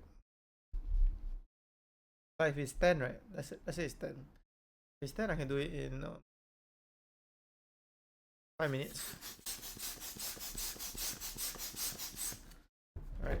which is no big deal, just 10, right? But this is not 10, this is 10, 10, 10, 10, 10, probably like 60 or 70. Oh my, I'm getting so tired that it's so hard to tie the balloon already. I don't know whether it's because I'm tired or because, I don't know. After you do something so many times, it just, I don't know, the fatigue hits you hard. Hits you hard. Hard hit.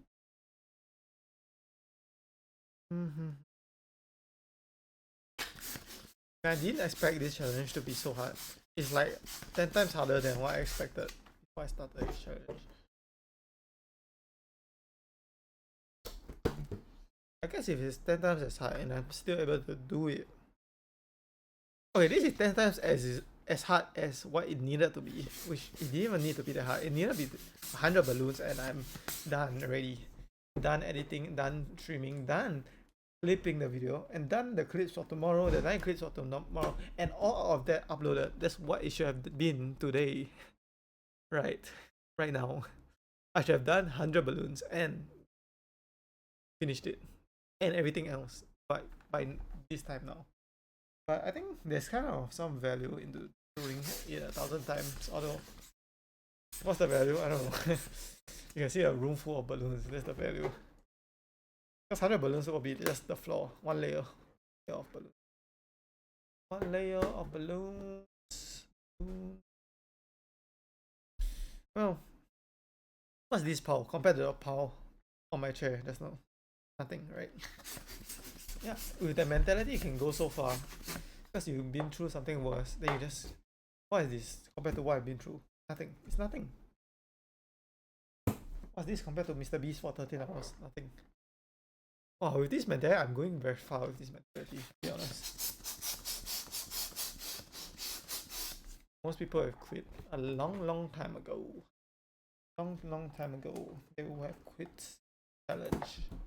And why do I need everything else to be a challenge? Oh, see, now this finger starts to hurt, right? So we went from this to this to this, back to the top, back to the second one. Then I'm moving to the third one for the second time. Why does everything need to be a challenge? It doesn't. Not everything has to be a competition too.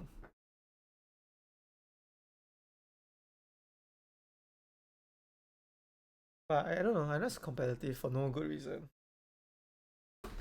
Oh no, I lost my arm.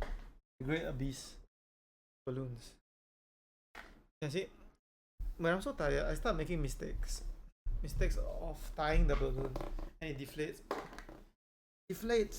and I need to re-inflate it. Yeah, so it probably takes twice as long. You know? See, it's so hard to tie it now. I don't know why. I said I don't know why, but actually I know why, because I spent 9 hours doing the same thing.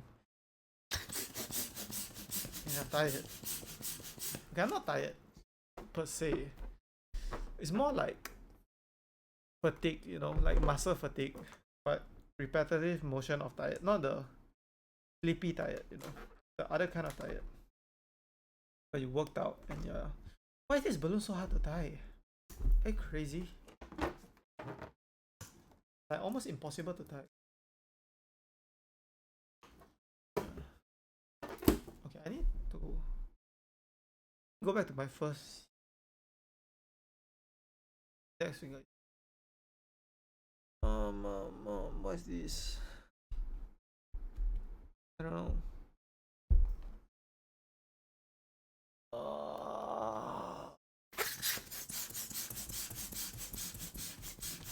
Name another YouTuber that celebrate his 10 subscriber milestone with a challenge harder than the challenge I'm doing now.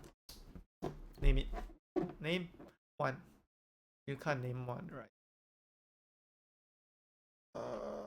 10 subscriber milestone, not any subscriber. 10 milestone. Did they do something longer than me or harder than me right now in the entire world, in the whole history of humanity?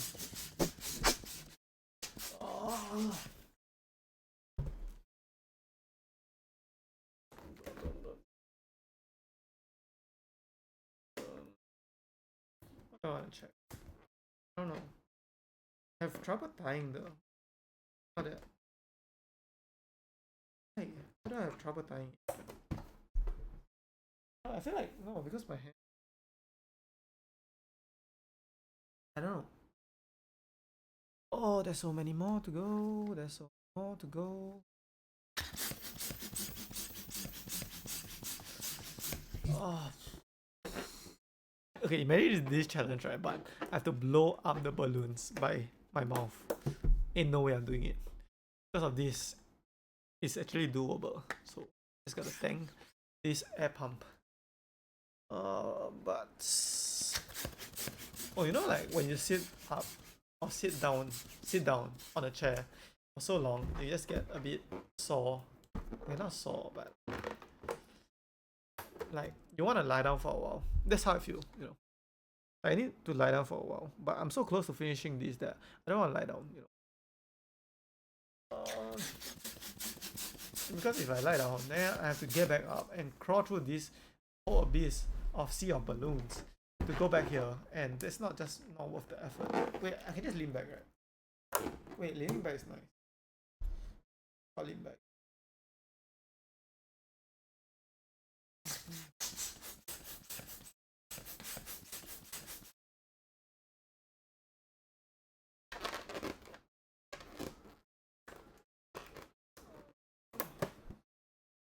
How is this hull of balloon the same size? Can we finish it in the next 30 minutes? I think we can. I think we can. Yeah. Let me check my battery. 28. Oh, I need to charge it again. That'll be bad. Okay, I'm probably gonna stream for like 5 minutes, read one chapter, and then I'll try to. Maybe I'll be done for the today, so that. Or maybe I'll edit the videos. But to edit the videos, I need my laptop to have power. So I can't edit and upload. So how do I solve that? So many things on in my mind, and time to be grateful for something, because what I've been doing is complaining, right? And enough complaining. Grateful. Be grateful that I have 10 subscribers, and not only 10, I have 46 subscribers in my 10 subscriber milestone. That should be what I should be grateful for, and I should be grateful for anybody that watches any of my videos, including my live streams or clips, because if you are watching this, even a single view makes a difference to me, so I should be grateful for that. Thank you very much for watching and for subscribing to me. Grateful that I'm able to do this. To even be able to do this challenge is a privilege itself.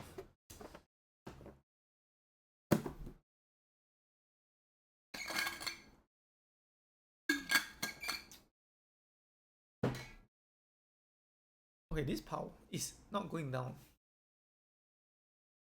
Is it a magical power? Is it a magical power that doesn't go down ever?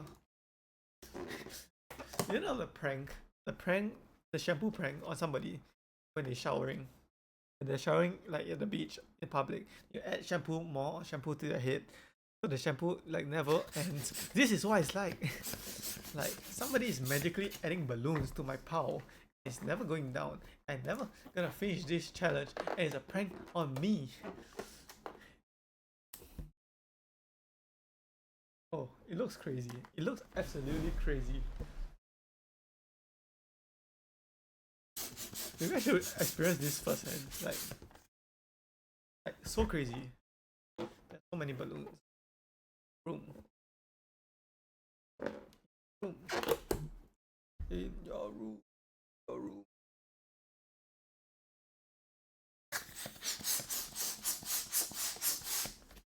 In your room. In your room. My plaster fell out. Well. I don't know, I feel like talking makes the time pass faster, so I should talk. What to even talk about? I don't know. Talk about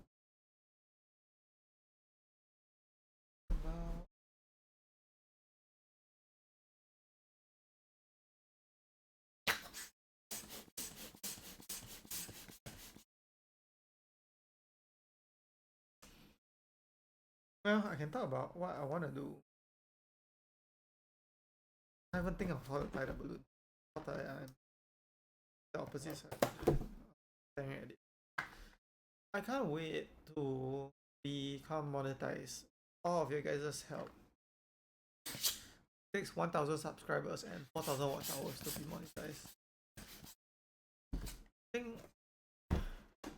I mean, I said it earlier in the stream, but I think being monetized and making my first cent, not even the first dollar, making a first cent on YouTube will be like one of the greatest moments of my life, I think.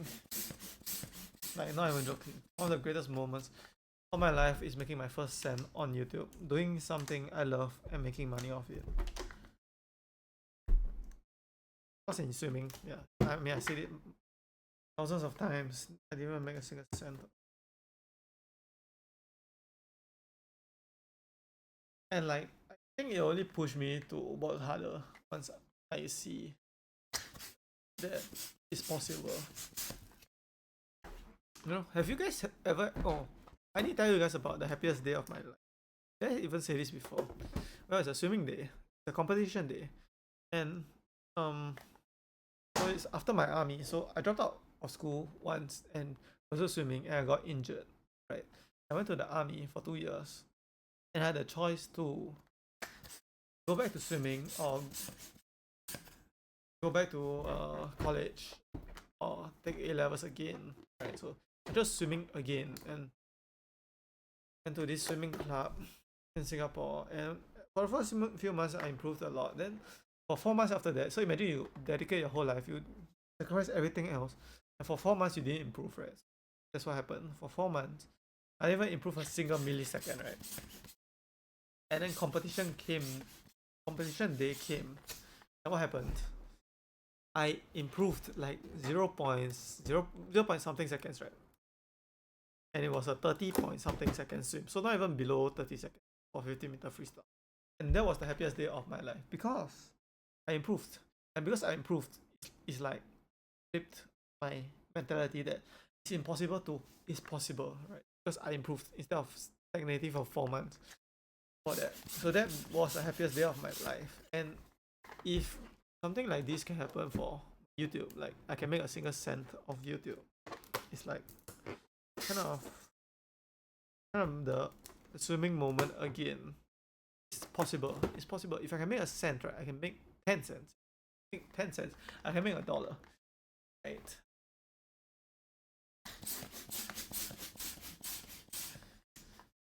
And thank you guys so much for your support. Like, I know I said it a lot, but the growth has been way faster than I imagined was possible actually. I don't know. Just compared to the swimming progress I had in my entire life, which is $0 for 7 years, right? One subscriber is like, whoa, 10 subscribers. Now 46 subscribers. Like, so many views. I can't even fathom the amount of views, like, in total on my channel, which is like, including shorts and everything, it's like 10,000 views on every video, right? 10,000 people. I can't even imagine 10,000 people. Can you imagine 10,000 people? I can't even imagine 1,000 people. Like, this is 1,000 people. Right? Every balloon here, right? 1,000 people. Can you really imagine in a stadium of 1,000 people, you are in front of them talking? I can imagine like, I can imagine 10 people in front of me and I talk. Not anything more than 10.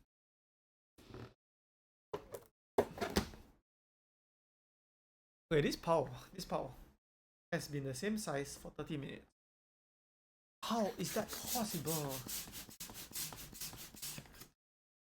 Somebody explain. How is the POW of balloons same size for 30 minutes after I've been blowing balloons up for 30 minutes? Look at this. Look at this.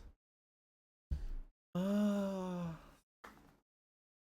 feel like if I make the balloon a line, right, then I can, one by one, I can see the progress. But because it's a POW, it's a POW, the heap of balloons, and the balloons are ballooning, the balloons are ballooning, and ballooning, the balloons are ballooning. I haven't talked properly anymore. So tired. It's past 12 midnight, and it's 12:25 a.m. the next day, and I've been at this for like since 2 p.m. in the afternoon. Oh. What's gonna happen? Am I gonna upload this video and it's gonna be my worst performing video because nobody wants to watch a 10 hours video? Is that what's gonna happen? My hands hurt. My throat hurts. Everything hurts. My body's tired. My body wants to lie down. And I'm still here. I don't know. Does that make me special? That I just keep going when people have quit. 99.9999% of people have quit long time ago. They wouldn't even make this. Does it make me special or does it just make me crazy? And if you think it looks easy, okay, it looks easy, okay, because you're not feeling the pain, right? You don't feel the pain of your fingers, you don't feel the fatigue build up, you don't feel your throat pain from talking for so many hours. So of course it looks easy because you're watching this, and what can you feel when you're... But if you really think it's easy, try to blow up 1,000 balloons. You tell me it's easy. Try it and record yourself so you have video evidence of you blowing up 1,000 balloons and show it to me and say it's easy. Then I'm like, okay, I accept it. And if whatever you blow up with a hand pump, not an electric pump, and if it takes you less than 6 hours, you're cheating. It's impossible to do it in less than 6 hours. Like I'm going at a very fast pace.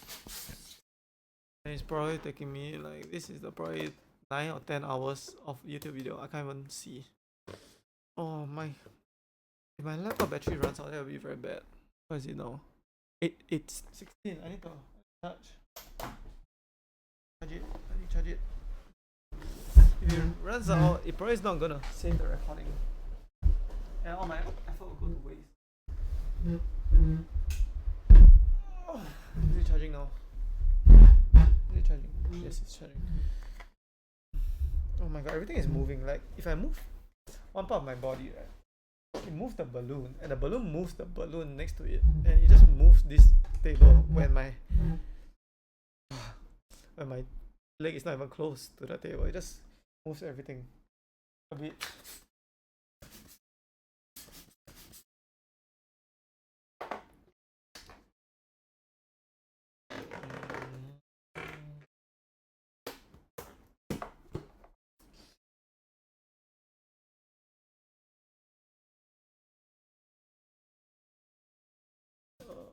Why can't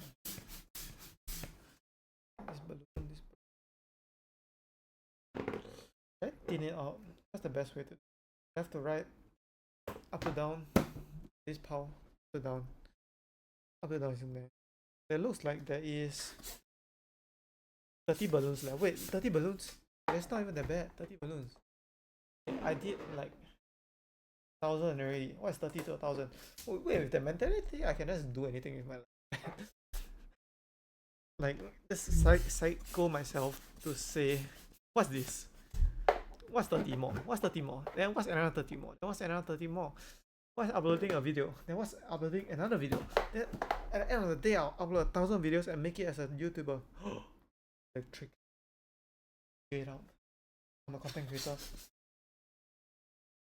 Yeah, see, I uploaded like 7 videos, right? And a bunch of shorts and like 5 streams, right?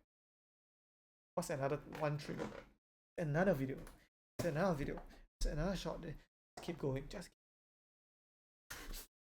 You can never lose if you just keep going.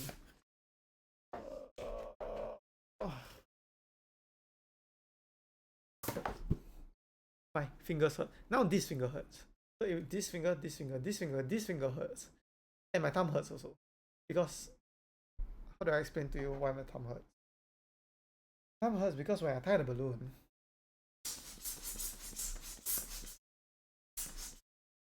my thumb hurts when I tie the balloon.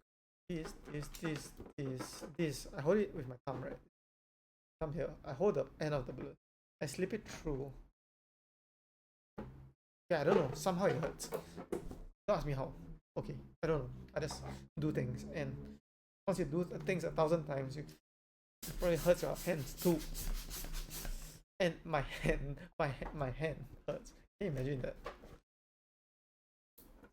Okay, this hand, look, this hand, right? I'm not even tying the wrist. All I'm doing is holding this, right? And you hold this thing, right? You can see this rectangle. You hold this enough, right? Like you think it's not gonna hurt, right? But you hold it 1,000 times, right? And you do like 10 pumps for 1,000 times, right? It hurts your hand. Wait, you guys can see it. This, you see this line? Line? It's from holding this like this. See this red line? Yeah, you guys can see it. This. Okay, just imagine. Imagine it. Imagine what I'm going through. Put yourself in my shoes. Okay, now that you imagine it, now I can feel it. Yeah. My hand hurts. Both hands hurts. My throat hurts. And my mental is strong. Gosh, we're almost done. We're almost done. We're almost done. Like 25 more. Right? 25 more, right? Maybe 30 more. 25 or 30 more.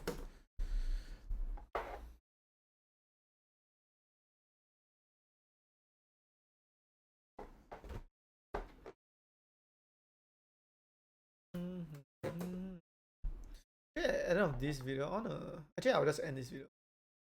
You guys wanna see what it's like I'll post like 9 shots to see the what it's like in my room. Yeah, I'll do that because I don't want to move my everything and reset it again for my stream setup for you guys to see again. So yeah, I'll just put it on my YouTube shorts, and it's probably gonna be way more popular in the video anyway. So you've probably seen it already. To be honest, what it's like to walk in this room of balloons. Walk rooms of balloons. I need to use another finger because my hurts. Actually, when you see Mr. Beast do all these kind of challenge, right, you don't realize the pain he's going through, or maybe he just doesn't say it. Like imagine he cuts the table with a plastic knife. Right? It hurts his hands, right? I mean his wrist or whatever motion this is. I mean he just doesn't even say it. He just does it, right? He's so crazy, right? That he doesn't even tell you the pain he's going through.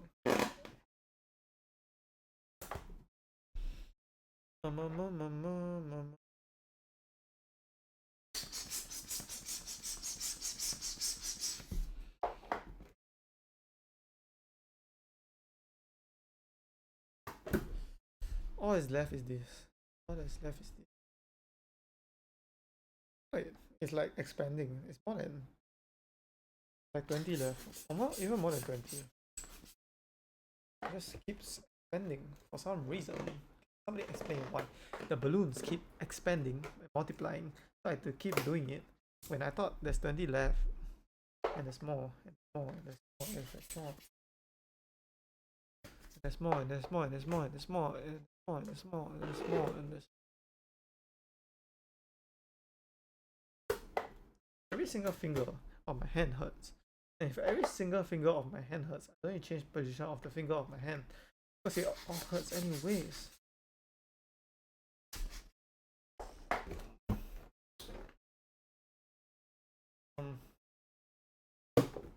Is there even any one of you that thinks this is fake? I bet everybody watching this video, right? Zero people of any, let's say 100, 200 people, zero of you will think this is fake.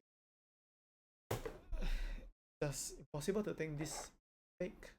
And okay, even if it's fake, right? If it's fake, okay, how do I fake this? Firstly, how do I fake this? I don't know. How do I fake this? And what's the point of faking this?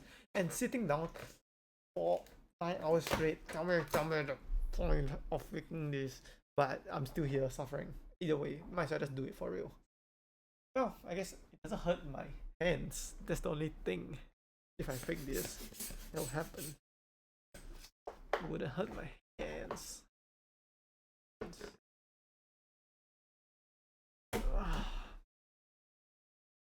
Okay. How many more is there? Should I just count? No. Counting waste time. I shouldn't count because counting waste time. Yeah, counting waste time. Why am I saying so many times? Because I'm going crazy. Crazy. Okay, most people go crazy at whatever number I am at. 950 or 970 or 980. Can I see the end of the road? If I space this out, right, I can see the individual balloons. That way. My progress. No, I just think I'm gonna do infinite power balloons. It's not good. So I can see 1, 2, 3, 4, 5, 6, 7, 8, 9, 10, 11, 12, 13, 14. Wait, 14. 14. Let's go. This is the last surge of energy. You know, you run a race in track and field, then you can see the finish line. And because you can see the finish line, got this second wind of energy, which I'm gonna use to finish this video and record my live stream, and then read one page of the Bible. After I read one page of the Bible, I'm gonna end my stream, and then I'm gonna rest, I think. Or maybe if I'm crazy enough, I'm gonna edit the videos.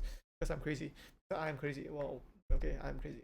I need to stop saying that I'm crazy because everybody knows I'm crazy, and why they have to say it multiple times to believe you. You're already crazy because you upload a video 10 hours of yourself pumping balloons in your room. So people already know you're crazy. Why are you telling people you're crazy when they already know you're crazy?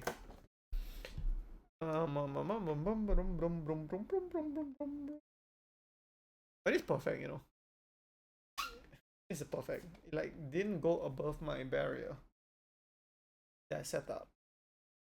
And didn't go above this setup also. Because that way, I guess it doesn't. Oh, from this, I kind of stuck. Back. Look at this.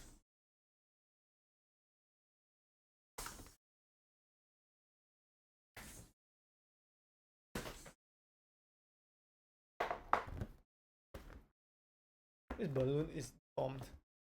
Can I even tie it?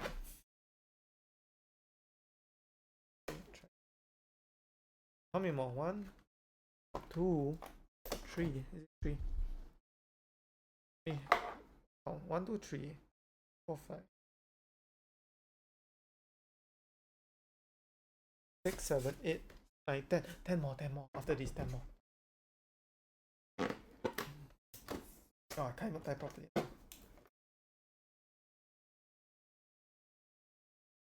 Why am I telling people I'm delusional? Everybody knows I'm delusional. I'm crazy. By the title of this video, I'm crazy. Yeah, what am I doing? Being crazy. And my fingers hurt. Every finger hurts. Hand hurts. Throat hurts. Everything hurts. But I'm almost done. So, this last 10 should represent the 10 first subscribers I ever had on my YouTube channel. 10 of you. 10 of you should represent the 10 of you. Actually, I have 100 of balloons to represent each one of you. So just pick whatever balloons you wanna be represented by, and I have so many. You more than enough for each one of you. Okay, this is okay. Can see. Wait, this is my 6th last. Wait, you know when you finish something and then it feels so fast, but then when you're doing it, it feels so long. Now this challenge feels so fast. It's my 5th last. Wait, is there some kind of superpower I have? Like when I finish something super long, it feels super fast at the end. 5th. 4th.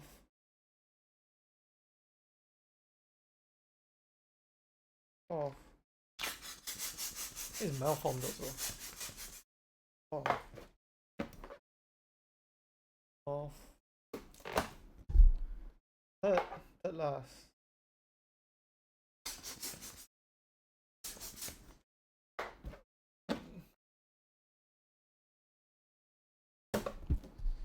second last.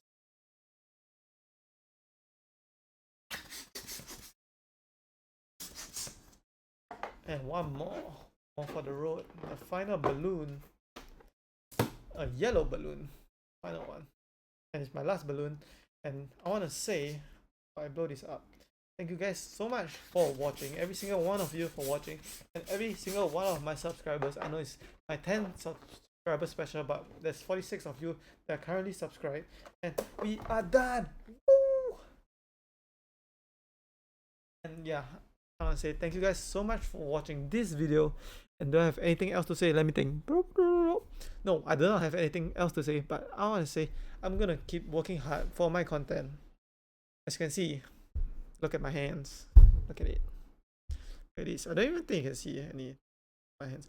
But I'm gonna keep working hard, and I hope you keep supporting me, because I want to make the best content for you, and hopefully you can support me. And thank you guys so much for watching.